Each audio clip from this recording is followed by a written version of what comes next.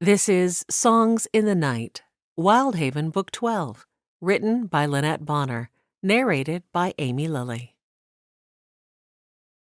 Psalm 77, verses 1 through 6a. I cried out to God for help. I cried out to God to hear me. When I was in distress, I sought the Lord. At night I stretched out untiring hands, and I would not be comforted. I remembered you, God, and I groaned. I meditated, and my spirit grew faint. You kept my eyes from closing. I was too troubled to speak. I thought about the former days, the years of long ago. I remembered my songs in the night. Chapter 1. Aurora McClure wished she had the courage to march to Parson Preston Clay's house, throw her arms around him, and give him a kiss that would knock his indifference right into the next county. Instead, she sat here in the barn with her forehead pressed against the warm flank of the Holstein, mind wandering as the milk rang into the bucket. She had a good life here, living on the Rodantes' farm, but a restlessness had plagued her for the past several weeks. Months. But especially since Leora had given birth to little Lawrence Robert. One look into that little fellow's scrunched up, wrinkly face, and a maternal longing had exploded inside Aurora. Would she ever have a little one of her own? Certainly not at her current rate of progress. There was only one man she was interested in, and for a few moments last Christmas, she'd thought maybe there might be some hope of gaining his interest. But ever since then, any time she'd been around, Parson Clay had buttoned up tighter than a logjam. He'd made it more than clear that there could be no future between them. And that left her despairing of ever having a child of her own, because could she give her heart to someone else? Certainly not while she remained here in Wyldhaven. For some reason, no matter the lectures she gave herself about moving on and giving quarter to another, her heart just didn't seem to get the message. This was what had her mind traipsing this morning. She'd finally decided that she needed to move on, and now she had to find the strength to break the news to everyone. She hated to leave Joe and Leora after all they'd done for her, and especially now that they had the new little one. But Eliza and Ada, women that Leora had coaxed from local brothels and was ministering to, were helpful and hardworking, so it wouldn't be as if she were leaving Leora to do all the work around here on her own. And if she gave up her room, there would be one more bed for Leora to fill with a rescued girl who would also pick up some of the slack. So the decision to leave the Rodantes hadn't really been all that difficult. It was leaving her position as the pianist for the church that would fill her with the biggest disappointment, and yet was also the main reason she needed to leave. Her weekly afternoon of music practice with Parson Clay had become like a torture session. He'd grown distant in the past several months, and she knew it was all her fault. If only she'd listened to Kin Davis that day when he'd told her that Parson Clay wouldn't want a puppy that was now a well-trained dog that traveled with the parson everywhere he went. Yet, when Aurora considered the tension that had sprung into their relationship, it all went back to the day she'd given him the dog. Or perhaps it would be more accurate to say it stemmed from the day after. Because on the actual day she'd presented him with the puppy named Allegra, the parson had seemed surprised, yes, but pleased, grateful even. He'd gone so far as to cover her hand and ask her to call him Preston. Yet from that moment to this, his attitude had shifted. The next time she'd seen him, he'd been stiff and formal. She'd never again dared to call him by his given name, and he'd never again invited her to. She'd tried on numerous occasions to resign herself to only thinking of him as a friend, but her heart didn't get the message her mind tried to instill. So now there was nothing for it but to make her escape. She blew out a breath, pushed back from Garnet, the cow, and carefully extracted the bucket of milk. Taking Garnet's lead, she guided her out of the barn into the streaming sunshine and paused to lift her face to the rays. It was one of those late summer days that made one grateful to be alive. "Thank you, Lord, that I have you with me always, no matter where I go. I'm still uncertain of your will for me right now. Please, if this is right, give me peace about this decision and be with those I leave behind." After returning Garnet to pasture, she took the milk inside and set it on the shelf in the icebox. By tomorrow morning, there would be a thick layer of cream for Ada to churn into butter. The scent of apples and cinnamon filled the air. Aurora's stomach rumbled. That smells good." Leora stood at the stove, jouncing Lawrence on one arm and stirring apple butter with her free hand. She looked up and smiled. "Morning." Aurora folded her hands and returned her smile, glad to see that neither of the other women had made an appearance yet. "Morning. I'm making this for the tarts I plan to bring to Washington's send-off." "Oh, yes, that's tomorrow after church, isn't it? I'd almost forgotten. Tonight I need to finish knitting the socks I'm making for him." "Oh, I saw those on your nightstand when I took your laundry in the other day. The fine wool yarn you chose will make a nice warm pair." "Thank you. I hope he'll like 'em." Aurora cleared her throat and pressed ahead before she lost her nerve. "I'm glad it's just you and me. Do you have a minute to talk?" The arch of Leora's brow revealed her curiosity. "Of course. This apple butter is mostly done anyhow. Do you mind?" She pointed to the jars that already sat waiting on the sideboard. "Sure." Aurora quickly washed her hands, then took up the pot of steaming sauce and moved to fill the jars. She spoke in a rush. "I've come to a decision and need to let you know. I've applied to the Territorial University of Washington and happily have been accepted into their music conservatory." If only the thought of going to study music gave her a measure of peace. Nothing seemed to be the right direction for her these days. Leora gasped. "You what?" The sparkle in her eyes revealed pleasure, and that, at least, filled Aurora with relief. She scooped the last of the sauce into the final jar. "I'll first study violin and piano." She set the pot into the sink. Lawrence fussed, and Leora started across the room in the bouncing, minced step that seemed to have become her regular gait the past few months. "You're so good at both of those that I can't imagine anyone being able to teach you anything." Aurora blushed at the compliment as she wiped the lips of the jars clean and clamped the seals into place. "I hardly believe that can be true. But at any rate, I'll be able to learn so much about writing music, instruments I don't currently play, and maybe even conducting an orchestra." She ought to be thrilled with the prospect. But really, though she loved music with all her heart, none of the opportunities excited her like they should. She tried not to be envious of Leora. She truly did. Yet the woman had everything Aurora wanted. A man who adored her, a healthy child, and a loving home.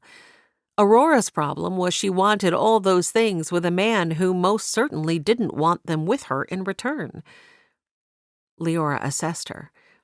"You don't seem terribly excited." With all the jars sealed, Aurora pumped water into the pan and set to scrubbing it. She lifted one shoulder. "A bit overwhelmed at all I need to consider, I suppose. The term starts in just 2 weeks."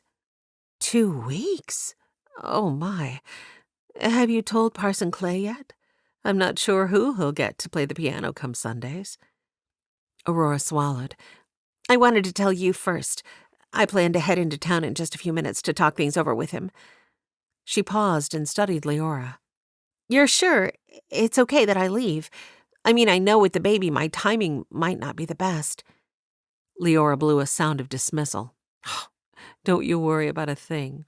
We'll be just fine. I mean, I'll miss you like crazy, but I'm so pleased that you're following your heart." Aurora pressed her lips together and turned the pot upside down on the drain board. Following her heart? More like running from the crack in her heart that was gaping wider and wider before it got so large it consumed her. Kane Carver paused at the base of the church steps and took a calming breath.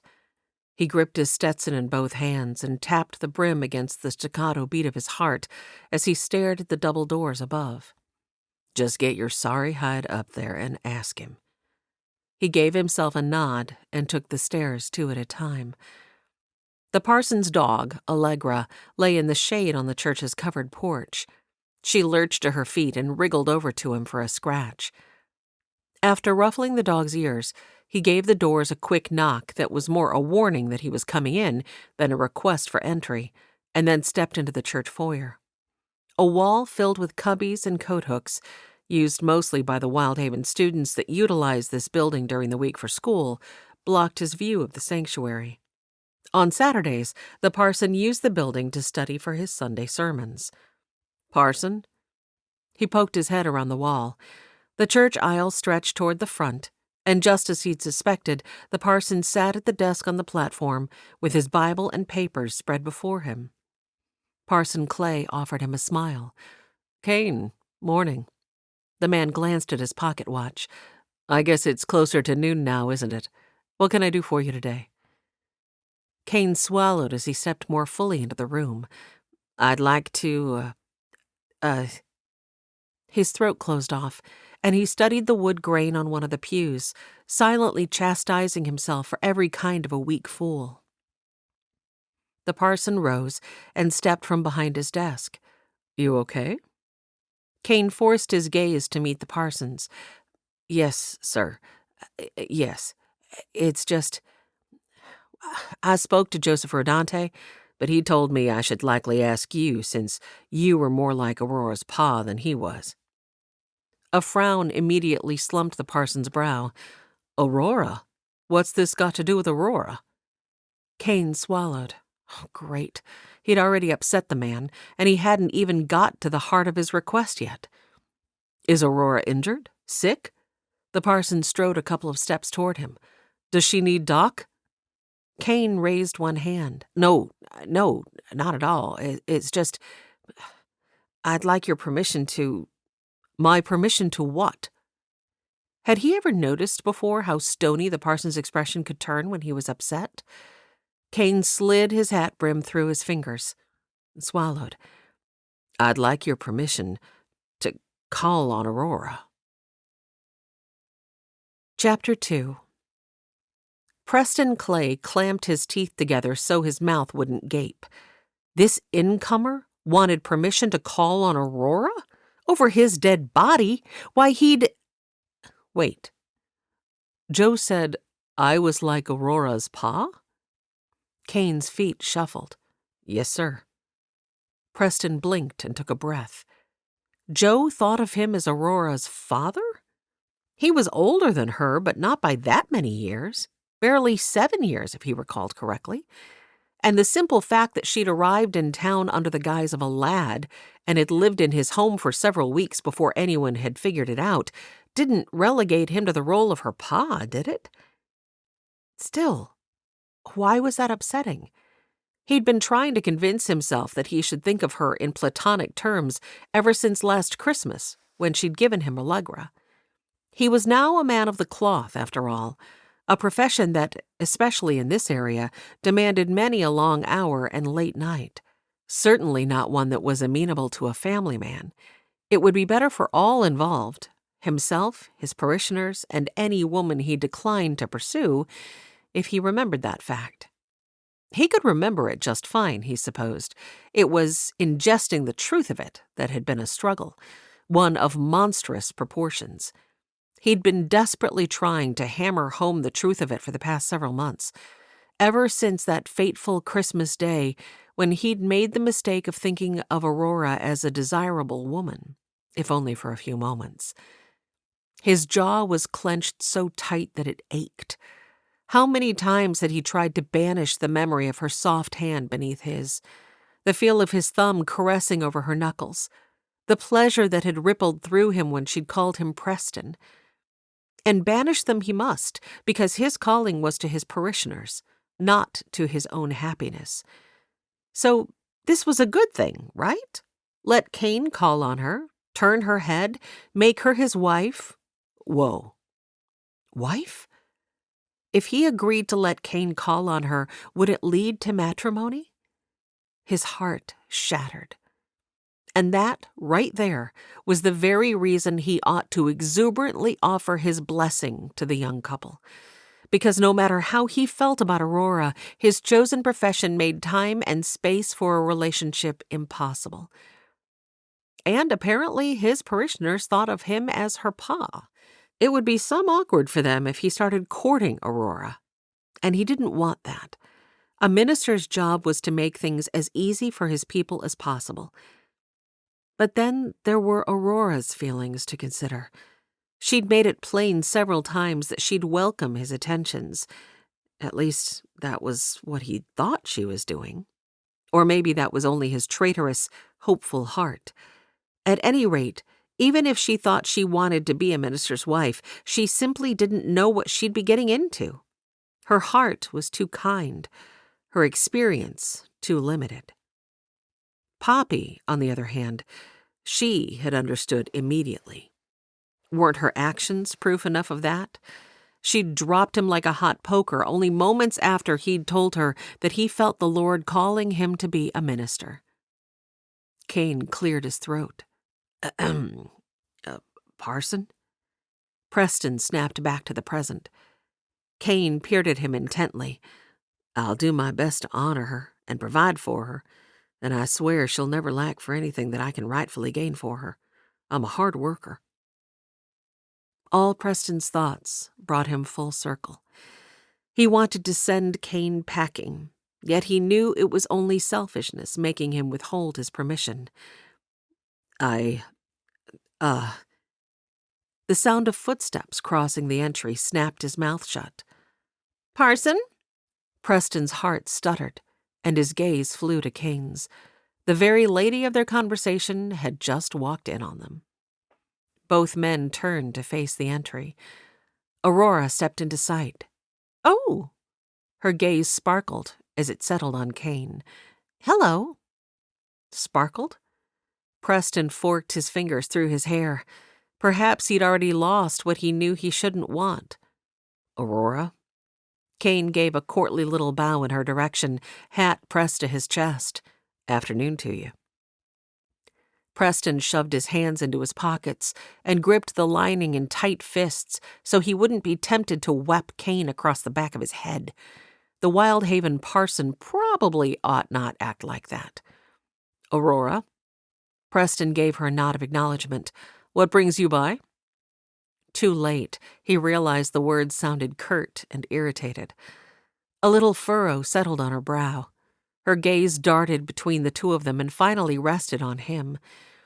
He softened his tone. You're early for our normal practice time. Yes, I know. I was hoping to have a moment to speak to you. Sure. Preston tossed Kane a glance, realizing he'd never given the man an answer. But was it really his place to grant someone permission to call on Aurora? And yet, if not him, then who? Aurora had no other family. Family?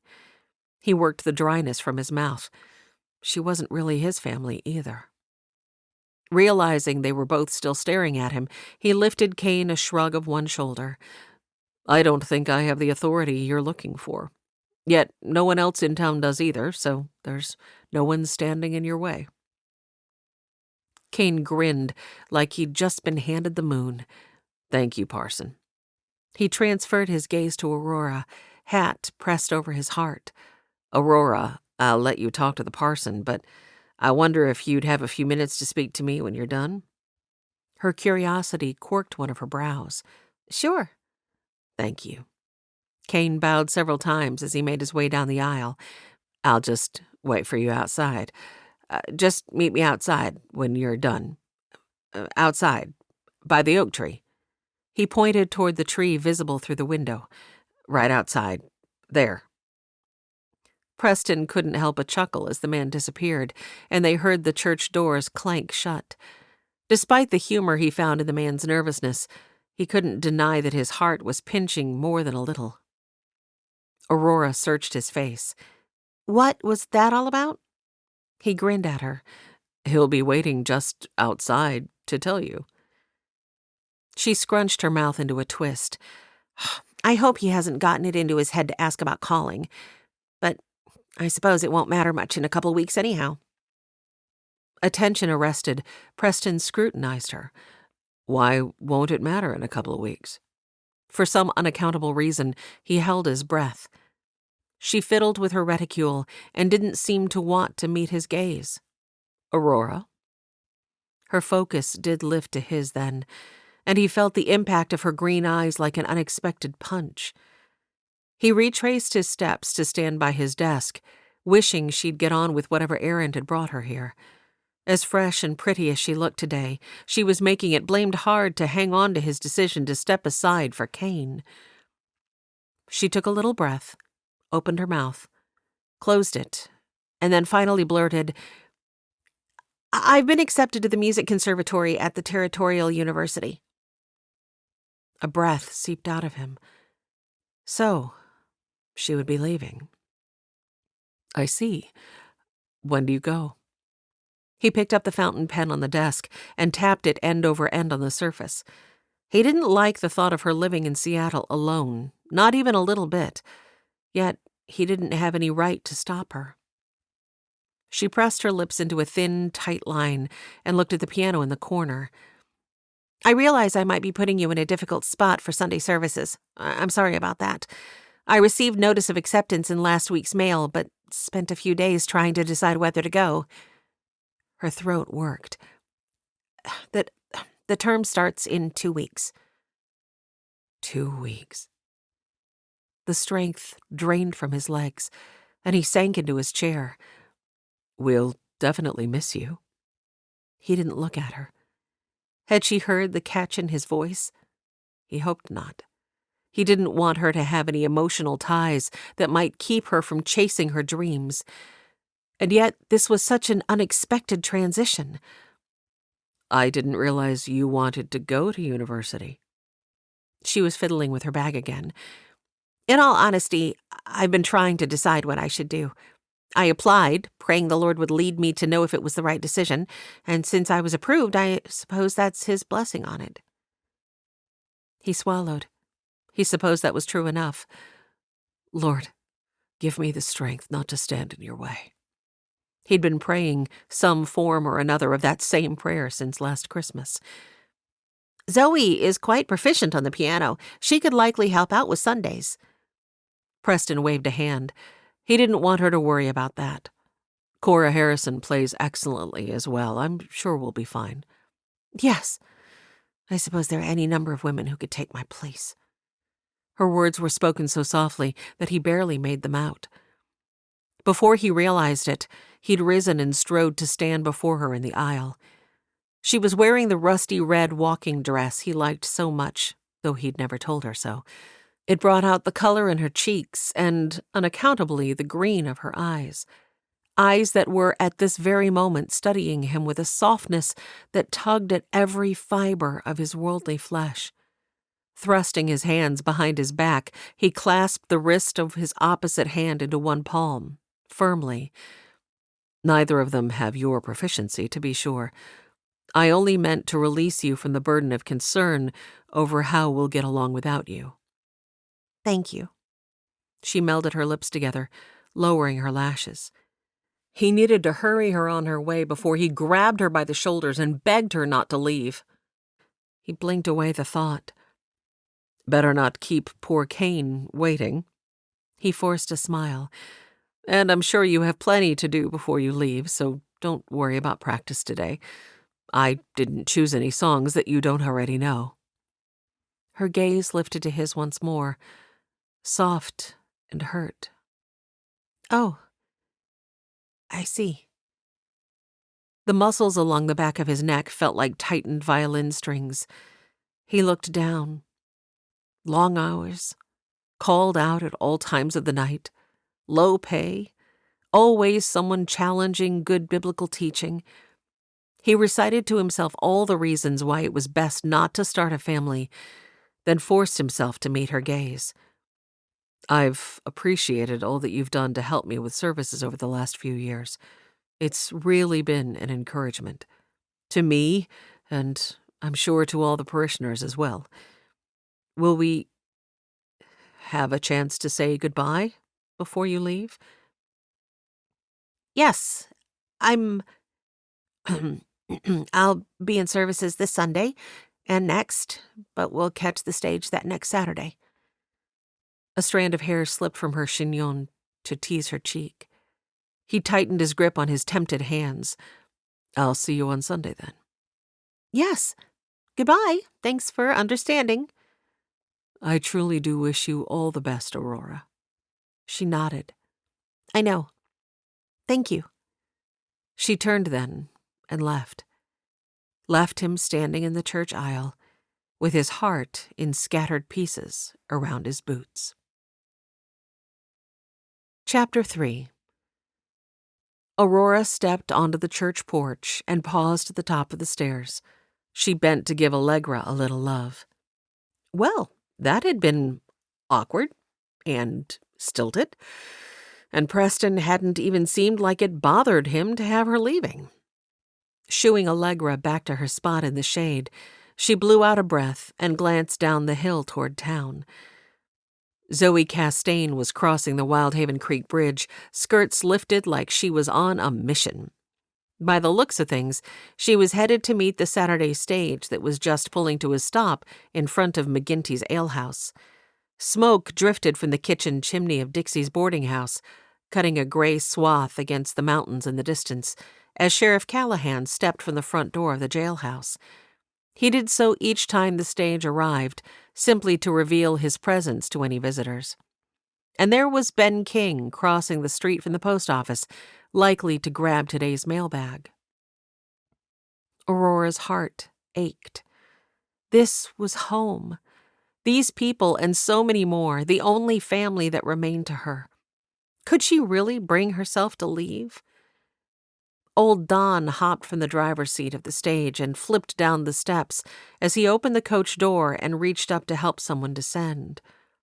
A woman in a bright red dress slid into view like a vibrant butterfly emerging from a cocoon. Someone cleared their throat, and Aurora glanced to the church lawn. Kane stood there, clutching his gray Stetson in both hands. Did you conclude your business with the parson? Yes. She'd forgotten he wanted to speak to her. She returned her attention to the woman who now stood next to the sheriff on the jailhouse steps. Aurora raised a hand to shade her eyes. Something about the woman piqued her curiosity. A man emerged from the stage and, to Aurora's surprise, enfolded Zoe in a fatherly embrace. Interesting. But not as interesting as the woman who was still talking to the sheriff. What can I do for you, Kane? From the corner of her eye, she saw Kane follow her gaze down the hill. Do you know who she is? Aurora asked. No, never seen her before. The woman had sleek black hair and copper-kissed skin. She carried herself in a manner that sang poise and presence in dulcet tones. With a little gesture of one hand, she cocked her head and said something to the sheriff. He folded his arms and made a short reply. Angling her head just so, mouth gaped in laughter, the woman rested one hand against the sheriff's arm. Even from this distance, Aurora could tell that her lips were painted ruby red. What business could a woman like that have in Wyldhaven? Aurora, could I have your attention for a moment? Kane's voice hitched, and he cleared his throat. Dragging her focus from the new arrival, Aurora descended the steps and paused next to Kane. Whoever the woman was, she was none of Aurora's concern. She adjusted her gloves. Sorry about that. What can I do for you? Hat pressed to his chest, Kane looked earnestly into her face. As you may have surmised from what you overheard, I was asking the parson for permission to call on you. He seemed to think you ought to make your own decision in that regard. So I'm asking if you'd give me permission to take you to dinner at Dixie's one of these evenings. Despite that she'd suspected as much, Aurora felt everything inside her still. She had been praying for the Lord to guide her. Could this be an answer to that? Could she learn to love Kane Carver? From everything she knew about the man, he was a gentleman, a hard worker, a good caretaker of his younger siblings. The Carvers hadn't lived in town for long, and his younger siblings had made some poor choices upon arrival in an attempt to save Kane because he'd been at death's door with pneumonia. Despite all that, she'd been impressed with the family and had seen true repentance in Maud, Kane's younger sister, for the choices her fear had caused her to make. So, in truth, if ever there was a man besides the parson who could turn her head, it might be Kane. And yet, with her plan to leave town, now was not the time to start a new relationship. Kane shuffled his feet. I can see that I've taken you aback. No. Aurora gave herself a mental shake. Well, maybe yes, a little, but not in a bad way. A smile the size of a crescent moon broke out on Kane's face. You do know how to make a man's heart go all hooves over horns, Miss Aurora McClure. Aurora couldn't withhold a smile. Well, I may be flattered, Mr. Carver. I'm just not certain you've caught me at the best time. Well now, Miss McClure, I didn't mean that I'd come calling right this moment. Charm dripped from the words, and he tossed her a wink that let her know he was purposely misinterpreting her put-off. Would this Friday night be a better time? His expression warm and hopeful, he searched her face. The man's proposal was tempting, mighty tempting. It's not you, Mr. Carver. It's just that I've been accepted to the music conservatory at the Territorial University of Washington, and I start in just a couple of weeks. Kane's smile faded for only a moment before returning to full bloom. Well now, that's a fine thing. A fine thing. I sure do enjoy the way you coax a tune from that old piano on Sundays, and your violin, too, when you do a special number. I imagine the good Lord has big plans for you and your music in the years to come. Aurora felt the pleasure of his compliment zip through her. Still, she wished she felt as enthusiastic about going as he felt about it. Thank you. I just wanted you to know in case I might make you change your mind. There's no fear of me changing my mind. No fear at all. The crinkles at the corners of his eyes appealed to her. Perhaps declining his request wasn't going to be as easy as she'd hoped. With a blush, she looked toward town. She couldn't have been more surprised when she noted the woman in the red dress walking toward them. There wasn't anything in this direction except the church and parsonage. The woman lifted a brilliant smile that revealed pure white teeth and pink cheeks. Good evening to you both. I understand Preston Clay may be around. Aurora's heart guttered and stilled before flickering into a staccato beat. She took the woman in from her head to her pert little black boots that peeked from beneath the raised hem of her scarlet skirts. She was petite, but well endowed in all the places a man would care about. Aurora gritted her teeth and mentally chastised herself. She ought not allow such jealous, petty thoughts. She forced her scrutiny to other attributes. Despite the woman's painted lips, she didn't seem to be a soiled dove. Having lived for so many years in the company of her mother and her friends, Aurora ought to know. The woman's smile was starting to look strained around the edges. Yes, ma'am. Kane nudged Aurora's elbow as he spoke, and she realized she stood in the way. Right up the stairs there. He's inside. Oh, sorry. Aurora stepped out of the woman's path. Thank you. Aurora couldn't quite place the accent that ran like a stream beneath the bridge of the woman's words. I'm so excited to see dear Preston. It's been much too long. The woman's lashes lowered demurely, as though she hadn't meant to disclose that last bit. Before she could talk herself out of it, Aurora stretched forth her hand. I'm Aurora McClure, and this here is Kane Carver. Loosing one handful of her skirts, the woman settled her slim hand into Aurora's broader one. It's a pleasure to make your acquaintance. And yours. She transferred her handshake to Kane. My name is... Poppy, what are you doing here? Startled by the sound of Preston's voice, they all looked up to the church porch. Aurora sucked in a breath as his words crashed over her in a humiliating wave.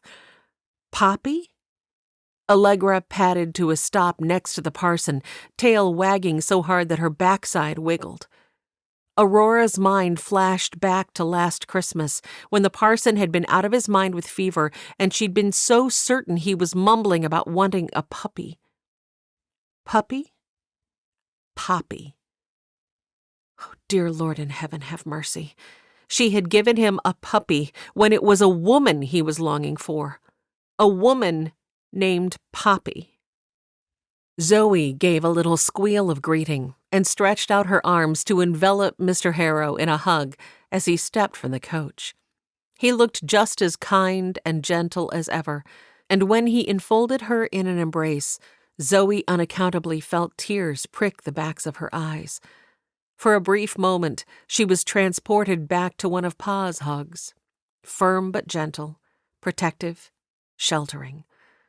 He was only here for a short week's visit, but oh, what a thrill it gave her to see that sparkle of life returning to Ma's eyes with each letter she exchanged with this man.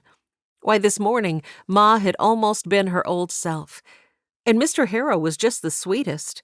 He and Ma had been corresponding ever since Ma met him in Seattle, when she'd accompanied Zoe to take her teaching exam, but this was the first time either had visited the other. Zoe pushed back and looked up at him. "It's so good to see you again. Do we need to get any other bags?" He held a brown carpet bag in one hand, with his coat draped over that arm. He glanced around at the other townsfolk who were there to greet passengers, and a look of disappointment crossed his face. But then he smiled. "Good to see you too, Missy. I think you're even prettier than the last time I saw you. Hope your ma is keeping a shotgun handy?" Zoe chuckled and linked her arm with his, starting toward the boarding house. The fatherly comment filled her with painful nostalgia and joy at the same time, but she chose not to give it a reply. If only Washington Nolan thought she was pretty, maybe that would be enough to keep him in town. Her stomach crimped at the thought of saying goodbye to him, maybe forever, at tomorrow's gathering. He was leaving for his post at Fort Vancouver on Monday morning. Oh, Lord, will you please keep him safe? I don't know if I can live in a world that doesn't contain Wash. Something amiss? She gave herself a little shake. Here Mr. Harrow had just arrived, and she was turning melancholy. Sorry about that. I was lost in thought for a moment. It's so good to see you. Your room is just there at the boarding house. The look Mr. Harrow angled her way told her he realized she was dodging his question, but like a true gentleman, he didn't press. She looked up at him. How was your trip? Good. I can't say that I'm sorry to be able to walk for ways, however. He grinned at her.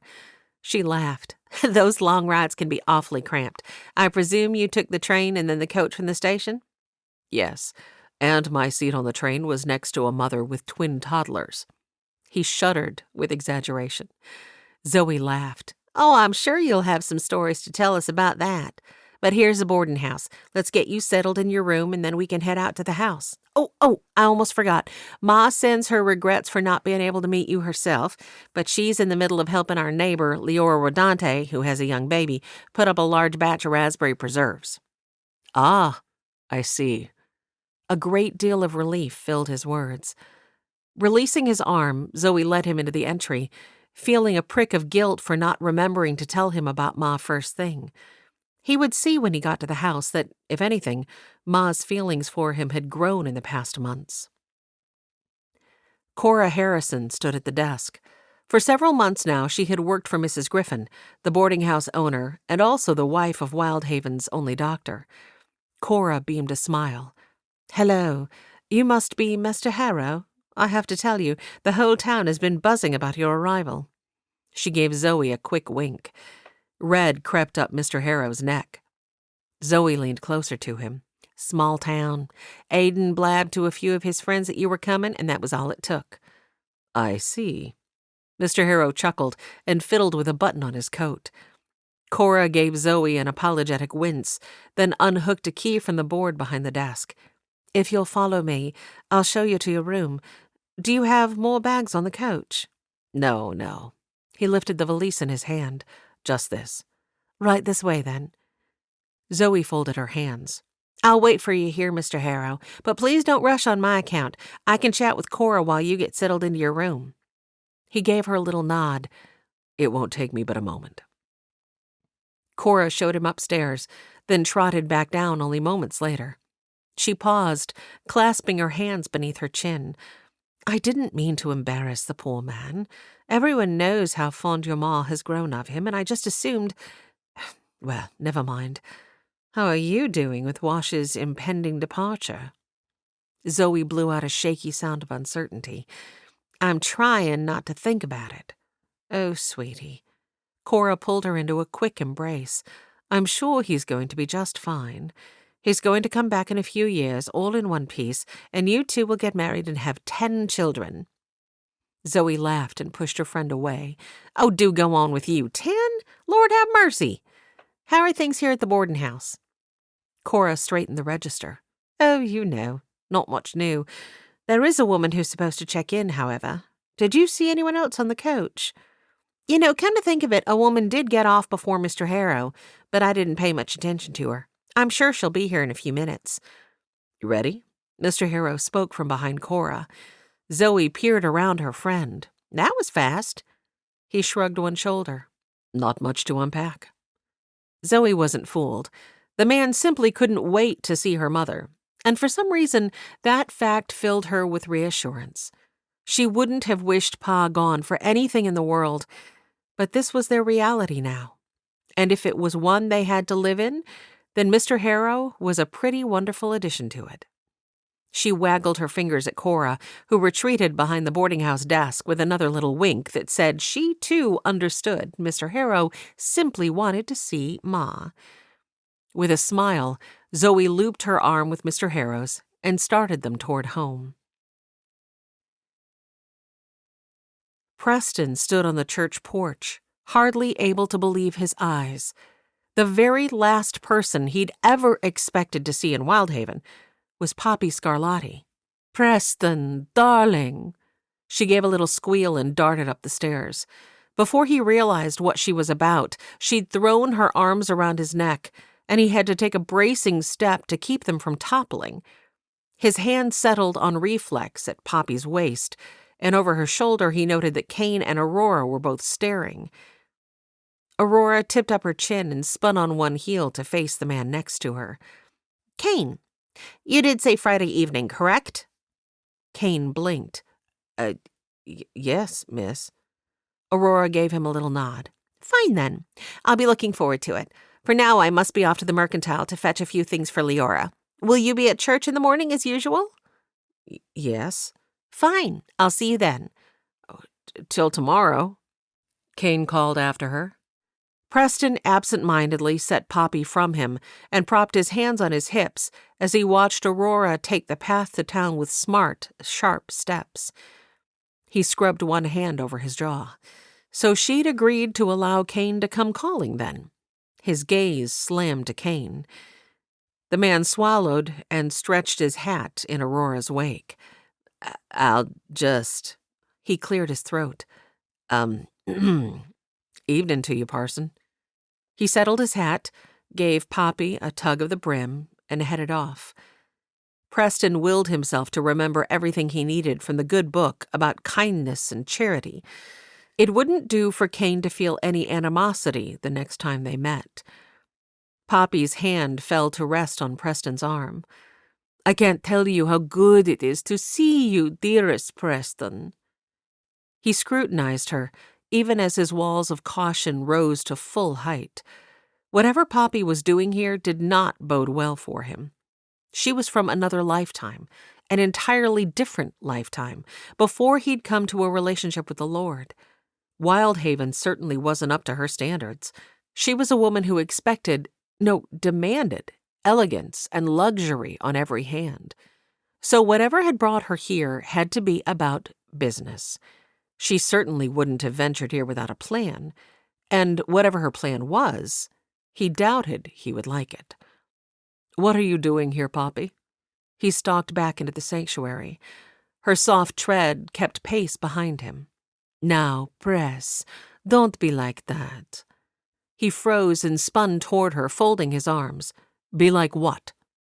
Stepping into his personal space, she stroked her palms down his arms. You do get all stiff and distant when things don't go as you like. But don't forget, I know you almost better than you know yourself. She tapped the end of his nose with one finger. He jerked away. She blew out a soft sigh. You're just upset because you don't want me messing up whatever con you have going. But don't worry, my lips are sealed. She batted her lashes at him. Preston's heart slammed against his ribcage. The town founder, Zebulon Heath, knew of his past, but Preston had never revealed to any of his parishioners that he used to be muscle for a mob boss in Boston, a mob boss who happened to be Poppy's father. Not because he wanted to keep it a secret, necessarily, but simply because it had never come up. Okay, maybe that was a lie. He'd thought about bringing it up plenty of times, but had just never followed through and done so. But Poppy's words were a threat, if ever he'd heard one, and having his church find out from a total stranger was not ideal. I tried to tell you before I left that it's not a con, Pop. He willed away the nostalgia her nickname raised. There could never again be anything between him and Poppy, at least not unless she repented of her ways. But if the Lord hadn't given him peace to move ahead with Aurora, he certainly didn't foresee him offering peace for a relationship with Poppy. She discarded his words with the flap of one hand. I'll admit that I didn't expect you to carry it on for this long. Short cons were generally more your game. You may have this town fooled, but not me. I just have to figure out what your end game is. She tapped one fingernail against her lips, eyes sparkling. Couldn't have anything to do with that pretty little gal that was just outside, because she didn't look like she had more than a few pennies to rub together. Preston opened his mouth to tell her to leave Aurora out of this, but then snapped it shut again. If he came to Aurora's defense, it would only further Poppy's interest in her. Whatever you think is going on, you're wrong. Am I? Yes. He folded his arms and stared her down, hoping she would finally believe him. I hear there's a bank set to open in town, one that has been supposed to open for several months but has had delays. Preston's pulse hammered with concern. Poppy never traveled far from her father, and if Antonio Scarlatti was in town, that could mean nothing good. The law needed to know right away. Poppy advanced on him, but he retreated behind his desk. She stilled and tilted him a pout. I have missed you, Caro. You can trust me. Just tell me what the plan is. Preston set to gathering his sermon notes. He tucked them into his Bible and closed the cover. You betrayed me once, Pop, but I don't hold it against you. Spending those years in jail was actually the best thing that ever happened to me, because it's where I met Jesus. Her lips thinned. Was he a fellow convict? Sarcasm hung thick and heavy in her tone. He lifted his Bible so she could see the gold lettering on the cover. I've told you. The truth is all right here. I can get you your own copy if you want. Her laughter tinkled like bells. Oh, you are good. You even almost have me convinced. Preston sighed, despairing of convincing her. He gathered up the commentary he'd been using and tucked both it and his Bible into one arm, then started down the aisle. You're welcome to stay. I'm going home. He needed to check on Tommy. Do they know, your parishioners, about your past? Preston stilled. Threats again. Here were his sins come back as nightmares. He ought to have confessed on his first day in town that he had a criminal history, but the day he'd arrived, in fact, even before he reached town, he'd been knocked unconscious by the coach accident, and by the time things had settled down, a few days had passed, and by then it had seemed too late. After that, he'd never found the right time. He would amend that tomorrow. He could amend that tomorrow. Just the thought made him break out in a cold sweat. Services start at 10 in the morning. You're welcome to come if you like. If you need a place to stay, Dixie's boarding house just down the hill has the best beds and food in town. I can think of a better bed to sleep in. He slammed through the doors and left her there. She'd been pushing to get into his bed ever since they were teenagers. Thankfully, though he'd been plenty attracted to her and had made more than his fair share of stupid mistakes, allowing her into his bed wasn't one of them. Jail had likely saved him from that particular fate. Chapter 4. Poppy Scarlatti stood in the middle of the church aisle and squeezed her fists so tight that her nails bit into her palms. She knew it had been a few years, and after the way she'd testified against him in court, she hadn't expected the warmest of welcomes, but usually her charm garnered her whatever she wanted. Babo wasn't going to be happy with her. With an unladylike growl, she banged through the church doors. Preston was nowhere in sight. That must mean he lived in the little hovel of a log cabin that sat just up the hill a ways. She turned in the other direction. As she marched down the hill toward town, she considered Preston's words. Surely he couldn't be serious about his conversion. She shook her head. He had to be maintaining his role for a Khan. A bull didn't shed its horns. She would be patient and bide her time. All a man needed was the right motivation, and it wouldn't take her long to figure out what might motivate him to work with them once more. They needed the influx of cash. After the new mayor had taken over in Boston, he'd assigned new law officers that hadn't been as susceptible to Scarlatti money. After losing half his crew, the heat had gotten to be too much for Babo, and he was currently looking for a new place to settle. When she'd reminded him that Preston had left town for a place near Seattle, he'd consented that she could come check it out and sent her on ahead with just a few men while he explored options in Chicago. In truth, that city might offer more opportunities because she hadn't realized just how remote this place was, nor how far of a distance it stood from the larger city of Seattle. Larger populations offered more subjects for their type of work. She smirked. Most likely they would settle in Chicago, but Babo would bless her for bringing a man like Preston Clay back into the fold. She'd never seen a man better at safe-cracking, and that was the truth of it. Her smile grew as she stepped into the entry of the boarding house. Yes, she could convince him. He would just need proper motivation. And if they made off with the contents of the new bank safe while they were at it, so much the better. Preston pushed through the front door of the parsonage and bumped it shut with his boot. Tommy bounded over from where he'd been painting at the table. He was taller than Preston, and broader in the shoulders, too.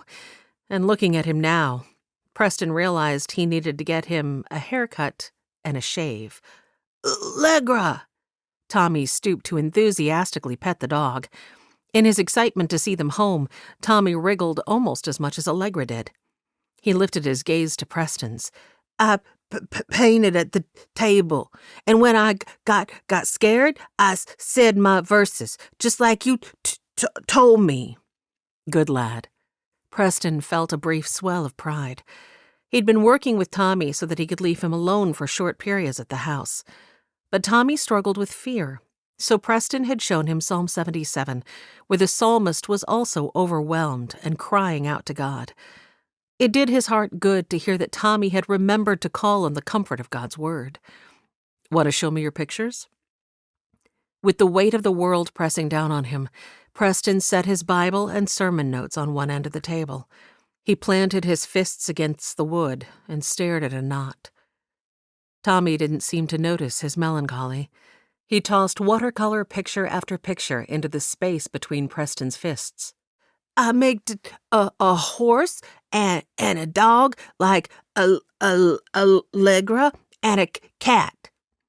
Preston filtered through the pictures, wishing he could summon more enthusiasm. "Nice job, Tom-Tom. Pin them to the board, okay? I'm going to get dinner started." "I'm hungry." Tommy proclaimed the words as he moved to the pinboard that Aurora had made for him to display his art. "Good. Grant Nolan came around selling fish earlier, so I have 2 nice trout to fry up." Tommy want oatmeal. Preston dropped some lard into the cast-iron skillet on the wood stove. You can't eat oatmeal for every meal. I like it. I know you do. Preston removed the fish from their paper wrappings and set them in the sink.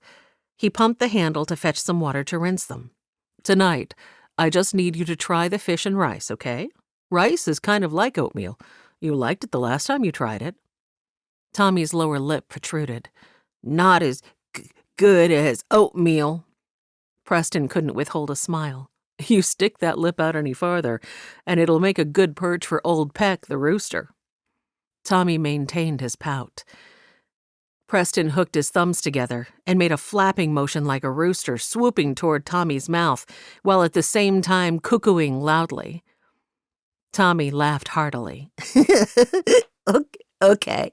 Tommy, to try the fish and rice. Relieved to have that battle out of the way, Preston cracked an egg into a bowl. Good lad. Wash your hands in the basin and then set the table for me, okay? While Tommy did that, Preston put on the water for the rice and whisked the egg. Throughout the task of battering the fish and cooking the rest of the meal, he let his mind wander. He'd barely been out of short pants the first time he'd met Poppy Scarlatti. Ma, I finished my chores. Going out to play ball with the boys. 11-year-old Preston bent to gather his ball and glove from the bottom of the closet. Any time he could escape the cramped quarters of the tiny apartment he shared with his gaggle of siblings and his parents, he took the opportunity. Don't go far now, here, Ma called from where she was at the task of changing the baby. The new neighbors are coming to dinner. Yes'm. Preston stepped out the door and paused to adjust his glove. The metal landing of the rickety stairs that led down to the street wasn't much more than a rusty grate. Movement below caught his eye. A girl stood looking up at him with large brown eyes. She wore a red dress that, even from this distance, Preston could tell was finer than anything his sisters had ever owned, and her silken black hair draped down her back in 2 braids that almost reached her waist. Preston studied her for a good 30 seconds before he realized that she was also looking up at him. He trotted down the stairs, well practiced at the balance needed to navigate the jouncing descent. He paused at the bottom, tossing his ball into his glove a few times as he watched her. She never broke eye contact. You with the new family? Preston asked, then immediately realized it was a stupid question, since she was standing in the doorway of the apartment that had been empty until this morning. Just moved in, if that's what you're asking. She swayed a little, causing her skirts to swing. How old are you? 9. Preston scratched his jaw on one shoulder, still tossing the ball in and out of his glove. An unsettled feeling squirmed around in his middle. He'd never paused to talk to any girl that he could ever remember. But there was something about this one, with her chocolate-brown eyes and caramel and cream skin, that made him want to stand and stare for a while. Where are you going? She asked. Just down the block to play catch with some of the boys. Want to come? The minute the words popped out of his mouth, Preston wished he could snatch them back. He'd invited a girl? The fellows were never going to let him live this one down. But before he could figure out a polite way to retract his invitation, she accepted. Sure, let me just tell my pa. He thought about running off and leaving her, but then the largest man he'd ever seen filled the doorway. The man's shoulders were almost as broad as the door was wide, and the hands that he wrapped around the sides of the doorframe as he leaned forward to glower at Preston above his daughter's head could have engulfed Preston's throat with ease. Preston swallowed, but his good training didn't abandon him. Taking off his glove, he stepped forward and stretched out one hand. Evening to you, sir. My name's Preston Clay. I live with my family in the apartment just above you. I believe my ma has already met you because she said you were coming to dinner tonight. He'd been wrong about Mr. Scarlatti's hands. When the man's grip enveloped his, Preston felt his knees go a little weak. Not only could the man's hand have engulfed his throat, his fingers could have met at the back of his neck. And while their clasp had started out as a handshake, Mr. Scarlatti was now using it to hold Preston in place. The man's gaze drilled Preston. Anything happens to my girl while she is with you, and I hold you responsible, aye?" The thick remnants of his Italian accent lingered in Preston's mind, adding emphasis to his threat. Preston worked the dryness out of his mouth. He withdrew his hand on the pretense of fetching his glove from under his opposite arm. "Yes, sir. I understand, sir. I'll keep an eye on her." "See that you do." "You gonna turn them fish, PC?" Preston came back to the present and snatched for a fork to flip the trout. Thankfully, they were only a little more brown than usual. "Thank you, Tom-Tom. You get the table set?" "Yep." "Why don't you get us some milk from the icebox? Then maybe we'll go down to Dixie's after dinner and get ourselves a piece of pie. How does that sound?" "Tommy likes pie." "I know you do. Now set yourself down there at the table and drink some milk until I bring you your plate." Preston only hoped that Dr. Griffin might be home and have time to speak with him. He was a man in need of advice. Belle Castaigne fled the house as soon as Zoe headed to town to meet Mr. Elijah Harrow. As much as Belle loved her mother and wanted her happiness, she wasn't certain she was ready to see her happy with another man. She carried her artist's case and easel to the wildflower field on the hill above town and set it up beneath a large oak where the bushes sheltered her from the view of any passerby. Her grief over the loss of dear Pa came in unpredictable waves. At first it had nearly crippled her. Then it had tapered off to a dull ache that pestered her and caused sadness throughout each week. Then had come last Christmas, where, watching the twins and Aiden open their gifts, she had experienced true joy for the first time since the tragedy.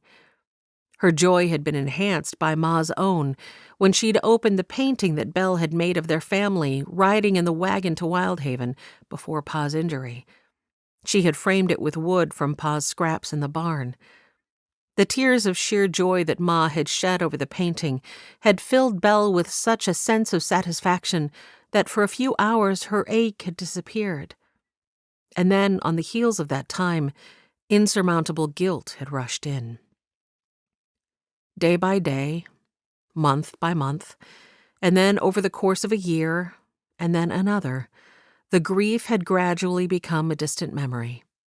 Something that, when she paused to think about it, filled her with guilt, because dear Pa did not deserve to ever be forgotten. So today, as she set up the easel in the shelter of the oak tree, the same easel Pa had built for her several Christmases ago, she was determined to paint dear Pa's face. She wanted to capture it before she caught her first glimpse of Mr. Harrow. For if Mama loved the man, as she surely did based on the glow that had been in her eyes this morning, Belle knew she would eventually learn to love him too. And before that next step along the path that separated their family from Pa, she wanted this one last moment in time to simply remember him, to honor him, before her emotions were muddied with love for another. She stroked the outline of his face and the sketch of his crooked little smile that always revealed 2 teeth on one side of his mouth, the special way he squinted his eyes when he found humor in something, and the 2 pointed for a convention tip of his nose. The tracing of his ever-present Stetson came next, followed by the faint outline of the overalls he always wore. And then, as if the heavens opened and doused her with grief, the floodgates of her tears burst, and she collapsed to her knees right there in the grass before her easel. With no one near to hear her pain, she didn't bother muffling her cries as she had so many times lying on her bed in the dark at home. "Oh, Pa, I should have been there. I should have been by your side that last day. Can you see how sorry I am? Can you see how hard I've tried to be everything Mama wants me to be since?"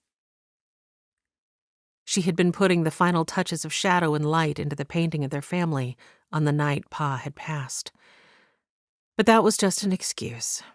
The truth was, she'd known the end was near. She ought to have stayed home. She could have finished the painting in the corner of Pa's sick room. Then he could have seen it, even if it wasn't quite finished yet. But she'd come with a lantern here, to this very spot, and spent the night finishing it. She'd been finishing a painting of happiness and joy while her dear pa had called for her. Zoe had made sure to inform her of that, and drawn his last breaths. She bent forward and pressed her face against her knees, succumbing to a grief she wasn't sure she would ever be able to escape. Chapter 5. Kane Carver walked the path through the woods toward home, surprised that he didn't feel as elated as he had expected to. Aurora agreeing to dinner had been the only thing that had occupied his mind for at least a week, ever since he'd decided she was the most eligible woman in town. Recalling his bumbling words, he shook his head at himself. Had his mother and father ever been so ill at ease around each other? Was it even normal that he be so nervous around a woman that he'd pondered spending the rest of his life with? And what did cause him to be so discomfited around her anyhow? Aurora was a beauty, to be sure, but she had kindness as deep as her bones. She would never hurt him or even speak ill of him behind his back. So it seemed incomprehensible that he found himself so knock-kneed and tongue-tied in her presence. He was just taking the path through the wildflower field, now flush with wild rose blooms, when he heard a sound that brought him to a stop. What was that? Where was it coming from? He angled his head. The fragrant perfume of the roses swirled around him in a dance that vied to drown the scent of the pine tree to his left. From the back of the field, beneath that old oak, was it a fox caught in a trap? He pushed through the bushes and found a worn trail leading in the direction of the tree. He approached cautiously, not wanting to frighten the creature any more than it sounded like it already was. But he realized that the guttural wails were not the sound of some wild animal, but of a woman in distress. He paused outside the protective hedge of pink roses and spent lilac bushes that hid her from his sight.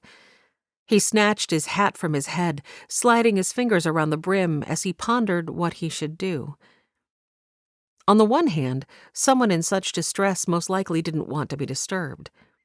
On the other hand, it sounded like she was alone, and he couldn't just go off in all good conscience and leave a woman in the woods by herself, especially not one in such a state as this. The woman cried out a prayer then. "Oh, God, forgive me for my selfishness. For too long I've held you at arm's length. I was prideful, angry because of Pa. Help me to be better, kinder, more thoughtful of others." In the pause that followed, he recognized the voice as that of Belle Castaigne. Her grieved humility pierced straight to his heart and took the strength from his legs. He squatted to the balls of his feet, hat dangling between his knees, unsure what he should do. She went on praying. "Whether or not Mr. Harrow is going to be part of our lives, help me to make him feel welcome. And please, don't let feelings of resentment grow. I know we all have to move on." Her voice broke. "But I'm going to need extra strength to see another man filling Ma's eyes with the light of love." Kane felt uncomfortable with his eavesdropping, but now was certainly not the moment to step into her secluded little hiding place and reveal himself. And yet, what a difference it might have made in his life during those days of grief after his mother and father had passed, to have another adult to share the unfathomable sorrow with. Sure, Maud and Seth had grieved too, but they'd been not more than children, his charges, not his confidants. Decision made, he rose and stepped through the gap in the green lilac bushes. It was indeed Belle Castaigne. She was on her knees before an easel, forehead pressed to her thighs with her hands covering her face. Her form was slight. He could see the angle of her thin shoulder blades through the soft material of her blouse. Had he ever realized how petite she was? A scant, yet totally decipherable sketch on canvas was clipped to the easel. Amazing how she had captured the man's expression with so few strokes. Kane almost felt as though the sketch were grinning at him. He was loath to intrude on her solitude, but he couldn't just stand here without her knowing. He shuffled his feet and cleared his throat softly. Belle gave a little screech and lurched to her feet, scrambling away from him. Hat in one hand, he stretched out his arms. "It's just me, Belle. Kane Carver. I don't mean you any harm." Belle rapidly scrubbed at her cheeks with the cuff of one sleeve, then set to furiously returning her art tools to a little wooden case that lay open on the grass a few feet away. "Can't a body get any peace around here?" Kane gestured to the picture. "Is that your paw?" Belle hesitated for the briefest of moments. She glanced over at the picture, and new tears burgeoned in her eyes. She gave a tiny nod. He had intruded. Now that he had seen she was safe, he ought to step back and offer to escort her home. But there was something about her vulnerability that drew him. "I've never seen anyone as talented. I didn't know you were an artist." Her shrug was barely discernible. "I've not had any formal training." He looked at the picture again. "With talent like that, you don't need formal training." Twin grooves settled between her brows. "It's just a sketch." "That may be, but I can almost see him looking at me. If you can do that with just a few strokes of a pencil, I'd love to see what it looks like when you're done." He almost didn't proceed, but decided to throw caution to the wind. "Will you show it to me when it's finished?" "I'm not certain I will finish it." "Well, that would be a shame. I can tell how much he meant to you. It would give you something to remember him by." Her focus flashed to him, and she assessed his features. He held his breath, feeling like he was being scrutinized by a fawn that might flee at his first flinch. Her eyes were as blue as a soft horizon just before dusk, and her blonde curls framed a face with high cheekbones and pert lips. Why had he never noticed her before? Well, he'd noticed her, but she'd always seemed aloof, above his station. Now he wondered if she simply carried her feelings so deep inside that it was difficult for her to bring them to the surface. Her fingers twined together. "Pa passed just over 2 years ago now. My ma has been corresponding with a new man, Mr. Elijah Harrow, for about a year." Kane remembered Zoe greeting the man in town.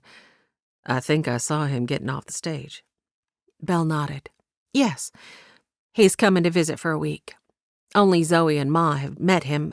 I just—" He waited quietly, giving her time to formulate her thoughts as she studied her twisting fingers. "Ma loves him, Mr. Harrow. I can tell by the way her face lights up just at the mention of his name. And if she loves him, I know we will all learn to love him too. But I don't want to forget Pa.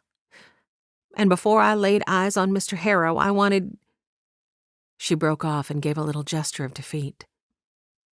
"It's silly." "I don't think it's silly." "You don't?" She raised her gaze to his again, and he wished he could keep this conversation going for an eternity simply to keep her looking at him. "Not in the least. Did you ever hear what brought my siblings and me to Wyldhaven?" "I heard there was a fire. I'm very sorry for your loss." "Thank you." He broke a leaf from the lilac bush next to him and spun it between his fingers.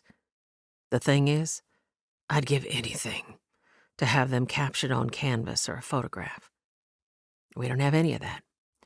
So they remain a simple memory, but their faces are hazy, like a beautiful mountain on a misty day.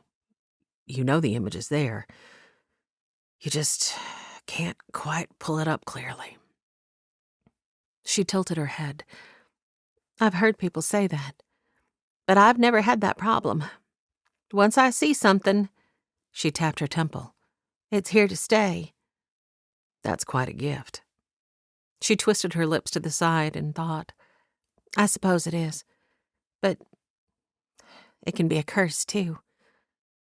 "We wouldn't truly understand light without the contrast of darkness." Belle's features softened, as a look of amazement swept over her. "That's very true. In painting, it's the shadows that help bring out the reflections and highlights. Even just the slightest shadow can add contour and definition."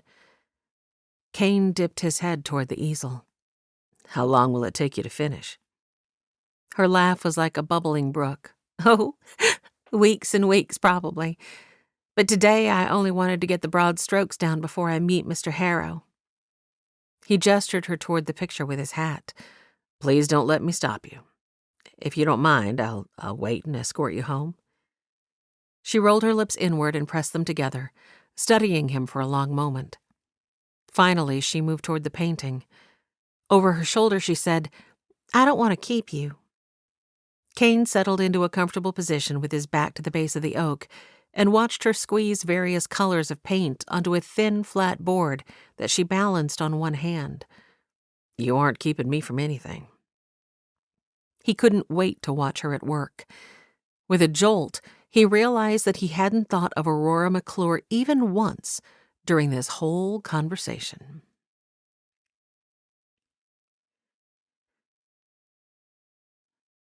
Crickets serenaded like a Fifth Avenue orchestra as Preston escorted Tommy down the hill to the diner. Tommy carefully carried a piece of paper and his wooden box of watercolor paints balanced on both hands before him like a servant presenting royalty with a crown jewel. Preston always loved this walk into town. From this height, he could see over the rooftops of the main part of town and the row houses of the logging workers that had been popping up like spring dandelions for the past couple of years. The purple mountains beyond nestled in a golden glow typical of this time of evening, and peach streaks broke up the blue of the sky, making a man wish he had time to simply stand and stare for a while. But if he hoped to connect with Doc, he'd better get on down to the diner before some emergency called Doc out of town. "Tommy, like that sky?" "Sure is pretty, isn't it? God takes time to paint the world a new picture every morning and evening." "Tommy, love God." Preston smiled. "I'm glad. I do too." It did his heart good to consider that God had loved Tommy enough to bring him into Preston's life so that he could tell him about how Jesus loved Tommy just the way he was. If only his wayward ward, Ken Davis, would have believed as easily. As he nudged Tommy to keep going down the path, he wondered about Ken. He'd left for Seattle months ago. At first, he'd sent a few wires to let Preston know he was all right, but lately the wires had stopped. He worried about what might have happened to him. His ever-present prayer was ready to his mind. "Lord, don't give up on that kid. Hound him to the very gates of death if you must, but bring him to repentance and belief." With a sigh, he let the prayer go to do its work before the throne. He'd long ago concluded that he couldn't keep the burden over Ken's soul to himself, nor could he carry it. He'd tried that, spent too many sleepless nights in distraught beseechment. Finally, he'd learned to say his heartfelt prayers and then leave them in the very capable hands of the Almighty. As they arrived at the steps leading up to the boarding house, he reached past to open the door for Tommy and then nudged him through the entry and into the dining room. He had timed his visit so that hopefully Dixie wouldn't have too many patrons, and as he stepped into the room behind Tommy, he was gratified to see that his timing seemed to be just about right. Only one other table in the room was currently occupied. He settled Tommy into a chair at one of the tables with his watercolor paper and paints. "Be real careful now. We don't want to get a mess all over Dixie's table, understand?" Tommy nodded vigorously as he popped open the lid on his wooden box of paints. "Tommy, understand. Need water." "Yeah, I know. I'll get you some." Preston sank into his own chair. He looked up to see Dixie, a huge smile on her face, making her way toward them from the kitchen. She held the steaming coffee pot in one hand and 2 empty mugs in the other. "Parson and Tommy, what a pleasure to see you both here this evening. I know I don't have to ask if you would both like a cup of coffee." With a chuckle, she plunked the 2 mugs onto the table and filled Preston's nearly to the lip and Tommy's halfway. Resting one hand on her hip, she asked, "Are you 2 here for dinner tonight, or just dessert?" "Just dessert," Preston said. Then, with a gesture to Tommy's paints, he added, "And a glass of water, please." Tommy don't like fish." The lad's lower lip was once more in danger of having a rooster land on it. Preston chuckled. He leaned back and looked at Dixie. "And, I guess, if it's not too much trouble, a bowl of oatmeal for my friend Tommy here." Tommy had given a valiant effort to trying the fish on his dinner plate, but Preston had finally given up, urging him to take another bite. Dixie chuckled. "Not a problem at all. I have fresh huckleberry pie with sweet cream, 1 slice of cherry pie left, and I think half of the Dutch apple. What'll it be?" Tommy rocked in his chair, as was his habit. He rubbed the side of his head. "Tommy want apple pie." "Make that 2. Preston smiled his thanks, and Dixie bustled toward the kitchen. When she returned a few moments later to bring Tommy his glass of water, Preston cleared his throat and worked up his courage. "Flynn wouldn't happen to be home, would he?" She nodded. "You're in luck. He just happens to be between patients. Would you like me to get him?" "Only if I won't be interrupting the first few moments of rest that he's gotten for several days." No, he's actually had a pretty good week. I will get him just as soon as I get Tommy's oatmeal cooking." Preston couldn't deny his relief. He wasn't sure what he would have done if Doc hadn't been available. "Much obliged." It was only a few minutes before Dr. Flynn Griffin appeared in the dining room and sank onto the seat across from Preston. "You asked for me?" The tension churning through Preston's chest eased with just the prospect of sharing his burden with another. "I did. Do you have a few minutes to talk?" "I'm all yours." Where to begin? Preston suddenly felt like a child called before a school headmaster. He squirmed in his chair and laced his fingers together on the table before him. He was thankful to see the occupants of the last table leaving. Momentarily, the dining room lay empty, except for them. Preston finally lifted his gaze to Doc's. "I am often asked by people to maintain their confidence, but it's not often that I have to request the same from others. However, I find myself in need of some advice, and would appreciate your discretion." "I'll not break your confidence." Doc's expression reflected a sincerity that set Preston's mind at ease. He cleared his throat. "I appreciate that. I'm just not certain exactly where to start." "I find that the beginning is always a good place to begin." Doc gave him a smile. With a nervous chuckle, Preston took a fortifying breath and plunged ahead. "I used to be muscle for a mob boss in Boston." The words emerged so rapidly that they were all strung together like popcorn on a string. Flynn settled against the slats of his chair and blinked. "I can honestly say that's the very last thing I expected you to tell me." Preston spread his hands and gave a little shrug. "You said to start at the beginning." "That I did." Chapter 6. The tabletop was smooth beneath the stroke of Preston's fingers, until he recognized the nervous gesture for what it was, and folded his hands once more. "There was this girl, a woman. She was, well, still is, my boss's daughter. I mean, the man who used to be my boss." "Okay." Flynn's quizzical frown made it plain that he didn't understand why Preston was bringing up a woman. "She arrived in town on today's stage." "Oh." The good doctor's brows jumped nearly to his hairline. Willing himself to finish what he started, Preston pushed on. "I'm afraid she's up to no good. She made a subtle threat about revealing my past to people in town." "So tell your side of things first and take her legs out from under her." Flynn's inflection made it sound as though it were the simplest of solutions. Preston's cold sweat was back in full force. The thought of standing before his congregation and making such a confession sent his stomach into a slow turn. And yet, there was wisdom in that advice. It was actually something he should have done long ago if he was honest with himself. He sighed. It seemed he wasn't going to be able to shrug off this conviction. That's a good idea. I'll rework tomorrow's sermon.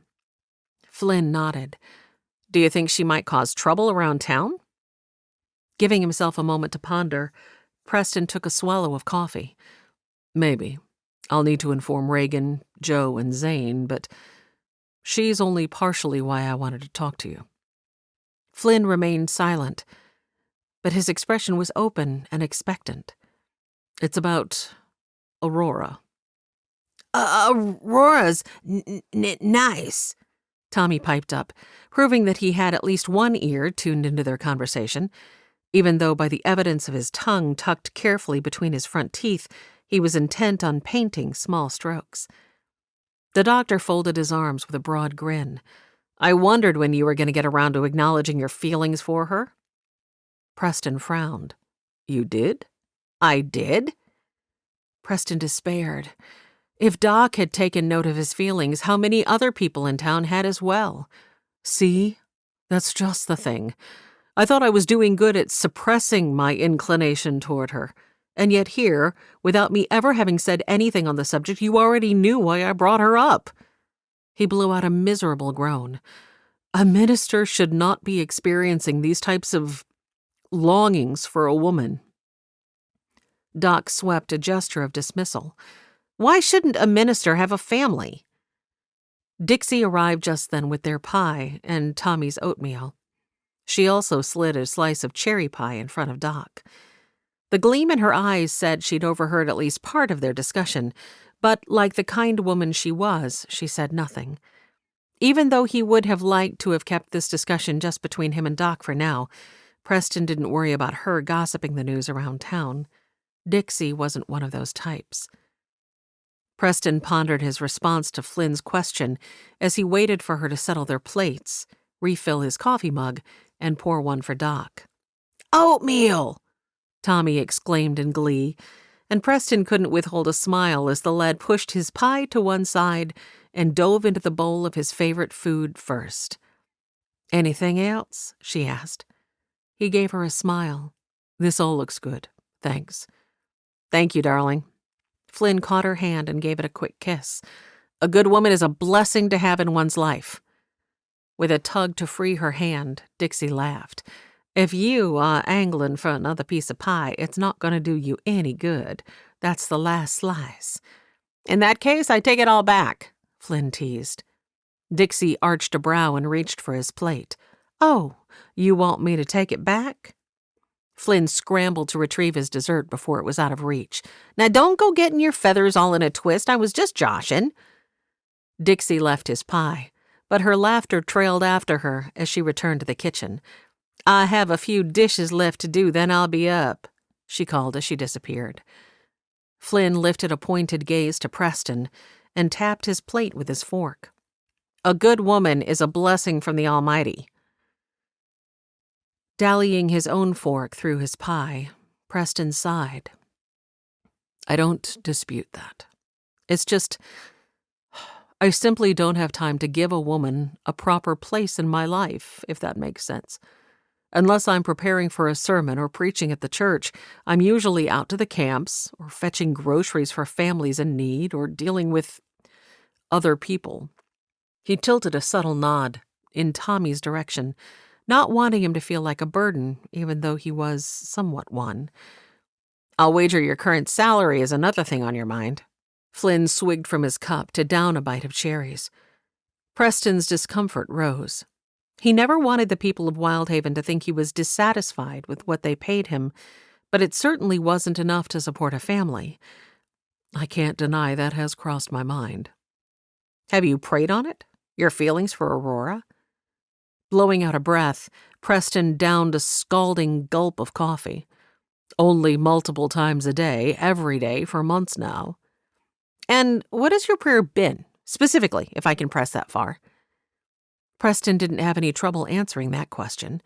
That the Lord would take these feelings away, for all the reasons we just mentioned, plus the fact that I'm older than she is. Why, just this morning it came to my attention that Deputy Joe thinks of me as her pa. Flynn offered a smirk that was half grin, half dismissal.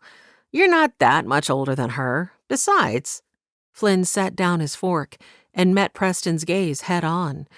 Seems the Lord has offered his answer to your prayer. The full realization of that hit Preston like the tepid bucket of wash water his mother used to douse over him on bath days. He shook his head in denial. No, that can't be the answer. Flynn chuckled.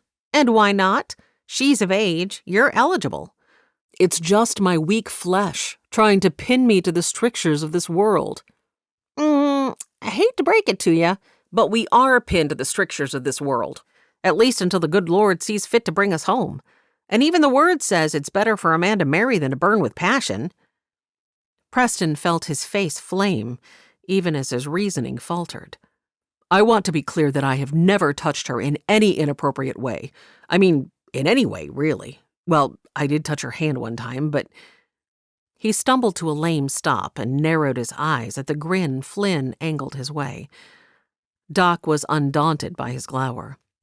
Couldn't it be that the Lord directed your steps to her all those years ago just when she needed a protector because he had good plans for your future? Well, yes, I suppose, but I always felt like the Lord had sent me there to help her escape from John Hunt, not to... He gripped the back of his neck, unable to even bring himself to say the rest of that sentence. Flynn smirked. Fall in love with her? He forked his last bite of pie into his mouth. It was as though Flynn's words had cleared Preston's mind of storm clouds. He blew out a breath. Oh, dear Lord Almighty, I am in love with her. Flynn spread his hands as though to say, see, wasn't that easy? He nudged his empty plate aside. So, it sounds like the constraints on your time and your salary are really the only two things holding you back from her? Preston wasn't sure. He shook his head. I just don't know. I've got other considerations. He angled a look to Tommy, who had emptied both his plate and his bowl, and was once again contentedly applying splotches of color to his paper. Flynn nodded. And don't you think that Aurora has proven her feelings in that regard? When you were sick last Christmas, she stepped up and took care of everything like a champion. Preston closed his eyes, willing away the reminder of how exhilarating it had been to watch Aurora cooking at the stove in his small cabin. The feel of her skin beneath his when she'd brought him Allegra and he'd covered her hands in thanks. The way her green eyes had invited him closer. Doc cleared his throat. Preston came back to the present with a chagrined glance at Doc. Flynn was beaming broadly. God hasn't answered your prayer to take away these feelings, and the word says not to burn. I think you have your answer. He rose and lifted his empty plate and cup. The rest will fall into place. Just take it one step at a time. Preston's stomach swirled with a heady mixture of nerves, despair, and excitement. She's leaving town. Flynn stilled. What? When? She applied and was accepted to the Territorial University's Music Conservatory. She leaves for Seattle in 2 weeks. Well, I guess that means you better hurry and let her know how you feel.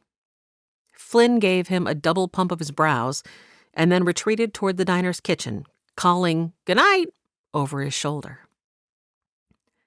Preston stared dumbfoundedly at the crumb top on the apple pie that he'd hardly touched. Lord, is this really the path you want me to take? Don't let me blunder ahead and walk only where my feelings lead me. He didn't hear an audible reply, or even sense a word in his spirit, as he sometimes did. Yet in that moment, a wave of such peace washed over him, an emotion that had eluded him ever since last Christmas when he'd first started fighting these feelings for Aurora. It was as though he'd been harnessed to a wagon full of rocks and someone had just cut the ties. He broke into a broad grin and tugged his pie plate closer. Tommy looked up from his painting. You look happy? Preston nodded. I am, Tom-Tom. I am. For the first time in an awfully long time. Please rinse your brush and put it away. As soon as I finish this pie, we can go. You can paint some more back at the house." He reached over and closed the lid on Tommy's paints, but his mind was already spinning with possibilities of how to make a relationship with Aurora work.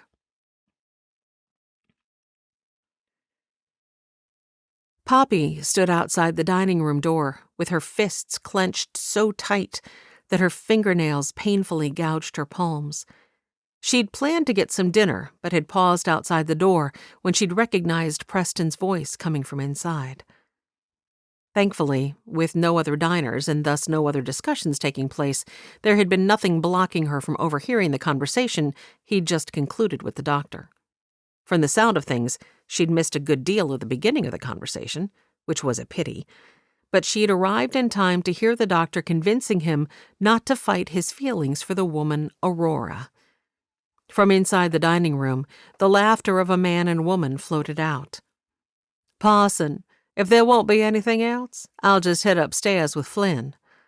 The voice was that of the woman who'd checked her in earlier, if the soft southern drawl could be trusted. "No, nothing else, thanks. This is delicious, as usual." A fork clinked against a plate. "Thank you. Just leave the dishes on the table when you're done. I'll clear them in a little while."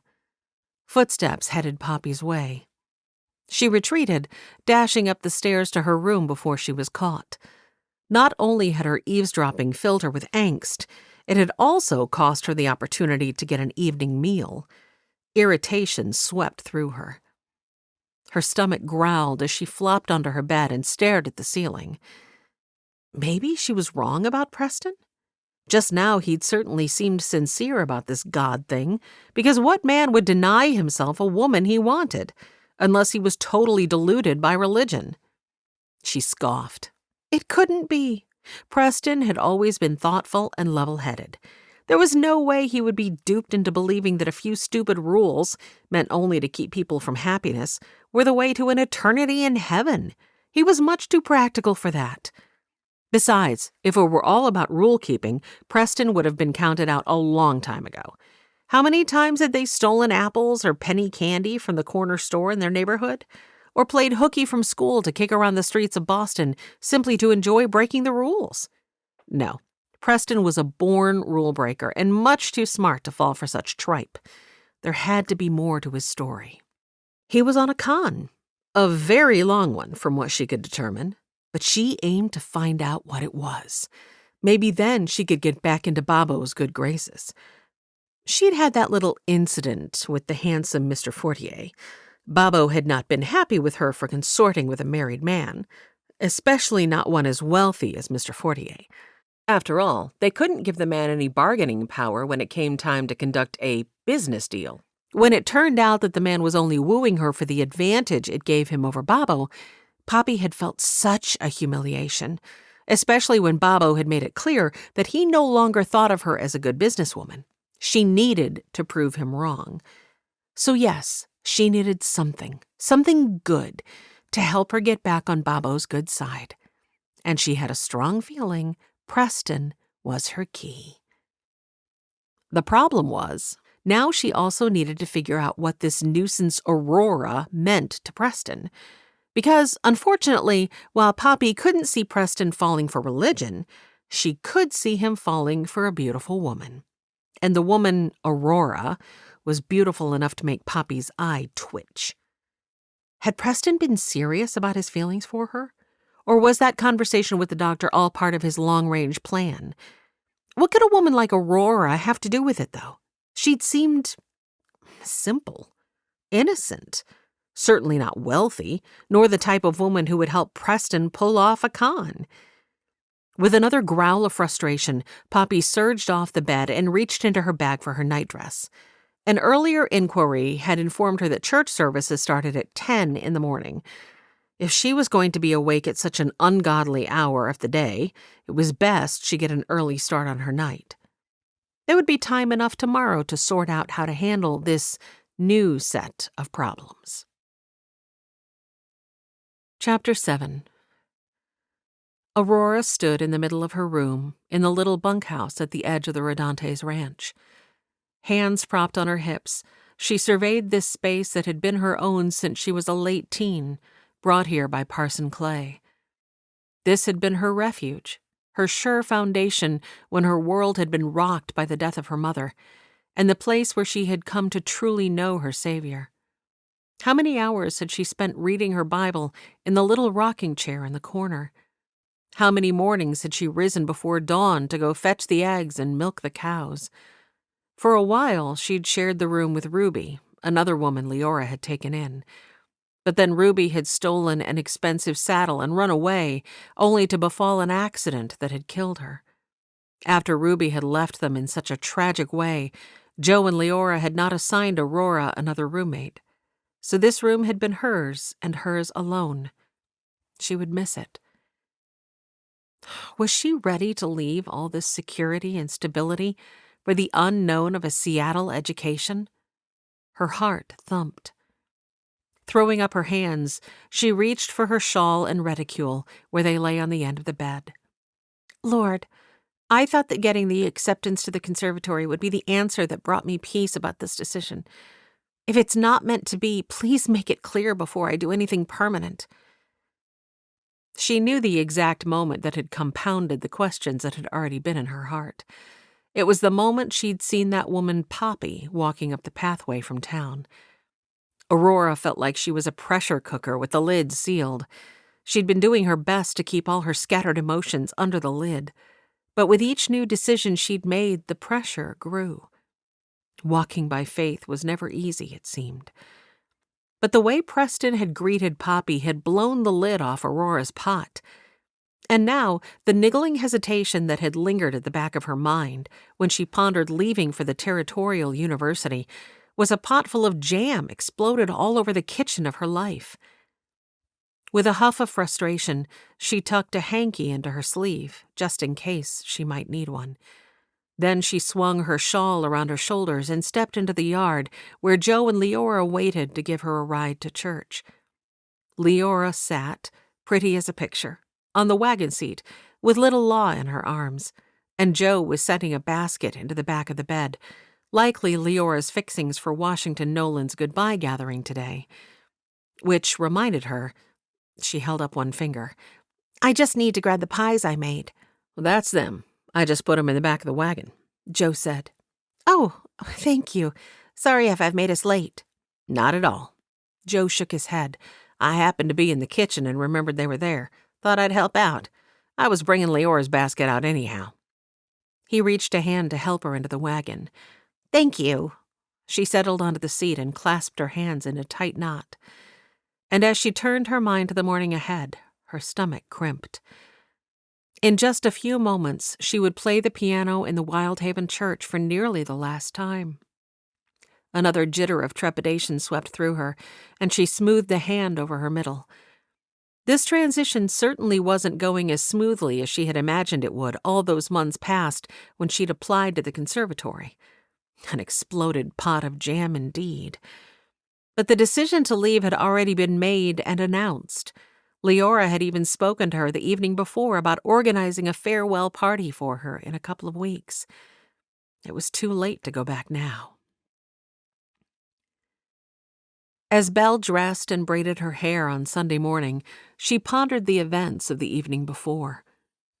She wasn't sure how to feel about Kane Carver stumbling upon her in her grief, and yet he'd seemed like a man who understood just exactly where she'd been emotionally. He hadn't belittled her or made her feel inadequate for showing such emotions. And the praise he'd lavished on her sketch had trickled inside and filled empty places that she didn't even know were empty. Pa had always been the one to compliment her on her work. Well, he and Zoe. But Zoe had been so busy teaching at the school for the past few months that Belle hadn't bothered her with any of her pieces. Kane seemed a good man, and perhaps, if circumstances were different, she might even be interested in getting to know him better. But a couple things stood in the way. The first was family. Without Pa here to run the farm, Ma and the kids needed every scrap of income they each could muster. Mr. Hines, the Wyldhaven mercantile owner, also owned their property. Pa had sold it to him when he'd become so sick and couldn't work because they'd needed the money. Because of that, they now had rent to pay. And since Mr. Hines had sublet the fields, they didn't have the option of making an income from them. Each month they made it, but only because they lived hand to mouth. So she simply couldn't allow herself the freedom to think about anything other than work and family at the moment. They'd all been working hard to contribute to the family coffers, even Aiden. And her hours at the diner in town, plus her chores around the house, didn't leave her much time for lollygagging or courting. Despite being alone in her room, she felt her face heat. The man had only been a gentleman, not offering his hand in marriage. The other reason that stood in her way was born from her own silliness in years past. At 16, she'd gotten a fancy in her head that she could make Sheriff Reagan Callahan take note of her. She smirked and rolled her eyes at herself in the mirror as she coiled and pinned her braid at the back of her head. She'd succeeded in gaining his attention, though not in the way she'd hoped.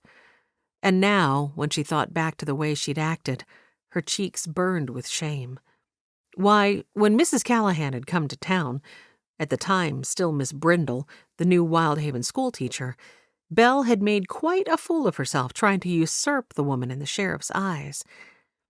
After Pa's accident, subsequent decline, and eventual death, she'd seen her immature actions for what they were, but the damage to her reputation had already been done. Small towns had long memories, and Wyldhaven was no exception. She wouldn't want to subject Mr. Carver to any ill will for associating with her. She blew out a sigh. It wasn't as though the man had asked to come calling. He'd heard her crying and come to check on her like any gentleman would have, and that was all. Yet she'd felt lighter of spirit as she'd walked home last night, and that was certain. Perhaps it could have stemmed from the good cry she'd had under the oak, but she felt a stirring in her spirit that said it was more than that. And so this morning she reminded herself to proceed with caution. As she fetched her Sunday gloves from her dresser, she heard Zoe stirring out in the kitchen, and that turned her mind to yesterday's evening meal. When she'd returned to the house, Zoe and Mr. Harrow had already arrived from town. Belle had liked the look of the man from the very first, not because he was handsome in an older man sort of way, which he was, but because he had a soft expression whenever he looked at Ma, and a lively twinkle in his eyes the rest of the time. Though the meal could have been awkward and stilted, the man had smoothed the pauses with tales from his clock shop in Seattle. He'd had them all in stitches when he told about a time a woman arrived at his door first thing in the morning with her hair tangled in the hands of a rather large table clock. She'd fallen asleep on her settee, as he'd told it, and woken with her hair twined in the hands of the clock, which had been on her end table. The way he'd described how he'd tried to detangle the mess, with her yowling like an alley cat, had brought them to gales of laughter. Even now, Belle chuckled at the memory. The meal had done her a world of good, and she dared to think it likely had helped the rest of the family as well.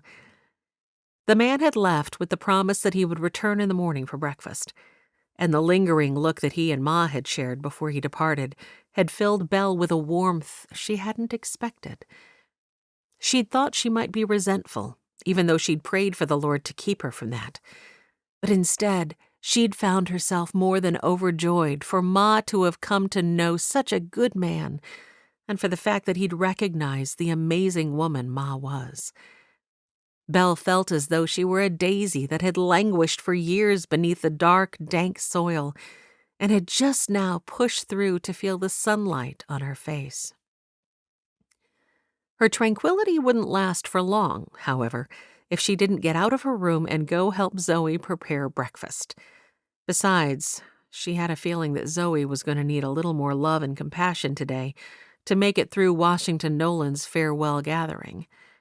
In fact, just the thought of Wash's departure had darkened Belle's own mood, and she'd never carried a torch for the man.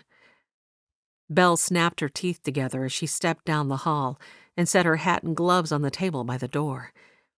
The man was a lunkhead if he thought running off to join the cavalry would make him happy. Why, everyone in town knew that Zoe and Wash had been moon-eyed for each other for years. Belle was miffed on her sister's behalf that Wash was leaving without even giving Zoe a choice over whether she wanted to go with him. Knowing Zoe, she would weather his departure with her signature sunny smile, but that didn't mean Belle had to like him for what he was putting her sister through. If the man had any sense, he would take the safety of hearth and home over the dangers of war and wandering. With a sigh, she headed for the kitchen. Chapter 8. When Preston nudged Tommy out of their cabin on Sunday morning, he noted that smoke already drifted from the church chimney and several horses were tied in the yard. He shouldn't have been surprised, because that was the normal practice of the church women on days when there was to be a gathering after the services. But he did wish that he could have eked out just a few more moments of quiet in order to think through his sermon one last time. After all, today's sermon could be the one that got him fired. He wanted to make sure he had all the wording exactly right. And his sermon wasn't the only thing on his mind, nor was it the consideration that was making him the most nervous today. Not even close. He'd decided, as he'd tossed and turned late into the night, that he'd never be able to live with himself if he didn't at least have a frank discussion with Aurora about his feelings. He hoped to be able to find a few minutes alone with her at the gathering later today, but the chances of that were slim to none, with so many planning to attend Wash's send-off, so he'd likely have to ride out to the Redante's place tomorrow. And that meant either taking Tommy with him or finding someone to watch him, because while he could be trusted to entertain himself for a few minutes on his own at the house, he certainly couldn't be left for the couple of hours Preston would need to ride out, have the conversation, and then get back home. Perhaps he could prevail on Kane Carver to allow Tommy to help with one of his current horses. Kane and his siblings were renting Kin's old homestead from him while he was out of town, and Kane had taken on the reputation of the best horse trainer around. From what Preston had heard, he must be doing well for himself. A fluke of an incident last Christmas had revealed that Tommy had a way with the big animals, which had surprised everyone, Preston most of all. So Preston had been taking him to Kane's place once a week on Fridays. Of course, tomorrow was only Monday, but perhaps Kane wouldn't mind having Tommy for a few extra hours. As he stepped through the doors of the church and past the cubicle divider, he called a greeting and smiled to Mrs. King and Mrs. Hines. "Morning, ladies. Tommy, go to your spot on the front bench and sit down, all right?" Tommy nodded and complied. Both Dixie Griffin and Charlotte Callahan hustled in behind him, arms laden with greenery. He greeted them also, then offered, "I'll just leave you ladies to your decorating." He strode to the podium and laid out his Bible and notes. Just stepping behind the pulpit returned his nerves to full royal. "Oh, dear Lord, help me to be honest, no matter the consequences. I've certainly put this off long enough." He read through his notes and the verses he planned to use one more time, and soon the church filled with parishioners. Right. This was it. He lifted his gaze. The Nolan family stepped to the far end of the aisle. Washington appeared to be wearing a brand-new suit. He fiddled with his necktie in a nervous manner. Preston remembered what it had felt like when he'd decided to leave Boston. He imagined Wash was feeling some of those same emotions. Excited to be headed off to search out his dreams, but also a bit nostalgic over leaving his childhood home behind. Preston strode down the aisle and stretched a hand to Butch Nolan and then to Wash as well. "Wash, I'm sure it's a day full of excitement for you, son." Wash shook his hand. "Yes, sir. Thank you, sir." "What time do you take off in the morning?" Preston shook the hands of each of Wash's brothers in turn. "I catch the train first thing. Should arrive at Fort Vancouver by Tuesday evening." "Well, I'm sure today will be a little hectic. So if I don't get to speak to you again, I just wanted to wish you all the best. Keep on serving the Lord. It's the only way to true happiness, no matter what lies this world might try to tell you." "Yes, sir. Thank you, sir." Butch. Preston met Mr. Nolan's gaze and hoped he'd believe his next words. "You come on by to chat any time you need to. I know sending a child off to join the cavalry can't be an easy thing." Butch Nolan wagged his head in a gesture that indicated how right Preston was. "Thank you, Parson. You sure got that right. But I'm real proud of Wash here. He's a good man." Washington's feet shuffled at the compliment. He looked down and poked the tip of one boot at a pine knot in the floorboard. The church was filling even more now, and as several people squeezed around them, Preston wanted to free the aisle. "I should let you sit and get myself to the pulpit. Wash, best you start praying we get out of here before your train leaves in the morning." He gave a friendly wink, and the Nolans all chuckled, if a little nervously. Preston turned from the Nolans and crashed into a warm body. A woman gave a squeak. He'd about bowled Aurora over. He gripped her arms and then quickly released her. "Oh, sorry about that. You all right?" She swallowed and gave the barest of nods. Had there ever been a pair of such wide, inviting eyes? Jade with flecks of gold, lined with lashes so long they caressed her brow bone as she looked up at him. "Excuse me." Ewan McGinty passed them in the aisle, bumping Preston so hard he had to take a balancing step to keep from knocking into Aurora again. Preston frowned at the man over his shoulder. "Sorry, Preach." Ewan gave him a smirk and a wink, then slid into the nearest pew. Preston did have the presence of mind to be thankful that Ewan had shown up for services today. That was not his usual pattern, for certain. Wash's farewell seemed to be good for more in the town than just himself.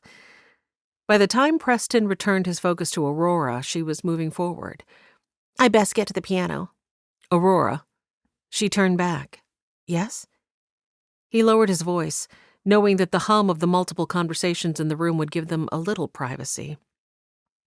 "I wondered if we might find time to have a short conversation today after services, or maybe I could come by the Rodantes tomorrow." That was, if she even wanted to speak with him anymore after she heard today's sermon. A tiny frown crimped her brow. "Yes, I think that would be fine. Maybe tomorrow? Today is likely to be hectic." He nodded, releasing her to the piano. "Thank you. I appreciate it." He made his way to the podium and gripped both sides in a tight clench. It was time to focus on the task at hand. "Lord, give me strength." He lifted a smile to the congregation and called a greeting to silence them. "Good morning, everyone." A chorus of good mornings filled the room, followed by the rustling of everyone finding their seats. Aurora played the opening notes of the first hymn. Preston led the congregation in singing, without really paying attention to any of the words. Tommy, late with each word and severely off-key, sang with a gusto that put everyone in the room to shame, just as he did every Sunday. Preston saw Mrs. Hines' lips pressed together, puckered in disapproval. She'd spoken to him many times about telling Tommy not to sing so that the rest of them could enjoy Sunday morning worship. She hadn't been happy when Preston refused her request. After today's sermon, she would be one of the first to call for his dismissal, he felt certain.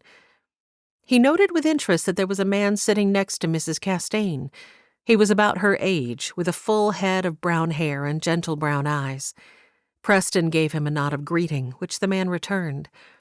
This morning, Belle looked more peaceful than usual, and her sister Zoe less so. But Preston figured her melancholy had much to do with Washington Nolan's impending departure. The Rodantes looked proud and strong. Joe stood with his arm around Leora's shoulder, while Leora cradled their baby in her arms. Seated on the bench next to them were Dixie and Doc, and Sheriff Reagan and Charlotte. As they started into the notes of the last hymn, Preston felt his nerves rise once more. He repeated his cry for strength from the heavens, and then Aurora stroked the last note of the song, and the room fell silent. Every eye in the room was on him, and his notes and the pages of his Bible were nothing but a blur. He stood, leaning heavily against the podium for a long moment, and then finally raised his gaze to the congregation. "My sermon this morning." The back doors of the church burst open, and Poppy scrambled into view. Everyone turned to see who was arriving late. Poppy stood in the aisle, searching for a place to sit. She gave the room a sheepish smile. "So sorry to be late." Jackson Nolan, who was seated in the back row next to his brothers Grant and Lincoln, scooted his brothers as close to the wall as they would go and spoke up. You can sit here, ma'am, if you'd like. He offered Poppy a charming smile. Preston suppressed the desire to call out a warning that the young man better watch himself where Poppy was concerned. Instead, he returned to his sermon. As I said, my sermon this morning is likely to be a surprise to many of you. He met Doc's gaze for the briefest of moments. Doc gave him a nod of encouragement. I've titled today's sermon, The Chiefest of Sinners. This, of course, was what the Apostle Paul labeled himself. But today, I'm standing before you to put myself in the same category. A ripple of gasps, Mrs. Hines the loudest of all, swept across the room.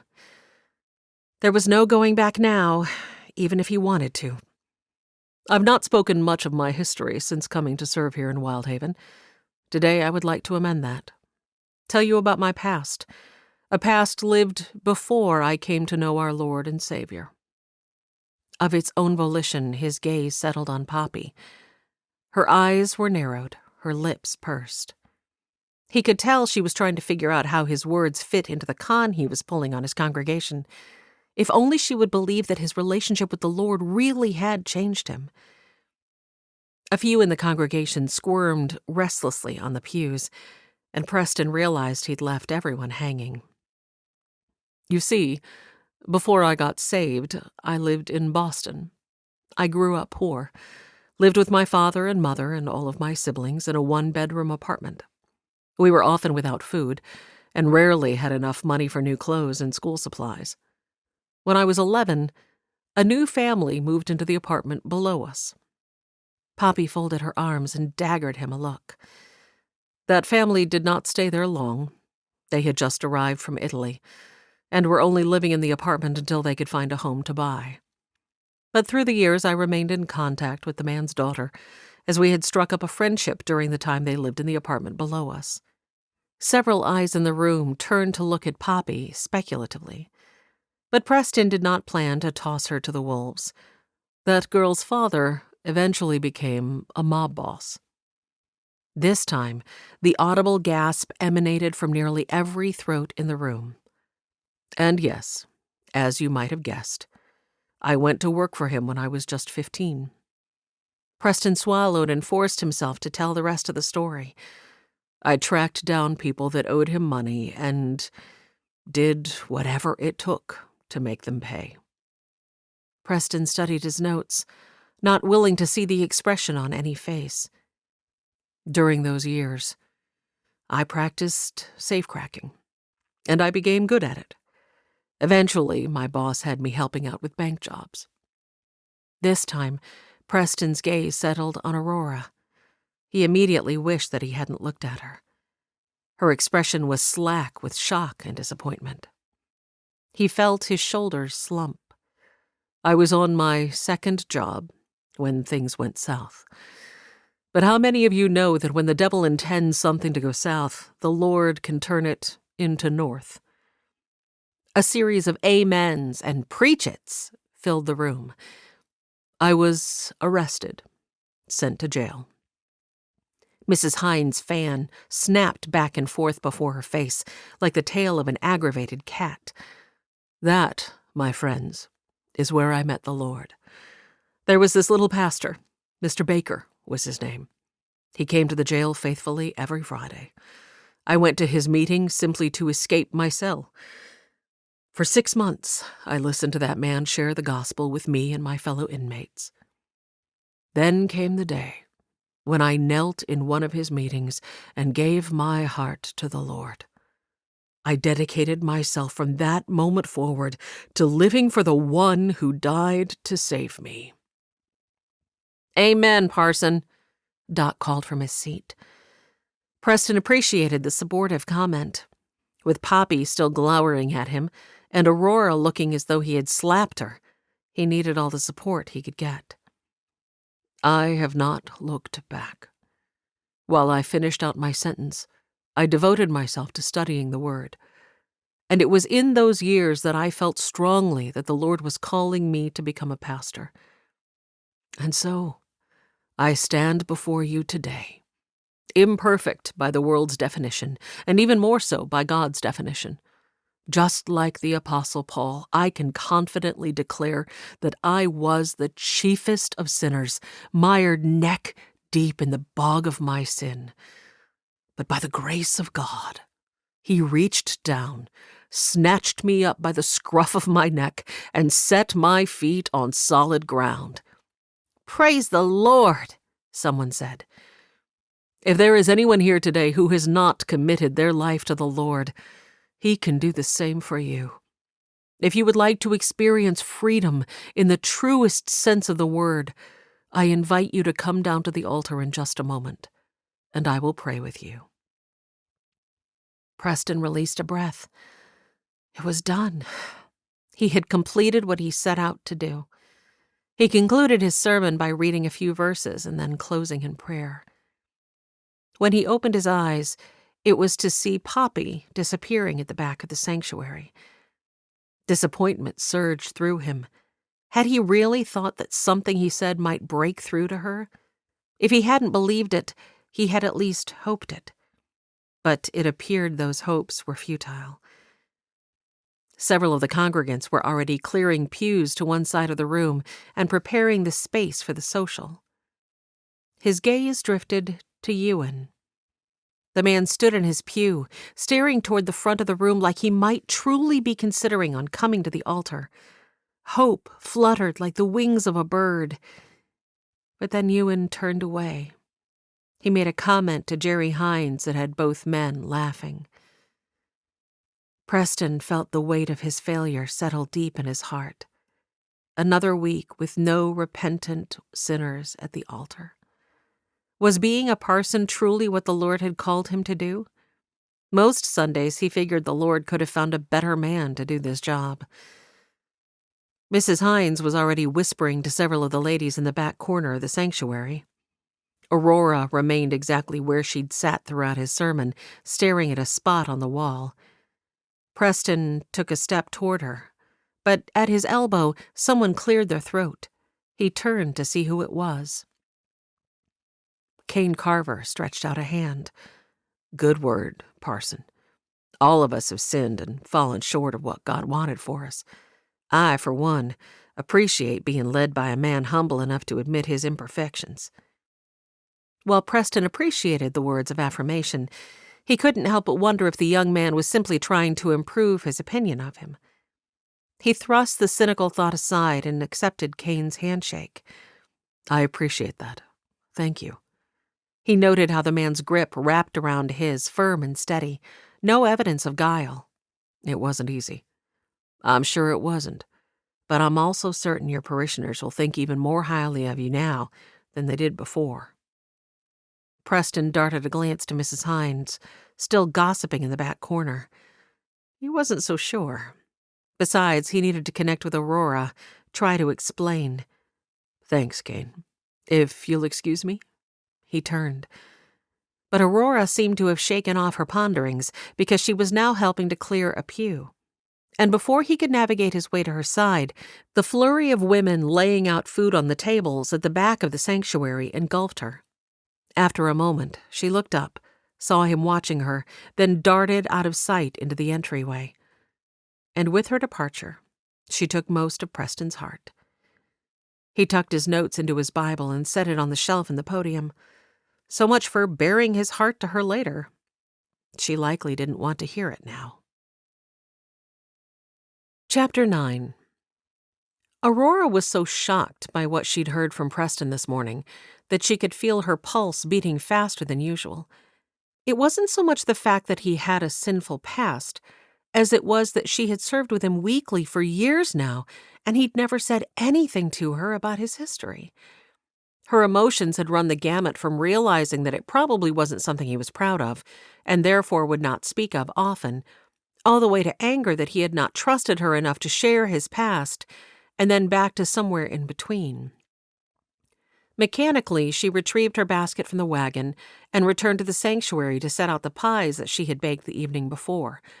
This morning's melancholy had kept her from breakfast, and all the food smelled delicious. Right about now, she could have been tempted to give up an eye tooth for a slice of Dixie's chicken pot pie. Her stomach rumbled loudly at the mere thought, and she laid one hand over it. Hopefully, the social would get going quickly. She would just return her basket to the wagon and then get in line for some food. The main doors of the sanctuary were clogged with people, however, so after a surreptitious search to make sure she wouldn't bump into Preston, she headed for the side door just off the platform. The minute she stepped outside, she heard sniffling. She paused, head tilted to listen. Someone behind the church was crying. Aurora stepped to the corner and peered beyond. Zoe Castaigne, back against the wall of the church, stared up at the sky as tears streamed down her cheeks. Aurora's heart went out to her. "Zoe?" She set her basket on the ground and stepped to her friend's side. Face crumpling further, Zoe mopped at her cheeks with a limp handkerchief. She opened her mouth as though to speak, but then snapped it shut again and pressed her lips together with a little shake of her head. Gently, cautiously, Aurora wrapped an arm around her shoulders. "I'm so sorry. I know this is hard for you." Zoe tilted her head against Aurora's with a sniff. "I promised myself I was going to hold it together." Aurora didn't know what to say to that, so she maintained her silence. "Now here I am, blubbering worse than a baby denied its milk." Tugging free the hanky she'd tucked into her sleeve this morning, Aurora traded it for Zoe's wet one. "There's nothing wrong with a few tears. They just show us how much the one who's departing means to us." With a grimace that she hoped Zoe didn't see, Aurora noted, based on the dampness of Zoe's hanky, that she had shed many more than just a few tears. To Aurora's surprise, Zoe clenched her teeth and emitted a ferocious growl. "That's just it. I don't want to care about stupid Washington Nolan. He can go off and get himself shot to smithereens for all I care." Aurora blinked and felt her brows rise. Zoe growled again. "Oh, and of course that's all lies. I'm just so mad at him for... Oh!" She tossed one hand in the air, hanky fluttering like a white flag of surrender. "I don't even know why I'm so mad at him. I just am." Aurora tucked the inside of her lip between her teeth to prevent a smirk from breaking free. Zoe and Wash had been soft-footing around each other for years. She knew exactly why Zoe was mad at Washington Nolan, even if Zoe couldn't put her finger on the reason. She was mad at the man for putting himself in a dangerous situation, frustrated because fear made her wonder if she would ever see Wash again. Aurora stepped back and gave her friend's hand a squeeze. "I know it's hard to watch him leave. Just don't miss your opportunity to say goodbye, all right?" Zoe snuffled and dashed at her tears. "I won't. Can I bring you a slice of pie or something?" Zoe shook her head. "No, thank you. I'm feeling better now. Thanks for checking on me. I'll come inside in a few minutes." Aurora accepted the dismissal for what it was. "All right, then. I'll see you in there." She took her basket to the wagon and then returned to the gathering. She was thankful to hear Preston calling everyone to silence for the prayer, and was only slightly ashamed for navigating close to where she knew the line would form for the food. Dixie's chicken pot pie was always quick to go. When the prayer concluded, she looked up to see Belle standing next to her. "Have you seen Zoe?" Belle asked. Aurora nodded. "Yes, actually, and you might go check on her. She's at the back of the church." She gave Belle a meaningful look that she hoped could be interpreted without her having to say anything more. Belle's eyes rounded softly, and she dipped her chin in understanding. As Belle left to check on her sister, Aurora searched the room for Wash, and to her surprise found him watching her intently. She tipped her head for him to follow Belle and was thankful to see that he'd understood her meaning. He extracted himself from the group gathered around him and trailed in Belle's wake. Aurora returned her attention to the food, hoping her meddling wouldn't cause more angst. Maybe it would be good for Wash and Zoe to have a few moments of privacy to say their goodbyes. Belle hurried around the side of the church. Zoe was leaning against the building, arms folded. The dappled shade from the big oak at the back corner of the property obscured her features until Belle stopped before her. Zoe met her gaze, and then her face scrunched in misery. "Oh, Zoe." Belle pulled her sister into an embrace. I'm right sorry for what you're going through. I know he doesn't mean to hurt you." What she wanted to say was that Washington Nolan didn't deserve even a scrap of Zoe's consideration, but she knew her kind sister would jump to that scoundrel's defense. Zoe clung to her tightly, and Belle relished the moment of sisterly bonding. "What am I going to do if I never see him again?" Belle set Zoe at arm's length. She wanted to reassure her Wash would be fine, but they both knew better than most that death could reach out its ugly fingers to find anyone. "One day at a time, Zoe slid her fingers beneath her eyes. This is one day that I could gladly skip." Belle couldn't believe she was coming to Wash's aid. "But you will be upset with yourself if you miss saying goodbye." Zoe emitted a groan that seemed to come from the very heart of her. "I know. I just need a few minutes. And don't go sending Ma out here. I'll be fine, I promise." "All right, I'll leave you be. And when I hug Wash goodbye today, I'll be sure to accidentally step on his toe good and hard." Just as she'd hoped, Zoe laughed. "Maybe I'll do that too. That'll give him something to remember us by." Belle smiled. "Don't think he's going to easily set you from his mind, Zoe." "She's right." With a gasp, Belle spun toward the voice, feeling Zoe do the same beside her. Wash stood at the corner of the building, hat in hand, his soft gaze full of concern and fixed on Zoe. Belle gave Zoe's arm a squeeze and questioned with a look if Zoe wanted her to stay. Zoe shook her head. With a squint of her eyes at Wash, Belle left them to their goodbyes. But she hoped he got the message that she would come for him, no matter how far, if he did anything else to hurt her sister. As Belle walked away, Zoe's mortification soared. She'd come out here to the back of the church so that no one would see her emotions, and now the very man she'd been trying to avoid until she was more in control stood before her. She used Aurora's hanky to dry her face, folded her arms, and tipped up her chin. She didn't know what to say, so she kept her silence, letting her gaze blur against the bark of the oak. Wash's feet shuffled. "I don't mean to hurt you, Zoe, but joining the cavalry is something I've wanted to do since I was just a boy." Despite her determination not to fight with him on his last day home, she flashed him a glower. The pity in his expression as he took in her countenance made her humiliation rise. Here she was, barely holding it together, and he didn't seem to care at all that he was riding off and leaving her with a broken heart. Certainly wasn't feeling any of those same emotions himself.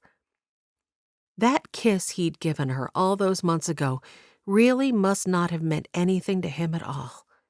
If it had, wouldn't he have asked her to marry him?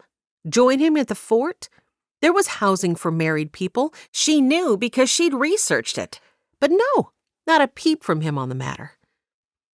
Well, at least that left her knowing where she stood. It would take time, but she'd get past him. Maybe. Would she? She dropped her eyes closed in despair. "What time is your train?" "First thing in the morning." A long beat of silence stretched. "I'll miss you like crazy, Zoe. And I promise to write. That is, if you say it's okay." She nipped her lower lip. Should she let him write? Wouldn't that simply be prolonging her heartache? In a town as small as Wyldhaven, she would easily hear any news that might pertain to him. So for the sake of moving on, she really ought to decline. Yet she couldn't bring herself to do so. "That would be fine. I'll write you back. After all, you wouldn't want to miss out on any of Mrs. Hines' latest antics." She looked up to see if he'd caught her sarcasm. He smiled, but there was a soft knowing in his gaze that made Zoe tear her focus from his. "I'll pray for you every day, Washington Nolan. You come home safe, here?" "I will, Zoe.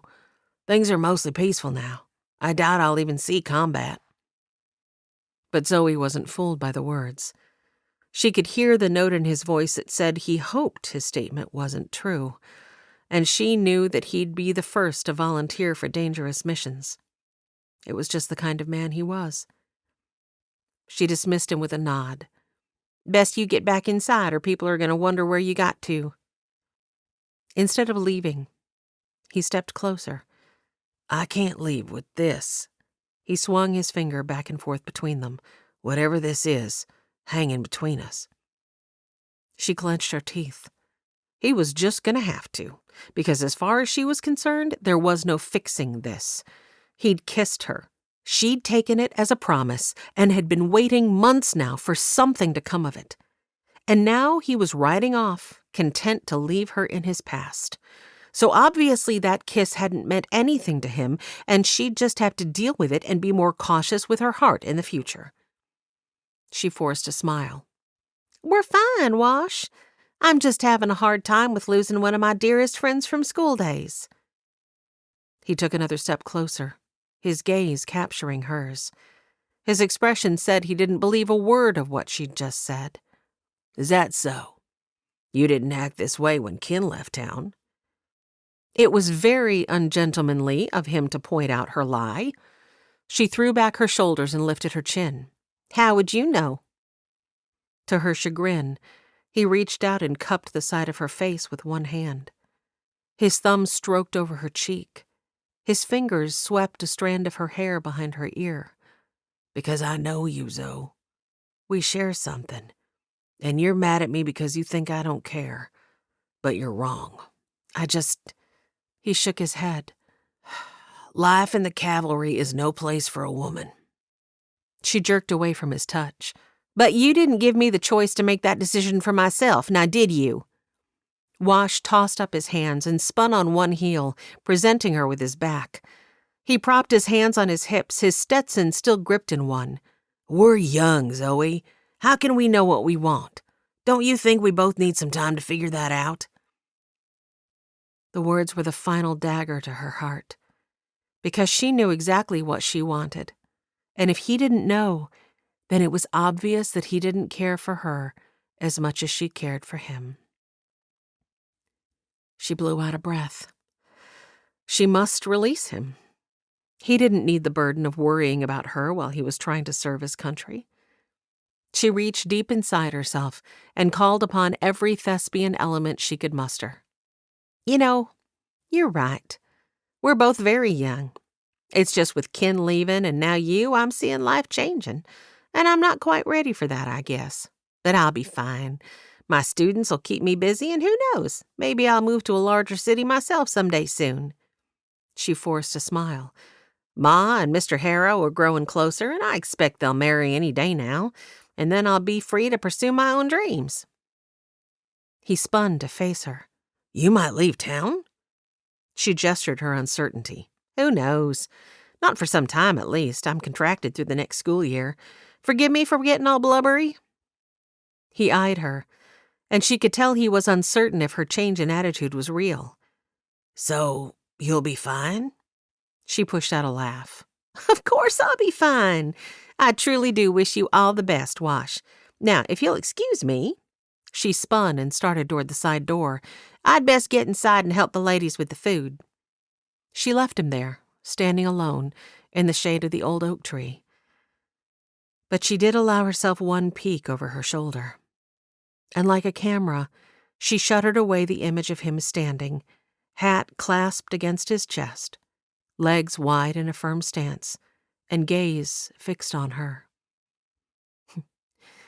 Maybe it would be enough to get her through the next few years. Chapter 10. Washington stood still for the longest of moments after Zoe disappeared around the corner. Finally, he turned to look down over the town, scanned the buildings from the livery on the south end all the way to the newly cleared plot of land on the north side of Wyldhaven Creek, where the new mill was slated to be built. There had never been a day when he hadn't woken with the certainty of this home, these good people. Not a day when he hadn't ridden through this town and paused to have comfortable conversations with friends he'd known his whole life. Not a day when he couldn't walk a few miles to see Zoe Castaigne.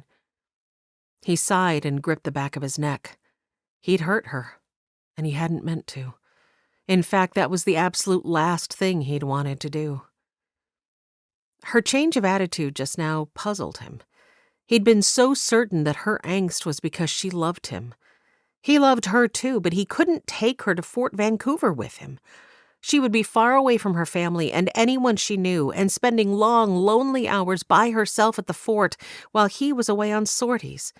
It was no life for a woman, especially not a newlywed. Even though he was standing here alone, his face burned at the thought. He'd thought about asking her. Oh my, how many times he'd come close to making the selfish decision to bring her with him. But in the end, he'd managed to quash his selfishness. He would put in his years, and then he'd come home. They'd both be a little older, wiser, and he'd have money set aside to provide for her in the way he wanted to. Right now, he didn't have 2 pennies to rub together, but he planned to save most of his cavalry pay. It would be worth it when he returned and could build them a home. It really was the best plan in the long run. Yet somehow, in all his planning, he'd still managed to hurt the very woman he'd been trying to protect. "Wash, you out here, son?" Pa's bellow emanated from the front steps of the church. "Yes, sir, comin'." He dusted his pants with his hat, more out of habit than necessity, then settled it on his head and made his way back to the front of the church. Maybe he'd try to find time to speak to Zoe again before he left. At least she'd agreed to let him write to her. For a moment, he'd been afraid she would decline. "Here he is. Told you he wouldn't have gone far."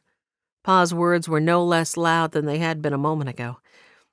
With a smile, Wash reached past Pa to shake the hand of Mr. Olin, Wyldhaven's new banker, and then tip his hat to the man's wife. "If you'll pardon us," the man said, "we need to be leaving. We're expecting a shipment later this week, and I still have a fair bit of work to do at the bank." He leaned close and spoke conspiratorially. "Just don't tell the parson I'm working on a Sunday, eh?" He laughed heartily. Wash smiled and offered his farewells, but his mind was only half on the conversation, for his gaze had settled on Zoe Castaigne across the yard. She was having a quiet conversation with Talby Eklund, the new man who'd come to town to build the mill. Wash swallowed. The man was just a bit older than they were. He was a strapping blond giant with an easy smile and broad shoulders that stretched the fabric of his shirt. Wash had seen him pick up logs that would have taxed horses and move them around like they were nothing more than firewood. He'd never seen a stronger man. And until this very moment, Wash had really liked him.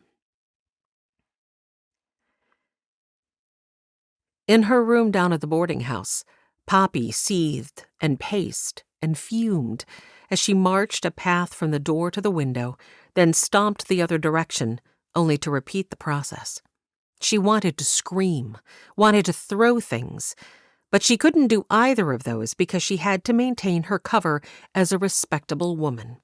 Besides, she didn't have the money to pay for any damages she might cause to the room. Finally, when she tired of pacing and still had no answers, she paused before the window to stare down at the street. What now? Her plan had been to slip the information about Preston's history to the right ears at the right moment, but he'd beat her to it, taken her legs out from under her. Now, if she tried to bring it up, she would simply look like she was trying to lower people's estimation of him, and no one ever took kindly to that. She had to come up with a different plan, a con that would see her through until she could get more information about the bank and when the shipment of gold was set to arrive. She also needed to buy some food and supplies for her men who were camped in the foothills outside of town. She had another problem, too, the need for a safecracker, because she was going to need one to get her hands on that money.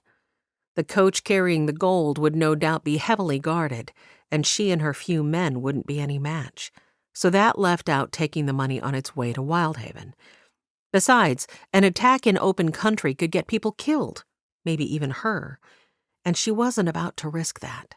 No, her plan had been good, to break into the bank quietly at night, have Preston open the safe, and then escape town before anyone was even the wiser. But now... She closed her eyes in despair as she remembered the sincerity that had rung in Preston's voice during his sermon. because that was the moment she'd understood he truly had been deluded by this whole religious thing. She could hardly believe it. He'd always been so level-headed and practical, never one to fall for a con himself. And what was religion if not a... Her eyes shot wide. Yes. Yes, indeed. What was religion if not the biggest con of all? Her lips spread in a full smile, and she felt the first burst of joy she'd felt in weeks. She pinched some color into her cheeks, straightened her skirts, and assessed herself in the swivel mirror in the corner of the room.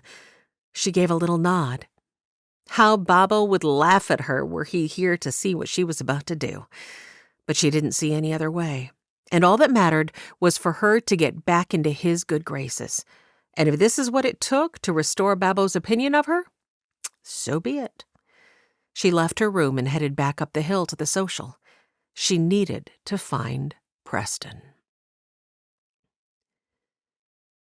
Preston chatted with Doc Griffin and Sheriff Callahan on the lawn outside the church.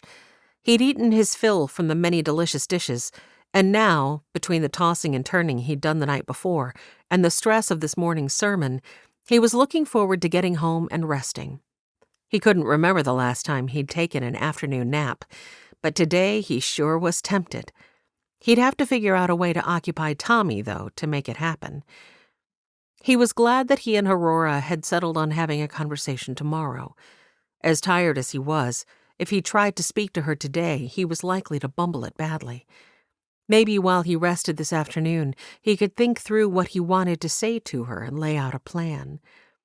Of course, he couldn't leave until all the cleanup was done, and that would be at least a couple hours yet, since no one seemed ready to wind down. Both Doc and Sheriff Reagan had made it clear they appreciated his confession in church this morning, something that filled him with gratefulness. If it came down to a few members wanting him to leave, having these two speak up for him would go a long way to calming the situation. Yet, if it was going to cause a division in the church, he would sooner step down than demand to be kept on. If it came to that, what would he do? He certainly couldn't go back to his former profession. Which reminded him, Reagan, I've been meaning to mention, the woman who arrived on the stage yesterday? Yeah. There you are, Parson. Poppy stopped by his side. He blinked down at her. He'd seen her run out of the church earlier in what he thought was a fit of anger, or at least frustration, yet now tears ran down her cheeks. Had she been hurt? Every protective instinct rose to the fore, even though he knew from experience that Poppy was well able to take care of herself. Are you okay? What's wrong? Any time they had played together as children, her father had enjoined Preston to guard her with his life, a task he'd always given himself to wholeheartedly. The instinct returned, like a bear ready to fight. Both Reagan and Doc scanned the crowd for danger. Poppy smiled through her tears. Nothing is wrong. Everything is right. Releasing a breath, Preston narrowed his eyes. Despite the fact that his heart hammered with hope, his caution begged for circumspection. Your sermon. Poppy laid one slender hand over her chest. I'm not sure what to say exactly, but it was as though it reached deep inside me and opened my eyes to what a sinful woman I've been, am still. Speechless, Preston felt his jaw go slack. Could it really be? His mind flashed back to the many times when they were children, when Poppy had manufactured tears from thin air to extract herself from one sort of trouble or another. He felt his doubt, and consequently guilt, mount, as she tipped her face to the sky and closed her eyes. Both hands now over her heart, she said, I prayed, confessed my sins like you said, like you told me to do so many times before you moved here. She straightened and beamed him a watery smile. And I feel like, oh, I don't even have words to describe it. Her laughter tinkled through the afternoon gathering, drawing the gazes of several nearby. Doc and the sheriff looked to Preston, waiting for him to respond. He couldn't seem to find his voice. Doc was the first to react. "That's wonderful." He reached out a hand and shook Poppy's with gusto. "Simply wonderful. God is good." More tears sprang into Poppy's eyes. "I can hardly believe how magnificent I feel." The sheriff shook her hand next. "Welcome to the family, Miss—" Preston knew he should make introductions, but he still couldn't seem to find his tongue. After a moment, Poppy supplied, "Scarlatti, Poppy Scarlatti."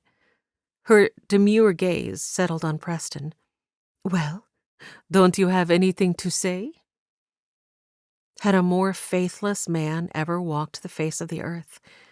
He'd given a sermon, hoped and prayed people would respond to the salvation call, been disappointed when no one had. Yet now, when Poppy stood before him saying she had indeed responded, he didn't believe a word she said. The sheriff and the doctor studied him, brows furrowed. "Parson?" Reagan asked. "Everything all right?" Preston jolted into action. He could second-guess her true repentance later after he saw whether her life was bearing fruit. He reached a hand to Poppy. "Forgive me for my surprise. I'm real happy to hear you say so, Poppy. Real happy." Her soft hand settled warmly into his. "Thank you for your sermon. I don't know what it was that you said, but it was as though a lantern suddenly ignited in my soul." Preston looked up to see Aurora watching him. He searched her face, withdrawing his hand from Poppy's. The side of one lip tucked between her teeth, Aurora glanced from him to Poppy and back again, and for some reason she seemed to be carrying the weight of the world on her shoulders. Maybe she wasn't as indifferent to him as he'd feared after this morning's sermon. That thought alone lifted his spirits. Aurora tore her gaze from his and, lifting her skirts, took the steps up to the church doors and disappeared inside. Preston only realized that another awkward silence had descended when Doc cleared his throat. Doc offered Poppy a smile. "That's the way it often happens. Let me introduce you to my wife. Dixie," he called with a happy laugh. "Come meet this woman. She just gave her heart to the Lord." Retreating to the church steps, Preston watched as a cluster of women surrounded Poppy, all offering congratulations and rejoicing over her salvation. Reagan stopped by his side. "What is it?" Arms folded, Preston sighed. "Would you think me the most faithless parson in the world if I said I doubt her story?" With an assessing squint, Reagan watched the cacophony for a moment. "My pa used to say, never trust a rattler just because it's lost its rattle." Preston blew out a sigh. "That about sums it up. It's not that I don't believe the Lord can change a heart like hers. I guess we'll just have to wait and see what fruit comes from this." "You were about to tell me something about her before she interrupted." Preston nodded, met Reagan's gaze. "She's the daughter of the mob boss I worked for back in Boston.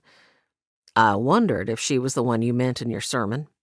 As if on instinct, he adjusted his gun belt. "What's she doing out here?" "Well, that's why I wanted to let you know. In my opinion, today's confession of faith notwithstanding, the law should be on high alert, at least until we discern whether her confession of faith is real." "When is the bank slated to open?" Reagan frowned, and though it lingered for only a split second, Preston felt the distrust and doubt that flashed through the sheriff's eyes like a dagger to his heart. After this morning's sermon, it was to be expected, he supposed. He lifted his hands. "Right. You don't have to tell me. Just, I think it's highly likely the money arriving for the bank might be the reason she's in town." "I told Zeb it was a bad idea to announce the opening of the bank." Reagan looked chagrined. "And I'm sorry. I truly don't think you would ever be part of a bank robbery. Again." Preston couldn't withhold a wry smirk. One hand going to the back of his neck, Reagan gave him a look of consternation. "It's just going to take us all some time to get used to this new information about your past." "I understand. Truly, I do." Reagan scoured the crowd. "I'd better find Zane and Joe and talk to them about your concerns." I think that might be a good idea. His gaze darted to Poppy once more. She chatted animatedly with Dixie and Charlotte, who both laughed at something she said. Preston's lips pressed together. I think that would be a very good idea. Chapter 11. Aurora clenched her fists and marched into the sanctuary to start packing away food and carrying dishes down to the diner. The final prayer had been said. Washington Nolan and his family had already left, and many others were gathering their dishes and leftovers to do the same. She was weary and ready to get back to her little room at the ranch, but she never left until the last dish was clean. Dixie donated her boarding house dishes to the church gatherings, and it wouldn't be fair to leave her with the bulk of the cleanup. With all the women working, it wouldn't take much longer. She pulled in a deep inhale and forced her clenched fists to relax. Her tension was born from anger with herself. She felt like the lowest kind of creature. What kind of woman was she, to be jealous of another simply because she claimed to have given her heart to the Lord? Aurora ought to be rejoicing with Jesus over a sinner come home, yet all she could muster was a deep dread and a burning jealousy, because Preston had history with the woman, and how easy it would be for them to build on that foundation. Poppy, with her thick black hair, generous curves, and infectious laugh, had done nothing to earn Aurora's dislike, yet earn it she had nonetheless. Peeved with her own pettiness, Aurora stacked dirty plates into a basket. All she could think was that she wished the woman had never come. Cora Harrison already bustled around the sanctuary, clearing dishes and wiping tables. She looked up with a smile that faltered the moment her gaze settled on Aurora. "What is it? Are you all right?" Aurora sighed and plunked onto one of the benches. "I'm a terrible person." Cora set her rag down and eased onto the bench beside her. "I know for a fact that's not true." "It is, and since the Lord looks on the heart, I know He sees it too." "Ah," Cora smiled. "Is this about our dear parson and the red vixen? A touch envious, perhaps?" Aurora blinked, taken aback by Cora's bold statement. She searched the woman's face. Cora shrugged one shoulder. "You thought your feelings for the man were a secret?" She winked. "I've a good nose for people, and you and the parson, there's something there. He has feelings for you too, you know." Aurora scoffed and rolled her eyes at her friend, plucking at the hem of her sleeve. "You'll forgive me for doubting your self-proclaimed good nose on that subject." Preston seemed to think of her as his charge and nothing more. "We'll see." Cora's smile remained undaunted. "As for your feelings about the newcomer, I have to concur. There's something off about that woman." Aurora nodded. "That's how I felt too. But she just told everyone outside that she gave her heart to the Lord today." Cora's brows lifted. "Well, I certainly hope it's true." Feeling her guilt rise to the fore, Aurora brushed at a wrinkle on her skirt. "I ought to hope it true, but all I can feel is doubt." "And jealousy," Cora said the words not as a question, but as a statement. And Aurora couldn't help but laugh. Cora's bluntness was partly what made her so likable. She never said anything unkind, but she had a way of stating truths that no one else wanted to face, and doing so in a manner that was all at once tactful and clarifying. Shoulders slumping, she sighed. "Yes, I suppose some of that too, though I've been offered no hope to give me the right to such an emotion." Cora patted her knee and rose to resume her task of stacking dishes. "Don't you worry on that count. Preston's going to come around now that he knows you're leaving town. I just have a feeling about that." With a frown, Aurora pondered his request to stop by the ranch and speak to her tomorrow. He hadn't said what exactly he wanted to speak to her about, however. Could it be a proclamation of love? Her pulse thundered in her ears. After all these years of pining for him, wouldn't that be a shock if it were true? She dismissed the thought with a snort as she rose to follow Cora to the diner with a basket full of dirty dishes. She highly doubted he wanted to speak to her about something so intimate. The notion was reinforced by the memory of the way he'd jumped to Poppy's defense when he believed she'd been hurt. If anything, the man probably wanted to tell her how thrilled he was to have his first love arrive in town. After all, since he still considered Aurora his charge, he'd likely want her to get on well with the woman. Aurora rubbed at the region to the left of her breastbone, where it felt like a knife might be protruding from her chest. Saints preserve her. She'd better prepare her heart for whatever eventuality might be bringing Preston to her door.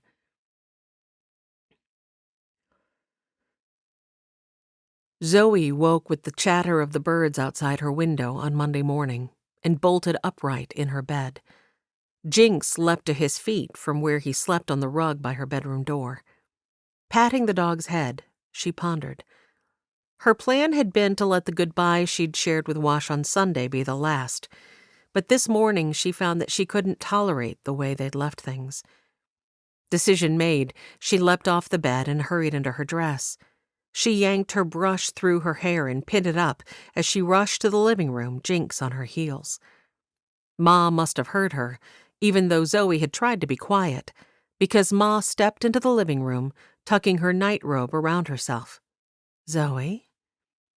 Tugging her boots on while Jinx waited patiently by the door, Zoe cinched the laces with quick movements. "I'm riding to the train station. I'll be back in a couple hours, well in time for the school day." Ma's lips pressed into a thin line.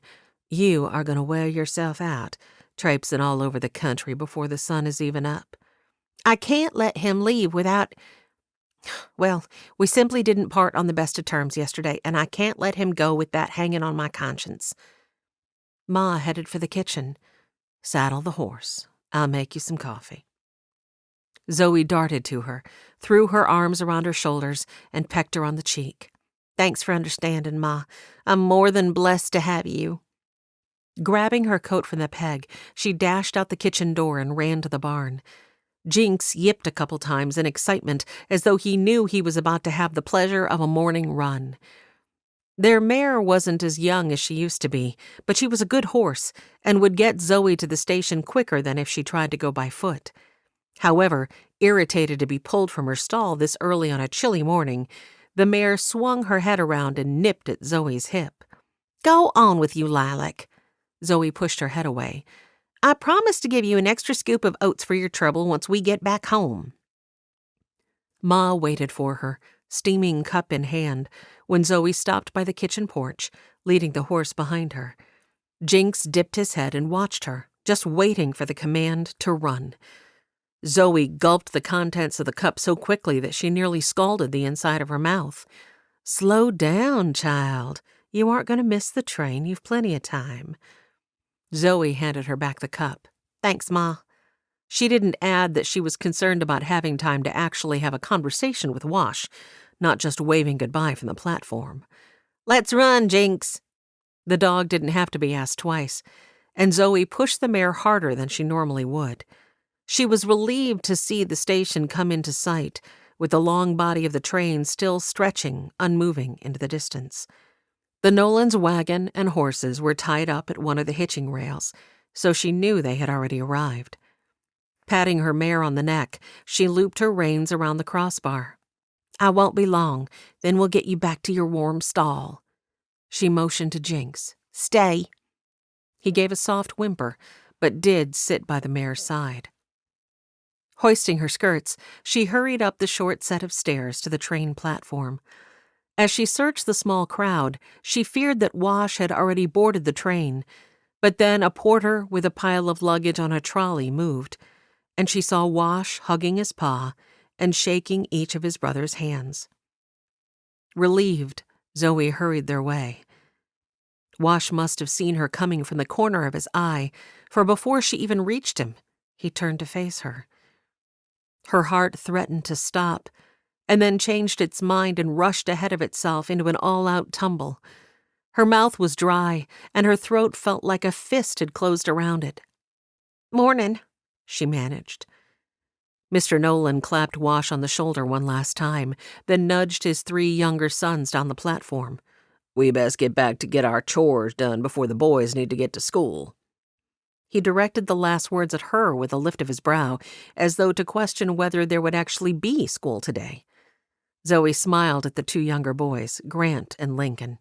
"I'll see you at the schoolhouse right on time." She heard the two boys groan as they followed their father down the platform. Jackson guffawed and gave his younger brothers a hard time.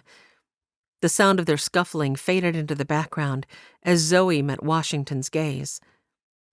He stepped toward her, searching her face. "Morning.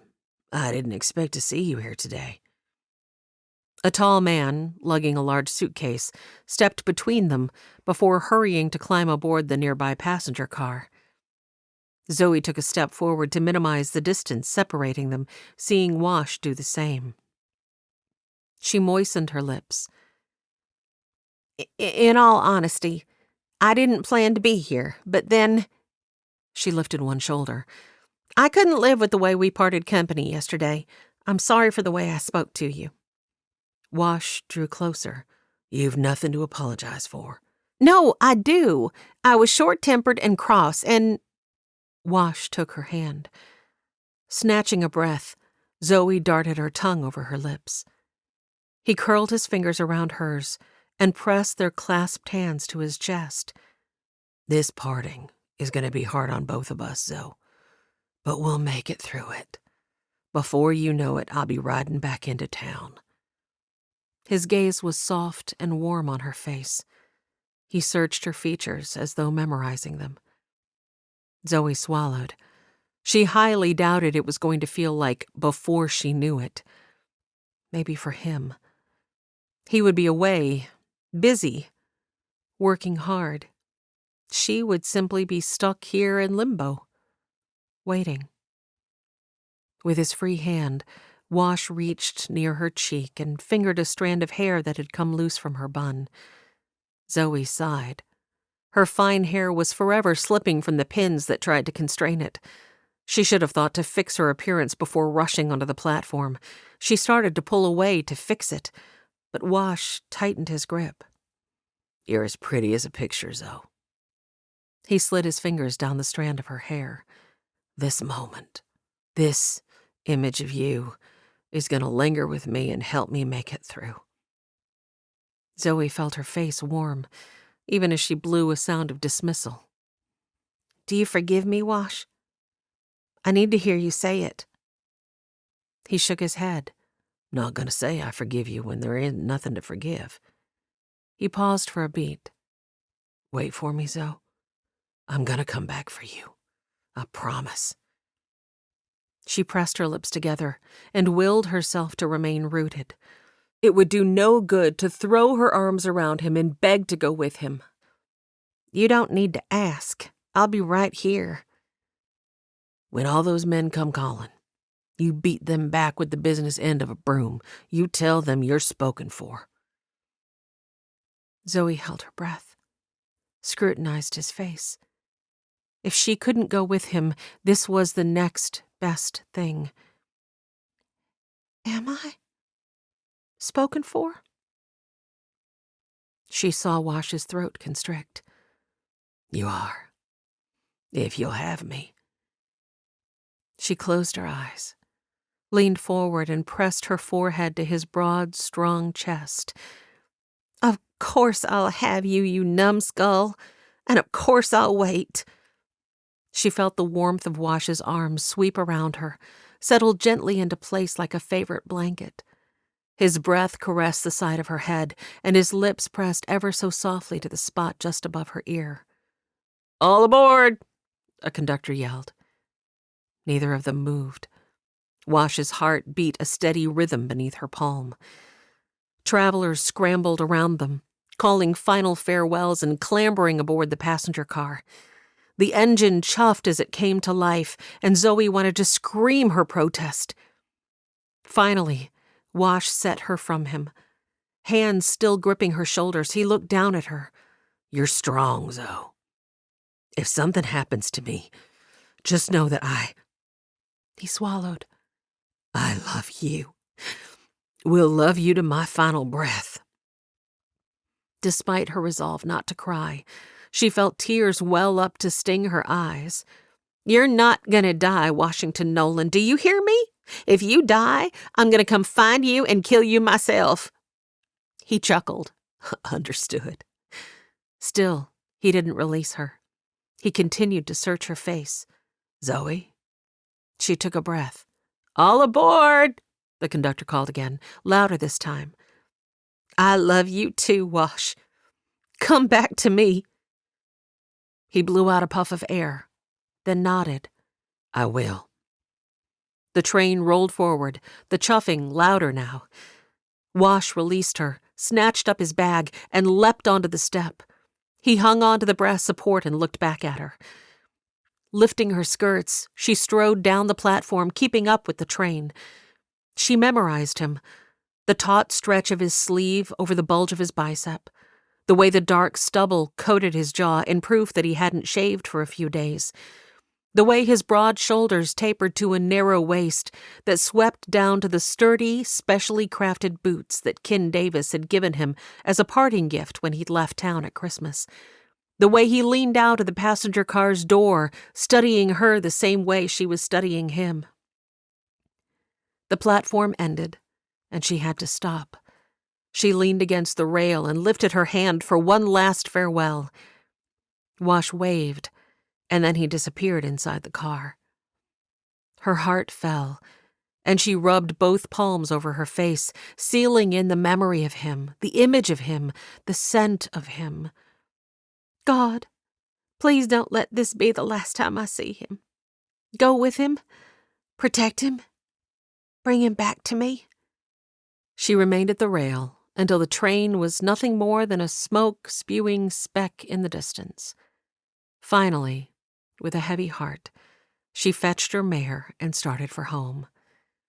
The moments between now and the first letter from him would be the longest moments of her entire life.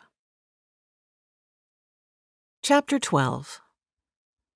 Poppy greeted Monday morning with a twofold plan. First, she headed for the bank. The business wasn't open, of course, but she could see Mr. Olin behind the counter and tapped on the window to get his attention. When he looked up, she offered the friendliest smile she could muster. The man hurried across the room and opened the door. "Good morning, ma'am." "Good morning. I saw you at the services yesterday, but we didn't get a chance to meet. I'm Poppy Scarlatti." She held out her hand. He accepted her shake. "Olin, Merle Olin. How can I help you?" Poppy reached into the reticule dangling from her wrist and withdrew the wad of cash within. It was the last of her money, but the man didn't need to know that. She stretched the roll toward him. "I would like to deposit this, please." She infused naivety into her tone. Mr. Olin blinked and stuttered. Well. Poppy drew the cash back toward herself. "Oh, do forgive me. Perhaps your bank does not work like the one back in Boston?" The role of helpless woman was one she played well. It made a man feel like he had the upper hand when he thought he was helping a woman in distress. Thankfully, Mr. Olin seemed to be the same as any other man. "Oh, forgive me." He rushed to reassure her. "We do operate the same as any bank. That is, at least we will once we open." "Oh." Poppy inspected the interior of the bank as though she were a little lost. "So, I can deposit my money once you open?" The man nodded. A look of relief crossed his face. "Yes, just so." Poppy returned the wad of cash to her reticule, feeling relieved to once again have it tucked safely away. "Well, I'll just have to return when you open. Forgive me for arriving so early. What time should I come back?" Mr. Olin's look of discomfiture was back in full force. "Oh, I'm sorry. I'm afraid I'm not communicating well this morning." He offered a chagrined smile. "We will open next Tuesday." "Tomorrow?" No, ma'am, a week from tomorrow." Tuesday. Satisfaction spread. The money would likely arrive a few days before that. Not the day before, because they would need time to do the accounting to make sure everything was as it should be. Not on the Sabbath, for the guarded coach wouldn't run on that day. Maybe Saturday? Could be Friday. Mr. Olin assessed her as though to decipher whether she'd understood him. Poppy rounded her eyes and her lips, then giggled. "Oh, my! I guess I won't wait on the front step in that case." Mr. Olin chuckled. "No, ma'am. That would be somewhat of a long wait." "Indeed. But never fear, Mr. Olin, for I will be your first customer." Just not in the way he expected. "That'll be fine, fine. You planning on staying in town for a while?" He thrust out an arm to urge her back to the door. Poppy followed his prompting. "It is a very beautiful town, isn't it? If I'm honest, I hadn't planned to stay for long, more of a stopover on my way to Seattle. But—" She stepped onto the front porch of the bank and searched the street, feeling Mr. Olin watching her. "I like it here so much that I may just be here a little longer than I expected."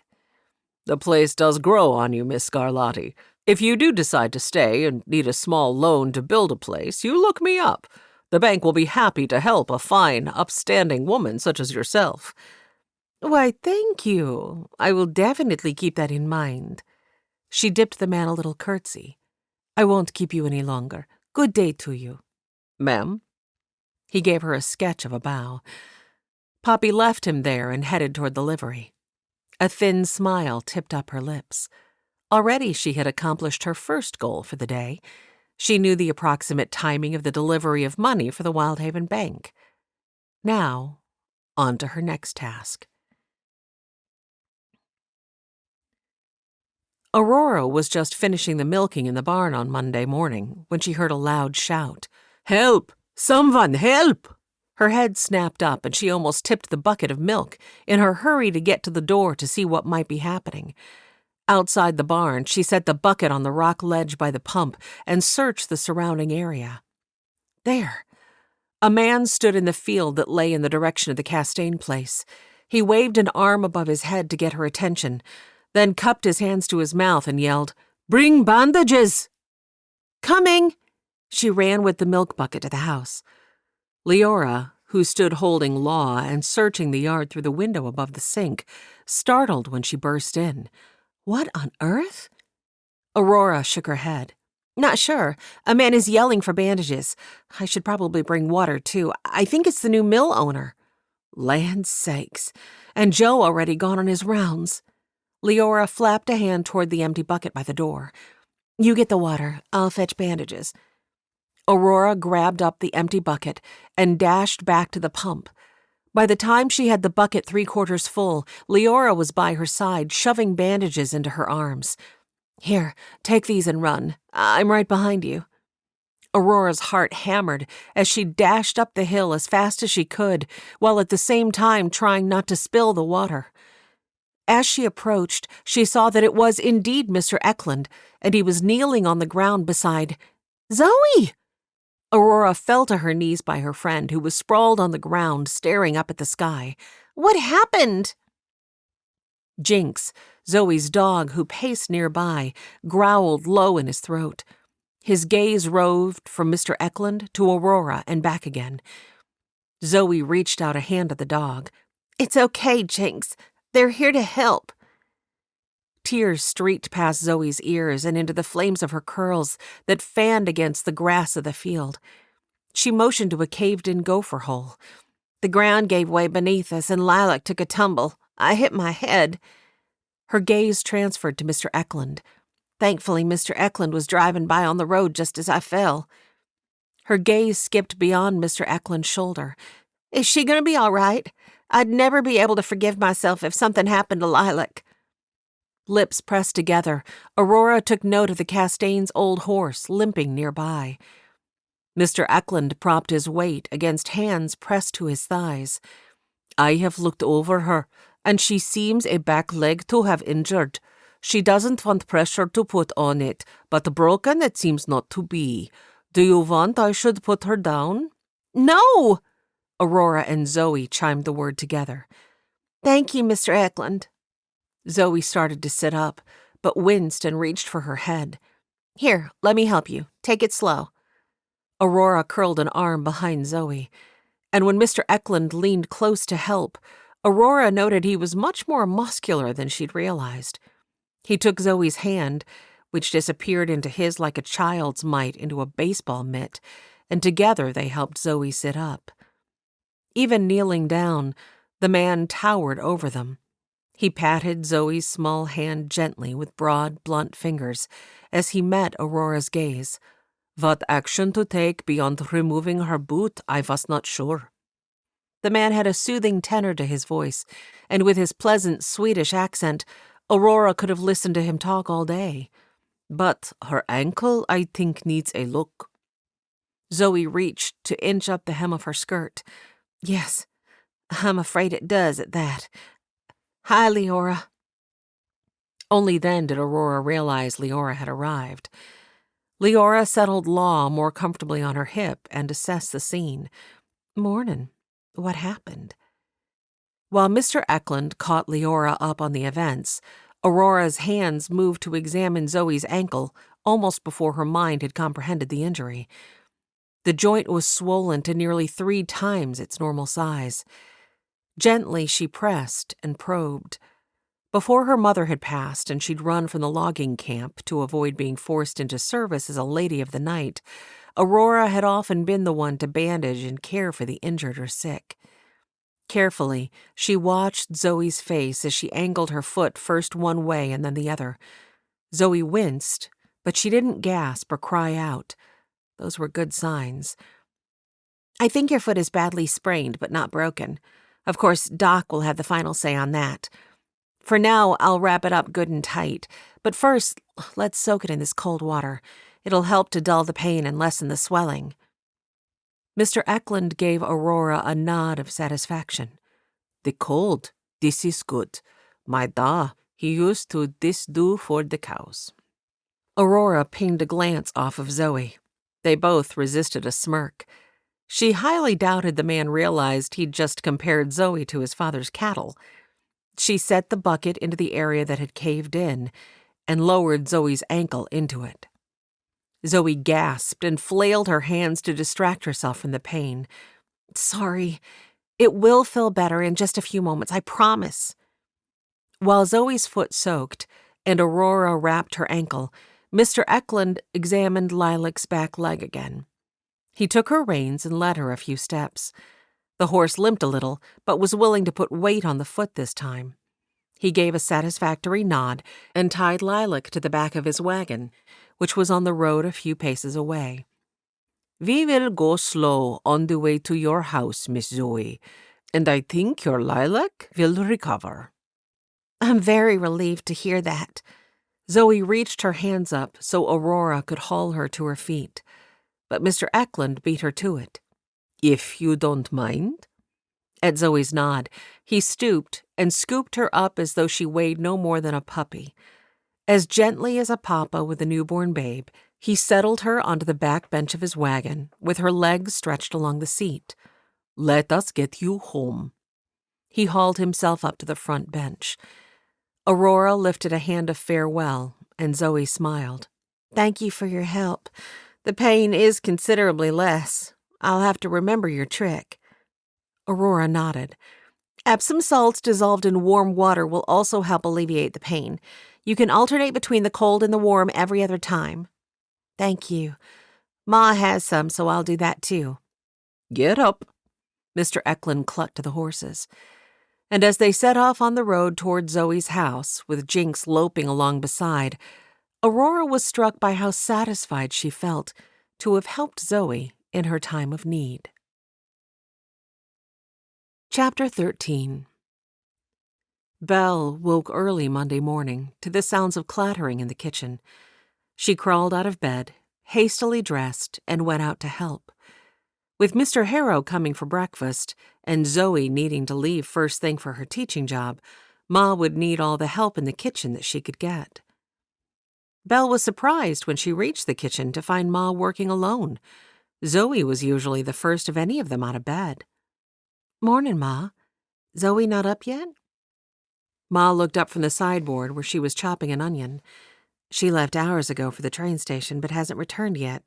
I'm getting a little worried about her." Belle frowned. "She went out by herself?" Ma blew a strand of hair out of her face and lifted one shoulder. "Jinx went with her, and he'd have come home if something happened to her, don't you think?" "Probably." I couldn't deny her one last goodbye with Wash. Ma studied the yard outside the window, with concern furrowing her brow. But perhaps I should have. Belle was already reaching for her jacket. "I'll go look for her." "No," Ma snapped. "Then there will be two of you that I'm worried about." Belle studied Ma, despairing of what the best solution was.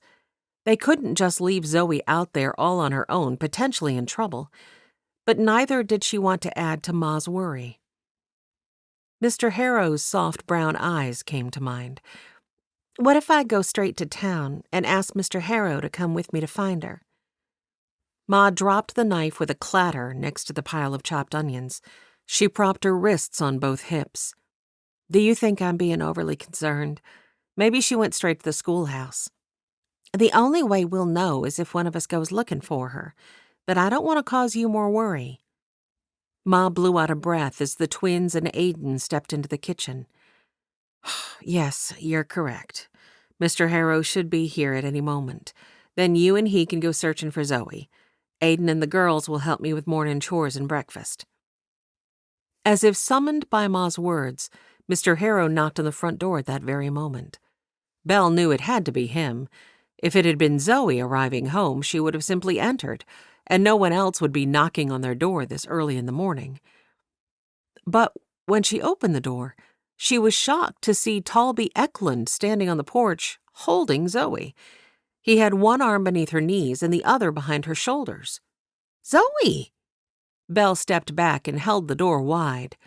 Zoe, arms draped around Talby's neck, gave Belle a teary, sheepish smile. "Please, come in," Belle said to Talby. Jinx bumped his head against Talby's ankles, as though herding him into the room, then trotted in on his heels. "What happened?" Belle directed the question to Zoe. Zoe motioned for Talby to set her on the couch. "Just sit me there." That's fine, thank you. I'm so thankful you came along when you did, Mr. Eklund." "As am I, Miss Castaigne, as am I." The large man set her gently on the couch, as though she were the most delicate of porcelain in his big hands. Belle waited to one side. Her concern mounted as she saw Zoe wince when she adjusted her position. And there were still her tears to account for. Ma bustled in from the kitchen, while Sharon and Shiloh and Aiden peered into the room from the kitchen doorway. "Zoe! Land sakes, child, I've been right worried about you. What happened?" Mr. Eklund shuffled his feet. "I'll leave you to do the explaining, Miss Zoe. I'll go and take care of your horse." There was something about the way he said, "take care," that raised Belle's awareness. She pinned Zoe with a searching gaze as Mr. Eklund left the house. Large tears spilled down Zoe's cheeks. "Oh, Ma, I'm so sorry. This is all my fault." Sympathy fueled Belle's consternation. Ma rushed forward. "Hush, child. Whatever happened, you're alive, and that's all that matters to us." Hurrying to the chest beneath the window to fetch a throw, Belle could no longer withhold her curiosity. "What did happen?" Zoe's tear tracks glistened in the morning light from the window. "I'm so stupid. I just feel terrible. I was hurrying back from the train station and decided to cut across that old field. I knew Mr. Harrow would be here for breakfast and that you all would need my help. I didn't want to push Lilac too hard, and I thought the shortcut would save some time. But I don't rightly know what happened. I didn't see a hole, but suddenly we were both on the ground." Zoe shuddered.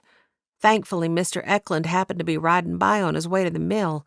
He saw our distress and came to my aid. I think a gopher tunnel must have given way beneath Lilac's hoof. Mr. Eklund says he doesn't think her leg is broken, but he also offered to put her down. Zoe's gaze searched first Ma's and then Belle's, as if to see if they had understood her words. Belle raised one hand to her mouth, eyes dropping closed. Even before Zoe said her next words, Belle knew what they would be. He doesn't think she'll ever be able to be ridden again, Ma. I'm so sorry. From the kitchen doorway, Sharon gasped. She fled through the living room and down the hall toward the bedroom she shared with Shiloh. Her door slammed. Belle's heart went out to her. Of all of them, Sharon was the most soft-hearted. The thought of Lilac in pain would torment her. Ma looked torn between Zoe and Sharon. Resting a hand on Ma's shoulder, Belle offered, "I'll go to her." Ma reached out to stop her. "Shiloh, please see to your sister." With a roll of her eyes, Shiloh tromped down the hall in Sharon's wake. "Do you think she's the best one to send?" Belle asked. With a hand pressed to her forehead, Ma looked frazzled. She stared at Zoe but didn't really seem to see her. Belle took her arm. "Here, Ma, sit down. Zoe's going to be fine, aren't you, Zoe?" Reaching out, Zoe squeezed Ma's fingers. "Yes, I'm truly going to be fine. It's just a sprain, I think. Aurora McClure even soaked it and wrapped it already. It'll be fine until we can get Doc to take a look at it." Belle was thankful to see Ma sink into the chair she directed her to. Another knock sounded on the front door just then. "Aiden, get the door, please," Belle instructed as she bent to assess Zoe's injury. When she lifted Zoe's hem and caught sight of her sister's ankle, she could tell it was bad from how fat the bandage was. She looked at Zoe. "Do you think it's broken?" Her question was drowned out by Ma's exclamation. "Oh, Elijah, I am so glad you're here." Belle turned to see Ma reaching for Mr. Harrow from where she remained seated in the chair. Mr. Harrow hurried to her side and took the hand she'd stretched toward him, but his gaze flitted from Zoe on the couch to her ankle to Belle. The warmth and softness in his eyes somehow infused Belle with a strength she didn't know she possessed. She snapped her fingers at Aiden. "I need you to run into town and fetch Doc." "But I can't ride Lilac." Belle hurried toward the kitchen, squeezing his shoulder reassuringly on the way. "I know, monkey. You'll have to run. Zoe needs you to be strong." Aiden blew out a breath. "Fine. At least I don't have to go to school." Belle kept her back to him as he darted out the door so he wouldn't see her smile.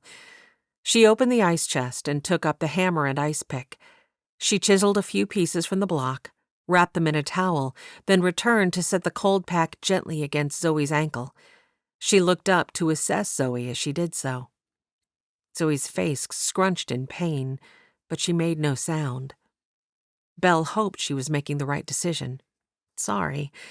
I've heard Doc tell people plenty of times that putting ice on an injury right away can lessen the pain and swelling."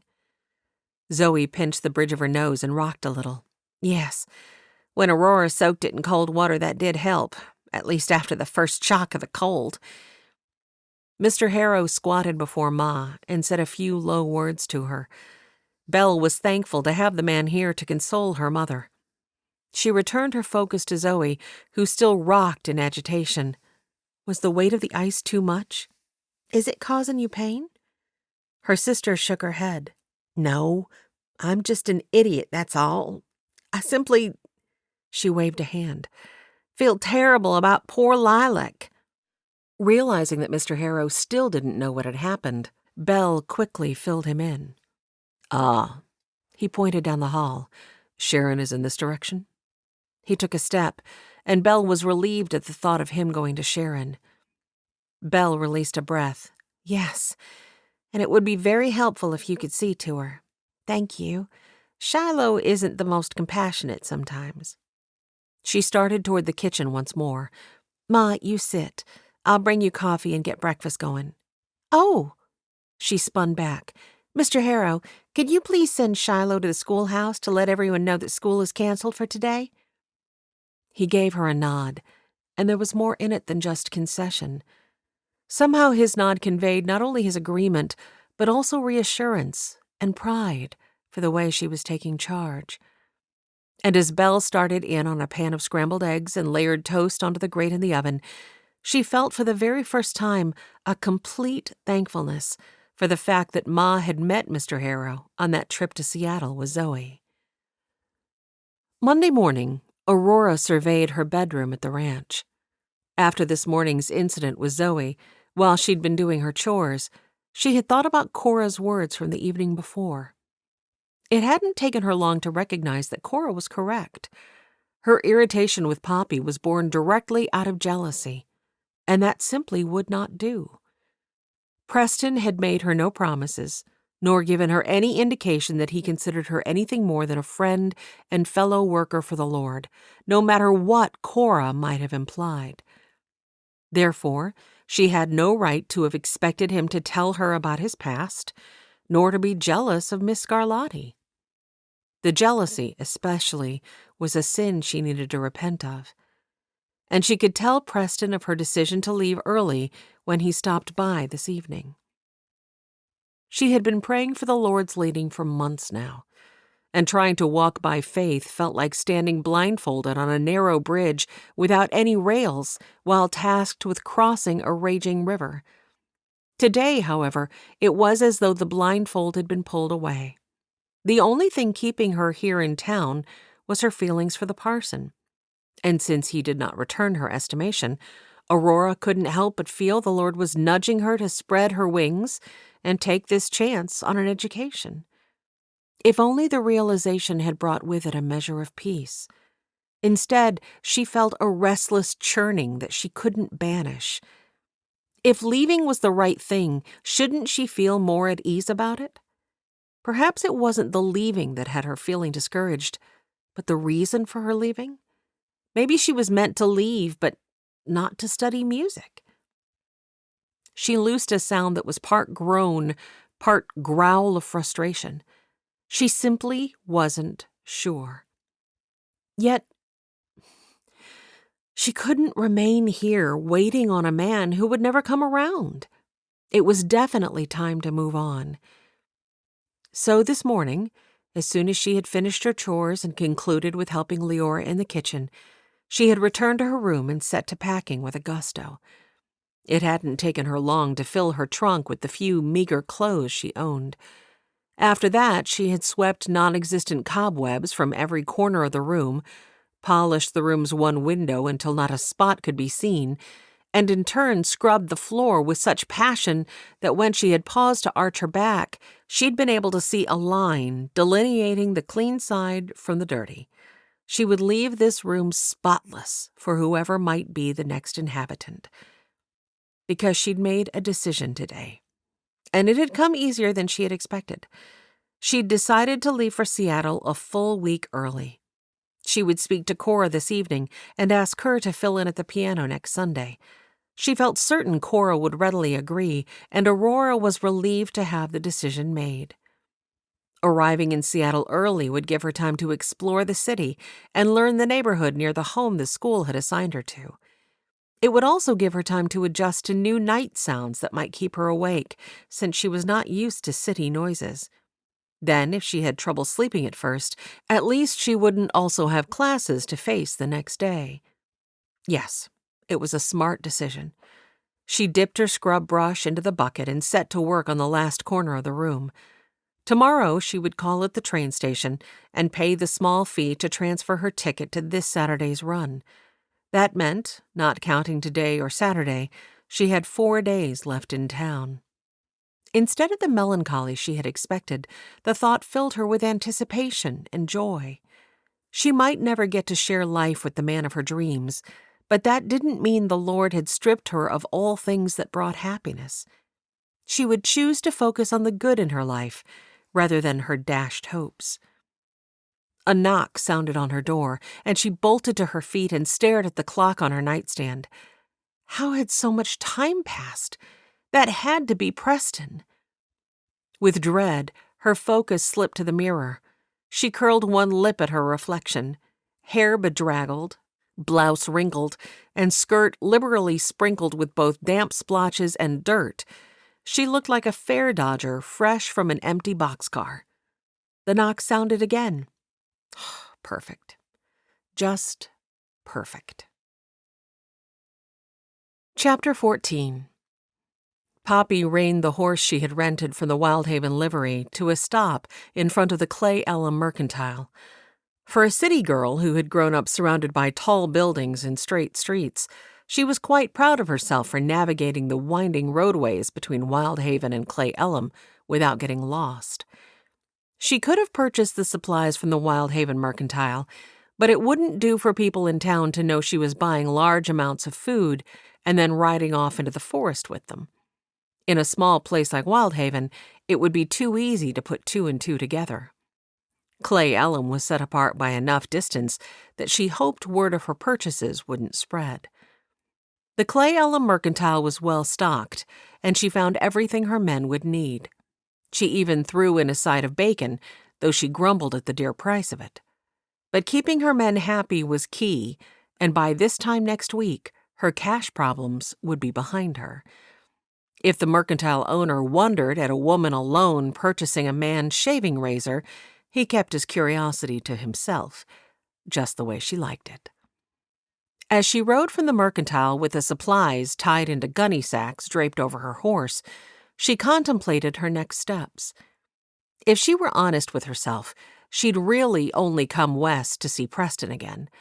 But now the memory of him that had held her enamored had lost its captivation. He was stiffer and more solemn than she'd remembered. And then there was the sticky element of his faith. He definitely wasn't the same boy who had charmed her all those years ago, nor did he seem inclined to trust her as she'd hoped he would. She wasn't done trying to charm him, not by a long shot. There was still hope that she could turn him to her way, but the hope grew dimmer the more she thought about it. And the biggest problem remaining was still the bank's safe. If she couldn't convince Preston to help her pull off this job, all her time and effort would be wasted. Yet, Bobo had always told her that anyone could be made to do anything, so long as the right tools were utilized. So, if Preston remained her only solution, she simply needed to figure out the right pressure to apply. The problem was, she'd arrived thinking that she knew Preston, would have laid down money on a bet that no one knew the man better than she, and yet this new version of him had shaken that foundation of belief.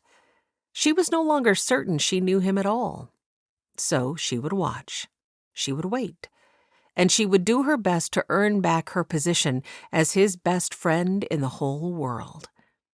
That was going to be quite the mountain to climb after the way she had testified against him, but her charms had always worked on him in the past. And as she worked at beguiling him, she would study him and figure out his weaknesses, because if it came down to it, she might have to use one against him. When she arrived at the location where she was to meet her men this morning, a fine mist had started to fall.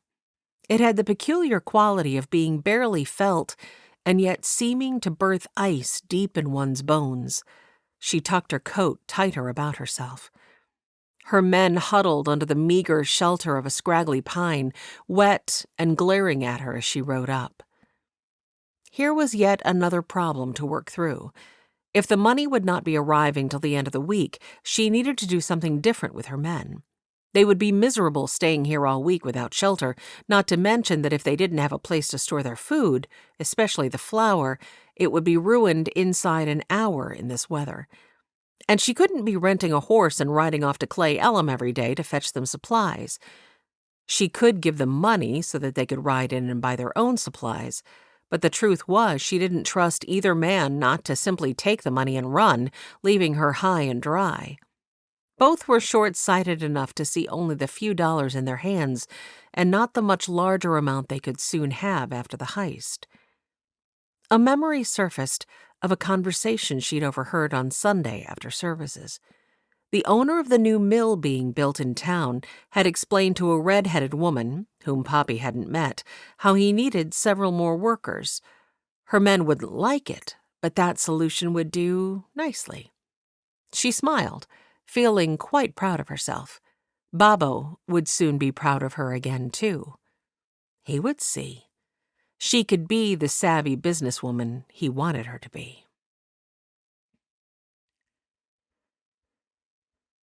Preston had trouble concentrating all morning.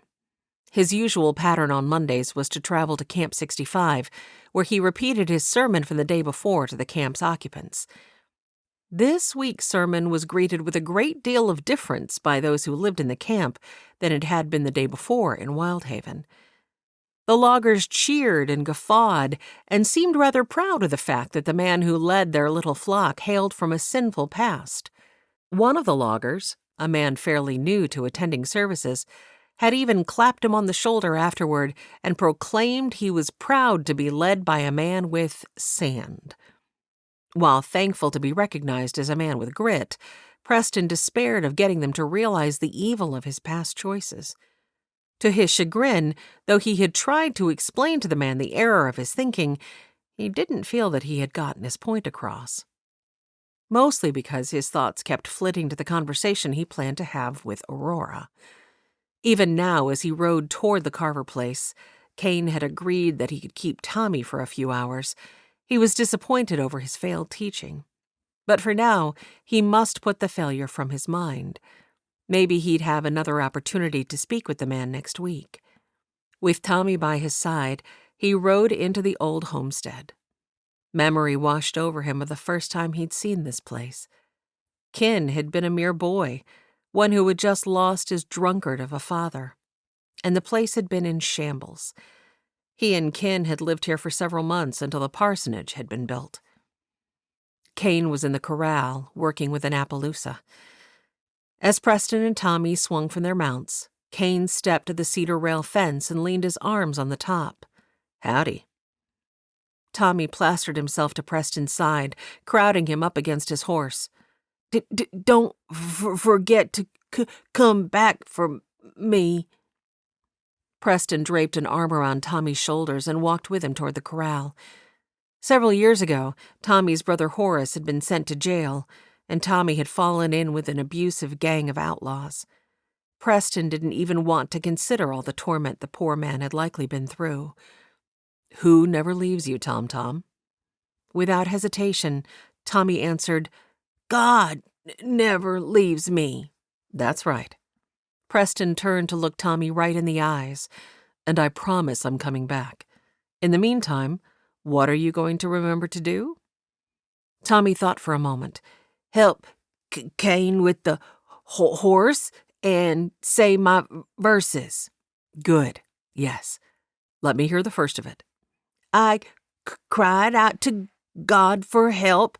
I cried out to God to hear me." Preston squeezed Tommy's shoulders. "God always hears us, Tommy. Always. Now," he nudged Tommy toward the corral, "I'll be back in just a few hours." He looked at Kane and touched the brim of his hat. Kane nodded, then turned his focus on Tommy. "Hey, Tom, come look at this beauty we're working with today. Have you been?" Preston was amazed once again at the transformation that came over Tommy the moment he stepped into a corral with a horse. Tommy had a way with the animals that bordered on miraculous. And though his stuttering had minimized since he had come to town and moved in with Preston, it had never completely dissipated. But when Tommy was in a ring with a horse, Preston had never once heard Tommy stutter. He spoke to the animals as clear as day, sweet and smooth. And as though the horses sensed the miraculous, they responded to Tommy with calm obedience. Even Kane was left shaking his head. He said he'd never seen a man as good at taming a horse. With a final wave of his hand, he mounted up and headed down the trail. Now, as he crested the hill and the Rodante place came into sight below him, Preston felt a crimp return to his stomach. This would be the telling moment. The moment when he figured out whether Aurora really did have an interest in him that went beyond friendship. The moment when he laid his heart bare, put everything on the table, and left the rest in God's hands.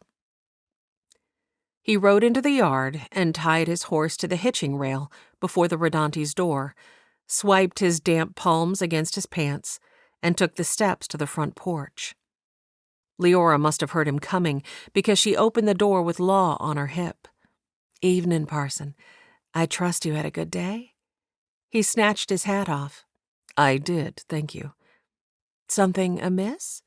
No. I was just, is Aurora around? A sparkle of realization settled in Leora's gaze. Preston felt heat prick across the back of his neck. He fiddled with the crown of his hat. She jutted her chin toward the bunkhouse building across the yard. She's in her room. Been packing and cleaning up a storm all day. Seems she's decided to leave for Seattle a week early. Her piercing gaze seemed to convey something to him. What it was, though, he couldn't quite decipher, because he was too busy trying to pick his heart off the ground. Leaving early? He studied the building across the yard. What had made her decide to do that? Realizing Leora still watched him from the porch, he offered, thank you. I'll just step over and see if she has time to talk for a few minutes. Leora smiled. Can you stay for dinner? It's really no trouble. I better not. Tommy is over at the Carvers, and he'll need something to eat when we get home anyhow. Leora brushed away his dismissal. Stay and eat. I'll wrap Tommy a bowl and send it with you when you go home. Well, when you put it like that, how's a man to resist? He offered her a smile of thanks. She chuckled. I knew I could talk you into it. And honest, it truly is no trouble. She disappeared into the house, and he worked on his breathing as he crossed the yard and knocked on the door to Aurora's room. There was no answer. He tipped his head, listening, but no sound came from the room. Maybe she'd stepped out? He knocked again. A moment later, she answered the door wearing a skirt with wet knees and a partially untucked blouse. The bun on her head was halfway undone and falling around her shoulders. She held a scrub brush in one hand and wore a stunned expression. He couldn't withhold a grin. It was the most beautiful he'd ever seen her. This image was so typical of her giving spirit, her work ethic, her lack of fixation with her own appearance. Forgive me, I must have lost track of time. She tossed her scrub brush into the bucket of dirty water, sending another splash across her skirt. With a grimace, she set to putting her hair to rights. I've been a scattered mess all day since Zoe's injury. Zoe? Injured? Preston's concern rose. The last thing the Castains needed was more tragedy in their lives. Aurora waved a hand. I think she'll be fine. She and her horse took a tumble, but I assessed Zoe's ankle and I think it's just a sprain. You assessed her ankle? Of course she had. It was simply part of her giving nature to jump in and help. I did, and it was actually very gratifying to help her. I'm glad she's okay. Me too. Aurora was still pinning up her wayward locks. He could see a line of red creeping up her neck. Though the realization that she hadn't been worrying about this meeting all day as he had gave him a bit of angst. He swung his hat toward the bench down the porch. I'll just wait for you, unless now is not a good time? Oh, it's fine. I'm terribly sorry. I just got so engrossed in cleaning my room for its next occupant. I'll be right there. He waited for her by the bench, planning to ease into the conversation. But the moment she stepped onto the porch, he blurted, Leora tells me you're leaving for Seattle a week sooner than planned? Her brow furrowed. Too late, he realized that the disappointment in his tone might be taken for disapproval. But before he could rectify his words, she folded her arms and responded. Yes, I decided it would be good to get to know the area before classes started. There's nothing for it then but to plunge into the reason I've come. He paced to the edge of the porch and stared out across the yard. Aurora, I have a confession. You do? He turned to look at her, taking her in from her now tidy hair to the small boots that peeked from beneath the hem of her work skirt. She was petite in a way that had deceived him when he'd first met her. He had thought her a scrawny boy, though now that he knew her, how he had ever thought her a lad made him shake his head at himself. How blind had he been? Her long lashes and high cheekbones alone spoke of her femininity.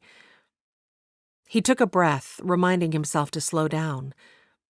I do have a confession, but first I need to ask you something. Please answer honestly." The flash in her eyes told him she was hurt that he would question whether she would answer honestly. "All right." Her hands trembled as she smoothed them over the front of her skirt. "Have you ever thought about marriage?" Her brows shot up, and she plunked herself onto the bench next to the bunkhouse wall. She didn't meet his gaze. "I'm not sure there's any woman my age who has not thought of marriage a time or two." Preston felt like his throat might close off, and he scrubbed a knuckle over the knot that had formed beneath his Adam's apple. "Have you ever thought about the kind of man you would want to marry?" Aurora seemed to be in deep concentration on her fingernails. "I suppose, first and foremost, I would want a godly man. One I could trust. One who would partner with me to, she cleared her throat, raise a family." He had to tread carefully here. In no way did he want her to feel like he was pressuring her. After all, he highly doubted that a man his age would be her first choice. And yet he did fit all her criteria. He spun to face her, tapped his hat against his leg a couple of times. Her voice was barely audible when she looked up and asked, "How long are you going to make me wait for this confession of yours?" Her gaze, wide and searching, captured his. "I think I'm in love with you." He blew out a slow breath, wishing his heart would quit hammering so loudly in his ears. She stared at him without moving for a long moment. And then she leapt off the bench and paced several steps down the porch. Of course she had retreated. What else had he expected her to do? He turned once more to scrutinize the ranch yard, hat still tapping his leg. "I realize that especially after what you learned of me yesterday, I might not be your first choice in a man. Maybe I've already lost out to Kane Carver. But I couldn't let you leave town without at least telling you how I feel." Silence filled the space between them for so long that he finally pivoted to assess her. He wasn't sure what he had expected, but tears certainly hadn't made the list. She stared down at the porch boards, seemingly focused on nothing. Rivulets tracked down her cheeks and dripped off her chin. He strode to her side and gently tilted her face upward. The green of her eyes seemed magnified by her tears. He let his thumb sweep the drops from her chin. "The last thing I want is to cause you angst. You don't have to worry about hurting me. I understand that the life I have to offer is not the substance dreams are made of. Please know that if you tell me to walk away, this will be the last we ever talk of this, and I will still consider you a friend." To his surprise, Aurora covered his hand with her own. "Preston Clay, you are the biggest dunderhead I have ever met in my entire life." He blinked, frowned. "I see." Chapter 15. Confusion swirled through Preston. Aurora had just called him a dunderhead, and yet sat smiling at him with her hand pressed over his own, though tears continued to stream. She laughed. "No, you don't see, because I can read the confusion written all over your face." "I do confess confusion is an emotion I'm currently feeling." He allowed one side of his mouth to lift in a smile. Dare he hope? "I think I've loved you since the first moment your horse almost tromped on my head." A sense of wonder started somewhere in the region of his chest and spread through him, warming him to his very extremities. "You have?" She nodded, dashing at her tears. "I have." "Then, if you don't mind my asking, why is it you're leaving town?" She angled him a look and cocked one eyebrow. "Do you really not know the answer to that?" Consternation puckered his forehead. "I wouldn't have asked if I knew the answer." Because you just seemed so indifferent to me, and I felt like I was dying a little more each day that you ignored me." Ignored her? That was all she'd seen? Trust me when I say I have been far from indifferent. And if I was ignoring you, it was because I was forcing myself to. For months, I've been trying to convince myself that I should walk away and let you alone. She frowned and pulled her hand from his, stepped back far enough to break their contact. He let his hand fall to his side. Her gaze drilled into his. "This is what I don't understand. If you love me, why haven't you said anything?" Needing a moment to formulate his words, Preston settled a hand at her back and nudged her to the bench. But once she was seated, he had too much angst to sit beside her. He dropped his hat onto the bench and paced the deck instead. How to make her understand? Because, Aurora, the life of a minister is not an easy one. Certainly not one of leisure. I work long hours, and you know how small the town is. They can't afford to pay me much. If we should court and later decide to marry, I won't be able to afford to provide for you in the way that you deserve. I won't be home to spend as much time with you as I would like." She smoothed the palm over the arm of the bench. "I should hope that by now you would realize money doesn't matter to me. And what is to prevent me from traveling with you to the camps? We could spend time together in ministry." He shook his head. "The camps are rough places, Aurora." She huffed a sound of agreement. "Have you forgotten that I grew up in the camps?" Scooping a hand through his hair, he continued to pace. "I have not. But that does not mean that I want my wife constantly exposed to that type of life, whether she would be shocked by it or not." He turned to face her once more, needing to read her expression on his next question. "So you don't want to get your degree from the music conservatory?" She suddenly seemed intently interested in the hand she'd clasped in her lap. It was several moments before she responded. "I'm honestly not sure. I must confess that I have questioned whether I need to further my music education, and I've not had much peace about the acceptance." She cleared her throat as though reluctant to utter her next words.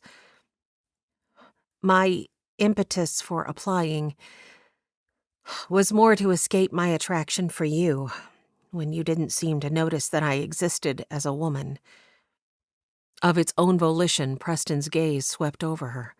"Trust me when I tell you that I definitely know that you exist as a woman." She fidgeted, cheeks pinking. After a beat, she asked, "And what of Poppy Scarlatti?" Preston frowned.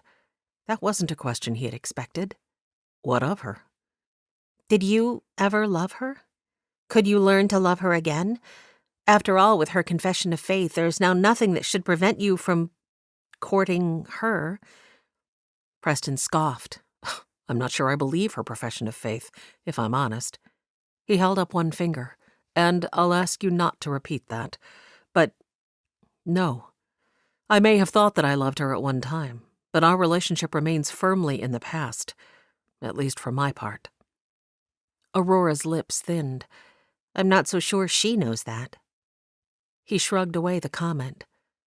"Nothing I can do about that. What about my age?" He stared at the side of the barn, unsure he could handle the truth if it were revealed in her eyes. "Your age?" "I'm more than 7 years your senior. It might not make such a difference now, but if we were to marry, it might leave you widowed down the line." "No one is assured any number of years on this earth.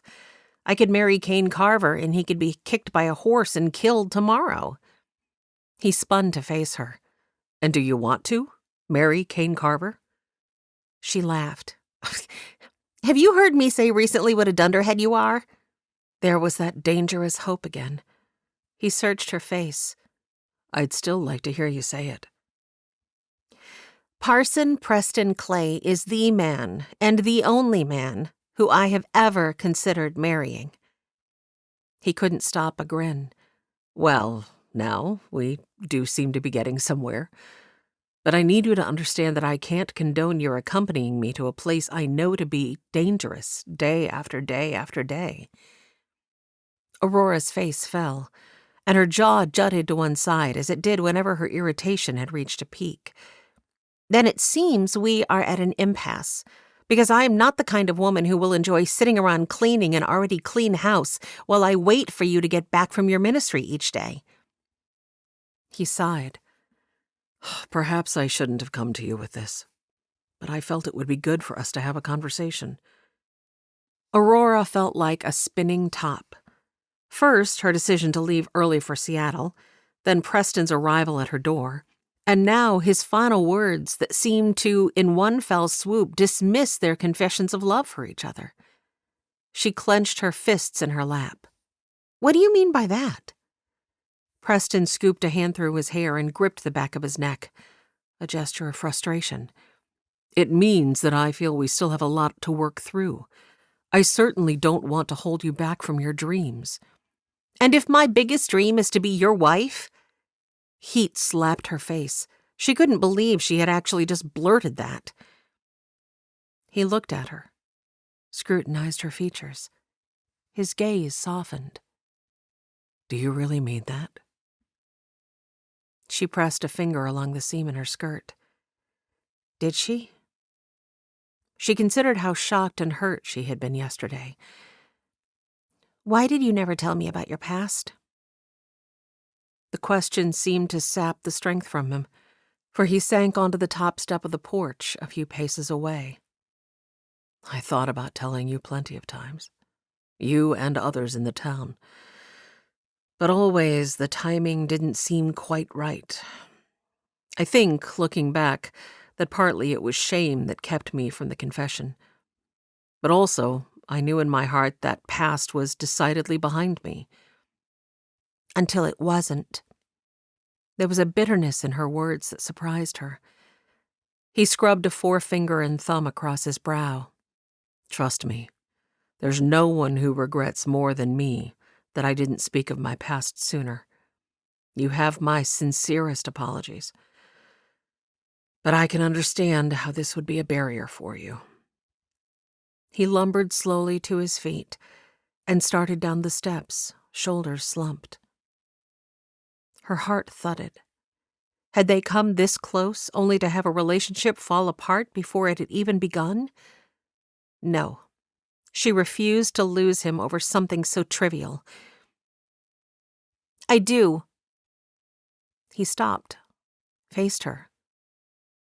"What?" He climbed the steps to stop before her. "I do want to be your wife." She waved a hand. "We had no understanding, and you owed me no explanation of your past. I trust there's nothing else I ought to know?" He shook his head. "Nothing you don't know already." "Then it's forgotten." It made her feel quite free to let go of the hurt.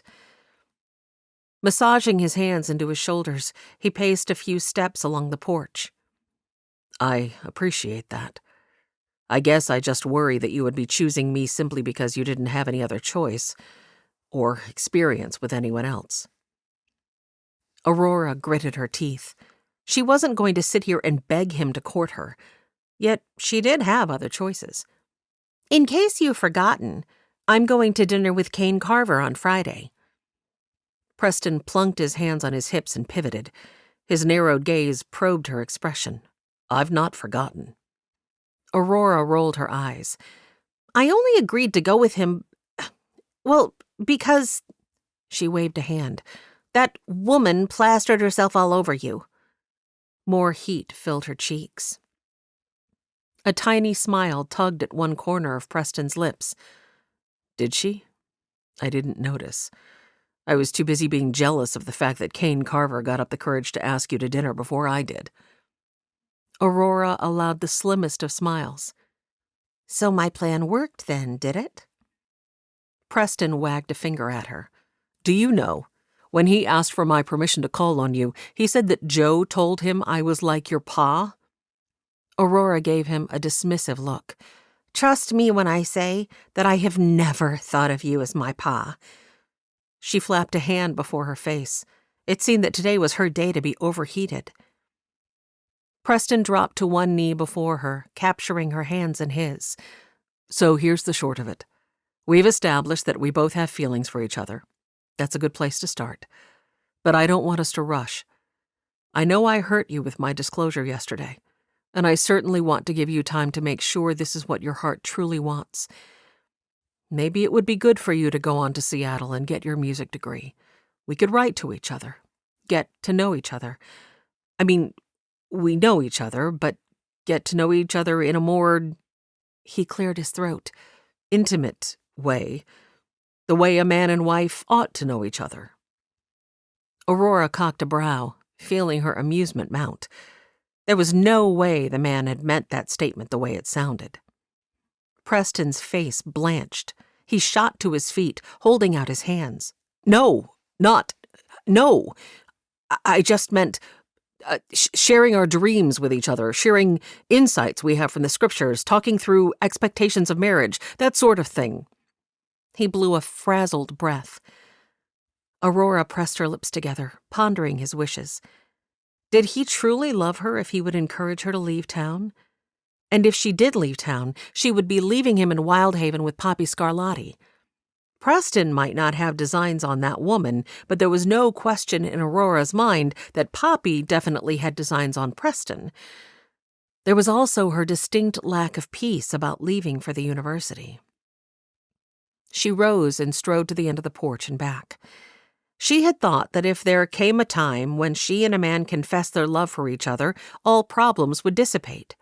She'd never considered that professing love for one another could raise a whole passel of problems. He'd said that he wanted her to be sure that he was what her heart truly wanted. But maybe he also wanted to give himself time to be sure she was what he really wanted? If it were up to her, they would walk down the aisle tomorrow. There was no question in her mind what she wanted. But Preston was a man of deliberation, and if he needed time to make sure this was the direction he wanted to go, she would gladly give him that. She would try to be thankful that, where this morning she'd had no hope, she now at least had a glimmer. She stopped before him and looked into his face, took in the tiny white scar beneath his eye and the line of stubble that accentuated his rugged jaw, took in the green of his soft eyes as they searched her own. "What is it?" he asked. She shook her head. "I'm just relishing the fact that we're even here having this conversation. I had given up hope." He raised one hand and tucked a strand of her hair behind her ear. "So, what do you say?" She pushed out a breath and inspected the yard, as though it might hold the answers. "Before you got here today, I had decided that I was going to leave a week earlier than I had planned. I've been praying for weeks for the Lord's guidance, yet I can't say that I definitively know what He would have me do. In the absence of His direction, I will defer to yours. Since you think we should take things slowly, I will keep to my plans and go to Seattle. And you, dear Parson, have permission to write me letters." She batted her eyelashes in exaggerated coquettishness. He chuckled. "I like the sound of that. I do have one request." "Oh?" She raised her brows. "Send Kane Carver packing." Aurora couldn't withhold a burst of laughter. "Why, Parson Clay, that wouldn't be a note of jealousy I detect in your voice now, would it?" He curved one hand around the side of her face, and his thumb swept a caress along her cheekbone. The smile he gave her was wry. "It just might be. I'll put all the details in my first letter." Aurora threw back her head on a laugh, and such joy filled her as she had not experienced in years. Preston's amusement shone in the depths of his eyes. "Have dinner with me? Tomorrow evening at Dixie's?" Her breath hitched as she searched his face. "Are you ready for the whole town to be talking about us?" He grinned and tilted his head toward the main ranch house. "I think we might have already lit that fire." A quick glance revealed Leora, Ada, and Eliza peeking at them through the kitchen window. When she returned her focus to Preston, he was smiling broadly. "I'm ready to face the talk if you are." She nodded. "I'm more than ready." He gave a dip of his chin that indicated his pleasure. "Well, all right then." Chapter 16. Sheriff Reagan Callahan strode up the street from where he'd just dropped his horse in the livery. He pushed into the jailhouse and hung his hat on the peg by the door. Zane Holloway, a former U.S. Marshal who had given up the job after marrying Reagan's mother, rose from behind the desk. He was now simply a deputy in town, though everyone still called him Marshal. "So, anything?" Reagan reached for the coffee pot on the wood stove. The coffee had boiled so long that it was a thick sludge when it drizzled into his cup, just the way he liked it. He angled Zane a look. "Can't say." "What do you mean you can't say?" "I mean she met two men that she took some food to, but there's nothing criminal in taking men some food, though it is suspect that she rode all the way to Clay Elm to buy it." "Did she talk to him?" Reagan slurped the coffee and winced as it burned all the way down. "Yeah, but I wasn't close enough to hear what was said." Zane paced. "I don't like it, Reagan. If we lose this money, it could mean the end of the bank before it's even started. And you know that Olin has already extended loans to several. People are counting on that money. Doc has even borrowed a sum to build a house." "I know." If Zane wasn't going to sit, Reagan certainly was. He was tired after spending the whole day in the saddle. He sank into the desk chair and propped his boots on the corner of the desk. "I don't like this tension any more than you do. I still can't believe Zeb announced the bank's opening in the papers." Zane huffed. "All he thinks about is promoting the town, not keeping it safe." Reagan gave Zane a droll roll of his eyes. "That's what he pays us for." "Yeah." Zane gripped the back of his neck. "Next Wednesday can't come soon enough. At least once the bank is open, we only have to keep people from breaking in. But this business of the money being on the open road, that's likely to give me angina before this is through." "What, Ma's cooking hasn't done that already?" Reagan teased. "Careful, or I'll tell her you intimated as much." Reagan dismissed their joking with a swipe of his hand. "For now, we simply need to keep an eye on her. She did stop a couple times on the way back to town and looked like she was praying." Zane scrutinized him. "Looked like?" Shrugging one shoulder, Reagan took another sip of coffee. "She's a brand new convert. Maybe she's just not used to talking to the Almighty yet. She sure did look uncomfortable, though. Or it could just have been your suspicions making you think so." Reagan nodded. "That's a possibility, yes." Zane sighed and reached for his hat. "Well, since you're back, I think I'll take myself home to sample more of your mother's fine cooking." Reagan smirked as the door closed on Zane's parting words.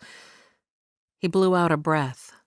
"Lord, we really could use a little providence to help us keep this town and its people safe, especially in the next few days. Please give us wisdom and protect those in our care." Weariness draped him. He glanced at the empty jail cells, then rose to his feet. There was nothing keeping him here. He might as well head home and enjoy an evening with Charlotte. Poppy arrived back in Wyldhaven Monday evening. As she had ridden back to town, a thought had struck her, and even now it still had her smiling as she stepped into the entryway of the boarding house. Cora Harrison, the pretty girl who manned the desk, looked up with a warm smile. The girl's gaze took her in from head to toe, and a note of curiosity gleamed in their depths. "Good evening. You're just in time to catch the last few minutes of the dinner hour." "Perfect. I'm famished." Poppy swept past the desk and into the dining room, feeling the girl's eyes following her all the way. A glance over her shoulder proved her instincts correct. She turned and faced the girl full on, propping her hands on her hips. "Can I help you?" The girl tilted her head. "It's a small town, and I heard that you rode out this morning. I confess that my curiosity has me wondering where you spent the day, but I know it's none of my concern." "Indeed, it's not." Poppy cocked a brow at her. The girl had the presence of mind to look chagrined. She dropped her gaze to the desk before her. "Yes, ma'am. Enjoy your dinner." Poppy studied the girl for a long moment. Would that be the end of it? Perhaps she should have responded with a little more friendliness. Too late now. She would just have to keep an eye on her. If she took to gossiping, Poppy might have to put a stop to it. She turned her back and sank down at one of the tables. Dixie Griffin, the boarding house owner, finished setting plates before two burly loggers and then stopped by her table with a coffee pot in one hand. "Good evening. Tonight's choices are pot roast or fried chicken."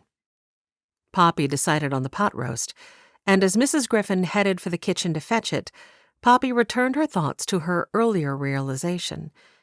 She hadn't liked how Preston and the local sheriff seemed to be on such friendly terms at the gathering yesterday. And that was even after Preston's shocking confession to the congregation. Had he been putting the sheriff on her scent? She wasn't certain. If the sheriff had learned of her history, wouldn't he have her followed? She'd kept an eye on her back trail all day and hadn't noticed anyone. Yet she'd had a sense of being watched, a feeling she couldn't pin down. Because of that feeling, she'd paused twice and looked to the heavens, eyes closed as though in prayer. She'd felt like an idiot. But if someone was watching her, maybe they would believe the ruse of her newfound faith. It was a realization about that which had made her smile as she came into the boarding house. If she was going to continue that ruse, she had better study up on what it actually took to look like a Christian. Mrs. Griffin arrived at her table and set the beef before her. The tantalizing aroma made her stomach rumble. Mrs. Griffin did not seem to notice, or if she did, she politely ignored it. "Can I get you anything else?" Poppy laid her serviette in her lap. "No, thank you. This looks wonderful." But as Mrs. Griffin started away, she thought to ask, "Oh, you wouldn't have an extra Bible I could borrow by chance, would you?" Mrs. Griffin's eyes sparkled with joy. "I believe I can find you one, yes. Mr. Hines stocks a few in his mercantile." "I'll stop by there, then." Poppy gave her a nod. "Thank you." Hang fire. She didn't want to spend any of her few remaining dollars on a Bible. There's no need. I've been meaning to get a few to keep in the rooms anyhow. I'll make sure to bring one by in the morning. I have to tell you, we are all just thrilled by your confession of faith. Please know that if you ever have questions about anything, I'm happy to chat. Anytime. Great. Just what she needed. People wanting to nurture her made-up faith. She forced a smile. At least she wouldn't have to spend any of her money. That would be wonderful. And as for the opportunity to ask questions, I may just take you up on that. Please do. I'll leave you to eat now. The woman gave her a parting smile and went to the other table. Poppy tucked into the food, and only in that moment realized just how hungry she truly was. She'd skipped her noon meal in order to bring her men their supplies. But thankfully, her plans were coming together. Now, all she needed was to figure out what pressure she could put on Preston that would convince him to work with her. There had to be something. Maybe another visit with him was in order. In fact, there was no time like the present. She smiled. Why hadn't she thought of this sooner? Preston was pouring himself a cup of tea when a knock sounded on his door. He closed his eyes. Oh, great. He'd just gotten Tommy off to sleep. If this was someone who needed him to ride out to the camps, he'd have to wake Tommy to go with him, which meant that all day tomorrow, Tommy would be a bear to get along with. He opened the door. Blinked. Truly, seeing Poppy on his stoop was the last thing he'd expected. Would he ever get used to seeing her around town? He thought of Aurora's questions about her and wondered how long his old friend would be staying.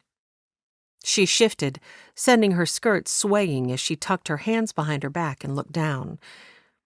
"I'm sorry to show up on your stoop so late in the evening." He stepped onto the porch and motioned her to a spot near the rail.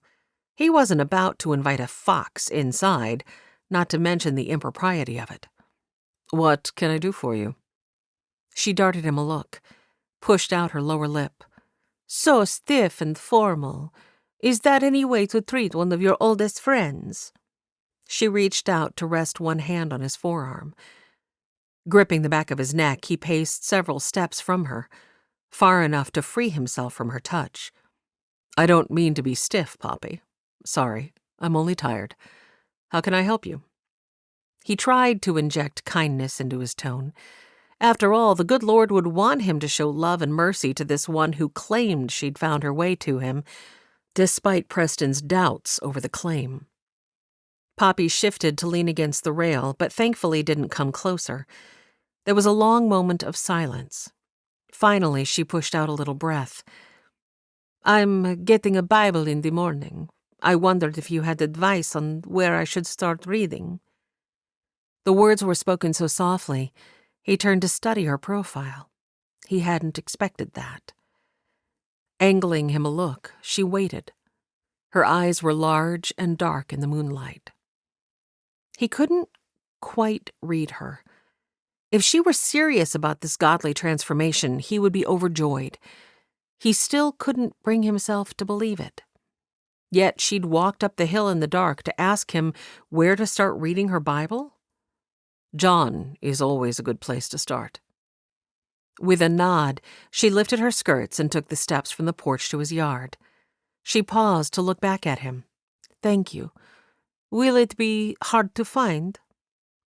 Again, she'd taken him by surprise. Was that really the only reason she'd come to see him? His hope once again lifted its head. Not at all. There's almost always an index in the front of the book that will tell you the page number to go to. John is the 4th book in the New Testament, second half of the Bible. She started back toward town. "Okay. Thank you. I won't keep you any longer." There was a catch in her voice, and he heard a sniff. Had he hurt her? "Poppy?" She paused. Now what?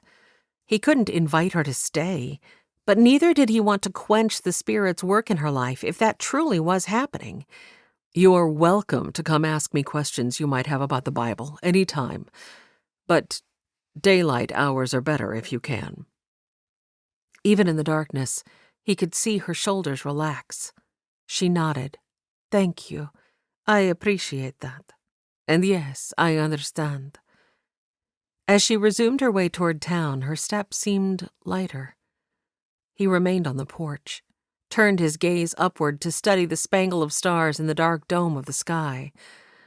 "Lord, if ever there was a time when I needed special wisdom directly from you, this is it." Chapter 17. Tuesday morning, as Belle helped Ma in the kitchen, she couldn't help but worry over the days ahead. Thankfully, Zoe's injured ankle had only been a severe sprain, according to Doc. She would recover well, and in fact was already at the schoolhouse this morning, with her foot propped up on a stool that Belle had carried in for her. She'd gone to the school early to do some extra preparation, since the students had missed the whole day yesterday. As Belle whisked a little milk into the egg she was preparing to scramble, she couldn't withhold a smile at the memory of Talby Eklund showing up on their stoop first thing, with an offer to give Zoe a ride to the schoolhouse. His wagon, with a mound of hay covered in a quilt, had been fixed just so for Zoe. She wondered how long it would take her sister to recognize that the new man in town was already more than half in love with her. Belle sniffed. It would serve Wash Nolan right if he returned from his adventures to find Zoe the wife of another man. Ma finished laying the last of the sticky buns into the baking dish. "These are ready for the oven. I need to run and milk the cow since Zoe wasn't able to do that before leaving this morning." Belle popped the sticky buns into the oven. "I'll finish breakfast and make sure the kids are up and ready for school on time. Since we're running behind, I can pack their lunches after they leave and walk them to the schoolhouse later when we go to town for our shifts at the boarding house." Ma made a little sound of relief. "Oh, yes, that is a good solution." Just as Ma bustled out the kitchen door to go do the milking, there came a knock on the front door. Belle smiled. That would be Mr. Harrow. And it would be good for him and Ma to have some quiet time together. She hurried to open the door and pointed him toward Ma, who was just disappearing into the barn at the far end of the yard. Ma just went to milk the cow. Breakfast will be ready in a few minutes. I'm sure she could use some help. Mr. Harrow started across the yard, but paused and looked back at her. You look like you have the weight of the world on your shoulders. Everything okay? Belle hesitated. It was their current lack of a rideable horse that had her concerned. After school each day, Aiden delivered the mail to the camps for Mr. King. She and Ma and Zoe had been so thankful when he'd secured that job a few months ago. But now, without the horse, there was no way he would have time to make it to all the camps each day. Not having a horse would cost him the job, and they desperately needed the money he made from those runs. They would have to get another horse, but with funds as tight as they were, she wasn't sure how they would manage it. Yet she wasn't certain she should tell any of this to Mr. Harrow. She wished she knew for certain what his intentions toward Ma were. If he were going to be part of their family, she would feel more comfortable talking through their situation with him. But he and Ma's relationship was still so new, she didn't want to burden him with their problems if he wasn't going to be part of their future. Besides, she supposed that talking to him about their issues ought to be Ma's responsibility. On the other hand, she knew her mother. Ma was the type who mainly sat back and let life happen. With the horse lame, Ma would realize they needed another, yet she would ponder and plan and postpone a purchase because of their tight finances, and the delay would only cause their finances to grow even tighter. Belle relinquished her thoughts, suddenly realizing that Mr. Harrow still watched her patiently. She assessed him. He smiled. Whatever weighs on you will likely feel less burdensome when shared. She swallowed, plunged ahead. What are your intentions where my mother is concerned, Mr. Harrow? He thrust his hands deep into his pockets. I'm sorry to have caused you concern on that account. Oh, please forgive me, Belle interrupted. I believe I've given you the wrong impression. It's not you and Ma I'm concerned about, really. But since what I am concerned about involves our family, I feel I need to know the one before burdening you with the other, if that makes sense. It makes perfect sense. The man rocked on his toes and cast a glance over his shoulder toward the barn. For my part, that is, your Ma is very special to me. A swath of red crept over his collar. However, we've not spoken of the future, so I can see why you'd be reluctant to confide in me. A small furrow puckered a line between his brows. Moving ahead from a first love isn't easy. Though, if your mother feels even half for me what I feel for her, I think we'll work it out. He smiled sheepishly, as though realizing he hadn't meant to say so much. I'll just... With a thumb gesture toward the barn, he started to turn away. It's the horse, Belle blurted, before she could second guess. She didn't want the man to feel she didn't trust him. If, as she suspected, he was indeed to one day be her pa, she wanted to get off on the right foot. He looked at her, waiting patiently for the rest of the explanation. Belle laid out her concerns. I see. He pondered for a moment, seeming to go to a far-off place. Finally, with a blink, he came back to the present. If you'll allow me some time to ponder, perhaps we can come up with a solution at breakfast? Belle nodded, already feeling relief to have someone else helping her search for a solution. Yes, that would be fine. All right. I'll just go chat with your ma now. He started toward the barn, but then stilled and turned back to her with a smile. If you would take a moment to pray for God's leading for all of us, especially in the next few minutes, this old man would surely appreciate it. Belle's eyes widened. Did he mean... There was a sparkle of mischief in his gaze. He gave her a wink. He did mean it. Feeling like a warm blanket had just been wrapped around her, Belle gave him a nod and a smile. "Will do.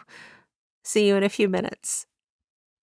Excitement jolting through her, she headed back to the kitchen, praying Ma and Mr. Harrow would find joy and happiness with each other. The eggs sizzled as she poured them into the already heated skillet. "Girls! Aiden!" she called as she stirred the eggs and peeked at the nicely browning buns. "Breakfast in 15 minutes! Up and at 'em!" She paused to listen and was gratified to hear a couple of thumps and a groan or two that indicated the kids were indeed waking up. But then immediately her worries rose to the fore again. Ma and Mr. Harrow would obviously have other things on their minds today, but Belle shook her head. A decision needed to be made and be made today. She needed someone who knew horseflesh, who knew the horses in this area in particular. Maybe someone had an older nag they could buy for a song. If it could even get them by for a couple of months, that would be a huge help. Her thoughts flitted to Kane Carver. She flapped a hand before her face and strode to open the kitchen window. Somehow the room had suddenly grown very warm. The twins bustled in. Sticky buns," Sharon exclaimed with an appreciative inhale. "Yes!" Aiden did a little dance of excitement. Shiloh gave a smile, though she was less enthusiastic. She strode to the cupboard, removed the dishes, and started setting the table. Belle's jaw went slack. Well, there was a first time for everything. When was the last time Shiloh had pitched in to set the table without being told? Sharon paused by her side and looked up. "Do you think Zoe's going to be okay?" Belle stirred the eggs and nudged Aiden to get the milk from the icebox, then bent so she could look Sharon right in the eyes. "Yes, I'm sure she's going to be fine. Doc said she would be. Don't you go worrying about her. You just worry about studying the lesson she teaches you." Belle gave her sister a wink. "I'm ever so thankful she only hurt her ankle." "Yes, I'm sure we all are." "Do you think Lilac is in pain?" Sharon fetched the silverware and set it near each plate that Shiloh had already laid out. How Belle loved her sister's soft heart. "Maybe for a few days. But Doc looked at Lilac and said he felt she would make enough of a recovery to live pain-free." Belle noticed that both girls had grabbed enough for a place setting for Mr. Harrow without even asking. The realization filled her with a sense of happiness. Things were going to work out fine. And, Lord willing, their family would soon be complete once more. Susan Castaigne felt lighter than air as she and Elijah left the barn carrying the bucket between them. Not only had he come to the barn to see her first thing, but he'd insisted that she teach him the ins and outs of milking a cow. However, as she'd bent over his shoulder and reached to adjust his hands on the udder, he'd done more watching of her and leaning close to bump her teasingly than he had in paying attention to her milking lessons. Even now he leaned close and covered her hand on the bucket handle with his own. "A fellow could get used to this country life, Mrs. Castaigne. He truly could." His caramel and cream gaze settled on her, warming her rather much more than it ought for the fact that they'd just been in the smelly barn with a cow. She tore her gaze from his. "You'd miss your clocks and your busy city life." "Not nearly as much as I miss you when we're separated." She pinged him a glance. "Oh, do go on with you." His thumb caressed her hand. "I'm serious, Sue. Marry me?" She stopped so suddenly that some of the milk sloshed out of the pail. Slowly, she lifted her gaze to his. His eyes were gentle and full of light. "I mean it. I'll go to Seattle, pack up, sell my shop, and be back here just as soon as you say you'll have me." Her heart frolicked so that she feared it would never settle back to its proper place. "Truly?" He nodded. His lips pressed into a hopeful twist as he appraised her. Susan felt as though the Lord had just poured a double portion of blessing into her life. "Oh, Elijah, I just wasn't certain how we would work things out. I don't want you to feel that I cost you everything, yet I can't imagine moving the children to Seattle. How could I feel that you cost me anything when I'd be gaining such a family as yours? He set the bucket down slowly and stepped around it to grip her shoulders. He looked intently into her eyes. Wyldhaven is growing from what I've seen since I've been in town. There's a spot next to the post office where I could set up a small shop. Even loggers have timepieces that need fixing. So, what say you? Marry me, and let's spend the rest of our years blissfully in love with one another. She laughed nervously, hardly able to believe that he'd asked her so soon. She certainly hadn't been expecting it this morning. Just you wait until Aiden is sick with the sniffles and comes crawling into bed with his ice-block feet in the middle of the night. Or until the twins go at each other over a hair ribbon or a dress they both want to... She stumbled to silence because she suddenly realized he was shaking his head at her. Nothing you attempt in order to scare me off will succeed, dear Susan Castaigne. She laughed. But the ice-block feet nearly did they not? He chuckled softly. If anything could have made me flee for safety, that would have been it. His hands tightened gently on her shoulders. Say you'll have me, Susan, and make me the happiest man in the world. She swallowed, searched his face. His expression revealed only sincerity. You're certain? Taking on responsibility for 5 children won't be easy. God never promised us easy. Only a blessing when we do things the right way. But for the first time, the hopeful light in his eyes waned. I didn't think I'd need to convince you. Susan quickly reached out to touch his arm. Please, don't misunderstand me. I'm as thrilled as a hen in cracked corn. But I don't want to be selfish and jump into a relationship that might not suit you in the long run. Elijah reached one hand to cup her face. Dear Susan, nothing could be further from the truth.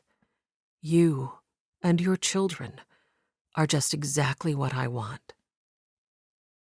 Tears blurred her vision, and she turned a kiss into the palm of his hand. Well, all right then. My answer is a most emphatic yes. Glory be! Elijah scooped her up and twirled her in a circle. Oh, my! Elijah, I am much too old for this. She laughed as he settled her back to the ground. Still smiling, he bent toward her ever so slowly. Maybe you're right. I think I felt something pop in my ankle. He winked. He used a fake limp to inch closer, bringing his face to within a breath of her own. With a chuckle and a smack to his chest, she said, Be serious and kiss me. She held her breath as his lips gently brushed hers. The world spun, and she took hold of the front of his shirt. His hands at her waist steadied her. Cheering erupted from the porch, and with a laugh, Susan turned to find 3 of her offspring leaping and dancing, and Belle leaning against the rail with a smile of welcome for Elijah. Beside her, Elijah loosed a breath. Eyes fixed on the children, he bent and whispered in her ear, I guess this means we don't have to talk them into this? She laughed and leaned her back against his chest, cradling the arm he wrapped around her. It seems they are fully on board. Tilting her head against his shoulder, she looked up at him. Shall we go tell Zoe? Yes! All 4 children barged off the porch and headed their way. Aiden snagged her hand. Right now! Belle smiled her approval and reached for the bucket of milk. I'm right behind you just as soon as I stow this in the icebox and save the sticky buns from the oven. It did Susan's heart good to see Sharon and Shiloh each take one of Elijah's hands. As they started for the schoolhouse, she met Elijah's gaze above the children's heads. He gave her a wink of reassurance, and she realized her heart hadn't felt this light for many a year. Chapter 18. Poppy was still asleep late Tuesday morning when a knock woke her. She padded across the room, tugging her housecoat about herself and pushing her tangle of hair from her eyes. She inched open her door and peered out. Dixie stood on the landing, holding a book in her hands. Poppy felt her brow furrow as she looked from the book to Dixie and back again. Surely the woman hadn't woken her to bring her the Bible. With a hesitant smile, Dixie held the leather volume toward her. "I'm sorry to wake you. It is rather early." Only then did Poppy realize she truly had no idea what time it might be. She'd paced her room late into the night, considering and tossing aside idea after idea on how to get her hands on the bank's money. Dixie opened her mouth, but must have changed her mind about what she'd thought of saying, for she snapped it shut again. She thrust the book closer. "This is the Bible you asked for last night." Poppy sighed and accepted it. "Thank you." She started to close the door, but Dixie held out one hand. "I also wondered if you would like a muffin and maybe some coffee. Several women from town gather in the dining room on Tuesdays to have a short Bible study. We'd love to have you join us."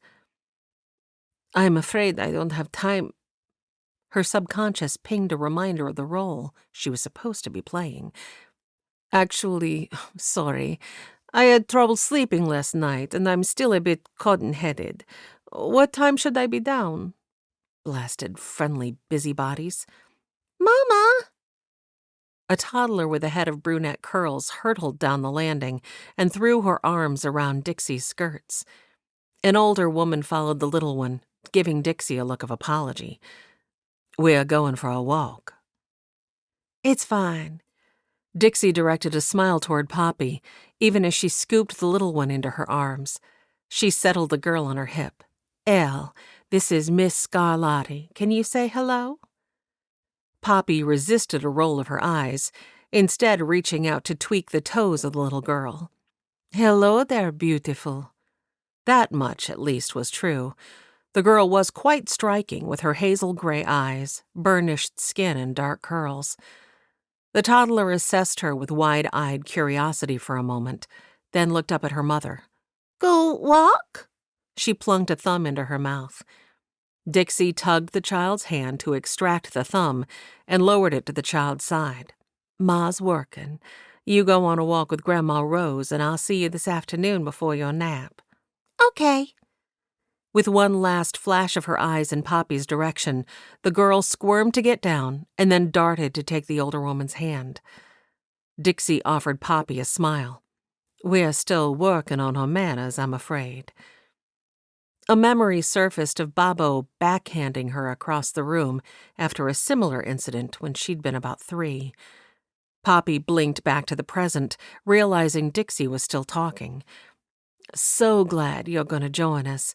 We start in half an hour at 11. I'll see you then." Poppy closed the door.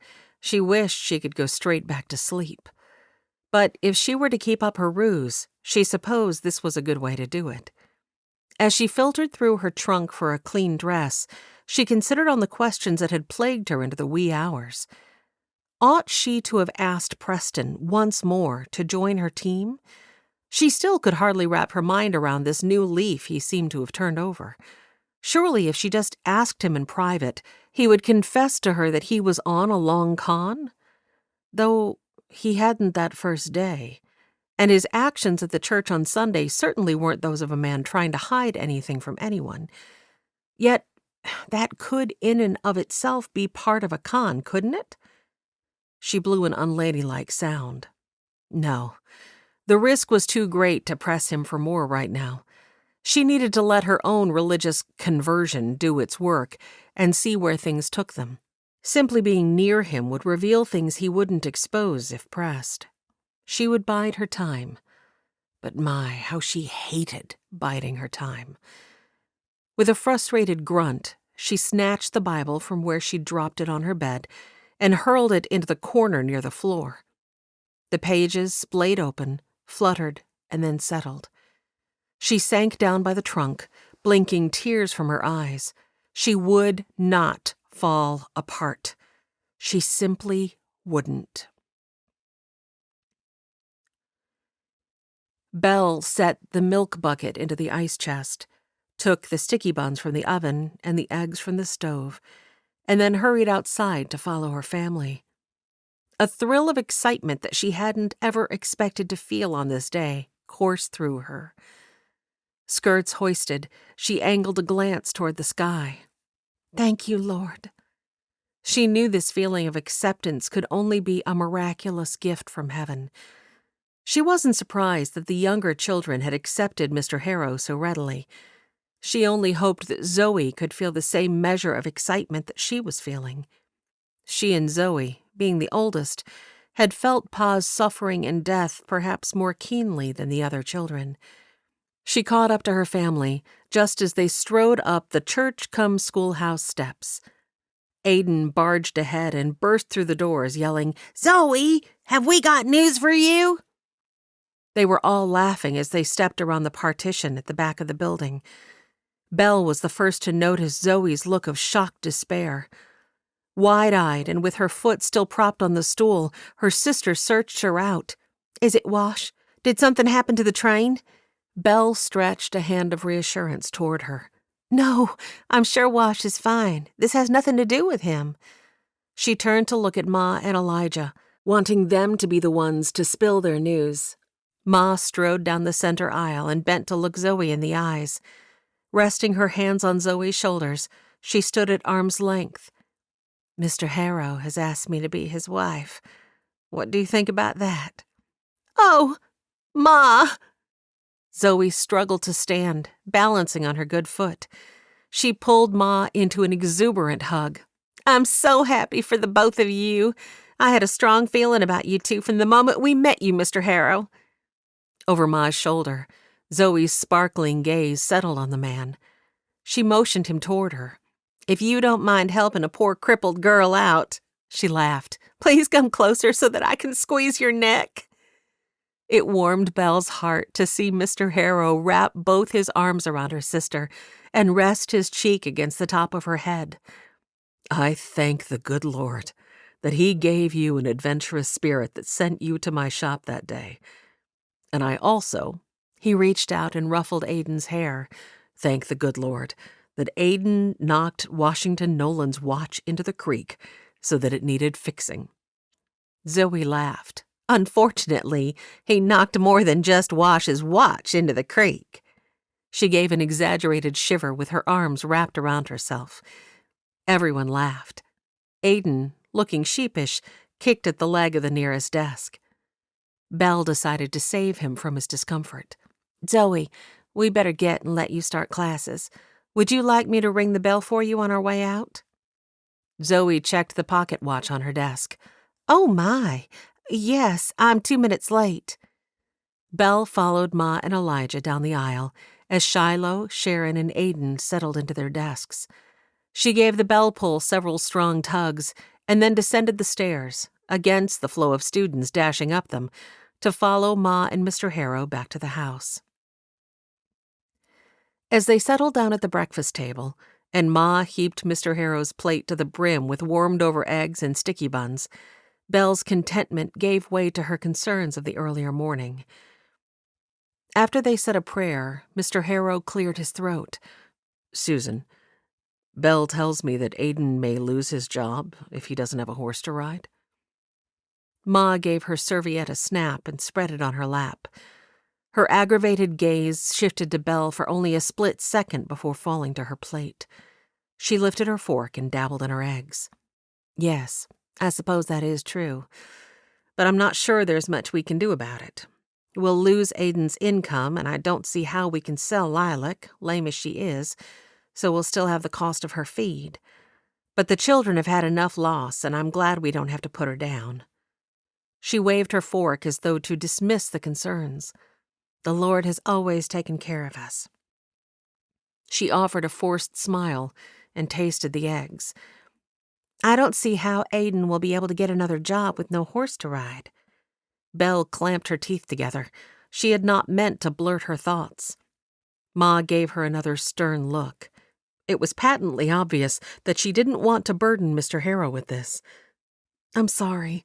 I don't mean to sound impertinent, Ma." Ma sighed. I don't think of you as impertinent, child. I'm just not certain what the solution is, nor should Elijah bear the burden of fixing this. Pink tinged her cheeks. At least not yet. Nonsense. I'm more than happy to lend my mind to coming up with a solution. In fact, I think I may have one. Mr. Harrow downed the last of his first sticky bun and licked sugar from his fingers. I must say that's the best thing I've eaten in a very long time. He picked up another. Belle watched him, noting Ma doing the same. What solution do you propose? Ma asked. Mr. Harrow lifted a shoulder.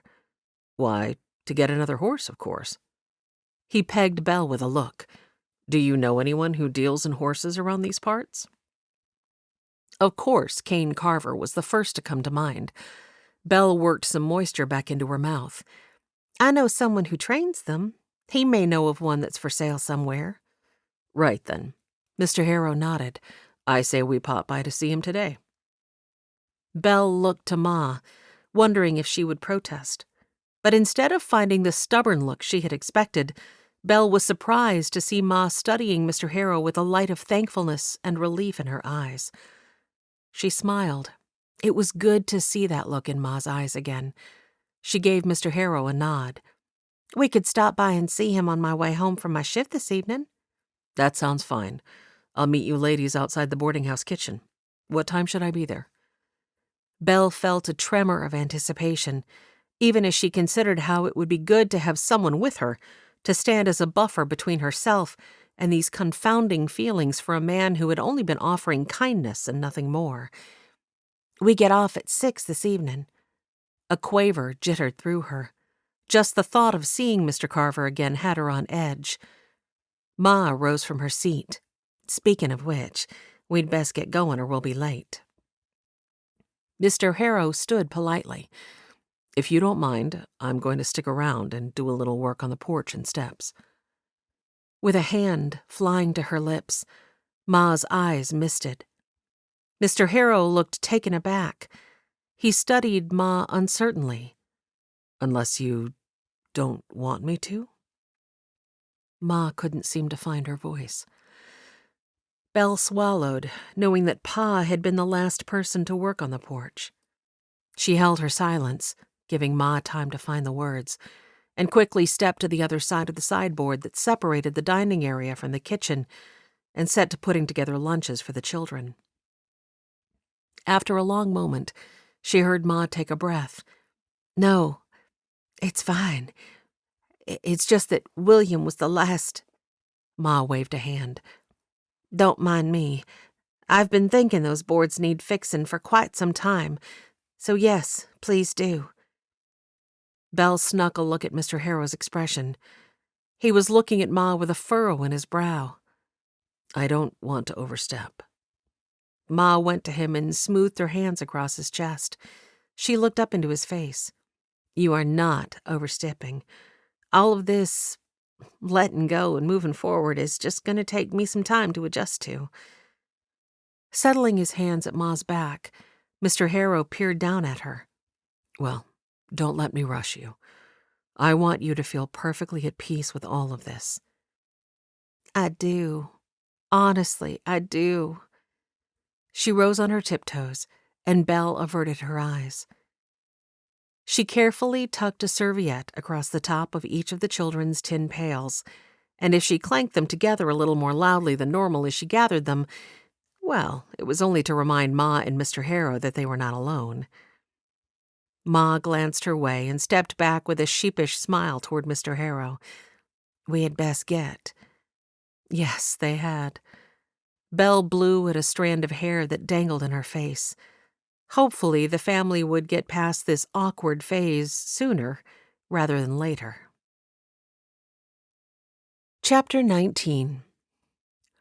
Aurora felt like skipping and dancing as she traversed the road toward town, with Leora, carrying baby Law, walking beside her. Today was her turn to lead the Bible study, and normally that would have her more nervous than a fly in a crate full of frogs, but today she couldn't find a hint of room for nervousness.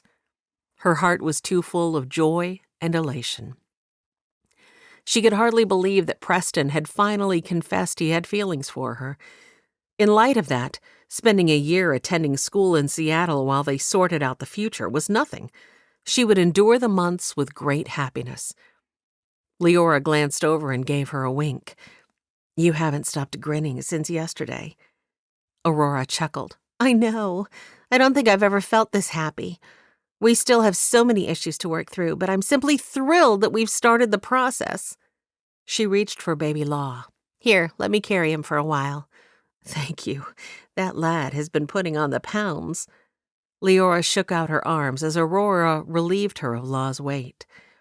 Aurora smiled and held Law before her, giving him a jostle. She spoke to the baby in a high-pitched tone. "Have you been getting so big? Yes, you have." She blew a sound against his belly and then held him away from her again. "Yes, you have." Law slurped on his fingers and giggled, blue eyes sparkling at her from above his chubby cheeks. With a sigh of satisfaction, she tucked the baby into the crook of one arm. They crested the hill just above town, and Wyldhaven stretched before them. On this side of town, a new section of row houses had gone up in the last month, and the sound of hammering could be heard from where several men worked at the construction of the mill across Wyldhaven Creek. Sunlight glinted off the burbling waters, and Aurora hoped that adding a water wheel to the stone building wouldn't change the landscape of the creek too much. She loved to wander the mossy embankments, where forget-me-nots and ferns grew liberally. Her gaze swept to the other end of town, where the livery towered beyond the new bank. My, before we know it, Wyldhaven will be a bustling metropolis. Did you hear that Charlotte has finally gathered enough money and that the lumber for boardwalks is going to be the first thing Mr. Eklund produces at the mill? I hadn't heard. Do you suppose we'll be able to talk them into building a walk up the hill to the church? That would certainly save many of the ladies' hems on Sunday mornings." Leora gave her a side-eyed look. "I know someone who has some pull with the parson. Perhaps she can make it happen?" Warmth filled Aurora's cheeks. She flapped her free hand before her face, looking away from Leora. This was a new phenomenon, being teased about a relationship with the parson. She rather liked it. Leora looped her arm with Aurora's. "Don't let my teasing get to you, but it does my heart rather a lot of good to be able to tease you about a relationship that I know you've longed to commence for so many years." Aurora nodded, feeling no need to hide anything from Leora. "I have at that. I can still hardly believe he stopped by yesterday." Leora shook her head. "I can hardly believe that it took him so long." "What do you mean?" Her friend offered a slight roll of her eyes. "For several months at least, everyone in town has known that you and the parson had eyes for each other." "I hardly think that can be true. I'm not sure when his feelings changed, but I can't say that I'm sorry they did." Leora gave her a squeeze. "You both deserve the greatest of happiness." They took the stairs up to the boarding house porch and made their way inside and to the table in the corner of the dining room, where they had their Bible study each Tuesday. Law set to fussing, and Leora took him up the stairs to Dixie and Doc's home to feed him. Aurora was thankful for the few minutes to collect her thoughts. She had been doing so much wool gathering on her way into town that she hadn't refreshed her memory on what she wanted to say today. Dixie bustled from the kitchen with a tray filled with muffins and cookies. Susan Castaigne was right behind her with both tea and coffee service.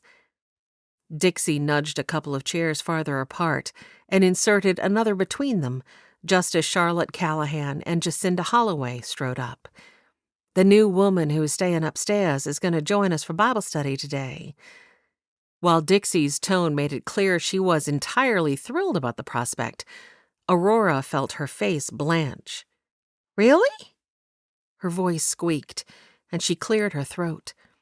The eyes of every woman around the table fixed on her.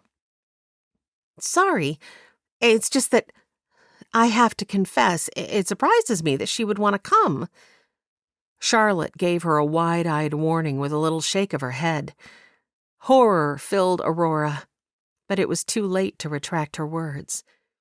From behind her, a husky voice drawled, "Don't worry, carissima. It surprises me too." Poppy gave a sultry laugh. Feeling her humiliation blaze, Aurora faced her. Poppy wore a red-watered silk gown that accentuated every aspect of her femininity. Did the woman ever wear any color besides red? "I'm sorry. Please don't think that we aren't happy to have you join us. You are very welcome." Even Aurora recognized her words were a lame bandage for the damage she'd created. She stretched a hand to direct the woman to a seat, determined to try to make up for her mistake. She might doubt Poppy's sincerity, but this was a good sign. If she were sincere enough to attend Bible study, the Word of God could change her, if she let it. Frustrated with herself for voicing her suspicions that the woman might have ulterior motives, Aurora stepped to the end of the table, where the Bible study leader always sat. Leora rejoined them a few moments later, and they all sank into their seats. They each enjoyed a muffin and a drink, and then finally, when Aurora sensed everyone was ready, she set aside her plate and cup and tugged her notes from her reticule. The women quieted and focused on her. "What I want to say today is very short." She tried not to let Poppy's assessing scrutiny make her nervous. "The story I would like for us to read is about Paul and Silas when they were imprisoned by the Philippian jailer."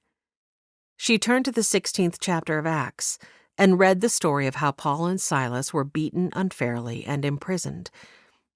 "Yet despite all this, they chose to have a joyous attitude. Instead of grumbling about how unfair their treatment was, the Bible says they sang hymns to God, and the other prisoners were listening. Though we can't know for sure, I have to wonder, if they had grumbled and complained instead, would God have sent the earthquake that freed them?" "That's a very good question." Belle looked surprised at her own outspokenness. "I don't mean to interrupt, but I'd never quite thought of that aspect before. I think, had I been in their shoes, I would have felt quite justified in having a bad attitude."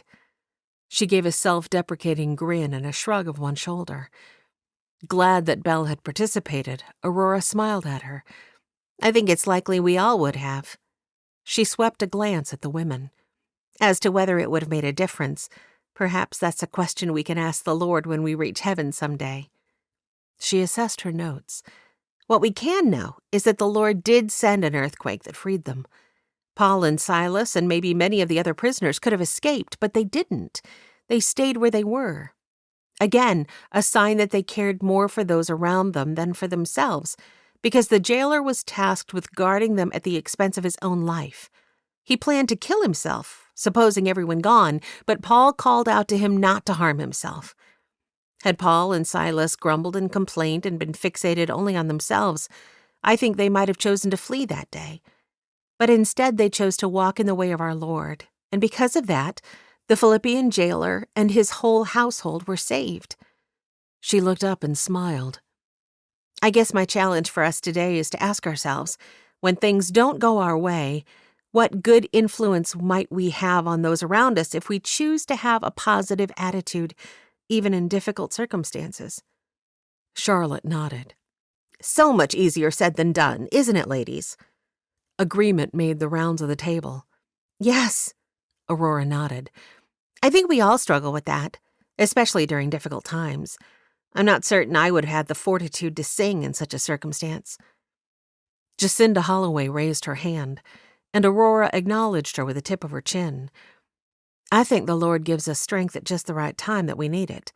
I know you'll all remember when I was taken captive and chained in the cave outside of town. Still to this day, I'm not sure how I made it through that time, except the Lord helped me in the exact way I needed.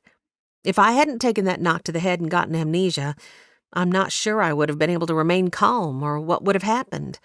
But looking back on it, I know that despite the difficulty of the situation, the Lord was watching out for me." Poppy leaned forward and assessed Jacinda with a searching look. "You were taken captive and chained in a cave?" Jacinda nodded. Several years back now. Poppy's eyes widened. My, that's terrible. Where did this happen? Jacinda pointed. Just a mile south of town on the west side of the road. There's a cliff behind a large patch of huckleberry bushes, and the cave is about halfway up the cliff. There's a narrow little trail that leads up to it.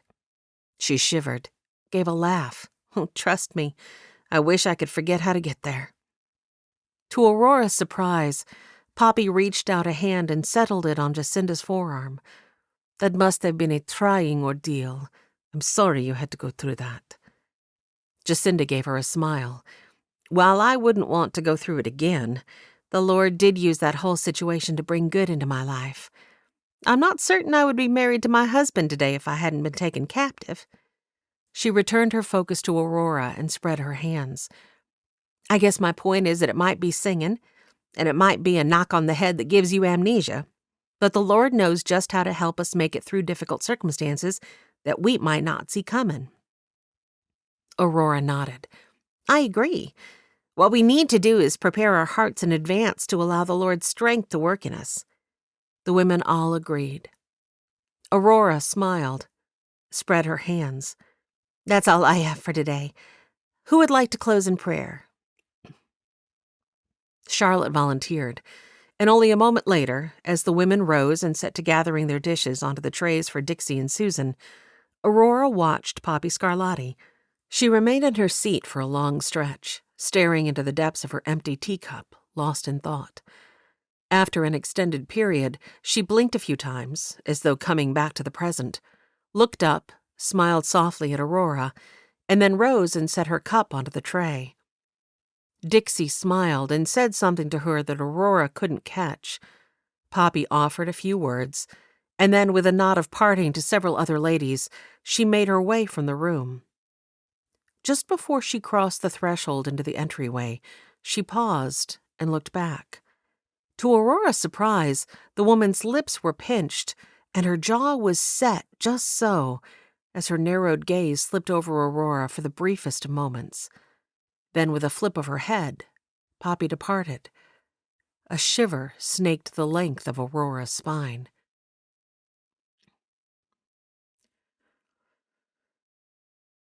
Kane Carver was surprised when he looked up from the horse he was working with in the corral to see Aurora McClure walking toward him.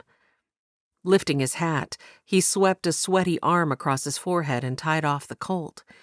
Placing both hands on the top rail, he leapt over the fence and landed softly just as she came to a stop. It surprised him to realize that he hadn't thought of her even once this morning. No, indeed, for his thoughts had been filled with visions of heart-wrenching, teary blue eyes and blonde curls, a decisive chin smudged with lead from pencil sketching, and small hands quickly gathering paint supplies upon his intrusion. Guilt rushed in on the heels of the recognition. Aurora. He gave her a nod and worked the handle of the yard's pump. He likely smelled only a sight better than the horse he'd been working with all morning. When the water poured from the spout, he scooped a double handful and sluiced it over his face and arms. Then, taking up the scrap of toweling hanging on the corral by the pump, he dried off as he looked at her. Happy to have you drop by. What can I do for you? Rocking on her tiptoes, she looked everywhere in the yard but at him. She jutted her chin toward the Appaloosa colt. He's beautiful. Whose is he?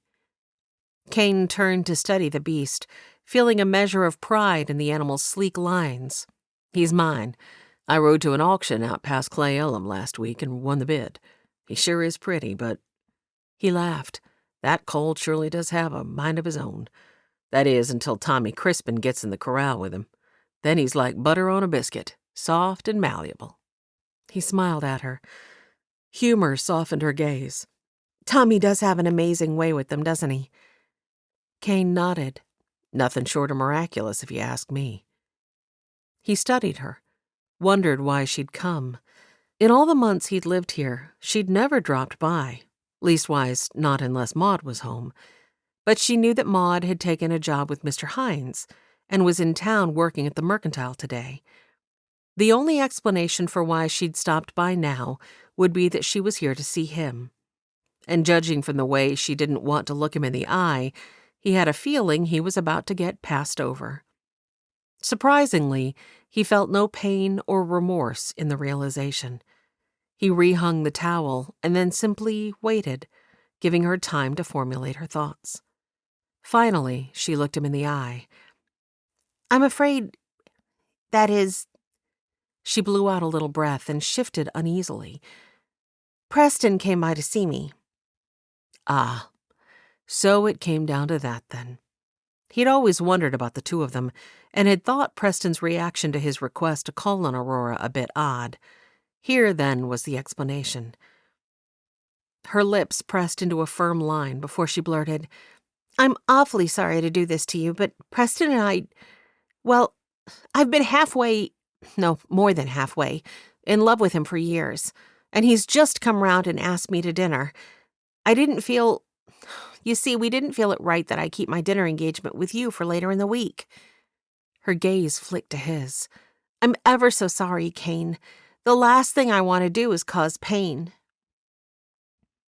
Kane propped his hands on his hips and worked his teeth over his lower lip for a moment as he studied her. Actually, I have to say that I'm surprised to realize I'm okay with that. Relief sagged her shoulders. You are? He nodded, feeling a smile well up from inside him. He hadn't realized it, but ever since he'd bumped into Belle Castaigne in the wildflower field above town, the scheduled dinner with Aurora had felt like a weight on his shoulders. Only now that he was relieved of it did he recognize the fact. Truly, I am. I wish you all the best with the parson. A shimmer of gratitude glazed her eyes. You will make someone a fine husband one of these days, Kane Carver. You truly will. Feeling an unfamiliar embarrassment, he stepped to the corral and scratched the colt, which had come to hang its head over the fence, between its ears. I suppose only the good Lord knows about that. He swept his hand down to pat the horse's broad cheek. Thank you for letting me off easy. He nodded, swiped at a trickle of sweat on his temple. Aurora lifted one hand and then walked away. And as he watched her go, he couldn't even summon up a hint of regret. He smiled. The good Lord surely did work in funny ways sometimes. Chapter 20. Talby Eklund sat at his desk for a few minutes to do some paperwork and assess some orders. He had several men working on splitting by hand the pieces that would be needed for the wells of the water wheel that would later power the blades of his mill. He'd already ordered the metal rims for the frame of the wheel and the gears for the internal mechanisms. Those should arrive on Saturday's train. This part of the process had been slow, and he itched to get the mill up and running. Yet nothing would be profited from rushing these foundation steps. He wanted to be sawing lumber for years to come, and each breakdown would mean loss of income both for himself and the workers. While quality parts cost more here at the outset, he prayed they would save him more in the future. He glanced at the clock. First thing this morning, 2 men had arrived looking for work. In the thick of instructing his workers on the shaping of the boards for the wells, he had asked the 2 to return. They were due to arrive in 10 minutes. He stretched his sore and tired shoulders. He'd been bent over, hammering down decking for much of the morning. 10 minutes was perfect. Just enough time to step to the boarding house to grab a cup of coffee. And maybe he'd catch a glimpse of a certain pretty, red-headed teacher. He smirked at himself with a roll of his eyes. He would see her soon enough when, after classes, he picked her up to give her a ride home. He thanked the Lord for the providence that had made him ride that way on his trip to the mill yesterday, and at just that exact time. A few minutes earlier or later, and he might have missed her entirely. Despite his offer to put the horse down, he was thankful they'd declined. Never had he faced such a task before, and he wasn't sure if he could have followed through. He left his office and crossed the bridge that stretched over Wyldhaven Creek. The boards dipped and swayed beneath the weight of his tall frame. After the boardwalks the women of the town were wanting, one of his first projects would be to build a new bridge, before this one collapsed under someone and killed them. Despite knowing that Zoe wouldn't be up and walking around yet, he couldn't resist a peek up the hill toward the in-need-of-a-coat-of-paint church. They must be on recess, because several children played tag in the yard. He stopped himself from going to say hello. The woman would think he was stalking her if he didn't back off some. He shook his head in disparagement. Dixie Griffin greeted him as he stepped into the boarding house. "Good morning, Mr. Eklund. How goes the work on the mill this morning?" "Coming along, ma'am. If you'll forgive me for being a bit short on time, I wondered if for a cup of coffee I could trouble you. I have with some men an interview in just a few minutes." "Certainly, right this way." She preceded him into the dining room and motioned him to a seat at one of the smaller tables. "I'll fetch you coffee in a mug that you can take with you." Talby gave her a nod of thanks and settled onto one of the two small chairs. Across the room, a woman in a red dress eyed him above the pages of a book she pretended to read. He gave her a nod, but she quickly averted her gaze to her pages. Talby couldn't withhold a smile. A fine-looking woman she was, but that right there probably left him out of the picture. And there was something standoffish about her. Her gaze flicked to him once more and widened at finding him still watching her. With a crimp of her brow, she refocused on her book. He bit back a chuckle, wondering what her interest in him might be. Maybe only curiosity?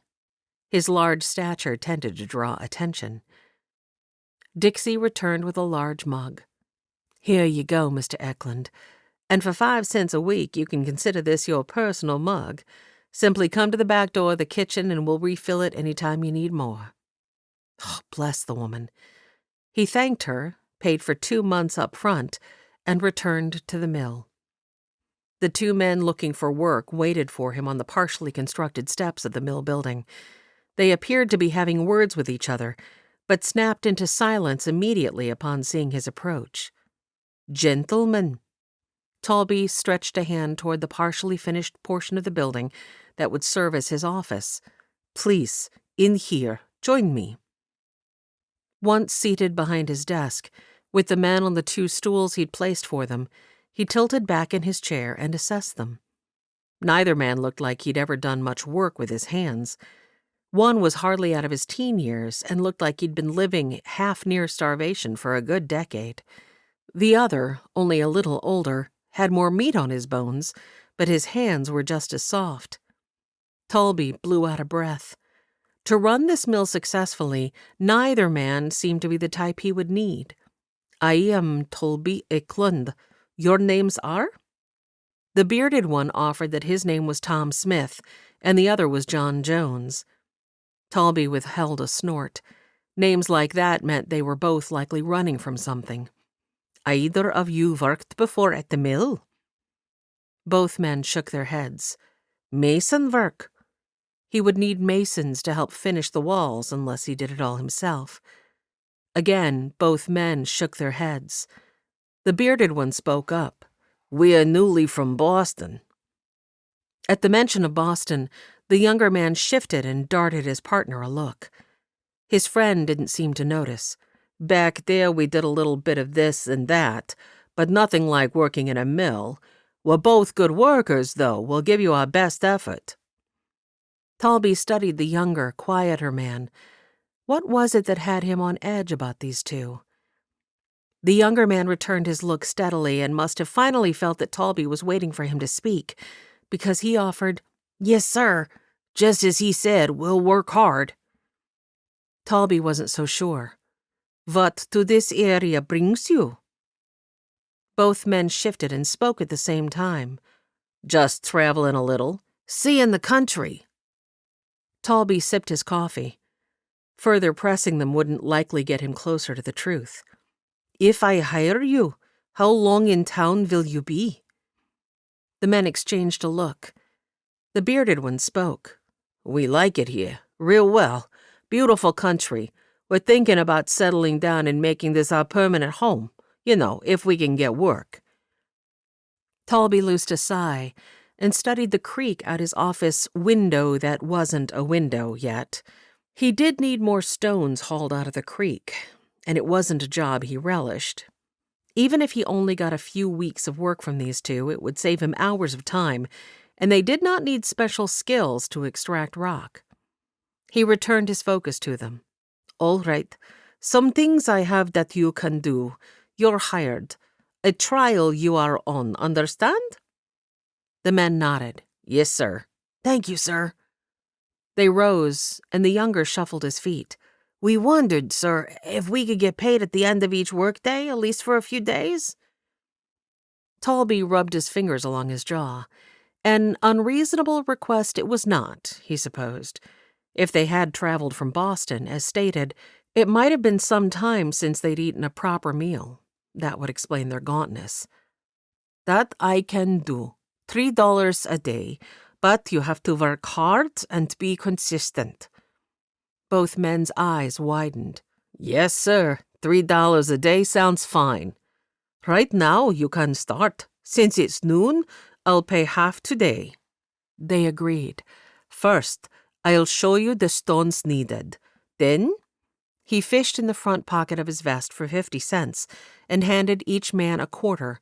"Before work you start, you go to the diner. Good food to fuel good work, yeah?" The man looked a little awed. "Thank you, sir." Talby nodded. "Come, let me show you." He led them down to the creek, but what he'd just gotten himself into, he couldn't help but wonder.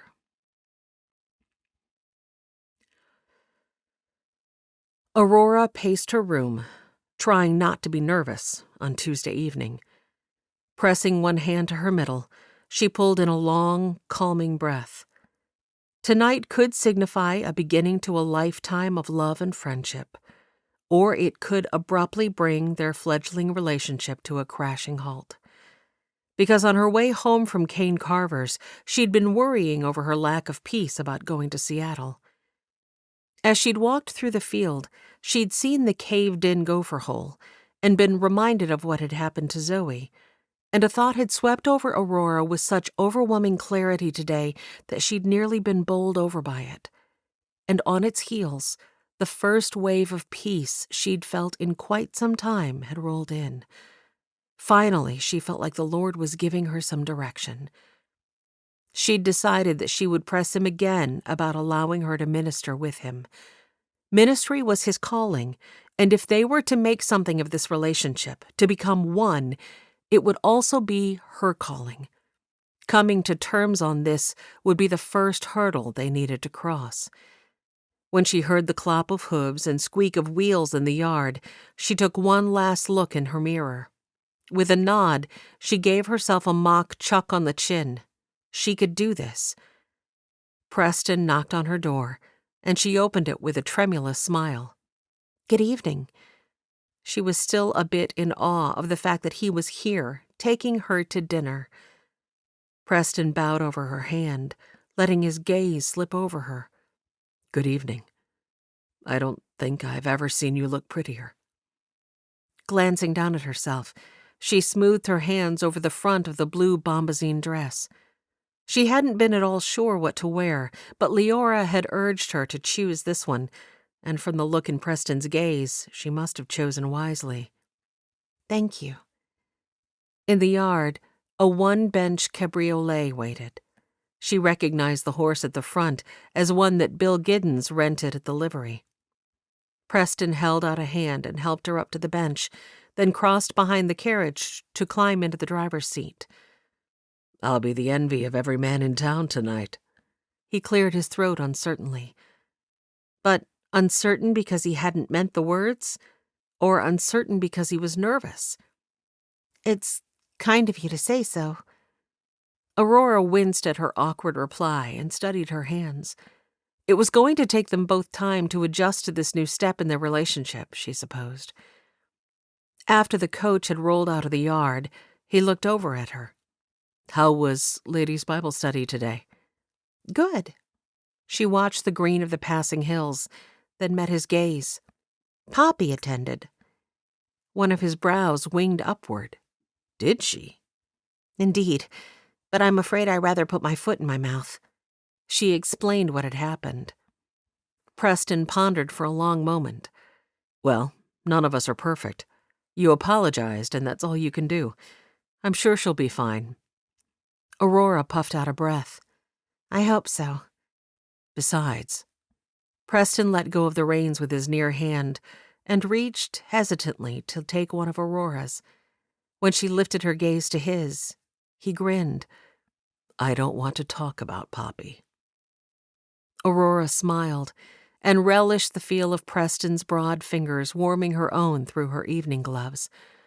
A wave of shyness swept over her, yet she was also surprised to be so comfortable with the action. While she underwent a moment of angst over the unknown future, she also felt utterly and completely comfortable and at home. She rested her free hand atop his. "Where's Tommy tonight?"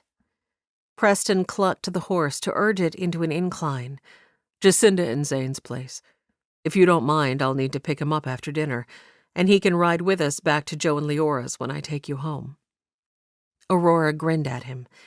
"Since this is only a one-bench carriage, and that means I'll have to sit closer to you on the ride home, I can't say that I protest that necessity at all." He threw back his head, mouth wide with laughter, and then released her hand to wrap his arm about her shoulders and tug her closer. He bent close to rumble in her ear. "Who says we have to wait until Tommy is sharing the seat with us?" Awe washed over her. "I can hardly believe we're here." He squeezed her. "We are here. Let us not look back." She worried the inside of her lip, wondering if he would feel the same after she told him what she felt the Lord might be saying to her, and that she still wanted to minister with him in the camps. The cabriolet crested the hill above town, with purple-blue dusk falling, and the golden lanterns hanging in the doorways of most of Shantytown, accenting the brighter glow of Main Street's windows. Aurora caught her breath. "Isn't it beautiful, this burgeoning town of ours?" "It is." But Preston's gaze was not on the view that stretched before them. He was studying her. Heat crept into her cheeks. It did her good to have him speak to her this way. He chuckled and leaned close. "I confess, I like to make you blush, Rory." The name jolted through her with tender familiarity. She looked up at him. It was the name he'd first known her by, back when she was posing as a boy. But also, "My pa used to call me his Rory girl." "Is that why you chose that name when you came to stay with me?" She tilted her head in thought. "I suppose it is. I wanted a name that I wouldn't forget to respond to." She smiled. Preston reined the horses around the corner and pulled to a stop in front of the boarding house. "Does it bother you for me to call you that? Bring back bad memories?" She shook her head. "Not at all. I quite like it." "Well, then." He helped her down, looped her hand through his arm, and covered it with his own as he grinned down at her. "So do I." Belle Castaigne, who was working the dinner shift, smiled conspiratorially at Aurora as she directed them to a table. "I'll fetch you both water and then take your order. Tonight's specials are lemon dill rainbow trout or beef stew and cornbread." With that, she bustled off. Aurora's stomach rumbled loudly. Preston chuckled as he held her chair for her. "Next time, it seems we need to come a little earlier." Aurora blushed. "No, truly, this is fine." She didn't elaborate on the fact that she'd been too nervous to eat anything after the tea and cookies she'd had at Bible study this morning. They made small talk until Belle returned, whereupon they both ordered the trout. Preston asked for coffee, and Aurora ordered a pot of tea. As Belle hurried toward the kitchen, Preston's gaze settled on Aurora. "So, did you talk to Kane yet?" "Yes." "How did he take it?" Aurora thought back to their conversation, feeling her humor rise. "Surprisingly well. I got the feeling he was even slightly relieved." Preston reached one hand halfway across the table, palm up. When she settled her own hand into his, He gave her a wink. That's because he lives in fear and trembling of what I might do to him. Aurora tilted her head on a laugh. Oh, I'm certain he does. As much as he might fear a bunny or a fuzzy red kit. Hey, now, I can be very ferocious when I want to be. You've no idea how much self-control it took not to lay my hand to the back of his head the other day in the church. She relished the joy of their camaraderie. You are to be commended, Parson, for showing such great restraint. Preston smiled. Indeed I am. Indeed you are what? The husky feminine voice behind Aurora filled her with immediate angst. She started to withdraw her hand from Preston's, but he tightened his grip just enough to let her know he didn't want her to, so she remained as she was. Her heart thudded in her chest. Poppy was not going to like this. Poppy sidled to a stop by their table. Aurora studied the grain of the wood in front of her for a long moment, but then chanced a glance at the woman. Poppy's gaze, which rested on their linked hands, was almost a slit-eyed scowl. Preston finally broke the silence with a little sound at the back of his throat. Evening, Poppy. His thumb slid over Aurora's knuckles, making her swallow. She was torn between relishing his caress and feeling sorry for Poppy, who was obviously upset by it. But then, to her surprise, Poppy offered them a brilliant smile. Evening. I can see that I am interrupting, so I won't keep you any longer. If you'll excuse me. She dropped a parting curtsy and practically skipped to a small table in the far corner of the room. Aurora searched Preston's face. He looked back at her steadily, one eyebrow inched above the other. You're certain there's nothing there? She asked. The only woman I want is sitting across the table from me, holding my hand. His thumb swept over her knuckles again. Aurora's anxiety rose. She couldn't go another moment without bringing up the subject that had plagued her all day. Then I feel there's something we need to address. She wetted her lips. What's that? He took a swig from his water glass. Aurora fiddled with her fork. The fact that one day, if we marry, he supplied for her candidly. Was Dixie keeping her dining room warmer than usual? Aurora drew in a composing breath. Yes. One day, if we marry, we will be a team, correct? Like one unit? He nodded. I believe the Bible backs that up, yes? So then, wouldn't it make sense for me to travel with you and minister alongside you? His thumb, which had continued to stroke her knuckles, stilled. Aurora, I thought we settled this? She withdrew her hand into her lap, lifting her gaze to his. No, I'm not certain we have. A muscle ticked in his jaw. She held up a palm for him to listen. After helping Zoe, a thought occurred to me that I can't help but feel may have come directly from the Lord. I don't foresee using a musical degree to help people. At least, I'm proficient enough for the tasks I've taken on. Getting a degree in music might be beneficial if I felt called to join an orchestra or some such. But I don't feel that's my place. However, if I switched my focus, maybe let Doc teach me medicine, I could be a great help to you. You could tend to people's souls, and I could tend to their physical wounds. It would ease some of Doc's burden, too, if I took on some of the lighter cases in these parts. And I wouldn't have to go away. Preston shifted uneasily. She took a hasty sip of her water. I've been troubled by that, going to Seattle, even before you and I spoke yesterday. I just really never felt a peace about the conservatory. But this, the thought of helping the sick alongside you in the camps, I truly feel peace about this.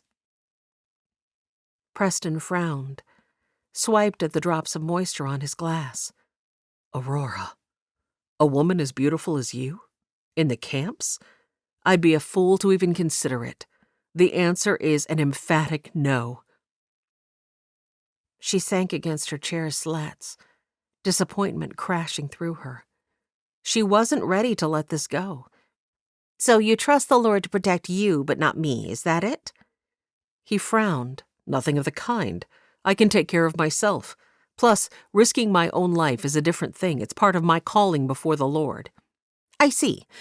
And the Lord can call you to minister and risk your life, but he can't call a woman to do the same? His frown deepened. For a long moment he remained silent. He turned his fork tines down and then tines up, repeating the motion several times. Belle arrived with their plates and drinks and set the food on the table. Seeming to sense the tension that has sprung up, she glanced back and forth between them. Can I get you anything else? Preston flicked her a glance. This will be fine, thank you. Aurora offered her a tight smile that she hoped conveyed gratitude and not the irritation swelling inside her. Behind the parson's chair, Belle pulled a face that indicated she'd have Aurora's back if she needed her. All right, I'll check with you again in a few minutes. Aurora watched her escape across the room to take Poppy's order with a little envy. She would like nothing more than to escape also, or at the very least return to the camaraderie she and Preston had shared a few minutes ago. Yet they couldn't take their relationship further without working through this. Preston cleared his throat. Shall we say grace? Please do. Aurora bowed her head and tried to be grateful for the food and circumstances. She wasn't so certain she succeeded, however. Stilted conversation hung over the rest of the meal like a wet blanket. They chatted about a little bit of everything, but nothing of substance. And when finally, an hour later, Preston pulled the cabriolet to a stop outside her door and helped her down, Aurora still didn't feel as though anything had been resolved. Good night, Tommy, she offered as she started toward the bunkhouse. Night, Miss Aurora, Tommy replied. I wait here, PC? Behind her, she heard Preston sigh. Yes, Tom. I'll be right back. Okay. As she tromped toward the bunkhouse, Preston took her hand from behind and gently pulled her to a stop. With a soft sigh, he gripped her shoulders. He looked intently into her eyes.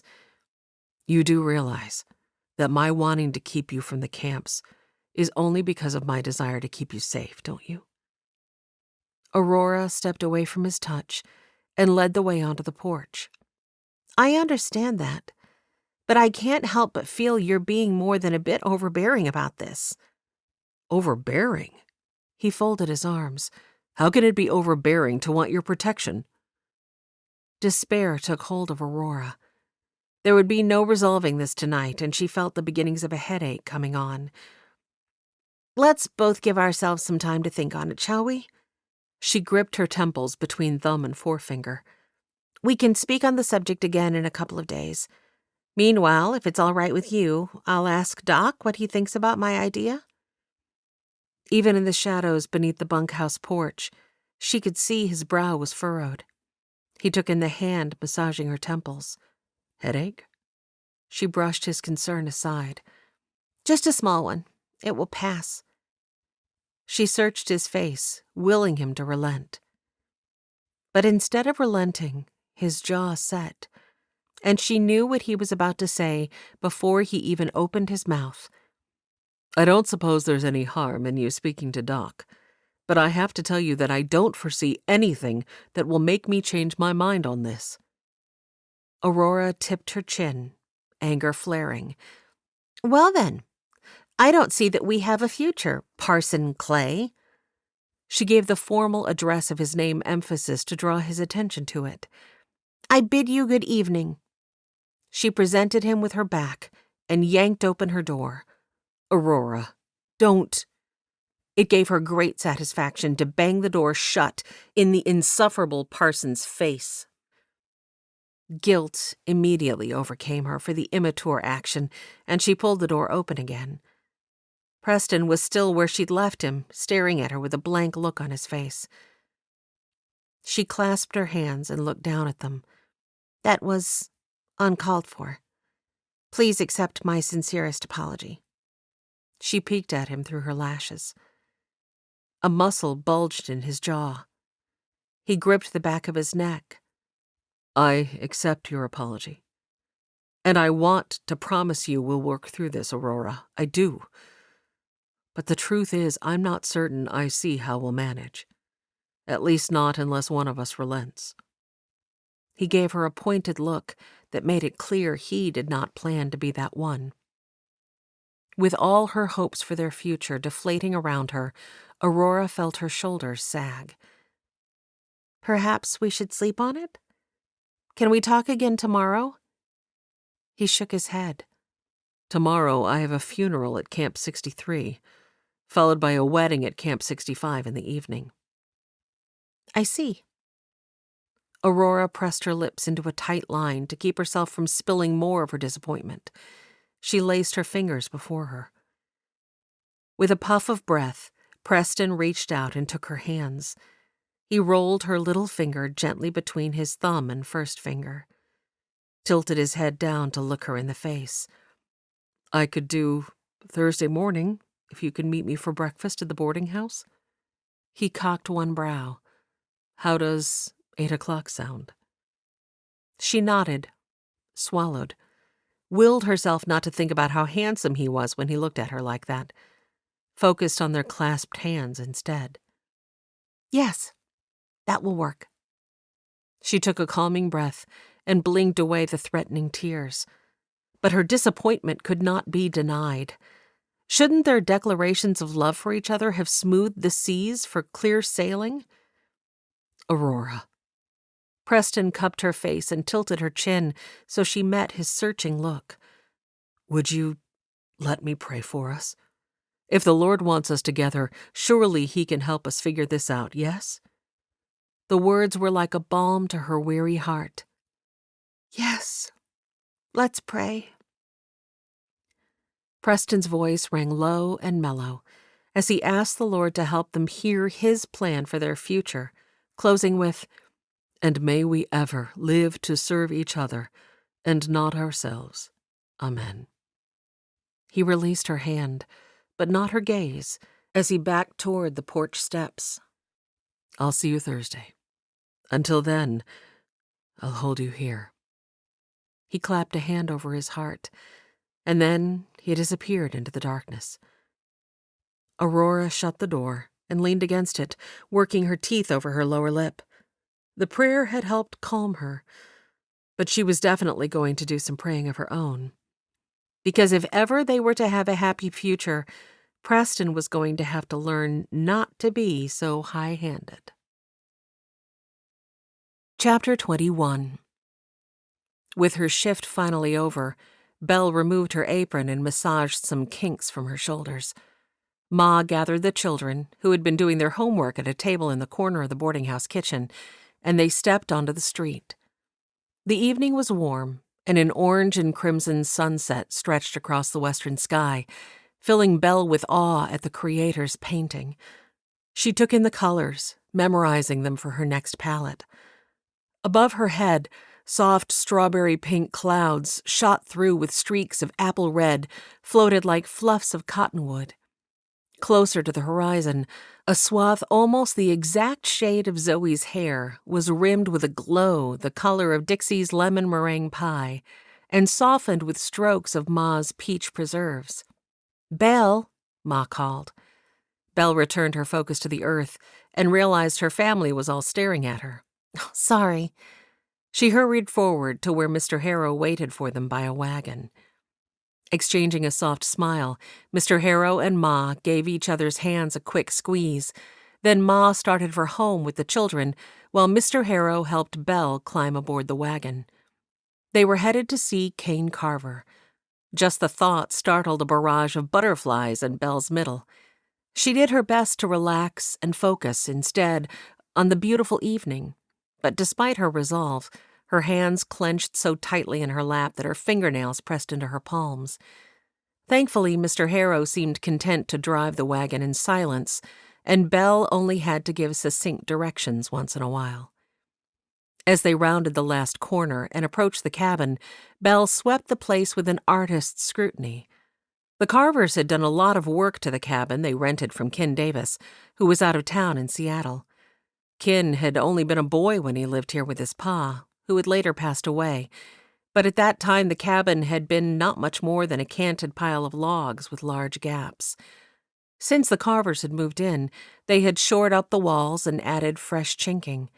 The porch was brand new, with a peeled log railing that gleamed like browned butter in the waning light. The golden light, spilling from the windows, cast rectangular swashes of light across the hard-packed dirt in front of the cabin. Whoa. Mr. Harrow pulled the wagon to a stop and hopped down. As Belle waited for him to make his way to her side, she turned her focus to the corral. An Appaloosa colt that Kane must be training kicked up its heels and whinnied loudly as it darted around the perimeter of the enclosure. Just as Mr. Harrow reached her side, the cabin door opened, and Kane stepped onto the porch, wiping his hands on a serviette. "Good evening." Belle missed Mr. Harrow's hand and practically fell off the wagon. She was only saved from splatting on her face by Mr. Harrow's quick grasp of her waist. Brows lifted, he looked down at her. "You all right?" Feeling her humiliation rise, Belle smoothed her hands over her skirt. "Yes, thank you." She tucked her hands behind herself and clasped them tight. "Breathe.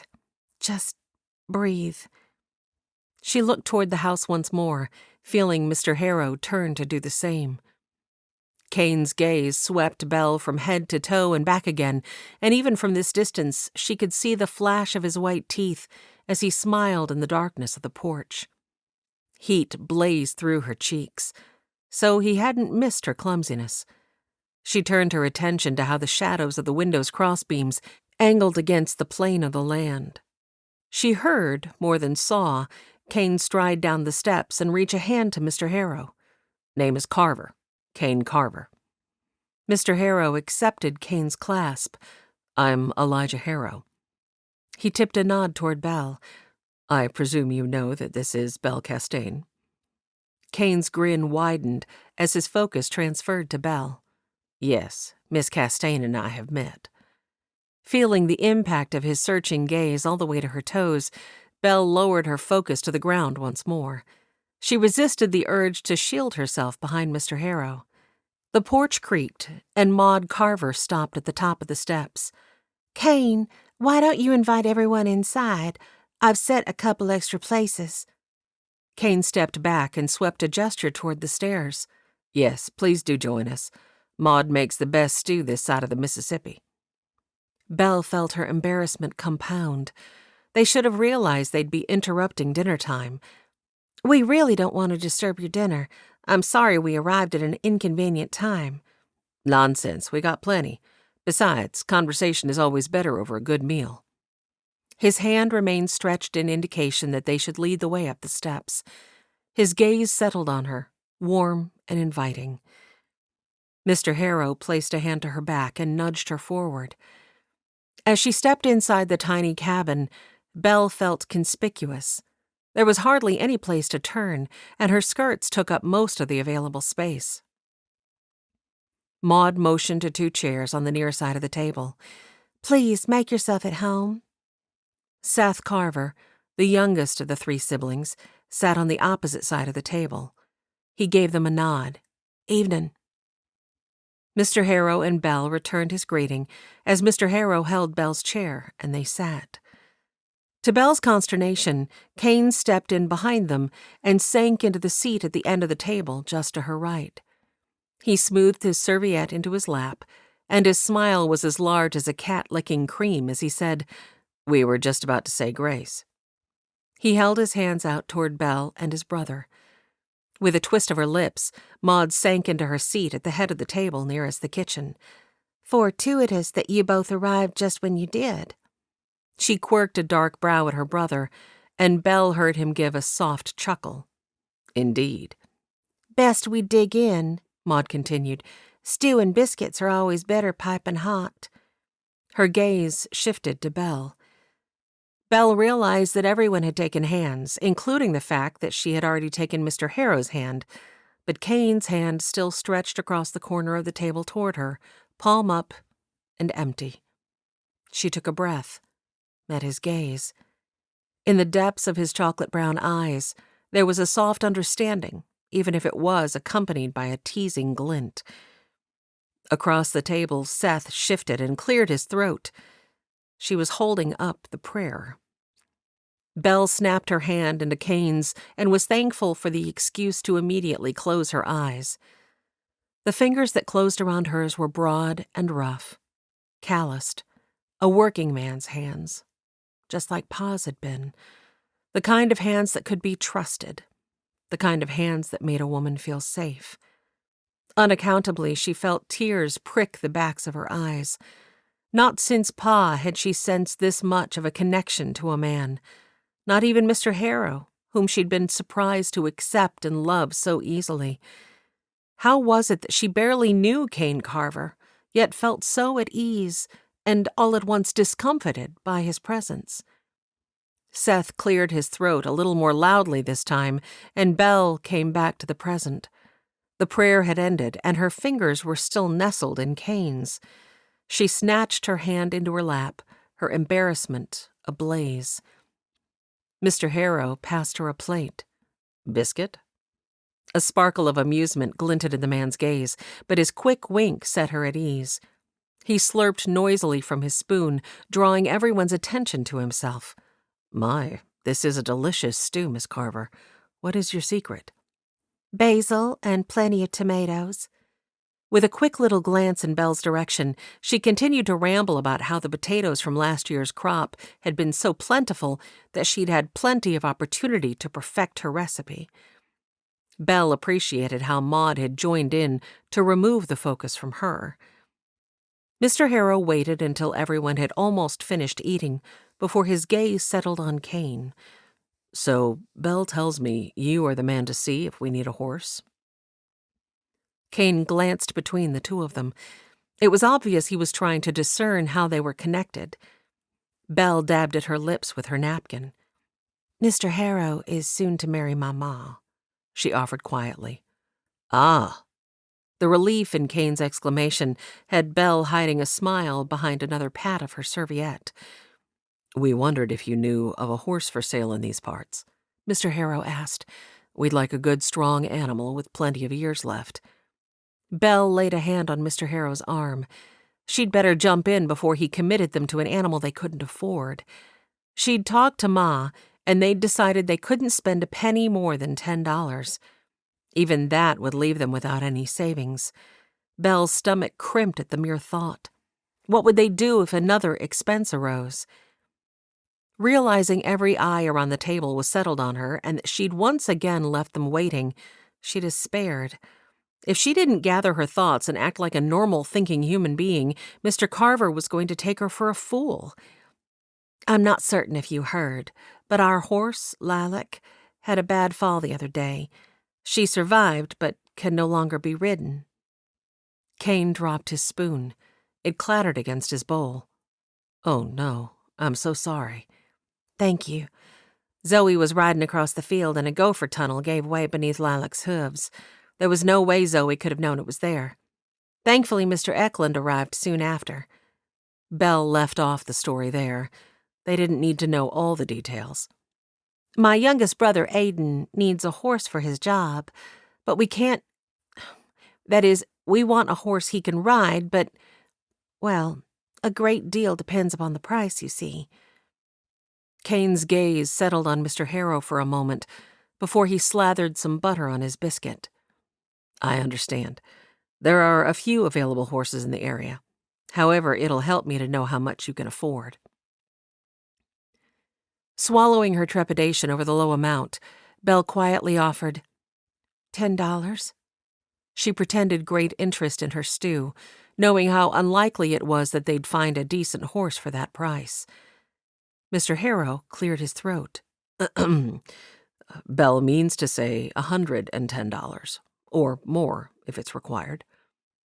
Belle choked on the last bite of her broth, But Mr. Harrow went on eating as though nothing out of the ordinary had just happened. She turned her gaze on the man. They had never in their lives owned such a fine horse. How much money did this man her ma was set to marry have? Kane seemed to take it all in stride. He tipped his head toward the corral outside. "The Appaloosa colt you saw when you arrived. I'm still training him, but he's going to be a fine horse when I'm done. Lots of spirit. I could let him go for $125. Even as Belle's stomach sank at the price, she noticed Kane's gaze ping off Maud's.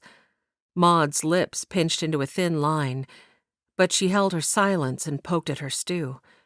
Could such a high price not be enough to cover what they'd put into the animal? Kane shifted and pressed ahead. "In the meantime, while he's still in training, I'd be happy to let Aiden ride one of our other horses on the days he needs to do deliveries." Wiping his fingers on his serviette, Mr. Harrow swallowed the last of his biscuit. "That sounds fine." He reached into an inner pocket of his vest and withdrew a billfold. He extracted several bills and slid them across the table to Kane. "There's a little extra there for the remainder of his training, boarding, and the expense of his feed until we take him home." Kane tried to slide a portion of the money back. "I'm a man of my word, Mr. Harrow. I named the price I meant." "Yes, I know." Mr. Harrow held up one hand. "But it simply wouldn't be the right thing for us to buy a horse and then expect you to complete the training and feeding of it at your own expense. Please, take it. Truly." He looked up and met Kane's gaze. "The cost is no hardship." Belle felt as though her head were spinning. Maud looked considerably relieved and pinned Kane with a pointed look. A jut of her chin seemed to indicate he oughtn't reject the extra money a second time. Somewhat hesitantly, Kane drew the bills toward himself once more. "Well, all right. I'll make sure the horse is as gentle as a kitten before I complete his training, sir." Mr. Harrow nodded. "I'm sure you will. Now," he pushed himself back from the table, "I fear we've intruded on your hospitality long enough. Belle, shall we head for home?" He pulled out her chair, and she was still too stunned to do anything but follow his lead. "Good night, everyone. Thank you for the delicious meal." Belle reminded herself of her manners.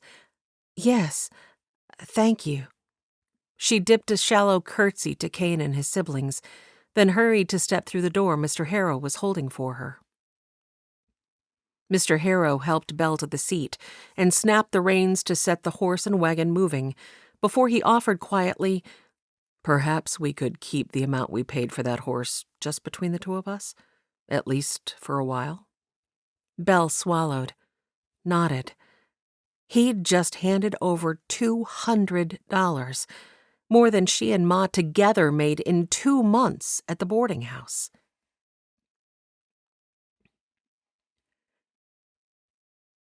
Poppy grinned as she lay on her bed in her room and stared at the ceiling. She really oughtn't smile based on the way Preston had flaunted that lass in her face.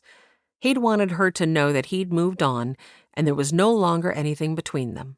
She'd gotten that message plain. Nevertheless, she couldn't help but smile. For the solution she'd been searching for had suddenly been revealed to her, and she knew clear as a cloudless day just what she needed to do now. A little more patience, and her plan would be complete. She had the approximate date of the arrival of the money. Now she just needed to wait. She would watch the bank and have her plan in place. How providential was it that the sheriff's mother had mentioned being chained in a cave just outside of town? Tomorrow she would do a bit of exploring, but to escape town without being followed, she would need a diversion. That part should be easy. She would find the location. Then, as soon as they could move, she would be ready. Now she put her mind to coming up with an escape plan, and maybe, just maybe, she'd be able to help Preston see the difference between a girl and a woman. She laughed, rolled over on her bed, and traced a finger along the counterpane. Yes, maybe she would. Chapter 22. Talby Eklund paused before the small scrap of looking-glass hanging outside his kitchen door. He adjusted his string tie and cocked an eyebrow at his tousled blonde hair. Never could he seem to keep it from going every which direction. No amount or brand of hair cream had been able to tame his stubborn Swedish curls. He blew out a breath. Perfect hair wasn't likely to make a difference. No matter that he'd been picking Zoe up and giving her a ride to school for a couple of days now, she didn't seem interested in anything further. He had a feeling a fellow must be in the picture that he didn't know about. Nevertheless, he would keep being a gentleman and bide his time. Maybe at some point the tide would turn in his favor. At any rate, the journey would be pleasurable. Zoe Castaigne was a woman most fascinating. She was ready and waiting when he arrived at the Castaigne place. Her sister handed him the stool for Zoe's injured foot.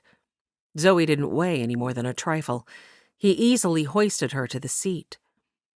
He tried to make conversation with her as he drove the wagon toward the schoolhouse, but she remained quiet, distracted. "Everything is all right?" he asked. "Pardon? Oh, yes, I apologize. I haven't been very good company for the past couple days, have I?" Talby gave her distraction a pass with a swipe of one hand. "Seems you've had on your mind many things, but on my account do not worry. Just if ever you need anything to talk about, I'm a good listener, yeah?" He gave her a friendly bump of his elbow. She smiled, but the distance remained in her expression. "I appreciate that, Mr. Eklund." "No need for such formality. Please, Talby, you can call me." He held his breath, wondering if she would reciprocate the offer. She hesitated, and he thought she would ignore his gesture of friendship. But then she offered that beautiful blue-eyed smile. "And you can call me Zoe." Talby grinned. Somehow he was suddenly feeling like all was right with the world. Too bad the schoolhouse wasn't farther away, because already they had arrived. He helped her down and got her situated, and then, feeling like a spring calf ready to kick up his heels, he headed for the mill. The two men he'd hired the day before stood, seemingly in a deep discussion, in the mill yard. Something about the tension in the lines of their shoulders arrested Talby's awareness. What did they have here? Suddenly, the bearded one, Smith, shoved the other man, Jones, in the chest. He went down hard. Jones didn't take kindly to being pushed and came up swinging. "This you must stop!" Talby yelled. But neither man seemed to have heard him. They tumbled over each other, teetering on the brink of the creek, both giving as good as they got. Talby hurried the horses, but by the time he parked the wagon and dashed across the Wyldhaven Creek Bridge, the sheriff, the deputy, and the marshal were all running their way. Talby reached the fracas first. "Sluta!" The men ignored him. Talby realized he'd spoken the word in Swedish as he ducked a fist. "Stop!"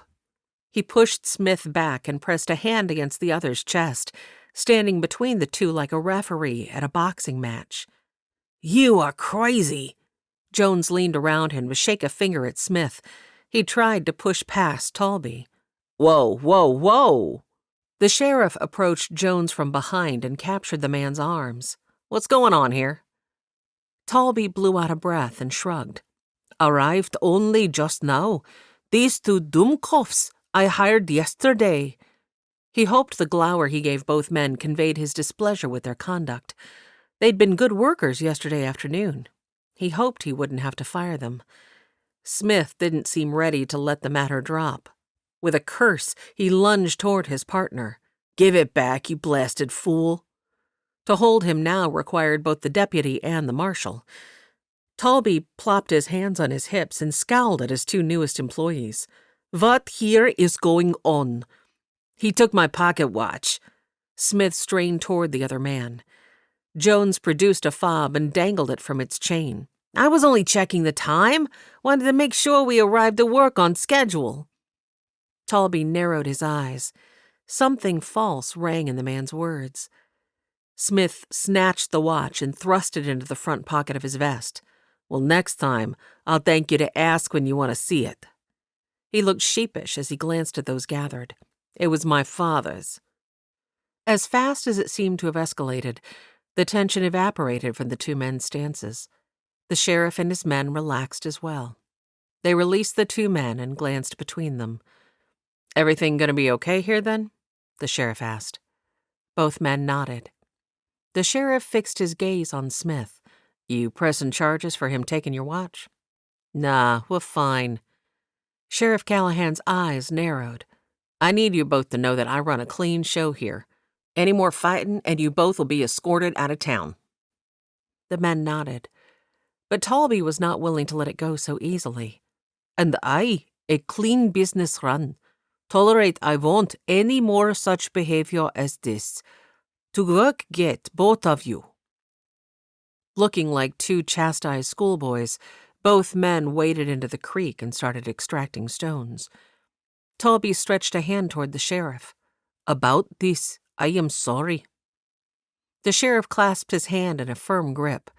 "We appreciate the fact that the mill is going to be a boon for Wyldhaven, but let's try to keep any trouble to a minimum." Talby nodded. His irritation rose. Just what he needed. These two employees causing him trouble in the town. "Yeah, Sheriff.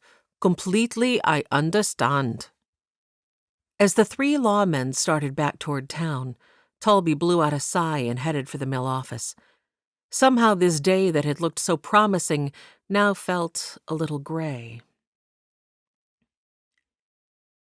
Poppy smirked as she led her mount out the back door of the livery on Wednesday morning. She couldn't resist a peek around the side of the barn. On the far end of town, Smith and Jones wailed on each other, rolling and tumbling on the shore of the creek. The town's three lawmen already barreled toward the fight. With a chuckle, she swung into the saddle. It was always so satisfying when a plan fell into place. She had better not waste her men's efforts. A click of her tongue set her horse at a smart trot out of town, and she left the roadway as soon as she found a feasible spot to cut back into the forest. The sheriff's mother had said the cave she had been held in was to the south of town and partway up a cliff.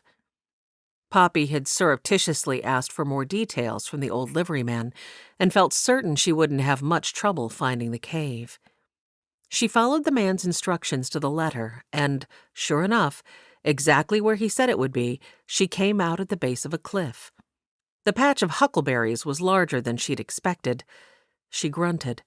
Finding a path through this tangle would take her longer than she'd anticipated. She eyed the brush critically. Her gaze snagged on what appeared to be a sparser area, but when she stepped forward and parted the branches, nothing but more thickly interwoven shrubs lay beyond. There was no other recourse than to work her way down the brush line in a thorough search. Branches scratched her arms, and a little farther on, one even sprang back to whack her in the face. With a curse, she dabbed at the scratch. Her fingers came away dotted with blood. She swore again. Now she would face a barrage of questions over how she'd scratched her face. She attacked the bushes with new fervor, determined not to let them get the best of her. Frustration had her nearly at a boiling point by the time she found the little path that led back to the base of the cliff. A rocky ledge angled up the cliff face, and taking up her pack, Poppy pressed her back against the wall and reminded herself not to look down as she inched her way up the incline. When she reached the cave, it was not merely a shallow indent in the rock face, as she had imagined, but a full-fledged, narrow-mouthed, black-as-sin hole that taunted her with its perfection. She lowered herself gingerly to her hands and knees and peered into the dark maw. Her heart thudded in trepidation. What if something was living in there? She rolled her eyes at herself and tugged her pack from her back and dug inside for the supplies she'd need. Striking a match, she then lit the lantern and thrust it into the mouth of the cave as far as her arm could reach. The light might as well have been draped in black cloth. Grunting in frustration, she inched ahead, keeping the light thrust before her. Her heart hammered so fast that she felt a sweat break out and trickle between her shoulder blades. Unable to see for more than a few inches in front of her, she felt like she could be creeping forward into the heart of the mountain eternally. But then, as soon as that thought had made itself known, the lantern lit up the brown tones of a sheer wall that blocked her from going farther. She had reached the end. She turned to the right and, just as Jacinda Holloway had described, found the chains and manacles still hanging from the wall. Despite her continued discomfort with the darkness, Poppy gave the chains a flick with one finger, and a huge grin broke out on her face. All the day's exasperation came to fruition in this one moment of perfection. This was just exactly what she needed. Aurora dragged herself into the Rodante's kitchen the morning after her dinner with Preston. Leora was already standing before the stove, stirring a pot of porridge. She looked up and paused. "Everything all right?" Despite her resolve to keep it together, Aurora felt tears welling in her eyes. "I'm not certain that Preston and I will be able to make a courtship work." "Why ever not?" Leora plunked her hands onto her hips. Aurora dabbed at the moisture beneath her eyes with the pads of her fingers. "We got into an argument. He doesn't feel that a woman's place is beside him in ministry. If we marry, he expects me to stay home and keep house, rather than travel with him to the camps to work." Leora gave the porridge another stir, and then tugged the pot to the coolest part of the stove. She crossed the room and handed Law to Aurora. "Take him for a moment, if you don't mind, while I finish setting the table for breakfast." Aurora snuggled the baby against her shoulder, watching Leora cross the room with bowls and spoons. She hadn't missed the way her friend had not responded to her complaint. "Do you think I'm being unreasonable? All I asked was that he allow me to travel with him to the camps to minister alongside him." She watched Leora's shoulders rise and fall on a breath. "You and I, Aurora, are very familiar with what rough places the camps can be. I'm certain he only wants to protect you." "And what better way for him to protect me than with me fast by his side?" "Yes, but try to see it from his perspective. He won't want to be taking you into a place where he may be required to act for your protection." Aurora felt her hopes deflate, even as she realized that baby Law had tilted his head back to examine her intently.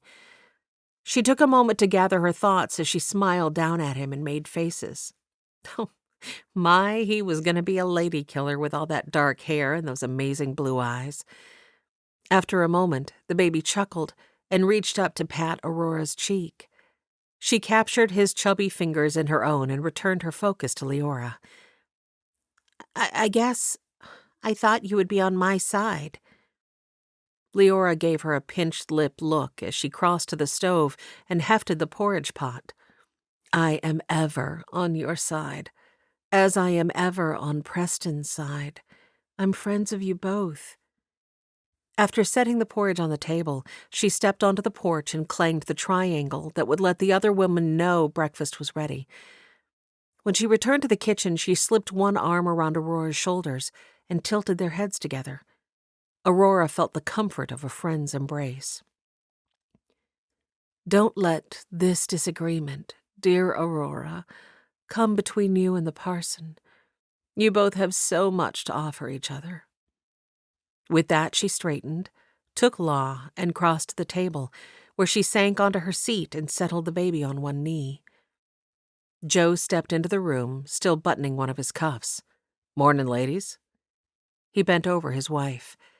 Leora lifted her cheek to accept his kiss. Joe also bust a kiss against his son's downy curls, making Law giggle with the noise. The other women arrived, and everyone sat at the table. After Grace, Aurora ate her porridge mechanically. She helped with the dishes and then returned to her room in the bunkhouse, where she flopped onto her bed and stared at the ceiling. "Lord, am I being unreasonable? The camps can be dangerous, I suppose, but surely not for a respectable woman serving by her respectable husband's side. Besides, you haven't called us to hide in safety, but to go into all the world and share the gospel." It was as though those words ignited a fire in her soul, a burning desire to be in ministry as a helpmate and not hiding in the background. She sat up and looked at the mirror across the room. She gave herself a nod of encouragement. She would go right now and speak to Doc about becoming a nurse. The territorial university didn't offer training for that, but if Doc couldn't teach her everything she needed to know, surely he would know a place where she could attend classes. In the meantime, she would pray that the Lord would work on Preston's heart to see that a woman was more than just a housekeeper, but could also be a partner and a helper. Chapter 23. Poppy was ready. Her plan was in place. She met her men outside of town in the edge of the forest. She smirked as they approached, looking dog-tired. "How was work?" Smith snatched his hat from his head and crumpled it in his hands. "That little stunt you had us pull almost got us fired." Poppy waved a hand of dismissal. "It doesn't matter. Your task there is done. Soon I'll have a different job for you to do." Jones shuffled his feet. "When'll that be? Because if it's all the same to you, until then I'd like to keep working at the mill. He pays well." "You and me both," Smith mumbled under his breath. Poppy didn't miss the proclamation. Her hand flew. A resounding crack reverberated through the morning as her palm connected with Smith's cheek. Startled, the man rocketed back a couple steps, blinking at her in shock. Poppy raised a finger. She glanced between the two men. "Don't either of you ever forget who your real boss is, or what you owe me." The men exchanged a glance, and Poppy could almost see them recollecting how she had saved them from jail by bringing them west with her. She forced herself to relax, seeing that she again had the upper hand. She would relent. A little. "No, I am fine with you working at the mill for a few more days, just so long as you're ready the moment I call for you." Both men nodded. Smith pressed the heel of his hand to his jaw and worked it back and forth. "We'll be ready." With a nod of satisfaction, Poppy headed toward town. She had prepared as best she could. Now all she had to do was wait and listen. Breakfast in the boarding house sounded lovely. Sheriff Reagan Callahan was in his office on Wednesday morning with his boots propped on the corner of his desk, sipping a cup of coffee, when suddenly Parson Preston Clay burst through the door. Reagan lurched upright, barely able to keep from spilling coffee all over his chest. "Parson, everything all right?" Reagan set his cup on the blotter. The parson paced from the door to the metal bars of the cells and back again. "I have an idea, but I need you to hear me out." Reagan nodded for him to continue. He glanced over to see Tommy peering through the window. He smiled and gave Tommy a wave. The parson had obviously instructed Tommy to remain on the porch. "You know how I mentioned to you that the woman, Poppy Scarlatti, is the daughter of the mob boss I worked for back in Boston, and how I was worried about the bank money?" Reagan's unease mounted. "Yeah. I take it you don't believe her confession of conversion?" The parson blew out a heavy breath. "I would love nothing more than to believe her, but the word declares we will know believers by their fruit. I was just in Dixie's boarding house for breakfast, and I noticed Poppy in there too." Reagan folded his arms and frowned. He wasn't quite sure how Poppy and Preston having breakfast at the same time had brought the man to his office. "Go on." The parson massaged his hands into the muscles of his shoulders as he continued to pace. "I could be wrong, but it seemed that Poppy was straining to listen to the conversations of everyone around her. I think she's trying to overhear information about the arrival of the bank money." Reagan squinted at the parson. "Seems a little far-fetched, don't you think?" Preston sighed. "I do admit that my past experience with her might have me seeing things that aren't there. But in this case, don't you think it would be better to be safe than sorry?" He did have a point there. Reagan downed another bracing gulp of coffee. Yes. Good. I do too. And that got me to thinking. Preston spun on one heel and stopped, facing Reagan. Yeah? You are not going to like it. Reagan studied the man over the rim of his cup. We did follow her the other day. She met with 2 men in the forest just outside of town. Interestingly enough, the same 2 men just got hired by Talby Eklund down at the mill. They'll be working for her then, mark my words on that. But do you want to hear my plan? Listening never cost a man anything. Preston forged ahead. Her eavesdropping got me to thinking. If she's going to eavesdrop, why don't we give her a conversation worthy of eavesdropping on? Well, by we, I mean you and your deputies, of course. The parson raised his palms in deference. I don't want to be a part of it, because I don't want to know when the money is arriving for the bank, above reproach and all that. But without a safecracker, she'll need to hit the shipment before it reaches town. That must be what she's hoping to learn. I just thought if you fed her a little misinformation, it might be the ticket to protecting the money until it reaches the bank. Reagan tilted his head with a grin. Now, Parson, you wouldn't be advocating deception, would you? The parson didn't smile, as Reagan had thought he would. Instead, he looked solemn. I do admit that I have pondered that quite a bit. But in some instances when a deception is for the greater good of humanity, I feel it is justified. Like Rahab, who hid the 2 spies and lied to save their lives, I feel in this instance the greater good will be served by this plan. I know there are plenty of people, children even, whose lives may be at stake if that money doesn't come through. One of my parishioners out at Camp 65 has secured a loan from Mr. Olin to build an orphanage for children in the camp. They currently sleep under nothing more than a bit of canvas stretched between a few trees. Sickness is rampant among them. The orphanage building is severely needed. But the contractor has refused to start construction until he has the money in hand. Not only that, the piece of property she secured has been promised to someone else if she doesn't come up with the money on time. And there are other such cases that I know of. So, the parson shrugged. Maybe the information Poppy overhears doesn't have to be an outright lie? He waved a hand. I'll leave the details up to you boys. Just try not to harm her, aye? Reagan pondered. It actually wasn't a bad idea. In fact, it was a downright good idea.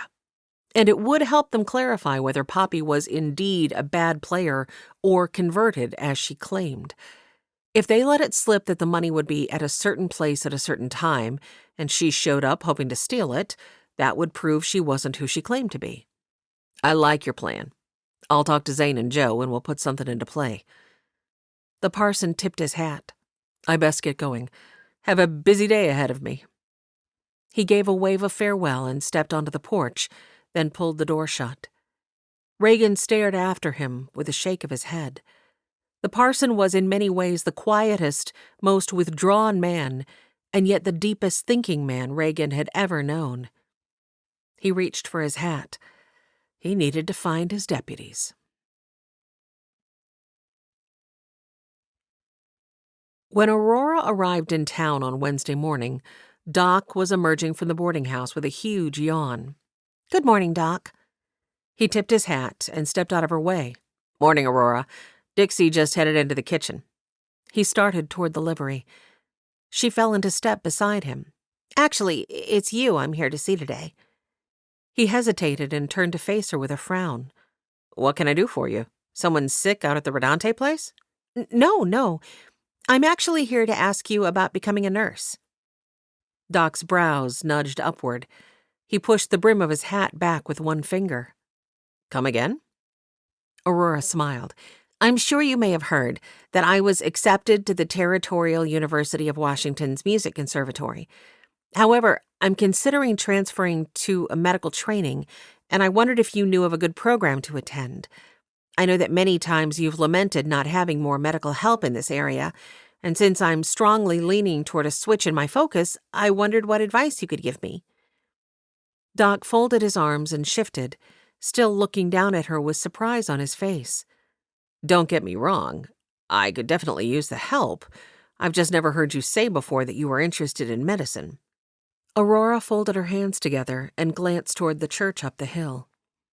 Doc followed her gaze, and understanding lit his expression. Aurora shifted.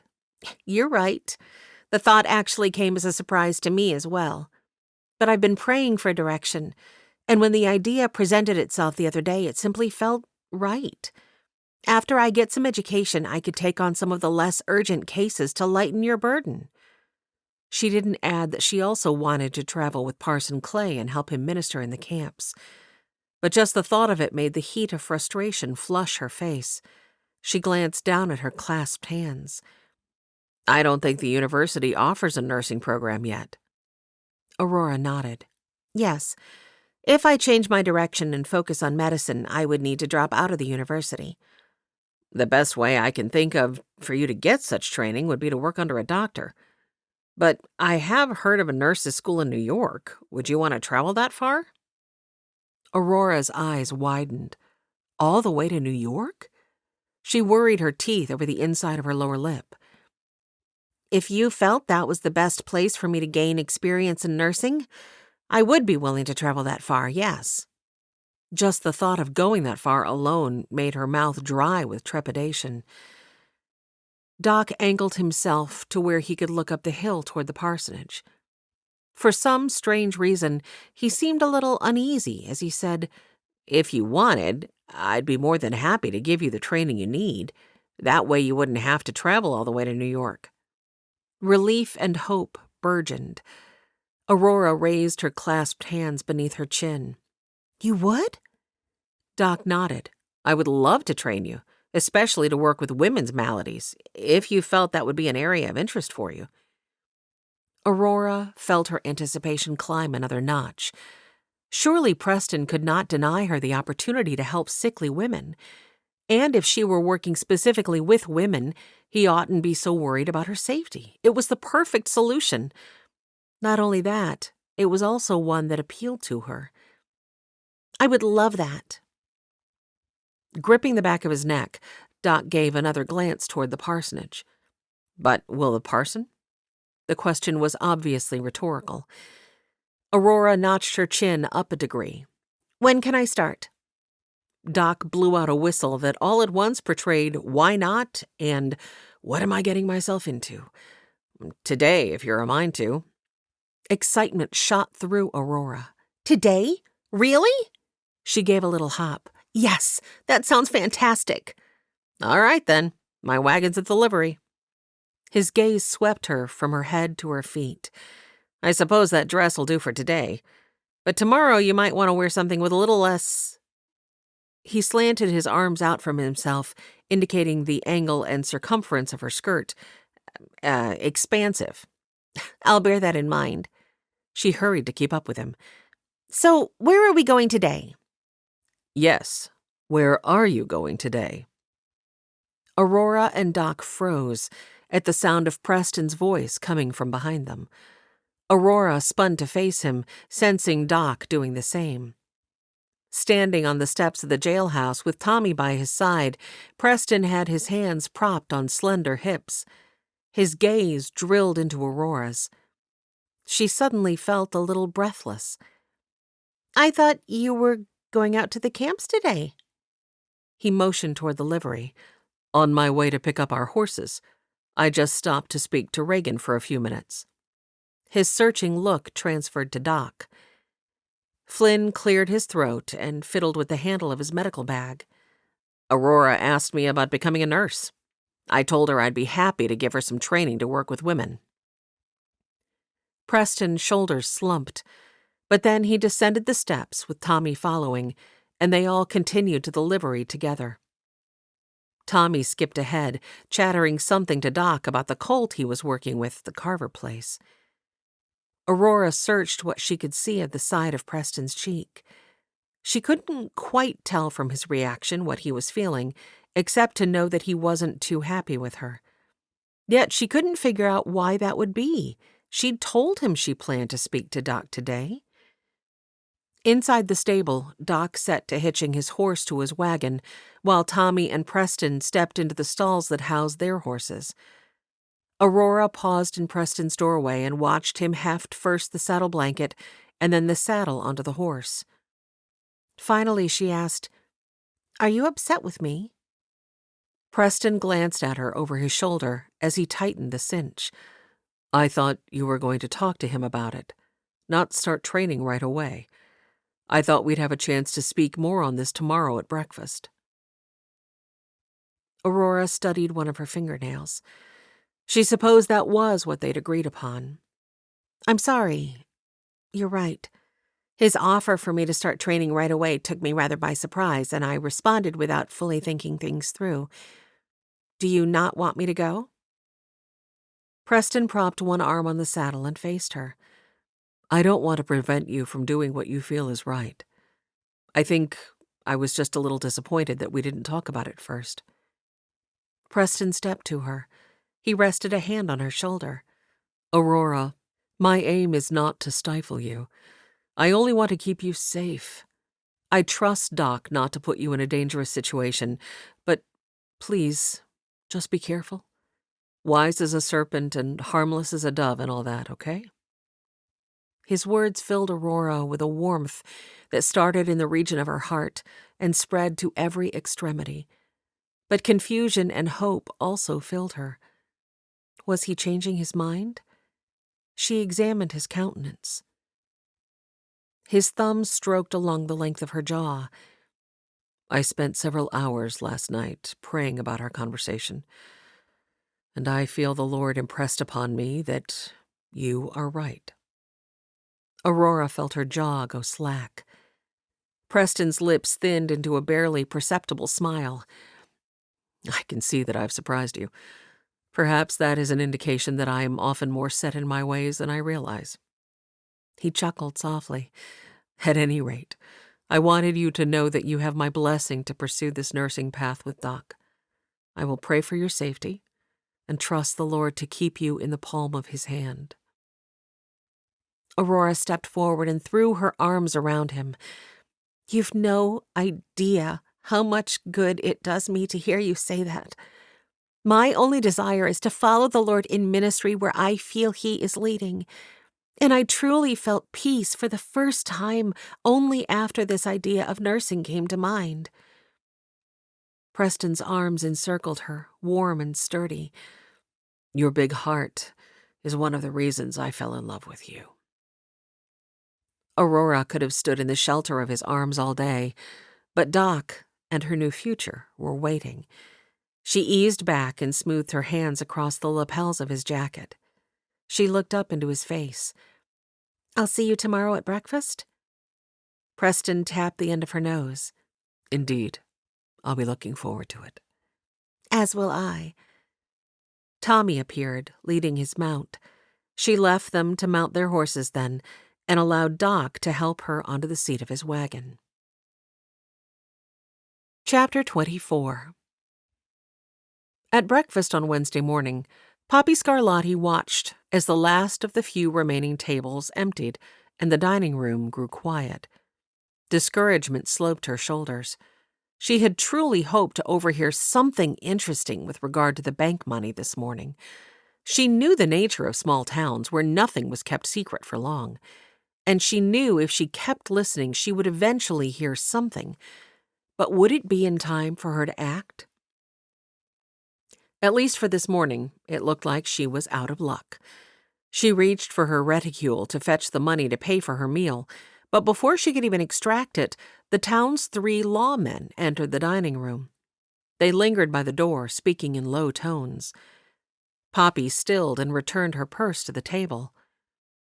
Dixie bustled in a few seconds later. Her steps stuttered, and then she hurried forward. The sheriff said something too quietly for Poppy to hear, and then Dixie led the 3 men to a table. "It's not often that I see the 3 of you in here together." Thankfully, the table she led them to was somewhat close to Poppy. "We have a little business to discuss," the oldest of the 3 said. His gaze darted to Poppy then, and he cleared his throat softly, as though he wished he hadn't blurted that out. Poppy's excitement surged. She was about to learn something, finally. Dixie stopped by her table and asked if she needed anything else. Irritated with the fact that the interruption was keeping her from potentially hearing vital information, Poppy quickly asked for another cup of coffee, more to get rid of the woman than because she actually wanted more. Tugging her book closer, she focused her gaze on the pages and her ears on the conversation at the next table. The three lawmen huddled over their table to lean close to each other. The youngest man, the one in the long duster with the soft curls of dark hair, spoke in a low voice. The logs Charlotte ordered from Camp 65 for the boardwalks are said to arrive at the mill on Friday. As Dixie refilled her cup, Poppy's disappointment reared its head. But then her curiosity piqued. Why would three lawmen state that they had business to discuss and then set to talking about something as benign as logs to be made into lumber for boardwalks? She was careful to keep her eyes on her book and sip her coffee, as though merely enjoying a leisurely morning, but her mind worked faster than the wheels on a steam locomotive. The sheriff shifted in his seat, making room for Dixie to lean past his shoulder to fill his cup. "We sure that, Eckland is prepared for that shipment to arrive?" The oldest man, who now sat with his back to Poppy, nodded. "Spoke to the man in charge just this morning. He said everything is prepared and ready for the arrival." The sheriff dipped his chin. "The shipment, logs, are arriving via the road from the camp at 8 o'clock sharp. We will all need to be on hand just to make sure everything goes smoothly." Poppy felt a prickle of awareness slide along the back of her neck. They were not talking about logs for the mill. Lawmen wouldn't need to be on hand for something like that. They were speaking in code. Excitement caused the hand holding her coffee mug to tremble. She carefully set the cup on the table and tucked her hand into her lap. Friday. If the money was to arrive that day, then Saturday would be the perfect day for her heist. That gave her a day to finalize her plan and a day to pull it off. By this time on Sunday, she could be on her way back to Babbo with enough cash to finally make him proud of her. And if all went according to plan, Preston would be going with her. Maybe not willingly, at least not at first, but with time, she could remind him what he'd been missing all these years. She mentally ticked through a list of everything she needed to finalize. She'd found the perfect location for step 1, and securing the leverage to ensure Preston's cooperation wouldn't be hard. It was just a matter of packaging each step of her plan into one smooth process, and finding the patience to wait until Saturday evening. She really couldn't have asked for a better day, however, because the town was likely to be loud and bustling on that night. Having the noise of the alehouse just a few doors down from the bank would help disguise any noise they might accidentally make while breaking in. Poppy smiled and took a final sip of her coffee. She loved it when things started falling in place. Aurora's day passed rather quickly, for a line of patients already waited for Doc when they arrived at the first camp. Doc had a small tent that was nothing more than a shelter with a table and chair beneath it. The first patient was a woman who had accidentally cut her foot while hoeing her garden. Doc showed Aurora how to clean, stitch, and bandage the foot. The woman deposited 2 bits into Doc's hand and limped out of the tent. Doc washed his hands in a basin and pegged Aurora with a look. "She's lucky. Any deeper in it likely would have cut some tendons, but I think she'll recover without incident." The next patient was a logger with a smashed hand. Doc showed her how to apply plaster of Paris. After the logger came a woman with her small son in tow. Doc diagnosed him as having pneumonia and gave the woman some acetylsalicylic acid to give the boy in a tea. Before Aurora knew it, they were packing up and heading for the next camp, where they treated a spider bite, a broken leg, and a woman with a persistent cough that Doc feared was incurable. He gave her some powders for pain. After the woman left, Aurora searched his face. What's wrong with her? Doc shook his head grimly. When she first started coming to me, I thought she might have pneumonia, but none of the treatments I gave her for that worked. I believe she may have cancer, though she doesn't have the money to travel to a hospital where better diagnostics are available. Tears pricked the backs of Aurora's eyes. That's very sad. Doc released a sigh.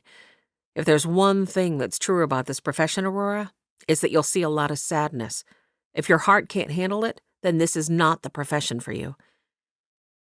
Aurora pondered his words throughout the rest of the day. Yet despite the dread of constantly facing tragedy on a day-to-day basis, she found that joy over those she could help overwhelmed the trepidation. She thought of one of her favorite verses from 1 Peter 1, where the author reminded the readers that even though they faced trials, they could claim joy inexpressible and full of glory because of their salvation. It was such a joy she felt now, and she could only feel that it must be confirmation that she was finally moving in the direction the Lord wanted her to. She breathed out a silent prayer as Doc drove the wagon down the hill to the Rodante's spread to drop her off. Thank you, Lord, for your guidance and direction. May I ever be faithful to serve in the ways you ask of me. Doc pulled the wagon to a stop and hopped down to cross to her side. As he helped her down, he smiled. You did really well today. Thank you. I found it quite fulfilling. His smile widened. So you'll be coming back to help me again tomorrow? She chuckled. I will. What time should I meet you in town? Same time as today should be fine. He climbed back to the driver's seat. Doc? He hesitated. Yes? Thank you for allowing me this chance. I should be the one offering my thanks. Dixie's been after me to find some help, but I've been too busy to put much effort into it. She'll be relieved to know I have someone to share the burden of care. With the tip of his hat, he flicked the reins against the horse's rumps. See you tomorrow. Aurora lifted a hand of farewell, feeling a well of excitement rise inside her. For the first time in her life, she couldn't wait to see what adventure tomorrow might hold. Aurora leapt from her bed the next morning, filled with excitement about the prospects for the day ahead. She remembered Doc's advice and donned her plainest skirt along with a serviceable blouse. She also chose her most comfortable boots, the ones Preston had ordered custom-made for her by Bill Giddens the year she'd come to town. They'd seen many a year of wear and were no longer pretty, but yesterday she'd worn her newer store-bought pair, and by the time she'd removed them, her feet had been screaming for freedom. If she spent even half the time on her feet today that she had yesterday, she would be thankful for the broken-in, comfortable, ugly pair. She whistled a tuneless song as she rushed to milk the cow and hurry the bucket inside. Leora smiled at her. You sound happy today. Breakfast is almost ready. Aurora gasped. Oh, dear, I forgot to tell you. I'm having breakfast with Preston in town this morning, and then I'm spending the day training with Doc. Training with Doc? Yes, I'm going to become a nurse. I've been praying long and hard about what the Lord would have me do, and I feel this is my calling. Leora smiled. That's wonderful. You'll do a marvelous job. And did I hear you right? Breakfast with Preston? That sounds promising. Aurora puffed out her cheeks on a breath. I hope so. We had a good talk yesterday. Thank you for your advice not to give up. Of course. And as for breakfast, a swipe of Leora's hand showed her lack of concern. That's fine. It's only eggs and biscuits. In fact, grab that small pail and I'll pack you some for your lunch. Oh, that's a good idea. In my excitement, I quite forgot to plan for lunch. Doc shared his with me yesterday, but I doubt he'll want to do that every day. She laughed. Leora pointed to the bowl of fruit on the sideboard. Take an apple, too. Aurora picked up a golden red orb and appraised it. She rolled it through her fingers, remembering. What is it? Leora asked. Nothing. Aurora smiled at the memory that had overtaken her.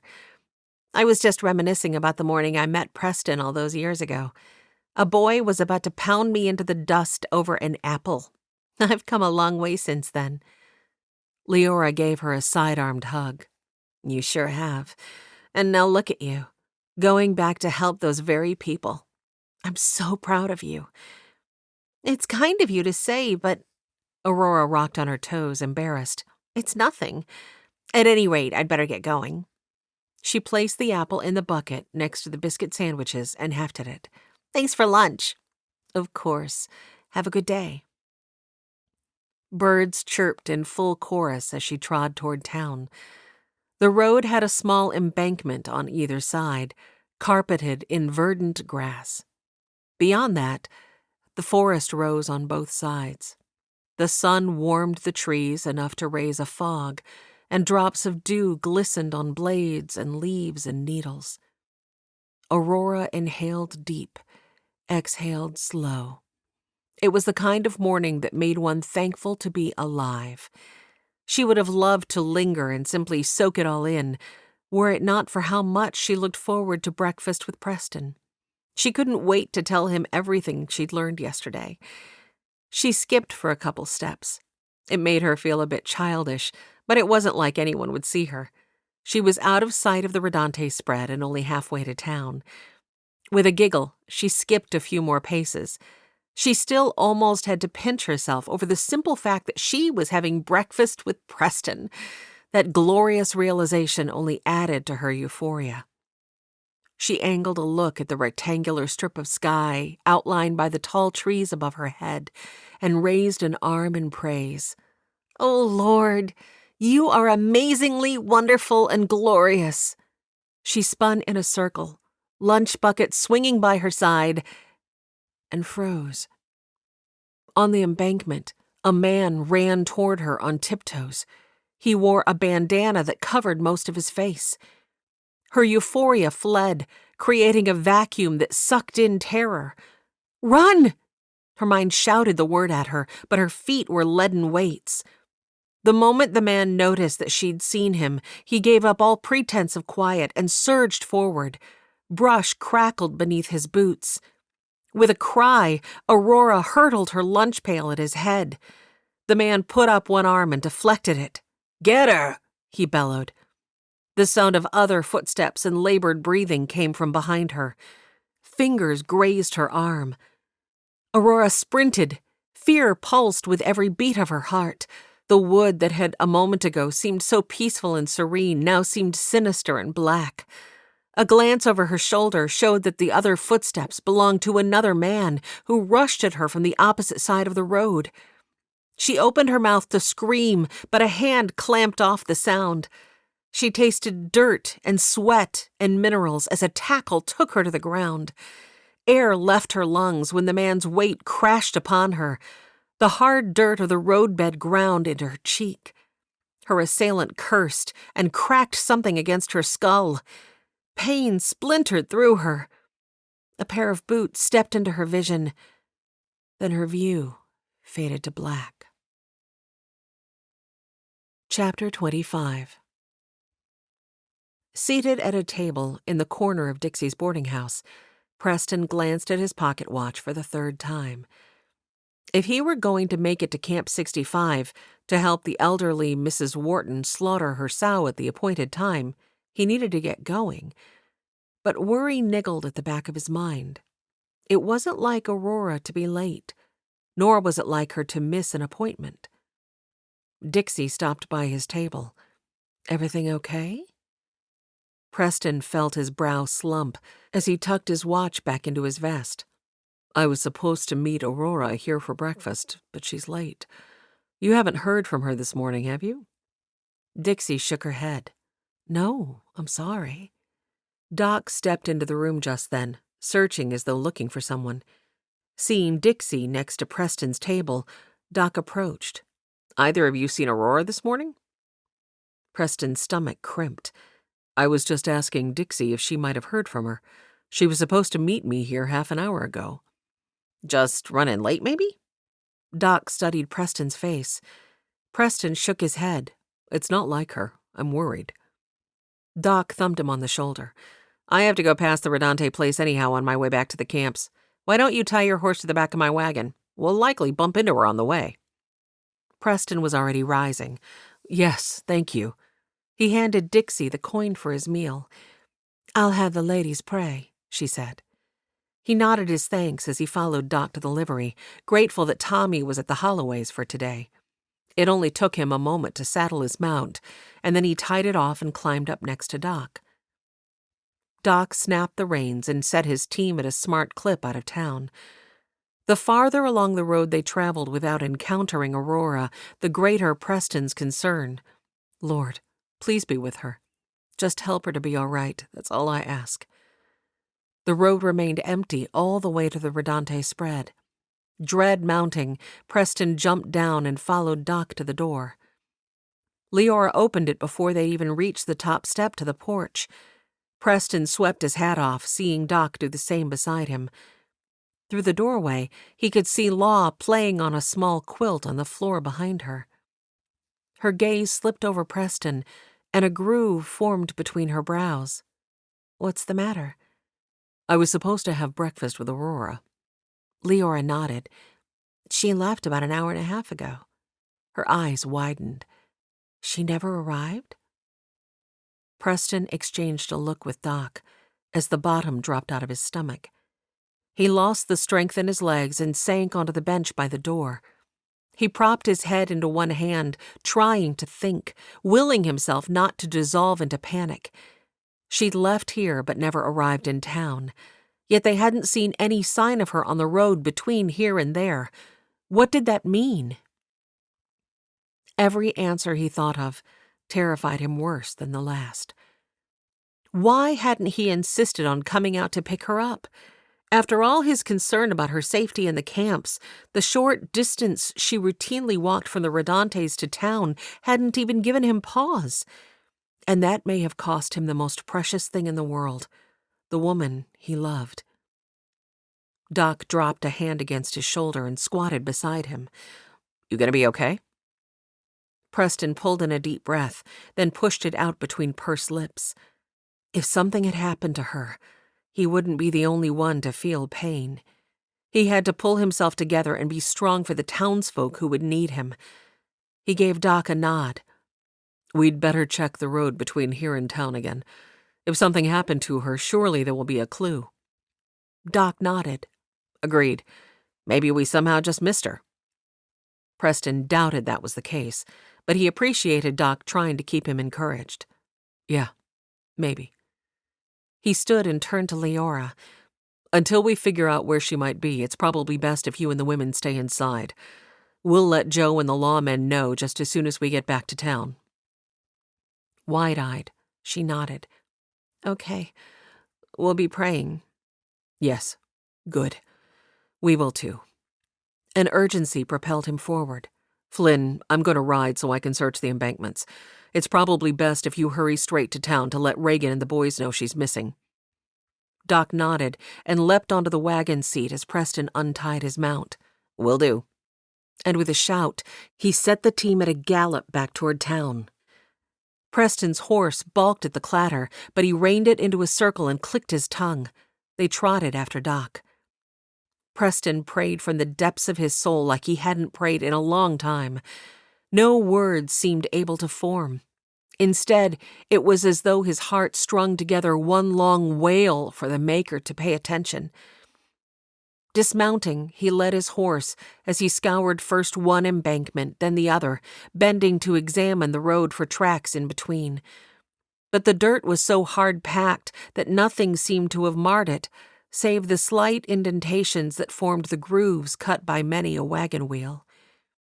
The sunshine of the more open plain surrounding the road gave way to the shade of the forest, and still Preston had found nothing. The going was slow as he searched carefully in the dimmer lighting. Just ahead, he saw a squirrel sitting on a stump, chomping on an apple it held in both paws. Preston stopped, frowning. His horse bumped into him and whickered. He took another step, and the squirrel abandoned the apple to dart into the trees. Preston bent to pick it up. The squirrel hadn't eaten much, and he could see that the apple wasn't a wrinkly, pitted wild type, but instead it was perfectly round with a shiny red skin. Heart hammering, he surged ahead, searching the ground more fervently. It only took him a moment to find the small, galvanized pail that lay on its side, hidden by the tall grass on the embankment next to the road. Whatever food may have been in it had long since been packed off by critters. Only a few crumbs remained as evidence that the pail had contained anything. Heart sinking, Preston picked up the bucket. Along here the woods were thick with underbrush, and there wasn't any sign of Aurora nearby. Hoofbeats sounded, and Reagan and the other lawmen galloped into view, followed by Doc, who was now mounted on a horse. He must have left his wagon at the livery. Preston held up the bucket. "This is all I've found. I presume it must have been her lunch pail. Did you see anything?" Though he knew the chances were slim, he allowed himself to hope they might have good news. But just as he'd suspected, Reagan shook his head. "No." Shoulders slumping, Preston studied the vast forest that stretched in either direction. "She could be anywhere by now." Reagan tipped his hat back and scratched his head before resettling it. "Know anyone who might want to harm her?" Preston's thoughts immediately jumped to Poppy. His heart kicked against his sternum.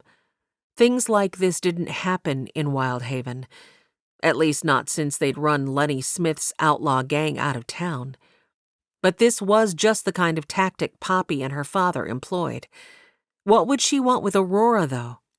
Simple revenge against him for moving on with another woman? Would she stoop that low? Surely not. They'd not been in contact for years. "Parson?" the sheriff prodded. Preston sighed. "I might, though I hardly fathom what reason she'd have to hurt Aurora." Doc held up a hand. "If you're thinking of that new woman, Poppy, I thought of her too.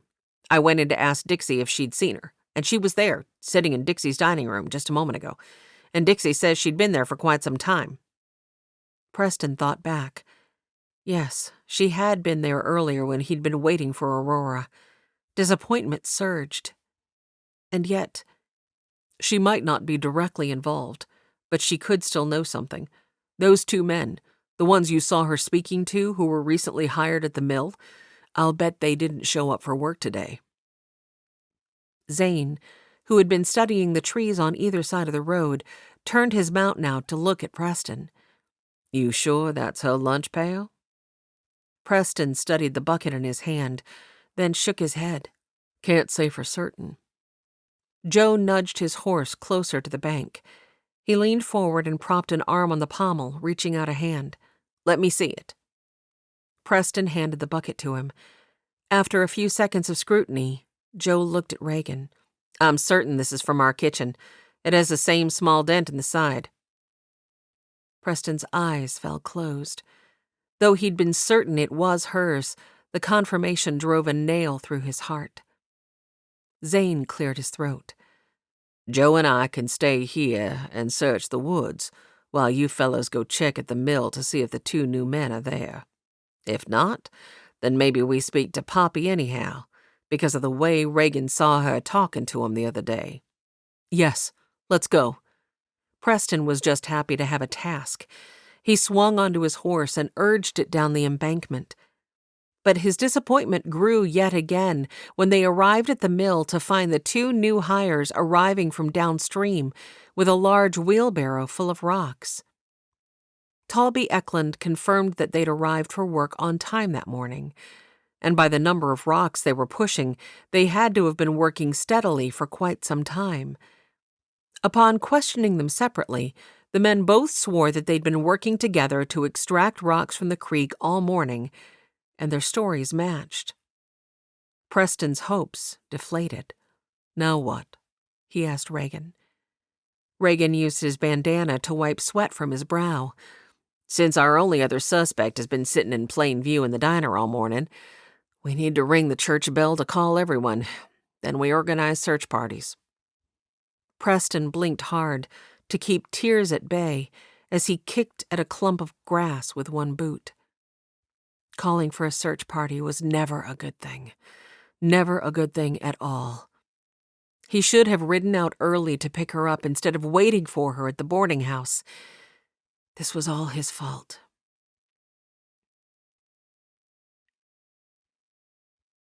Kane Carver led the Appaloosa colt out of his yard and down the path toward the Castaigne place.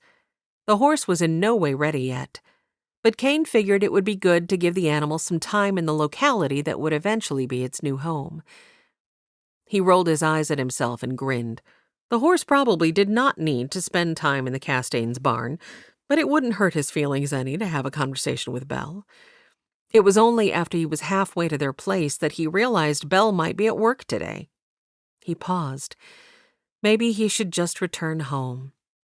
But it really wouldn't hurt the horse to have some time on the lead and experience a fresh environment. He decided to proceed. A little farther ahead, he came to the bridge that spanned a small tributary of Wyldhaven Creek. The colt tossed his head at the sound of the trickling water. Kane urged him forward, speaking to him in soothing tones. Tentatively, the horse followed him. But the moment his hooves thunked against the boards of the small bridge, he whinnied and threw back his head, trying to make an escape. "Whoa, boy, whoa." Kane reached a hand to gently pat the horse's cheek. He murmured soft nonsense until the animal calmed. He was just starting across the bridge again when his eye caught on something in the brush upstream. He squinted for a better look. There was something. He couldn't quite make it out, but it didn't look like it belonged out here. He'd better take a closer examination. Tying the colt off to a tree, Kane pushed through the brush. Odd. Someone had left a perfectly good wheelbarrow right here on the bank of the creek. He could see that several rocks had been extracted from the creek bed because where the rest of the creek was covered with stones, this area had bare patches. However, the wheelbarrow remained empty. With a shrug of one shoulder, he returned to the colt. Perhaps someone was using the wheelbarrow to haul stones back to their place. Maybe they had other duties today and simply would return later for their tools. But it wasn't usual for someone to leave a wheelbarrow in the woods, especially one as nice as that one. That was a good way to have it stolen. Perhaps it belonged to the Castaignes? They lived the closest to here. Maybe young Aiden had gotten distracted with play and forgotten to take it home. He would ask him. After untying the colt and coaxing it once more to the edge of the bridge, Kane was happy to see that the animal was less hesitant to cross this time. Once they reached the other side, Kane stopped to feed the Appaloosa a piece of apple. He lavished praise on it, patting its neck in affirmation. He had just reached the Castaigne place and led the colt into their yard when the church bell pealed from town. Looking concerned, Belle stepped onto their porch, drying her hands on a towel. Ah, so she wasn't at work after all. His heart gave an unaccountable thump. Her gaze landed on him, and her brows shot upward. "Oh, hello?" Her focus flickered to the Appaloosa. "Are you done with his training already?" "No, I just thought it might be good to bring him by, familiarize him with his future home." Then, since he was a man of truth, he added, "At least that's the excuse I gave myself." He grinned, hoping she plainly understood the real reason he'd come. It was gratifying to see the blush that shaded her cheeks as she studied the towel in her hands. To let her off the hook, he thumbed a gesture toward the sound of the still ringing bell. "Do you know what that's all about?" "No." She shook her head, a groove forming on her brow. "They must be trying to call everyone to a meeting, likely an emergency of some sort." Kane tucked his lower lip between his teeth. She was probably right. Whatever it signified couldn't be good, and here he was dallying over an enjoyable conversation when he ought to be taking action. He turned a glance toward the barn. "I could hitch up your wagon, providing you think it might be all right for me to leave the colt in one of your stalls." Belle scuffed one toe at the edge of the top step and worked her fingers into a knot with the towel. "We don't have a wagon. We just walk to town. But please do feel free to leave him in a stall. Ma and Mr. Harrow went for a walk with Aiden, but I'm sure they'll hear the bell and return post-haste. I'll gather the girls." He gave her a nod and headed to the barn. He could bring the colt with them to town, but as skittish as he still was, that probably wasn't the best idea. Besides, he grinned, it would give him an excuse to return after they found out what was going on in town. It only took him a moment to fork some feed and fill the stall's water bucket, and by the time he stepped from the barn, Mrs. Castaigne, Mr. Harrow, and Aidan were bustling into the yard, and Belle was urging her twin sisters off the porch. "Come on, girls," Mrs. Castaigne urged. Her gaze landed on him, and she froze for half a second before giving him a cautious nod. She nudged the twins ahead of her. "We'd best hurry." Her gaze flicked to her oldest daughter. "Belle, if you don't mind, bank the fire, would you, dear?" "Yes, Ma." Gaze lowered, Belle returned into the house. Mrs. Castaigne looked at Kane. "Mr. Carver, would you mind waiting for Belle and walking into town with her?" Kane tipped her his hat. "Not at all, ma'am." And as the little family hurried from the yard, he couldn't help but grin. Mrs. Castaigne was all right in his book. All right indeed. It was only once he was standing alone waiting for Belle that he remembered he hadn't asked Aidan about the wheelbarrow. Chapter 26. Aurora sat in the silence with her breath wheezing loudly in her ears. A blindfold covered her eyes, a gag pinched at the corners of her mouth, and her hands were tied behind her back. The ground beneath her was cool and hard, yet she could feel the warmth of the sun on her face. If she moved even slightly, however, the warmth dissipated. Wherever she was, it was cool and damp, so the sun probably didn't reach here too much. Though they hadn't bound her feet, Aurora trembled at the thought of moving. She'd still been woozy from the knock on the head, but as they'd left, she'd clearly heard one of the men cackle and say, "Wouldn't move too much if I were you. There's a drop-off that likely wouldn't kill you, but you'd be maimed, and that's certain." His partner had issued a whistle. "Sharpest rocks I've ever seen at the bottom." After they'd gone, she'd tried to push her blindfold off using one shoulder, but it was tied too tightly and wouldn't budge. Besides, every time she moved, she could feel the gag cutting into the corners of her lips. So now she sat still and willed herself to breathe through the panic that hammered at her mind. Where was she? In a cave? In the middle of a forest? Could wild animals find her? What would she do if a bear or wolf or cougar came along? She couldn't move for fear of falling. Was she near a gulch? A cavern? A cliff? Or had they only told her that to frighten her into remaining still? The worries bombarded her until she felt lightheaded. She realized she was breathing much too fast and forced herself to calm. She inhaled long and slow, then pushed it out even slower, again and again. And finally, she felt calm enough to think. What tools did she have at her exposure? Her ears. She tilted her head to listen. Somewhere far off, a trickle of water sounded, but there was a hollow echo to it, as though it were surrounded by a great enclosed space. She shivered at the picture that gave her. She remembered hearing a creak like that of a hinge, along with the clanking of chains when the men had left. What had that been? Other than the sound of the water, she couldn't make out anything else. Her feet were another tool. Gingerly, she felt all around herself in a circle. Her feet didn't encounter any space or drop-off, but the men had said not to move too much. Danger could still be near. Something squeaked, and air puffed against her cheek. Aurora screeched, and it was as though the air around her exploded with sounds. Squeaks and trills and high-pitched chatter permeated the air. Something winged past her ear. Something else buzzed her hair. Panic once again in full surge, Aurora collapsed onto her side, pressing herself as close to the ground as possible.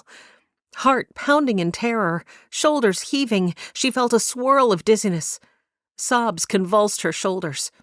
Why had God allowed this to happen to her, especially just when she'd finally felt like she was on the right path?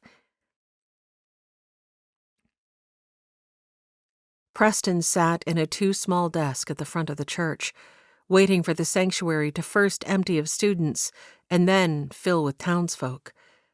Zoe Castaigne did an admirable job of keeping her students calm as she dismissed them, telling each to meet their families outside. He traced the grain of the wood, feeling like every thought was too far away to grasp. This couldn't be happening, not when he'd just finally found the courage to make Aurora aware of his heart.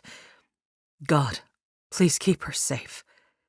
He felt like he'd been repeating that same prayer all morning, but he supposed the Creator understood his angst. Footsteps marched smartly from the back door and stopped by his side. He looked up. Mrs. Hines plunked her stubby hands on her ample hips. "What is it, Parson? Why are we all being summoned?" Her voice was strident, demanding. He had no patience for the woman's theatrics today. If he told her anything, she would immediately go outside and set to repeating it to anyone who arrived, and the story would likely change slightly with each telling. Please, Mrs. Hines, if you'll just wait, then we can tell everyone all at once what has happened. He stretched a hand, urging her to take a seat in one of the desks. If you'll have a seat, we're just waiting for a few more to arrive. She gave a little huff, but did as he asked. He wasn't sure if his restraint could have sustained anything else. He rubbed a hand over his face. 30 minutes. That was the normal waiting time in an emergency such as this. Anyone who couldn't get to the church inside 30 minutes would simply have to hear the news from someone else once they arrived. Yet today, the time crawled by like a snail. Someone eased into the desk next to his, and he glanced over, did a double take. Poppy blinked at him guilelessly. Her red lips pursed softly. What's happening, Caro? There was a false innocence in the words that filled him with rage. Preston's fist closed so tight that his forearm ached. Did you do this? Do what? She quirked a brow, glancing around the church as though searching for what he might be talking about. Preston was weary of her games, of the distrust that swelled in him every time she was near. If you had anything to do with this, Poppy, please just tell me. She means everything to me. She? The girl you had dinner with? Her eyes widened. Oh, dear. Did something happen to her? She covered her red lips with one hand. Preston scrutinized her. Her expression exuded innocence. Her posture showed nothing but concern. Yet everything in him screamed that he shouldn't trust her. What he wouldn't give in that moment to have just a portion of God's omnipotence, maybe just enough to look into the heart of one person to discern if they were being truthful. She leaned across the space between them and laid her hand on his forearm. You must be in such distress. You really don't look well.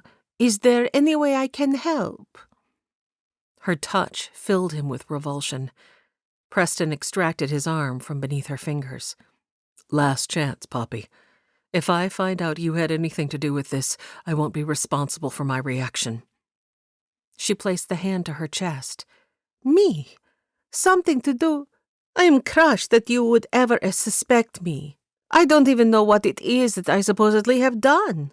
I thought Christians were to be forgiving and accepting, especially of their own. Large tears pooled on her lower lids. Preston eased out a slow breath. Was he being too hard on her? She really hadn't done anything suspicious since arriving in town, and she was right about how Christians should treat others. He wasn't handling this very well. She had an alibi, as did the two men he suspected worked for her. Maybe all his doubts truly were unfounded. Yet that didn't make him feel any better, because if Poppy and her men weren't involved, then it meant they had utterly no leads. She continued to pout, wounded and petulant. He cleared his throat, still unwilling to let her off the hook. If you did this to somehow try and step in and fill her place, it's not going to work. Her mouth gaped open. Thinking somewhat highly of yourself, aren't you? I've done nothing but try to be your friend. Preston pinched the bridge of his nose. You're right. Forgive me. I'm not handling this well. What this? Exasperation filled her expression.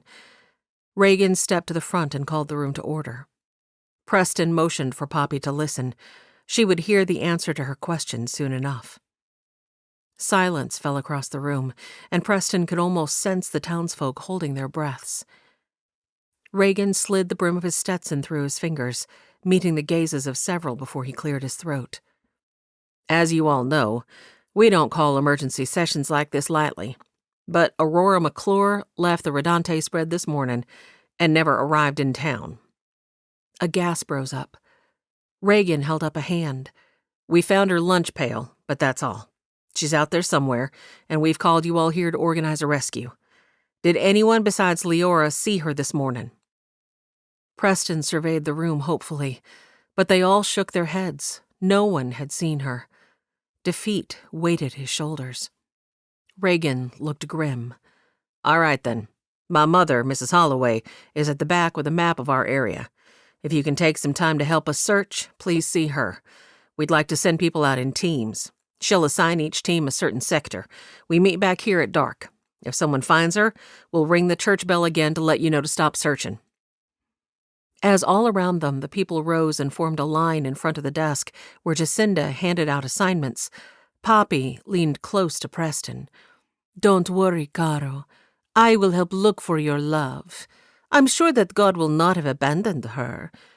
You do still believe in this God you claim to serve, yes? Preston lifted her a look. The God you claim to serve. It was as though her words were shot across his bow. Yes, he did serve God, but she was right. He certainly hadn't been acting much like it. God had never promised him a perfect life with no pain, only that once he made it to the other side of this earthly walk, all pain and sorrow would no longer exist. On this earth, however, he'd been promised tribulations. He was only told to take heart because God had overcome the world. It was the attitude with which he responded to pain in this life that made the difference. So now he had a choice. He could believe that God's word was true, and he made no mistakes. He could keep his faith on its firm foundation and know that no matter what pain God might ask him to walk through here on this earth, it would be trivial compared to the blessings to come. Or he could turn his back on all that and sacrifice an eternity of pure joy, bliss, and health for a few years of holding a grudge. He surged to his feet.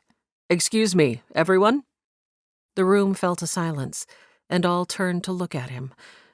If you'll allow me a moment, I'd like to say a prayer for Aurora and for all of us, for our success and for our safety and hers.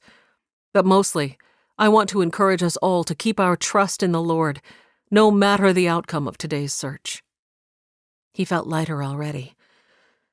Nods and murmurs of agreement encouraged him. And as Preston prayed for everyone's safety, and that they would find Aurora healthy and whole, but that they would also accept God's answer and not waver in their faith, sheer peace swept over him. Because one thing he knew to be true, if the worst happened and they only found Aurora's body, he believed beyond a shadow of a doubt that her spirit would continue living with her Lord for eternity. His heart panged him at the prospect, but if that was all the hope he ever had, it would be enough. Please, God, let it be enough. Poppy pondered as she walked toward the livery to fetch her horse after receiving her assignment. She'd been partnered with a man named Nolan and the girl Cora from the boarding house, and she would go out and do her part to look like she was diligently searching. But none of that was what had her mind spinning in 1,000 directions. No. It was the fact that, beyond a shadow of a doubt, she suddenly knew that Preston had indeed been duped by this proclaimed faith of his. What kind of person prayed that God would help them be accepting of whatever outcome he'd already ordained? That was just crazy talk. If he truly loved the girl, oughtn't he to be scrambling and doing everything in his power to find her, railing at the heavens if she wasn't found? And of course, she wouldn't be found. She was hidden too well. Poppy smiled. but it faded quickly. Just when she thought that she had Preston right where she wanted him, he'd pulled out that prayer. She blew out a sigh. For the first time, she wondered if maybe her plan wasn't going to work after all. It had to work. It would work. She would let him stew for a couple of days, worrying about the safety of the woman he loved, and then she would pull her ace. Once he knew the girl was alive, Preston would do anything to keep her that way. He'd be happy to help her crack open the safe, and she might even allow him to remain here instead of forcing him to return east with her. She grew tired of this religious idiocy. He could have this silly little strumpet for all she cared. All she needed was the money. Still, a shard of jealousy shot through her. It was then that Poppy realized. A chuckle slipped free as she swung her saddle onto her mount. Preston could pray all he wanted to for the safe return of his love, but it was Poppy who was standing in God's way of answering that prayer. She grinned. So much for your all-powerful God, aye, Press?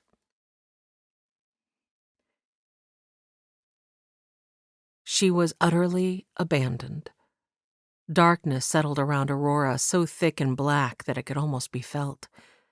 Thankfully, the bats seemed to have calmed down now. But in the stillness and the quiet, tears dampened her blindfold. Her arms, tied behind her as they were, cramped, and lying flat against the ground as she was, a damp chill had crept over her. If only she could bring her arms around to the front, that would ease her discomfort considerably. She swiped her tears against a shoulder and sat up. If she could get her arms around her hips and under her legs, she could get her arms to the front. It took great effort, but using her head for balance, she finally managed to get herself to her knees. She held her breath, listening. Would the bats come at her again? Thankfully, all remained silent. She angled herself backward as far as she could and worked her bound wrists down past her hips. She was ever so thankful for the plain skirt she'd donned this morning. If she were wearing a bustle or a hoop, she would never be able to manage this. The bindings cut painfully into her skin, but she only had a little farther, and then she would be past the hard part. Gritting her teeth, she pushed through the pain and finally was gratified to feel her arms slip past the widest part of her hips. A sob of relief shook her as she sat for a moment with her hands beneath her legs. And then, as quickly as she could, she brought them out from under her legs and clenched her jaw through the pain that cramped her arms. For a long moment, she curled her arms against her chest and simply breathed, thankful to be in a more comfortable position. Then, realization struck her. She reached up and yanked the blindfold from her eyes. She blinked for a moment and felt her face to see if another covering remained. But no, her eyes were cleared. And that was when all hope abandoned her, because it was just as dark around her now as it had been a moment ago with the blindfold on. Despair crashed over her. Where was she? Chapter 27. Peace was still his primary emotion as Preston paused with the sheriff next to Jacinda Callahan's table at the back of the sanctuary. "Did we get every sector covered?" Reagan questioned his mother. Jacinda studied the map that she had been carefully marking all morning. She tapped a fingernail against one spot. "I had a thought, and I saved this section for you." Reagan leaned forward to examine the area she pointed to. "A thought?" Jacinda's gaze flickered to Preston for a moment before resettling on her son. "I heard that the new woman in town might have a reason to make Aurora disappear." Preston's heart thudded in anticipation of what she might say. Could this be an answer from the Lord? A blessing because he'd made the right choice? Reagan lifted Preston a look. "We've already checked on her, but both she and the two men I suspect work for her have an alibi." Preston nodded. "But what were you thinking?" He held his breath in anticipation. Jacinda Callahan drummed her pencil against one palm. "It's just that the other day at Bible study, I brought up the time I was taken captive, and Poppy seemed more than a little interested in the cave where I was held. Preston's gaze slammed into Reagan's. There was only a heartbeat before they were both moving. "Do you know the way?" Preston asked, as they rushed down the church steps toward the horses. Reagan nodded. "Zane showed me where it was after I got home from my wedding tour." Preston yanked his horse's reins free, remembering that Reagan had been out of town when his mother had been captured. He was ever so thankful for a diligent lawman who had been interested enough in the case to learn more, even though the situation had been resolved long before his return to town. "Ready?" Reagan asked. "I'm right behind you." Preston swung into his saddle and put his heels to his horse, sending it out of town at a gallop behind Reagan. It wasn't too far out of town when Reagan left the main road and headed back into the forest. They had to go slower now, and every moment that passed was like a knife twisting in Preston's chest. Reagan pulled his horse to a stop in front of a large patch of huckleberry bushes. He tied his horse off and motioned for Preston to follow. "This way."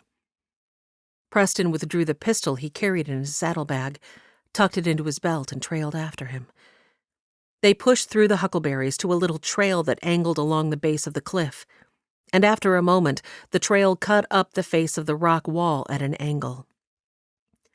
Preston's heart hammered with hope. How like God it would be to give him an answer to his prayers just after he'd surrendered his will to God's. This had to be it. Please, Lord, let this be it. About halfway up the cliff face, the angle of the trail leveled off, and a cave mouth opened into the face of the wall. Reagan squatted down and peered into the blackness. He held a finger to his lips. Leaning close to Preston, he spoke quietly in his ear. "There might be guards." Preston nodded and gestured that he would follow Reagan. Reaching under his coat, he withdrew his Colt. Reagan lifted his brows. "You know how to use that thing?" he whispered. Preston nodded. Would that his life experience had never made it necessary. Yet at one time, a gun had been second nature to his hand. "I promise not to shoot you in the back if that's what you're worried about," he smiled. "But if you like, I can go first." Reagan gave a shake of his head, and then ducked low to enter the cave. Preston moved right on his heels. They skirted as close to the walls as they could to avoid being outlined against the light pouring in behind them. Reagan crawled a few steps, then paused to listen. Silence was the only thing that greeted them. After a few more paces, he paused again. The slow going stretched like a torturous eternity. Everything in Preston wanted to push past Reagan and rush down the corridor. Instead, he cried out to the Lord again for Aurora's safety. This would all be over soon now, he felt certain. He just needed to be patient for a few more minutes. Aurora worked the gag down around her neck. It was damp and disgusting, but at least she could breathe easier now, and blessed moisture returned to her mouth. That helped, at least somewhat, with her thirst. Even though her eyes had been open for several minutes, she still couldn't see anything. She worked her lips over the bindings that tied her wrists, searching for the knot that held them. Based on the taste and feel, the bindings seemed to be thin leather strips. She was gratified to finally feel a series of small knots in them. She worked at the knots with her teeth, but the going was slow and clumsy because the knots were on the opposite side of her fingers, which made them hard to reach. And the darkness didn't aid in getting them untied either. Still, she had nothing better to do, so she worked. The first knot came free, and she gave a little cry of joy and set to work on the next one. She wondered if anyone had missed her yet. It was hard to discern the passage of time sitting here in the dark, nor did she know how long she'd been knocked out. She hoped people weren't too worried, but on the other hand, she did hope they would come looking for her. And yet, if the men who had taken her captive were nearby guarding her, anyone who came for her could be injured. That was the last thing she wanted. Lord, please just keep everyone safe. And please help me find my way home. Another knot came loose just then, and a surge of hope spurred her to set to work on the next. Preston willed himself to breathe easy as he scooted along behind Reagan. After a moment, Reagan reached a hand to still him. In the dim light that streamed from the opening far behind them now, Preston saw Reagan lift one finger. He longed to cry out Aurora's name, but he forced himself to take a slow breath instead. There was a snick, and a blazing light flared.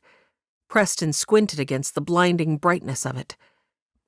And then discouragement crashed through him. For as Reagan held a match above his head, Preston could see that they had reached the main part of the small cave. It continued no further, and it lay empty.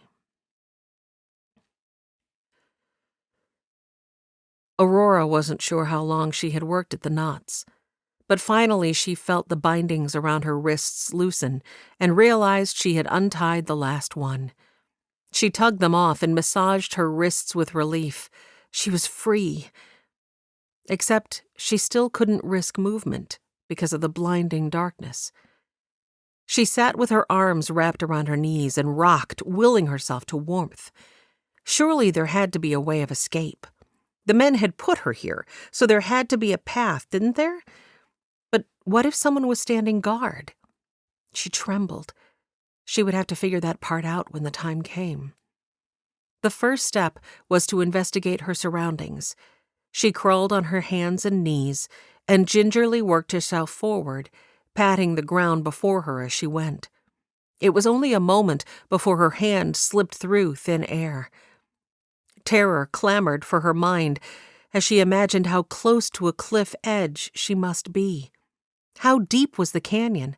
How close had she been to the edge all this time? She backed up and turned to her right a couple of degrees.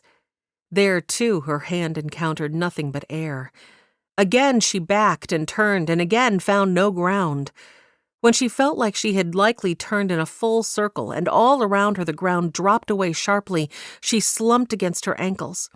Hopelessness crashed over her. It was as though she were on a tiny island surrounded by a sea of blackest space. Exhaustion pressed across her shoulders like a lead quilt.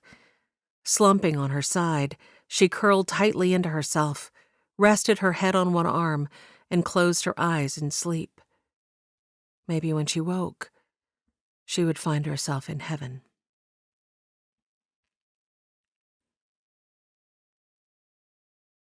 Preston never recalled feeling so discouraged before.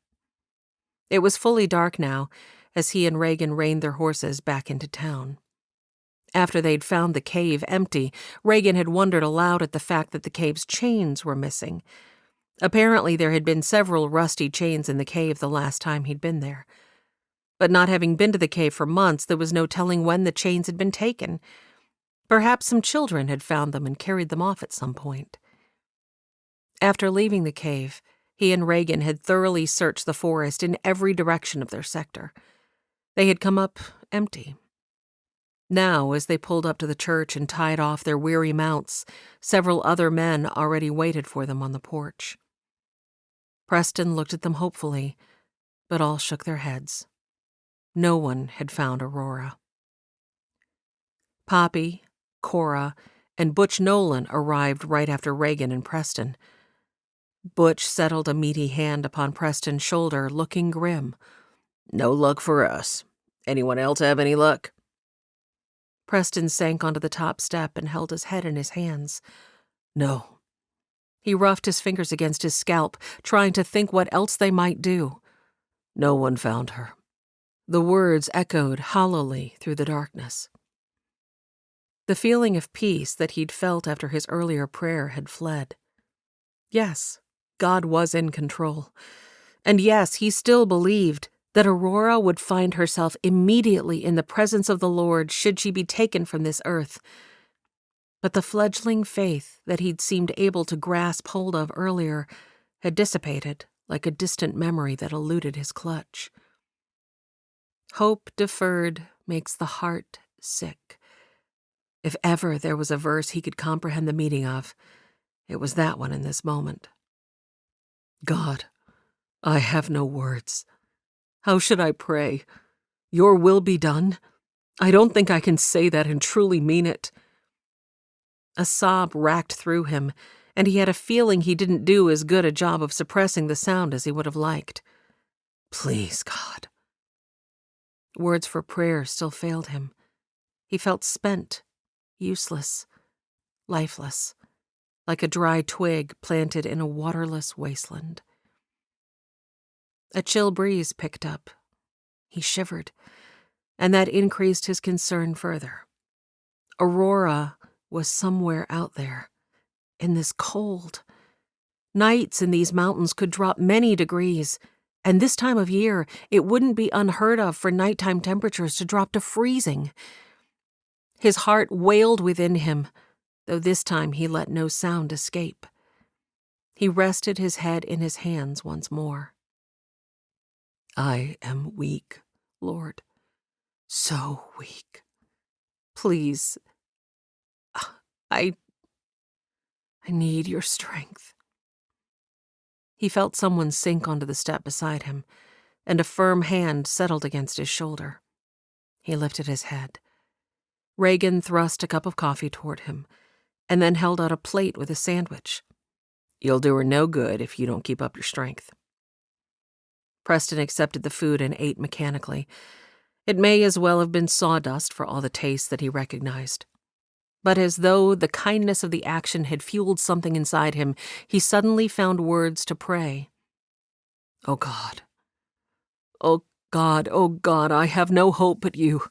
Please, Lord, keep her safe and warm. More than that, if you will that this search come to no good end, please don't let me lose my faith over this. Somehow give me the strength to keep trusting you. He didn't feel much better, but something inside him eased a little. After another bite, he dropped the remaining quarter of a sandwich back onto the plate and angled Reagan a look. What do we do now? Reagan shook his head and swept a hand over his hair to grip the back of his neck. Will likely do more harm than good traipsing about out there in the dark. Too much danger to the searchers. We'll have to wait until morning to go back out again. Preston swallowed the lump of emotion swelling in his throat. He blinked at the sandwich without really seeing it. I don't know if I can live without her, Reagan. Clearing his throat, Reagan thumped his fist against his shoulder a few times. His focus remained on the darkness of the churchyard as he spoke. The Lord watches over the way of the righteous. He has not abandoned Aurora. Nor has he abandoned you, my friend. Reagan rose. I'll take your horse to the livery and see he's taken care of. Preston gave a nod of thanks. He heard footsteps come to a stop behind him. We go home now, PC? Tommy was distressed. Preston could tell by the increase in his stuttering. Wearily, Preston pushed himself to his feet. But he didn't have the strength to do anything but drape his arm around Tommy and pull him to his side. He jostled him gently, a gesture he hoped conveyed to Tommy that he was here, even if he didn't have words. How could he go home to a warm cabin and rest when the woman he loved was in danger somewhere? He examined the hills surrounding the town. They were vast, dark, fathomless. Chiseled against the midnight dome, awash in the glow of a swath of stars. Was she even out there? Or had her life already been taken from her?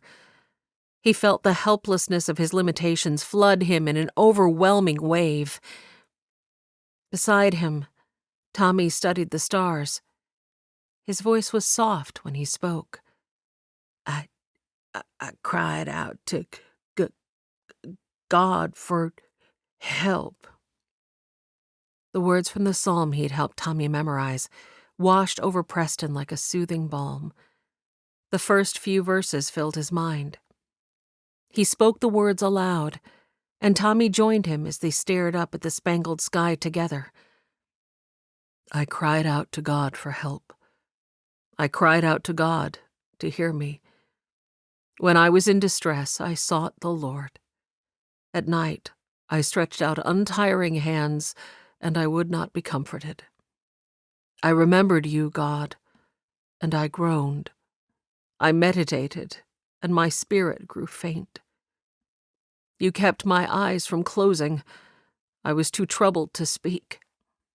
I thought about the former days, the years of long ago. I remembered my songs in the night. Preston trailed off, too choked up to continue. Songs in the night. How many times had God brought something good from some pain or darkness in his life? He'd gone to jail. That had been one of his darkest hours. And yet from that night, God had raised the song of his salvation. Couldn't God also bring a song from this night of deepest darkness?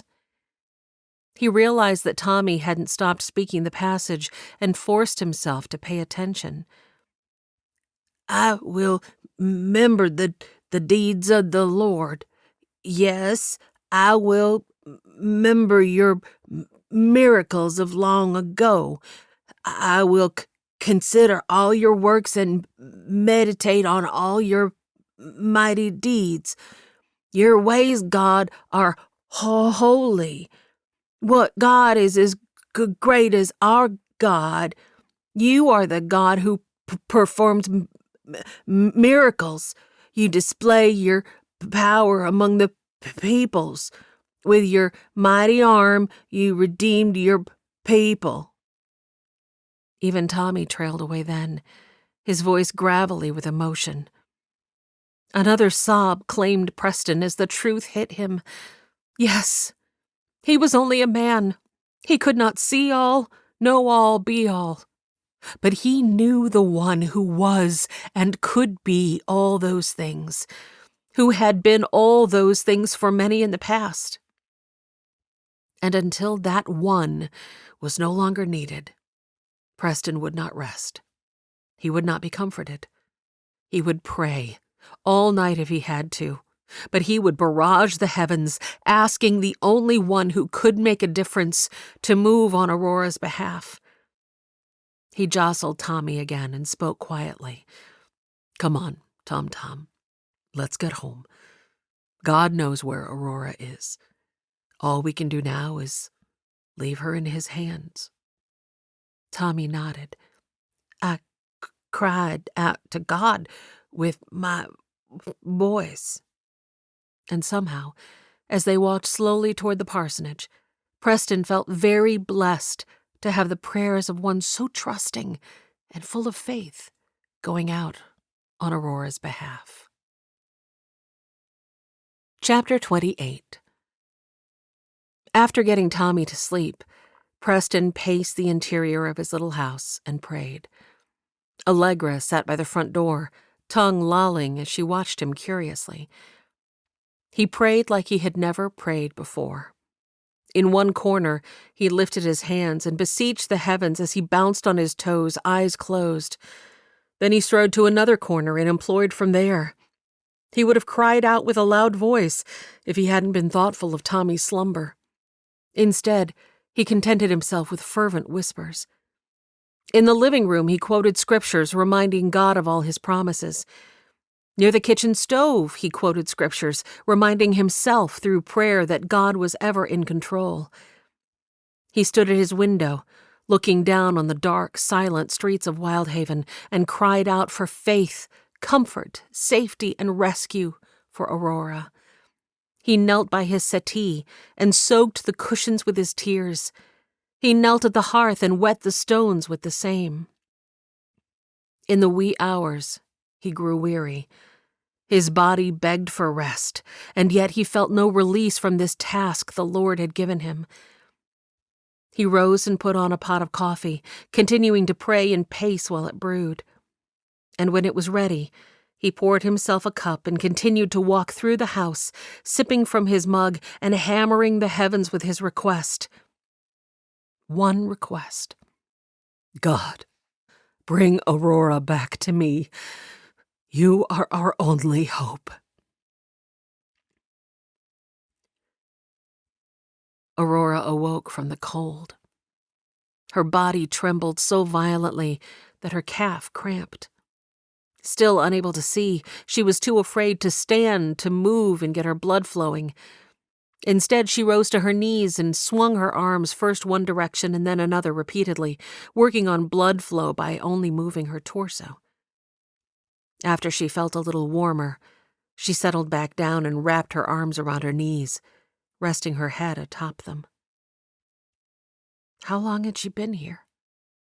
Time had gone all a muddle. She wasn't sure whether it was day or night. Her stomach rumbled with hunger, and thirst made her tongue not much more than a stick in her mouth. Was this to be her end, then? She thought back over her life. If this was indeed her end, her life had not been a bad one. Other than the perilous years where she and Ma had survived in the camps, her life had been filled with much joy, and she had so many things to be thankful for. If this was to be her final few hours, she would soon meet Jesus. That thought brought a smile to her lips. What a glorious wonder that would be, to be able to throw her arms around her Savior, and behind him her dear Papa would certainly be waiting. She remembered how he used to read her stories from the Bible and talk to her of his Savior. She wasn't as certain about Ma. She wished she had known on the day of Ma's passing the things that she knew about Jesus now. There would have been so much she could have shared with her mother on that final, fateful day. Yet now, as she thought of heaven, she knew that simply seeing Jesus would be enough. Did she have regrets? She regretted never getting to be a mother. She regretted not getting to spend more time with Preston. She regretted never getting to be his wife and never getting to pursue nursing. But in the scope of eternity, those were small things. Her regrets would fade the moment she stepped across heaven's threshold. But she wasn't there yet. So she would endure for a few more hours, and she would do her best to endure with joy. She still had no idea why those two men had grabbed her. They had not offered her any explanation. At first she had feared they intended to take her innocence, but neither had touched her in that way. At least, not while she had been conscious. She shuddered. This despair, this darkness was too much to bear alone. She pressed her forehead against her knees and cried out to the Lord again. Father, I need you. Do you see me sitting here alone in the darkness? Please give me the strength to face what lies ahead. The song, How Can I Keep From Singing, entered her thoughts.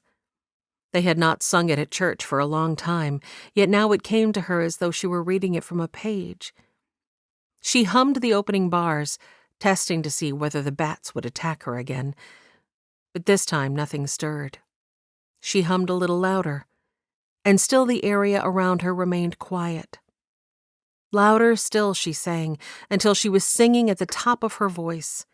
My life flows on in endless song, above earth's lamentation. I hear the real, though far off hymn, that hails a new creation.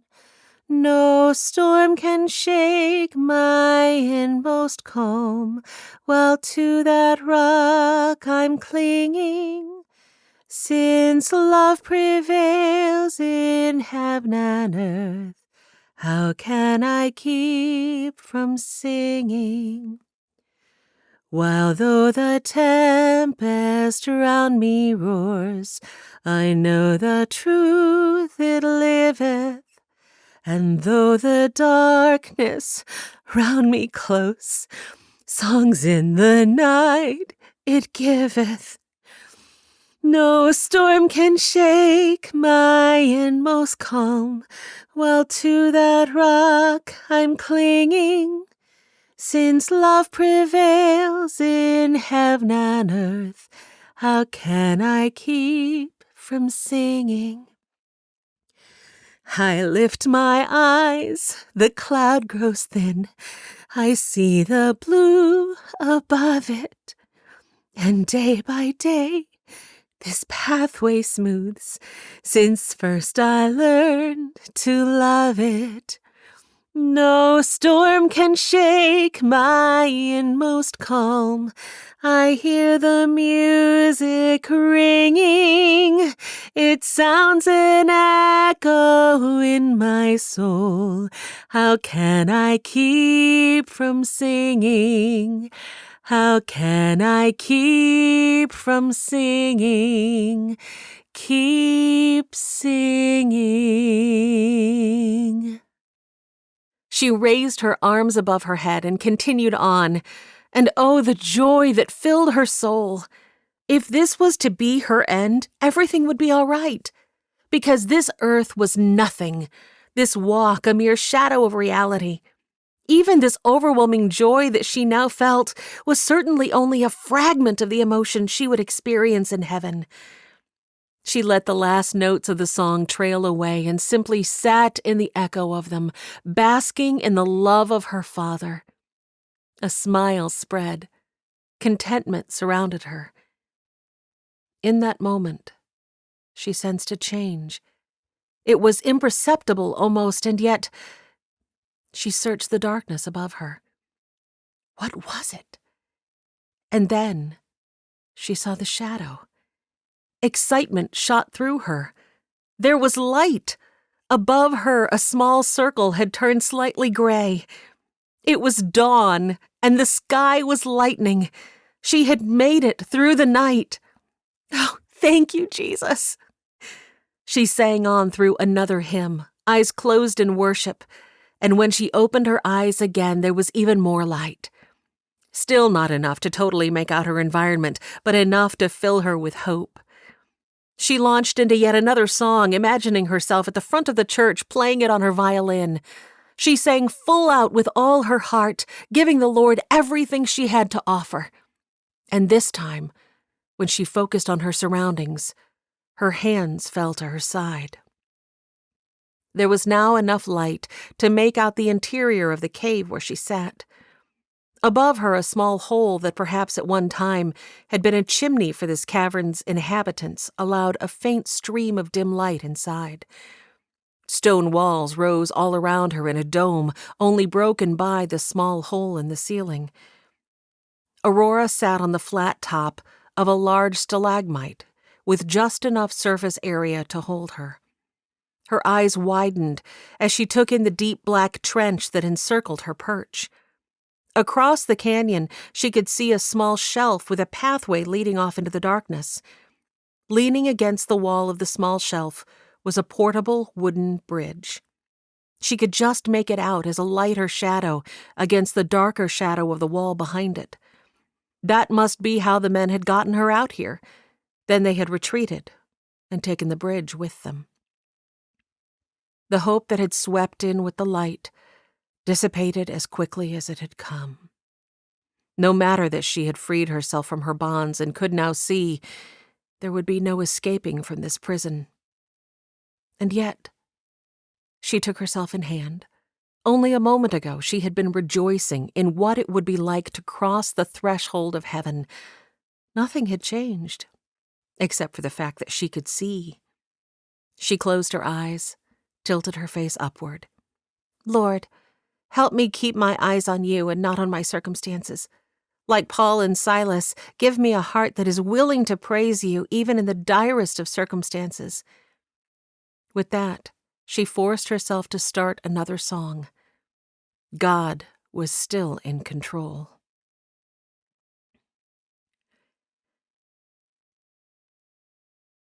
Heart heavy over the missing girl, Kane held his lantern out before him as he trod the path toward the Castaigns early the next morning. He planned to go out searching again today, but figured it was best not to leave the colt at the Castain place for too long, especially since Mr. Harrow had paid him extra for the care and feeding of the animal through to the end of its training. He took the trail through the woods by the Rodante place. He clenched his teeth as he walked the path, remembering that fateful day when he and his siblings had first been in Wyldhaven. He had been taken very ill, and the Castains had been kind enough to put him up in their barn. He had gone for a walk and found a woman lying dead right in the middle of this trail. Worse than that, he had been accused of killing her.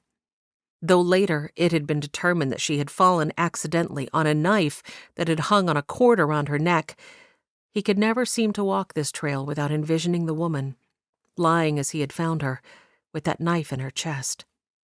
He shuddered as he hurried past the spot. He was just cresting the hill on the other side of the gully when a sound stopped him in his tracks. He held his breath, listened. There. It came again. The soft, melodious notes of a hymn? Who would be singing out here at this time of morning? The sun wasn't even up yet. Dawn had barely brushed gray against the sky beyond the trees. The melody stopped. He shivered with a glance over his shoulder toward the place where the dead body had been. Was he hearing things? No. The music started up again. This time, a little louder. This path he was on was the only one that stretched through this portion of the wood. So whoever it was must be walking on the trail. Somewhere up ahead, perhaps? He waited, but the sound of the singing did not grow louder. Neither did it grow fainter. Odd. He walked a few paces. More details of the music could be discerned now. He paused again, hands propped on his hips to listen. His heart pounded in his chest. He could swear that voice sounded just like Aurora McClure's did when she sang the worship songs on Sundays. He lifted his lantern higher and studied the trees in the direction the sound was coming from. The underbrush was thick and did not appear to have been disturbed, but there was nothing for it other than to try to find the source of that voice. He found a gap in the brush and pushed through. After taking several steps, he paused to listen again.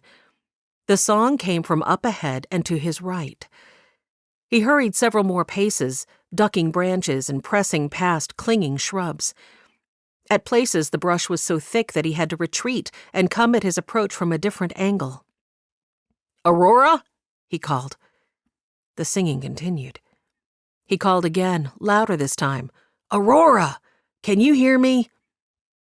Aurora ceased her singing. Her heart pounded in her chest. Had she really just heard someone call her name? She willed herself to breathe shallowly and listen past the pounding in her ears. "Aurora?" "Yes, I'm here." Her voice was too soft, even to her own ears. She cleared her throat and tried again. "I'm here." "I can hear you. Keep talking. I'm trying to find where you are." She wasn't sure what to say. Relief at having someone finally so near had her trembling. And then a shout of terror whipped through her. The walls of whatever structure she was in made the voice outside unrecognizable. What if it was one of the men who had taken her captive returning and simply tormenting her with false hope? Maybe she should remain silent. And yet, what was a little false hope in the face of potential rescue? "Who are you?" "It's Kane Carver, miss." Her eyes closed in relief. Kane Carver. Oh, thank you, Lord. She was going to throw her arms around his neck and give him a hug he wouldn't forget after this. "Just keep talking to me," he continued. "Are you okay? Have you been hurt?" Aurora shook her head even as she answered him. "I'm not hurt, and I managed to untie myself. But it's dark, and I'm surrounded by a drop-off." "Dark, you say? It's not much lighter where I'm at. It's barely dawn. Can you see any light? If you can describe your surroundings, that might help me to be able to find you." Aurora searched the cavern again. The faint gray coming from above her had increased slightly. "There's a small hole above me. Yesterday I thought I felt sunlight, but that was when I had my blindfold on, so I can't be certain. Otherwise, all I see is blackness. I think I might be underground." "All right. Sing one of those lovely hymns of yours. I know you have to be close. I just need to find the way in. Keep singing so I know where you're at." With renewed hope, Aurora launched into another hymn. Kane Carver propped his hands on his hips and spun in a circle, searching the area. He had come into a thick copse of trees, and here the underbrush was sparse. He could see for several paces in all directions. There. A few paces ahead, on a mossy, rocky knoll, a hole opened in the ground. He approached cautiously, not wanting the ground to cave in on her, but his footing remained sturdy, and her song grew louder with each step. He leaned over the opening and peered into the darkness below. Her singing stopped abruptly. "I can see you!" Relief swelled through him. He'd found her. He flattened himself on his belly and lowered his arm and lantern in through the fissure. There was a flutter and burst of chittering as several bats scooted away from the light, but then they seemed to settle in the shadows behind a stalactite. He swallowed and scrutinized the cavern. The floor was littered with stalagmites, one of which formed her prison. He had no idea how deep the floor of the cave actually was, because the light didn't pierce that far. Realizing she was simply sitting quietly, waiting for him to take the lead, he grinned at her. "You have no idea how happy I am to have found you." She smiled. "You have no idea how happy I am to be found." His brow crimped with worry as the light glanced off a dried patch of blood at her temple. She was far enough down that he'd never be able to reach her, even if she could fit through this small hole, which she couldn't. He scanned what he could see of the walls of the cavern. "How did you get in there?" She shook her head. "I'm afraid I'm no help. I was knocked out on the road and woke up here. But," she pointed, "there seems to be a path over there, and there's a bridge sort of thing that I think they used to get me out here." He hated to leave her in the dark again, but there was nothing for it if he was to help her escape. "I'm going to see if I can find the entrance. Hang in there. I promise not to leave you for long." To his surprise, her smile remained serene. "I'll be all right." With a nod, he pushed back from the hole and headed in the direction she had pointed him. The brush grew thicker, and a tangle of ivy wove so tightly between several trees that he had to skirt away from Aurora's shelter. His frustration mounted when he reached Wyldhaven Creek without finding a way through the vines. He retraced his steps and, from near the hole into Aurora's jail, held his lantern aloft to scrutinize the brush for a better route. It was light enough now, however, that the lamp offered no aid. Yet the sun was still hidden behind dense forest. In frustration, he puffed out the flame. "Hold on a little longer, Aurora. I'm still searching for a way in." "Thank you." Her voice was soft with weariness. He squinted through the dim morning light. There had to be a way. And then he saw a part of the forest floor that was a fainter gray than what lay around it. Hugging the face of a large rock, the barest hint of a game trail penciled a path through the wood. "I see something," he called, wanting to keep her hopeful. I promise not to go anywhere," she chuckled. As he took the path, he marveled that she could laugh at a time like this. That was one strong woman. He reminded himself to remain alert and guarded. Who had taken Aurora? Would they still be close by? He didn't see anyone, and the normal dawn chatter of birds filled the trees. If there was danger, they would likely be silent. The trail angled downward, cutting into a ravine that left a wall of rock rising on his right. If he hadn't been looking for an opening, he never would have paid attention to the slight shadow that marred the rock face. But when he stepped nearer, he saw it was a gap that led into the heart of the mountain. He paused to light his lantern again, then proceeded into the darkness with caution. "I can see light. Is that you?" Aurora called, hope in her voice. He winced, fearing that her call might have alerted someone, but then he rounded a blunt corner and the cavern opened before him. They were alone. Kane released a breath. No guard? "It's me." He lifted the lantern high above his head, and that was when he realized why Aurora's attackers had felt comfortable leaving her alone. His heart sank. A vast gap spanned the distance from where Aurora sat to where he stood. The bridge she'd mentioned did indeed lean against the wall to his left, but it was made of thick timbers and heavy crossbeams. It would be much too heavy to move by himself. Yet he couldn't leave her here alone. What if her assailants returned before he could make it back with help? "Can you lower that bridge?" There was a tremor in her voice. He forced a smile. No need to burden her further with his concerns. To give himself time to form a response, he paced closer, as though examining the bridge. Something clanged beneath his foot. He looked down, frowned, bent to study the area with the lantern. Chains. He followed them to where they were attached high up on the wall near the top of the bridge. His eyes widened. It's like a drawbridge. That meant it only took him a moment to find the hand crank that would lower the bridge. Hang on, Aurora. We're going to get you out of here. Chapter 29. Preston was still pacing and praying in the wee hours of Friday morning when a knock sounded at his door. Allegra leapt to her feet with a yip. Something inside Preston surged with a joy he couldn't explain. He lurched to the door and yanked it open, and this time his joy was not deflated. Kane Carver stood on his porch with Aurora at his side.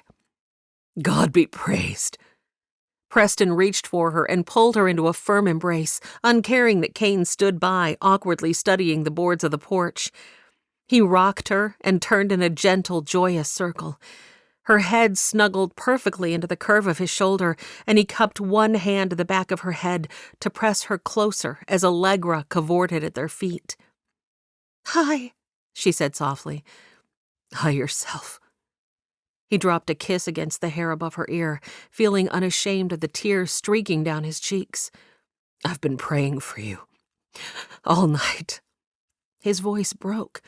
I was nearly undone when we couldn't find you yesterday. She eased back and looked up at him. Too much peace in her eyes for someone who'd just been through such an ordeal. "God did not abandon me." No, he did not.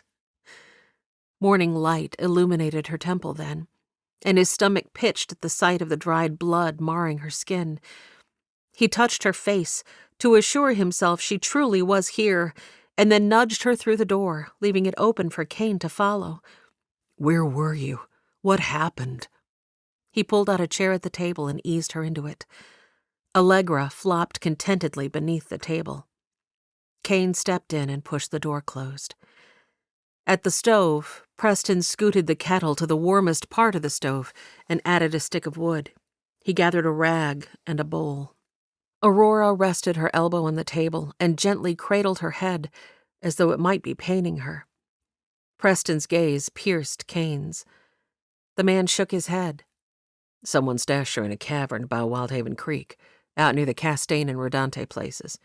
It was only a miracle that I found her. She was singing. A shiver of awe swept down Preston's spine, and despite the gravity of the situation, he couldn't withhold a smile. Praise God.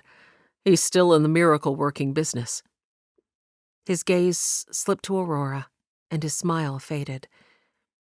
Eyes closed, she simply sat with her head propped on one hand. Someone, you say? She didn't know her assailant? Kane shook his head. Says she never got a glimpse of their faces.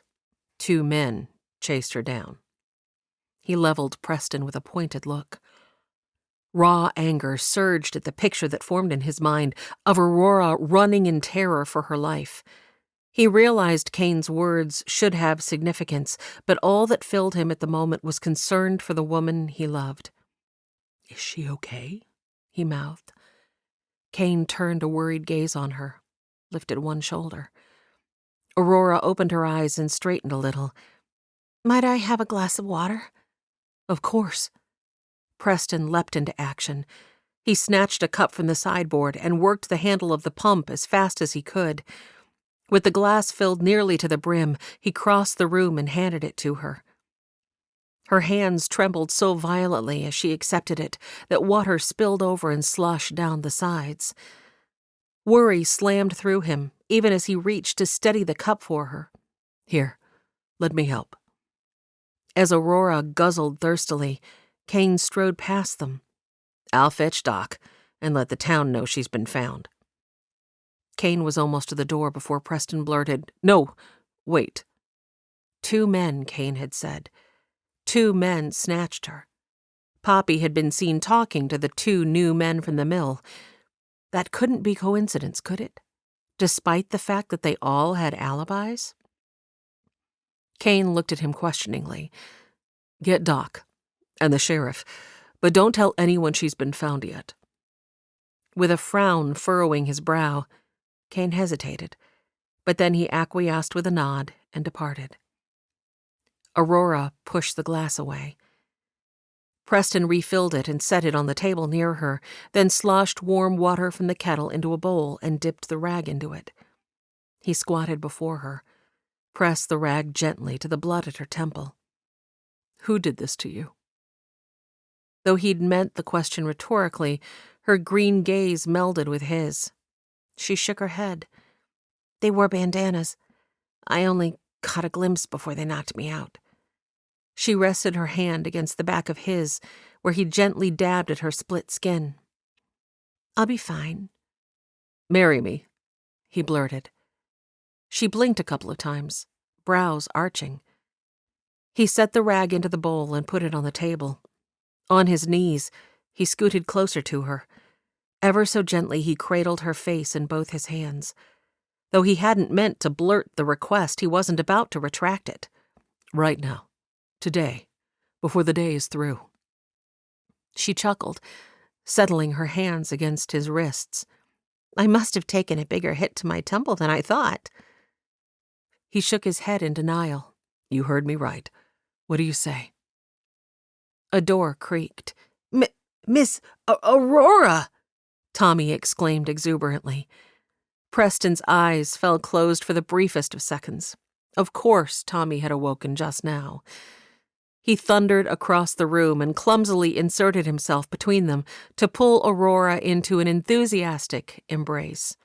With a smirk in Preston's direction, Aurora stood and returned Tommy's hug wholeheartedly, though Preston saw her wince as she did so.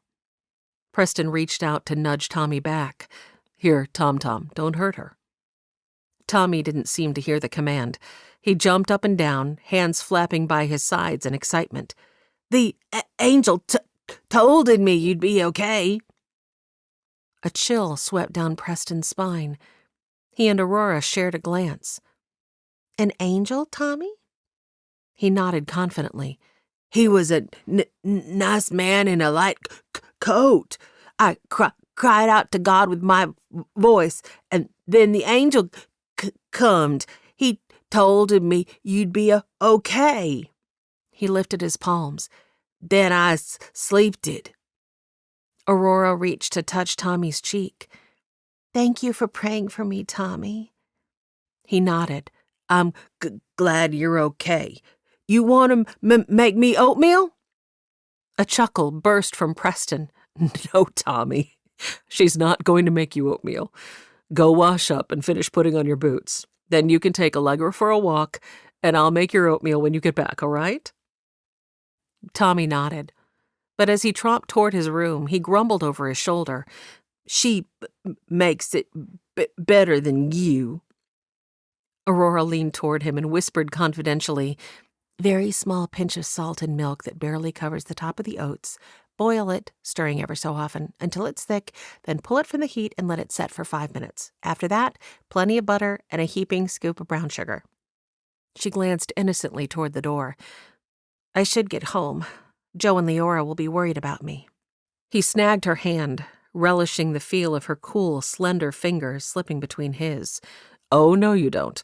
Doc is coming here to see you. Besides, I don't want anyone to know you've been found yet." Her curiosity was reflected in the gaze she shot his way. But Tommy was back. He crossed the room and took down the lead. Ever enthusiastic about getting a walk, Allegra scrambled from beneath the table and trotted to his side. Bending to attach the leash to Allegra's collar, Tommy said, "Come on, girl." "Tommy," Preston said. Tommy looked over. "Let's keep Miss Aurora's safety a secret for now, okay? Don't tell anyone." Tommy pondered for a moment, then lifted one shoulder in a shrug of acknowledgement. "Okay, don't tell no one." Preston's tension eased. "Good lad."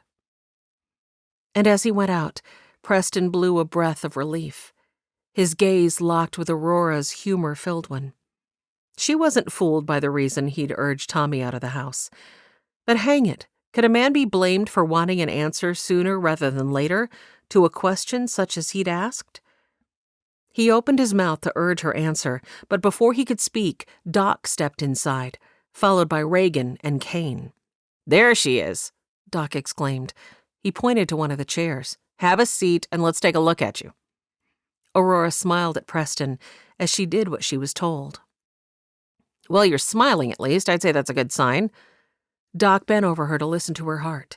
"Tell me about your ordeal. Any pain anywhere?"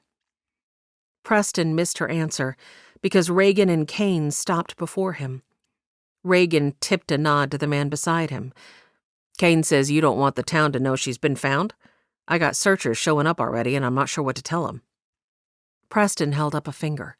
"Just until we see if Poppy shows up to try to take the money at the presumably false location you slipped to her. When is that supposed to be, by the way?" Reagan looked grim. "Thought you said you didn't want to know about that." Preston raised his hands. "Put Kane on me as a round-the-clock watch. I promise I won't leave his side." Reagan gave in. "Fine. 8 o'clock this morning, on the road from Camp 65. We've got an empty trunk heading there as we speak. Joe and Zane are keeping watch from a distance, but I put Jackson Nolan on watch at the boarding house and told him to let me know if Poppy left, and he hasn't said anything yet." Preston spread his hands. "Maybe she's waiting until you get closer to town? I think she was holding Aurora as leverage in case anything goes wrong. A bargaining chip of sorts. If she makes a move, you can arrest her, and we can ask her about it. If she doesn't make a move..." He sighed. "I guess we'll just have to let it go. We may never know who did this. Aurora says she didn't get a look at their faces. They wore bandanas." Reagan rubbed the back of his neck and glanced to where Doc was still examining Aurora's head. "Yeah, Kane told me. I just don't see how Poppy can be involved when she was in the boarding house in plain sight the whole time during Aurora's capture, and the men that we suspect work for her had to have spent that morning loading their wheelbarrow with rocks." Kane stepped forward. "Wait a minute. Wheelbarrow? What wheelbarrow?" Reagan explained to Kane that the men had arrived for work on time, and that by the time they'd gotten to the mill to question them, they'd been returning from downstream with a full load of rocks for the walls of the mill. They didn't have enough time to both kidnap Aurora and get back to the mill with a full barrow. Kane's eyes widened, and he snapped his fingers. "Unless they had two, and filled one with rocks the night before." "What?" Preston frowned at the man. "I found an empty wheelbarrow right near where I found Aurora. Suppose they bought an identical wheelbarrow to the ones owned by Eklund. Those large wooden ones that are more like a cart, correct?" Reagan nodded. Kane pressed on. "The night before, they'd trundle it out to the location and fill it. The next morning, they arrive for work and pick up an empty wheelbarrow. But instead of filling it, they use the time to nab Aurora and stash her in the cavern near the creek. Then they return to the mill with the stones they harvested the night before." Preston exchanged a look with Reagan.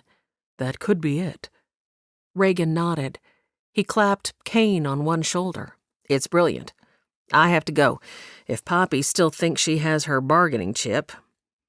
He swished a hand through the air, as though indicating he didn't have time to explain all the possibilities.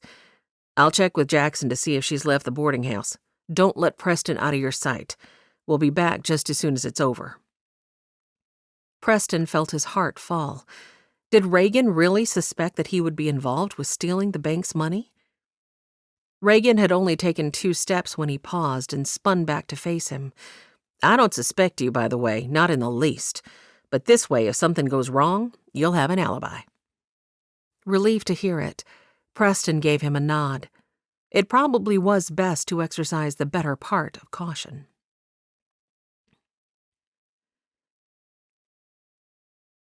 Poppy stretched languidly on her bed at the boarding house. She relaxed against her pillows, staring into nothingness with a smile on her face. They'd made it through the night without anyone finding Aurora. Poppy's stomach had been in knots there for a while last night. She'd known that the cavern her men had accidentally discovered while fetching rocks for the mill was well disguised. They'd only noticed it because while working in the creek one evening, they'd seen bats flying in and out of the entrance. But it was still a great relief to reach daylight without an alarm of Aurora's rescue being sounded. Today was the day. She would take Preston to see his little woman, let him speak to her, maybe even give her some water. She had to be thirsty by now. Then, with Poppy's men standing by his insurance, she would promise him that no harm would come to Aurora as long as he helped her get into the safe tonight. He didn't need to know that she'd already instructed her men to push Aurora into the canyon. It would look like she'd slipped. Poppy would act appropriately shocked and sorrowful, repentant. He would be horrified for a while, but then he'd see reason and come back to her. And they'd be rich. Not only would she make Babbo proud, she'd get her man as well. Because she'd decided that was important to her. Once Preston's prayers weren't answered, he would see what a farce his religion was. He would give it up. Then they'd be happy. Together. She smiled and lurched to her feet. It was going to be a good day. She just had a couple of hours to wait. Breakfast would fill the time nicely. One last breakfast in Wyldhaven.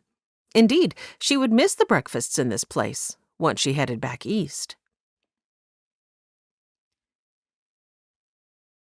Reagan could still see Jackson whittling away at a stick on the church porch. He'd parked him there because even if Poppy left from the back side of the boarding house, Jackson would still be able to see her right away from this vantage point. He stopped at the base of the stairs. "Anything?" Jackson shook his head. "Ain't seen hide nor hair of her. But," he pointed with the tip of his blade, "there was some to do down at the mill a bit ago." Reagan looked that way. "I'll go check it out." He tipped his chin toward the church doors. "How many people has Ma sent out to search?" 5 or 6 so far. You sure I wouldn't be better served out there looking?" Reagan shook his head. "I need you here."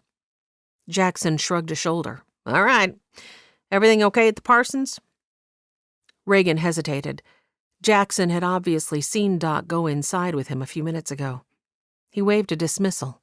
"Nothing to worry about. I better get to the mill."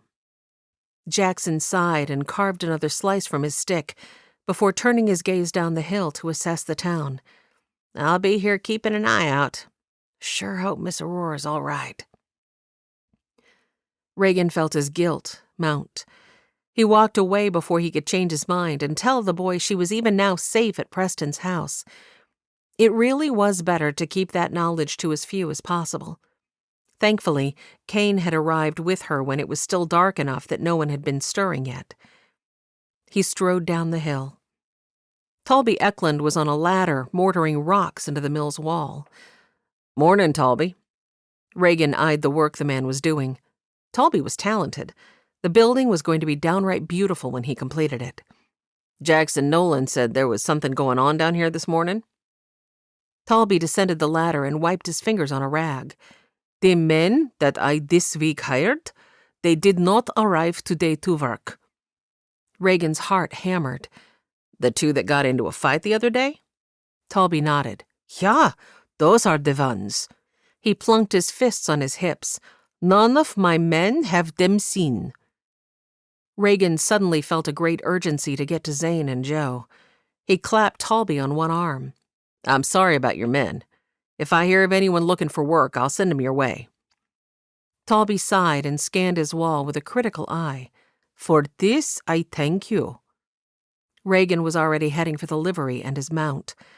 Poppy's men were probably even now set to attack the decoy money.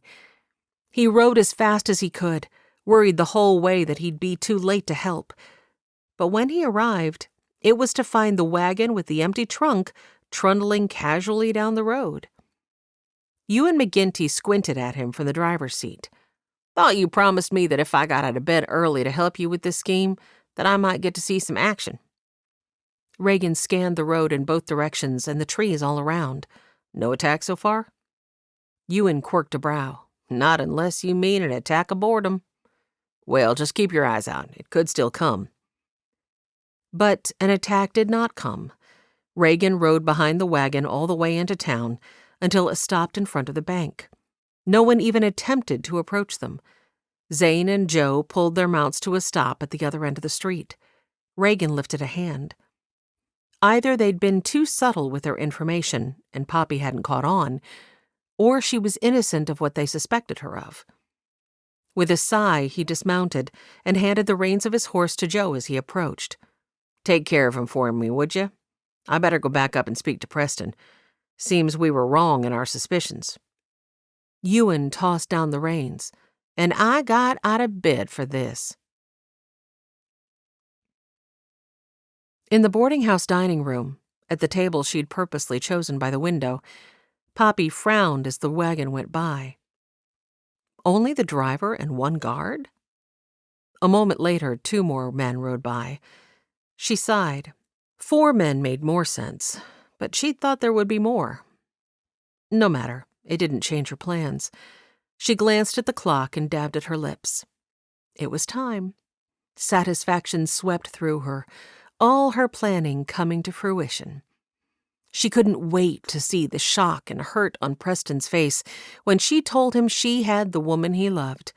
Couldn't wait to lord her power over him and force his hand. A tremor of excitement swept through her as she dropped her payment on the table and stepped out of the room. Just a short walk up the hill, and all her plans would fall into place. Chapter 30.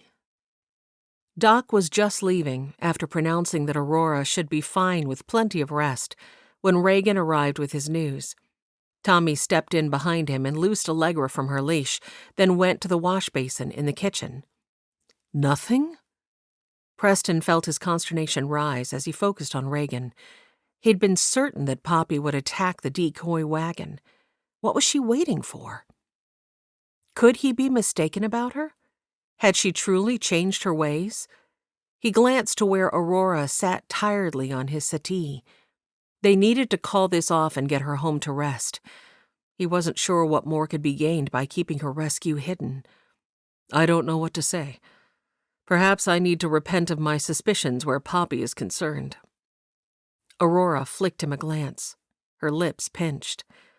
But before he could open his mouth to reassure her of his feelings toward her, the door burst inward, and Jackson Nolan surged through the opening. "Sheriff, she's coming! That woman you asked me to keep an eye out for—" His gaze landed on Aurora, and he blinked. "You're here!" Reagan scooped a hand through his hair. "Yeah, sorry I couldn't say anything earlier." "Bad lady coming," Tommy said as he sank into his place at the table. "I want oatmeal." "Did she see you?" Reagan asked Jackson. He shook his head. "I don't think so.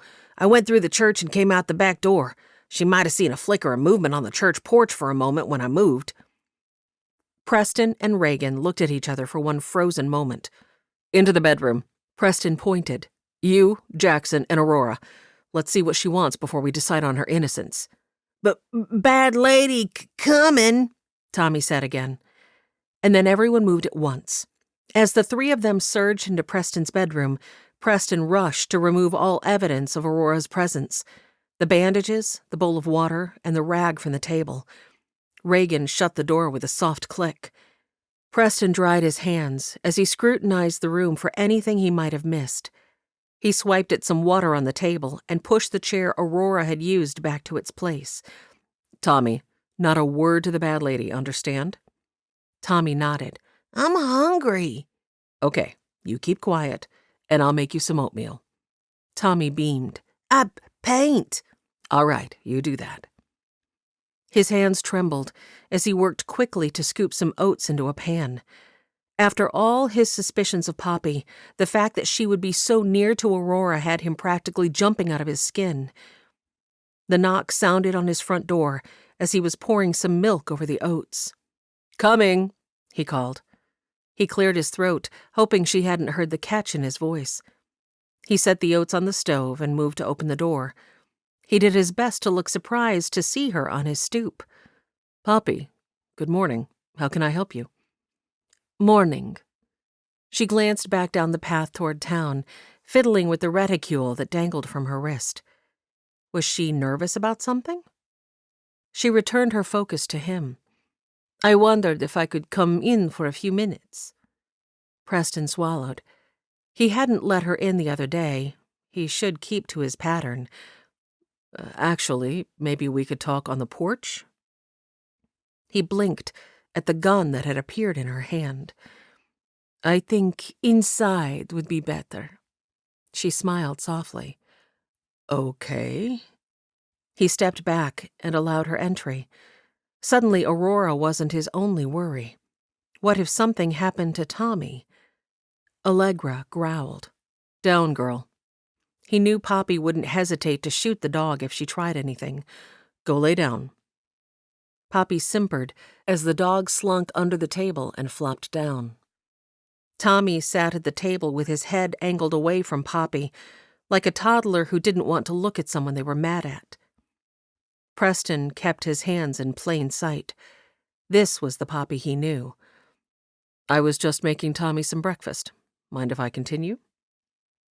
Poppy assessed the kitchen and then shook her head. She nudged him toward the living room with a direction from her gun barrel, just as he knew she would. "Nothing hot for you, if you don't mind. I've no desire to be scalded. Sit." At least there was some space between them and Tommy now. Preston did as he was told, keeping his hands on his knees so she wouldn't think he was about to try something. "Good," she smiled at him. "I'm here to talk business." A sadness filled him. How he suddenly wished he'd been wrong about her. "Business?" was all he said. "I have her. Your precious Aurora. The girl you flaunted in my face the other day." He shifted. "I wasn't trying to flaunt her." One of her black brows nudged upward. Her red lips pressed into a pinch. "Weren't you?" "Why didn't you tell me yesterday when I asked you? Why the pretense of looking for her?" She smirked. "Timing, dear Preston. I needed you to be ready to rescue her. If you want to come with me, I'll take you to see her. But she won't be free until you do a little something for me." He frowned. He hadn't expected that. If he left the house, he would be alone with her, and since his gun remained in his saddlebags, which currently hung by the door, she would have the distinct advantage. They already had enough information to arrest her, simply with her confession of having kidnapped Aurora. But if Reagan hadn't emerged yet, he likely wanted to hear more. "Why should I come with you? So you can kill us both?" She pouted. "Preston, you do me great hurt. I could never kill you." He rose, anger flooding through him. He advanced on her.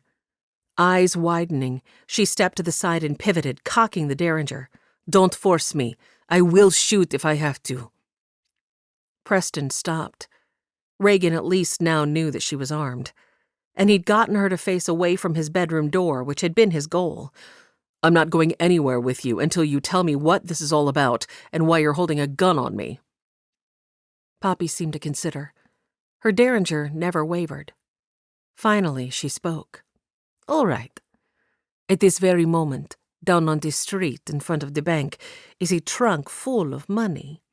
I confess that if I'd known how lightly it would be guarded, I would have taken my chances with an attack on the road. But I thought it would be heavily guarded by many armed men. In the end, there were only 4. She gave a dismissive shrug. "My plan has always been simple. Tonight, once the money is in the bank's vault, and the town is good and rowdy, we break into the bank and you open the vault. We'll be long gone by morning, before anyone even realizes the money is gone. It will be like old times. You, me, and plenty of cash." She smiled. "So Aurora is your leverage to ensure that I cooperate?" She nodded. "Yes. And the 2 men who work for you, were they the ones who captured her? For the first time, Poppy looked a bit taken aback. Yes. How did you know about them? He spread his hands and took a step toward her, offering a deprecating smile. Poppy, have you forgotten how closely we used to work with each other?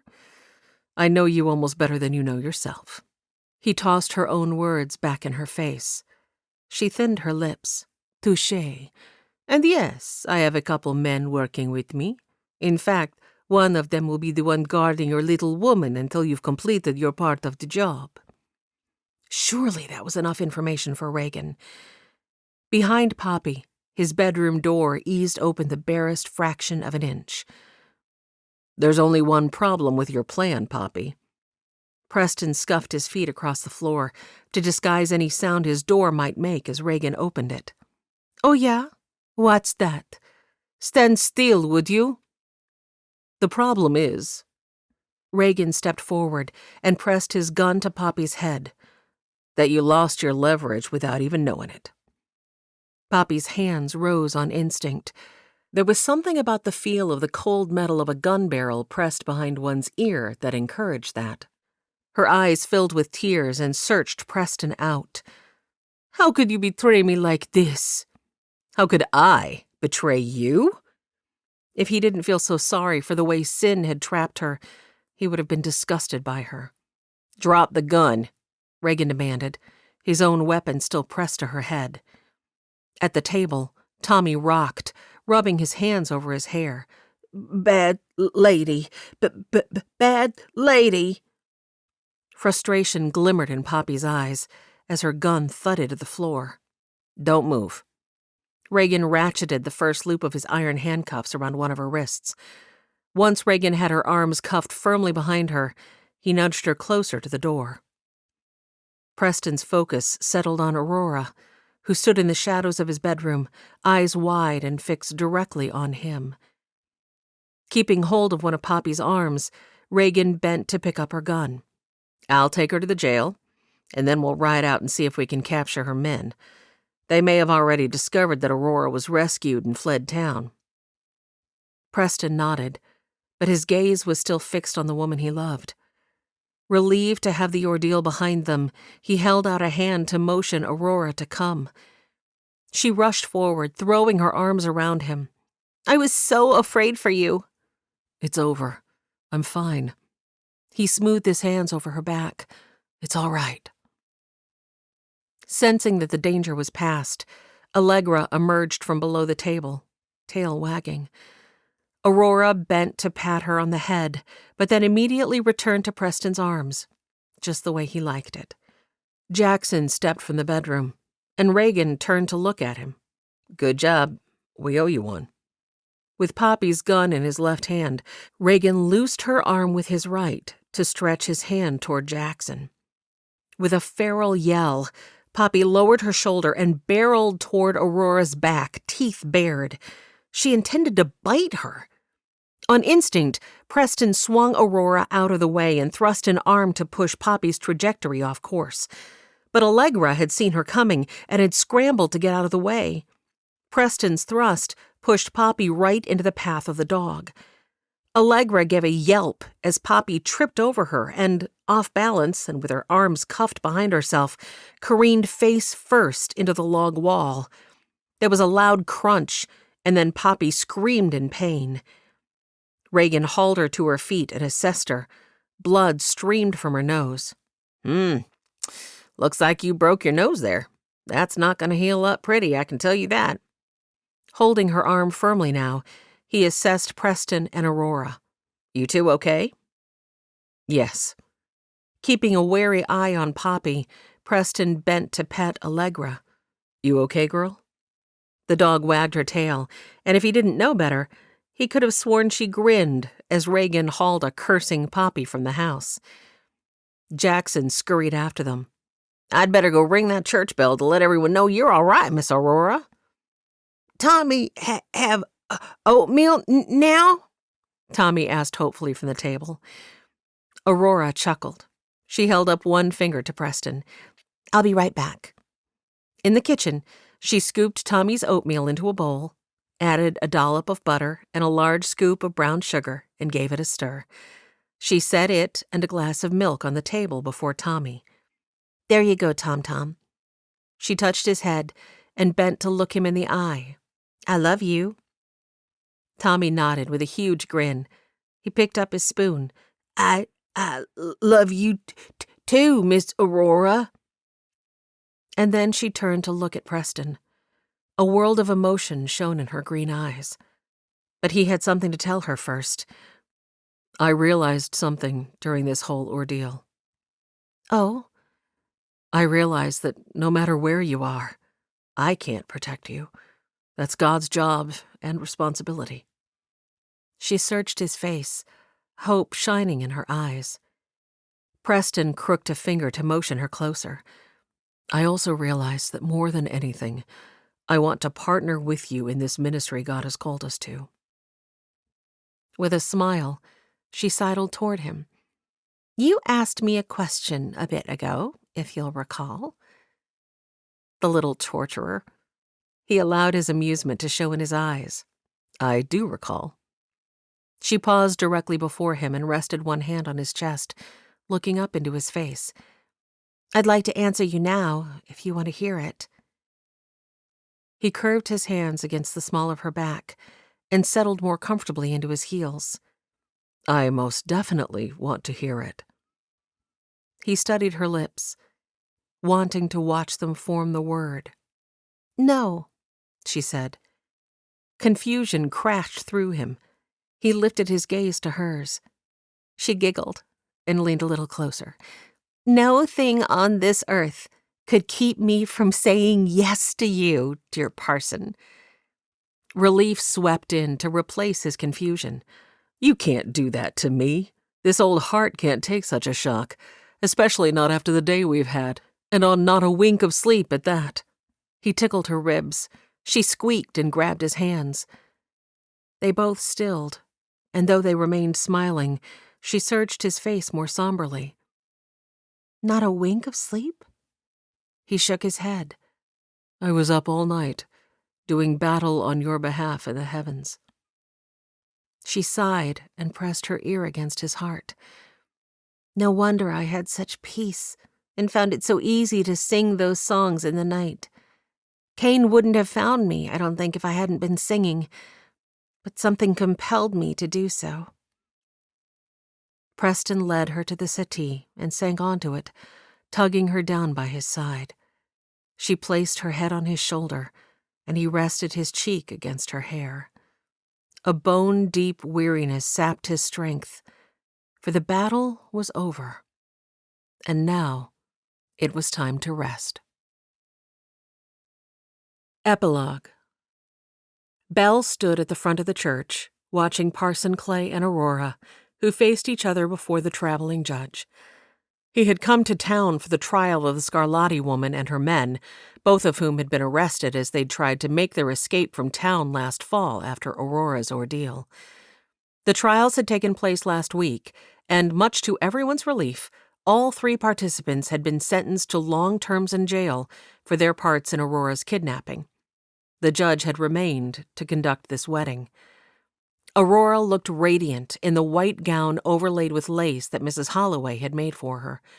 The circlet of pink tulips that she wore as a crown brought out the joyous flush of her skin and the lively twinkle in the green of her eyes. The judge motioned the couple toward a table that held 3 candles.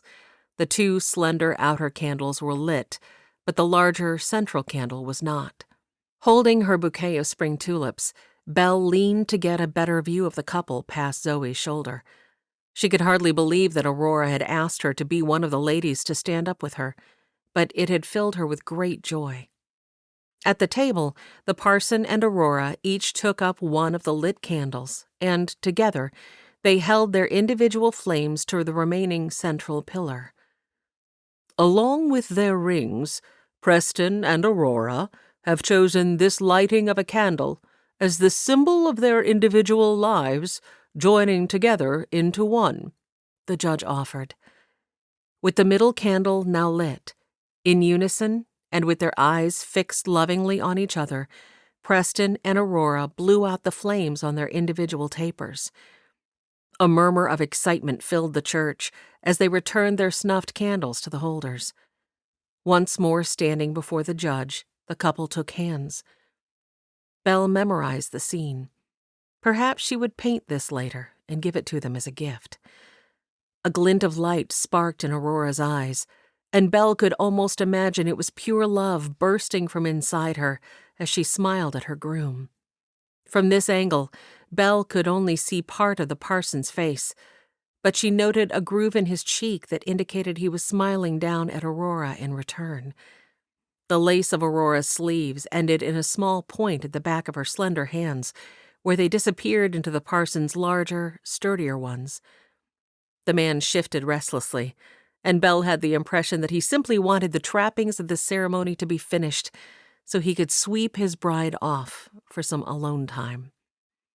She could already envision how she would paint the highlights of candles shimmering behind the couple, the way the daylight filtered through the church windows to surround them with a soft glow. The rolls of the judge's bearded jowls and rounded paunch would contrast with the chiseled sturdiness of the parson's jawline and physique. Aurora's beaming smile and beauty would practically add itself to the canvas. And the line of bridesmaids, Leora, Zoe, and her, and the 3 groomsmen lawmen, along with Tommy, who was all decked out in a fancy store-bought suit, all leaning forward to peer at the happy couple, would add humor to the piece. As the parson and Aurora exchanged vows, Belle cast her eye across the congregation. Aidan and the twins sat snuggled beside Ma and dear Mr. Harrow, now Belle's stepfather. They had married at Christmas, and much to everyone's surprise, except Belle's, as she'd already known, the man had revealed that he was quite well-to-do. He'd already arranged to buy their land back from Mr. Hines, and his clock shop, which he'd built next to the post office, was already doing a smart business. Talby Eklund sat in the pew behind her family, and Belle was not surprised to note that his focus lay more on her pretty red-headed sister than on the couple before the judge. For her part, Zoe didn't seem to notice, but Belle couldn't resist a smile. Wash Nolan might just have some competition on his hands for the heart of her fair sister. Belle felt someone studying her, and her gaze connected with Kane Carver's. His brows pumped slightly, and after sweeping her with an appreciative look, he gave her a quick wink. Belle's face heated, and she dropped her focus to the bouquet of tulips in her hands before turning purposefully to focus on the ceremony. The judge's voice bellowed, "I now pronounce you man and wife. You may kiss your bride, Parson Clay." The church rose in unison with a cheer as Preston stepped close to Aurora, touched her cheeks, and slanted his mouth across hers. Belle clapped and hollered her congratulations along with everyone as the judge shouted above the tumult, "May I present to you Mr. and Mrs. Preston Clay." "We did it!" The parson thrust his and Aurora's clasped hands above their heads in triumph, and then with a laugh, the couple practically sprinted down the aisle to make their escape. As the bridesmaids and groomsmen followed, and Belle fell into step behind them, she couldn't resist one more peek at Kane. The man still watched her with that glorious gleam in his eye that gave a girl such a dangerous hope. This has been an unabridged production of Songs in the Night by Lynnette Bonner. Copyright 2021 by Lynnette Bonner. Read by Amy Lilly, directed and engineered by Adam Hassel, and recorded at the Oasis Audio Studios. If you've enjoyed this audio production of Songs in the Night, please look for the entire Wyldhaven series. It can be found on Amazon, iTunes, and Audible.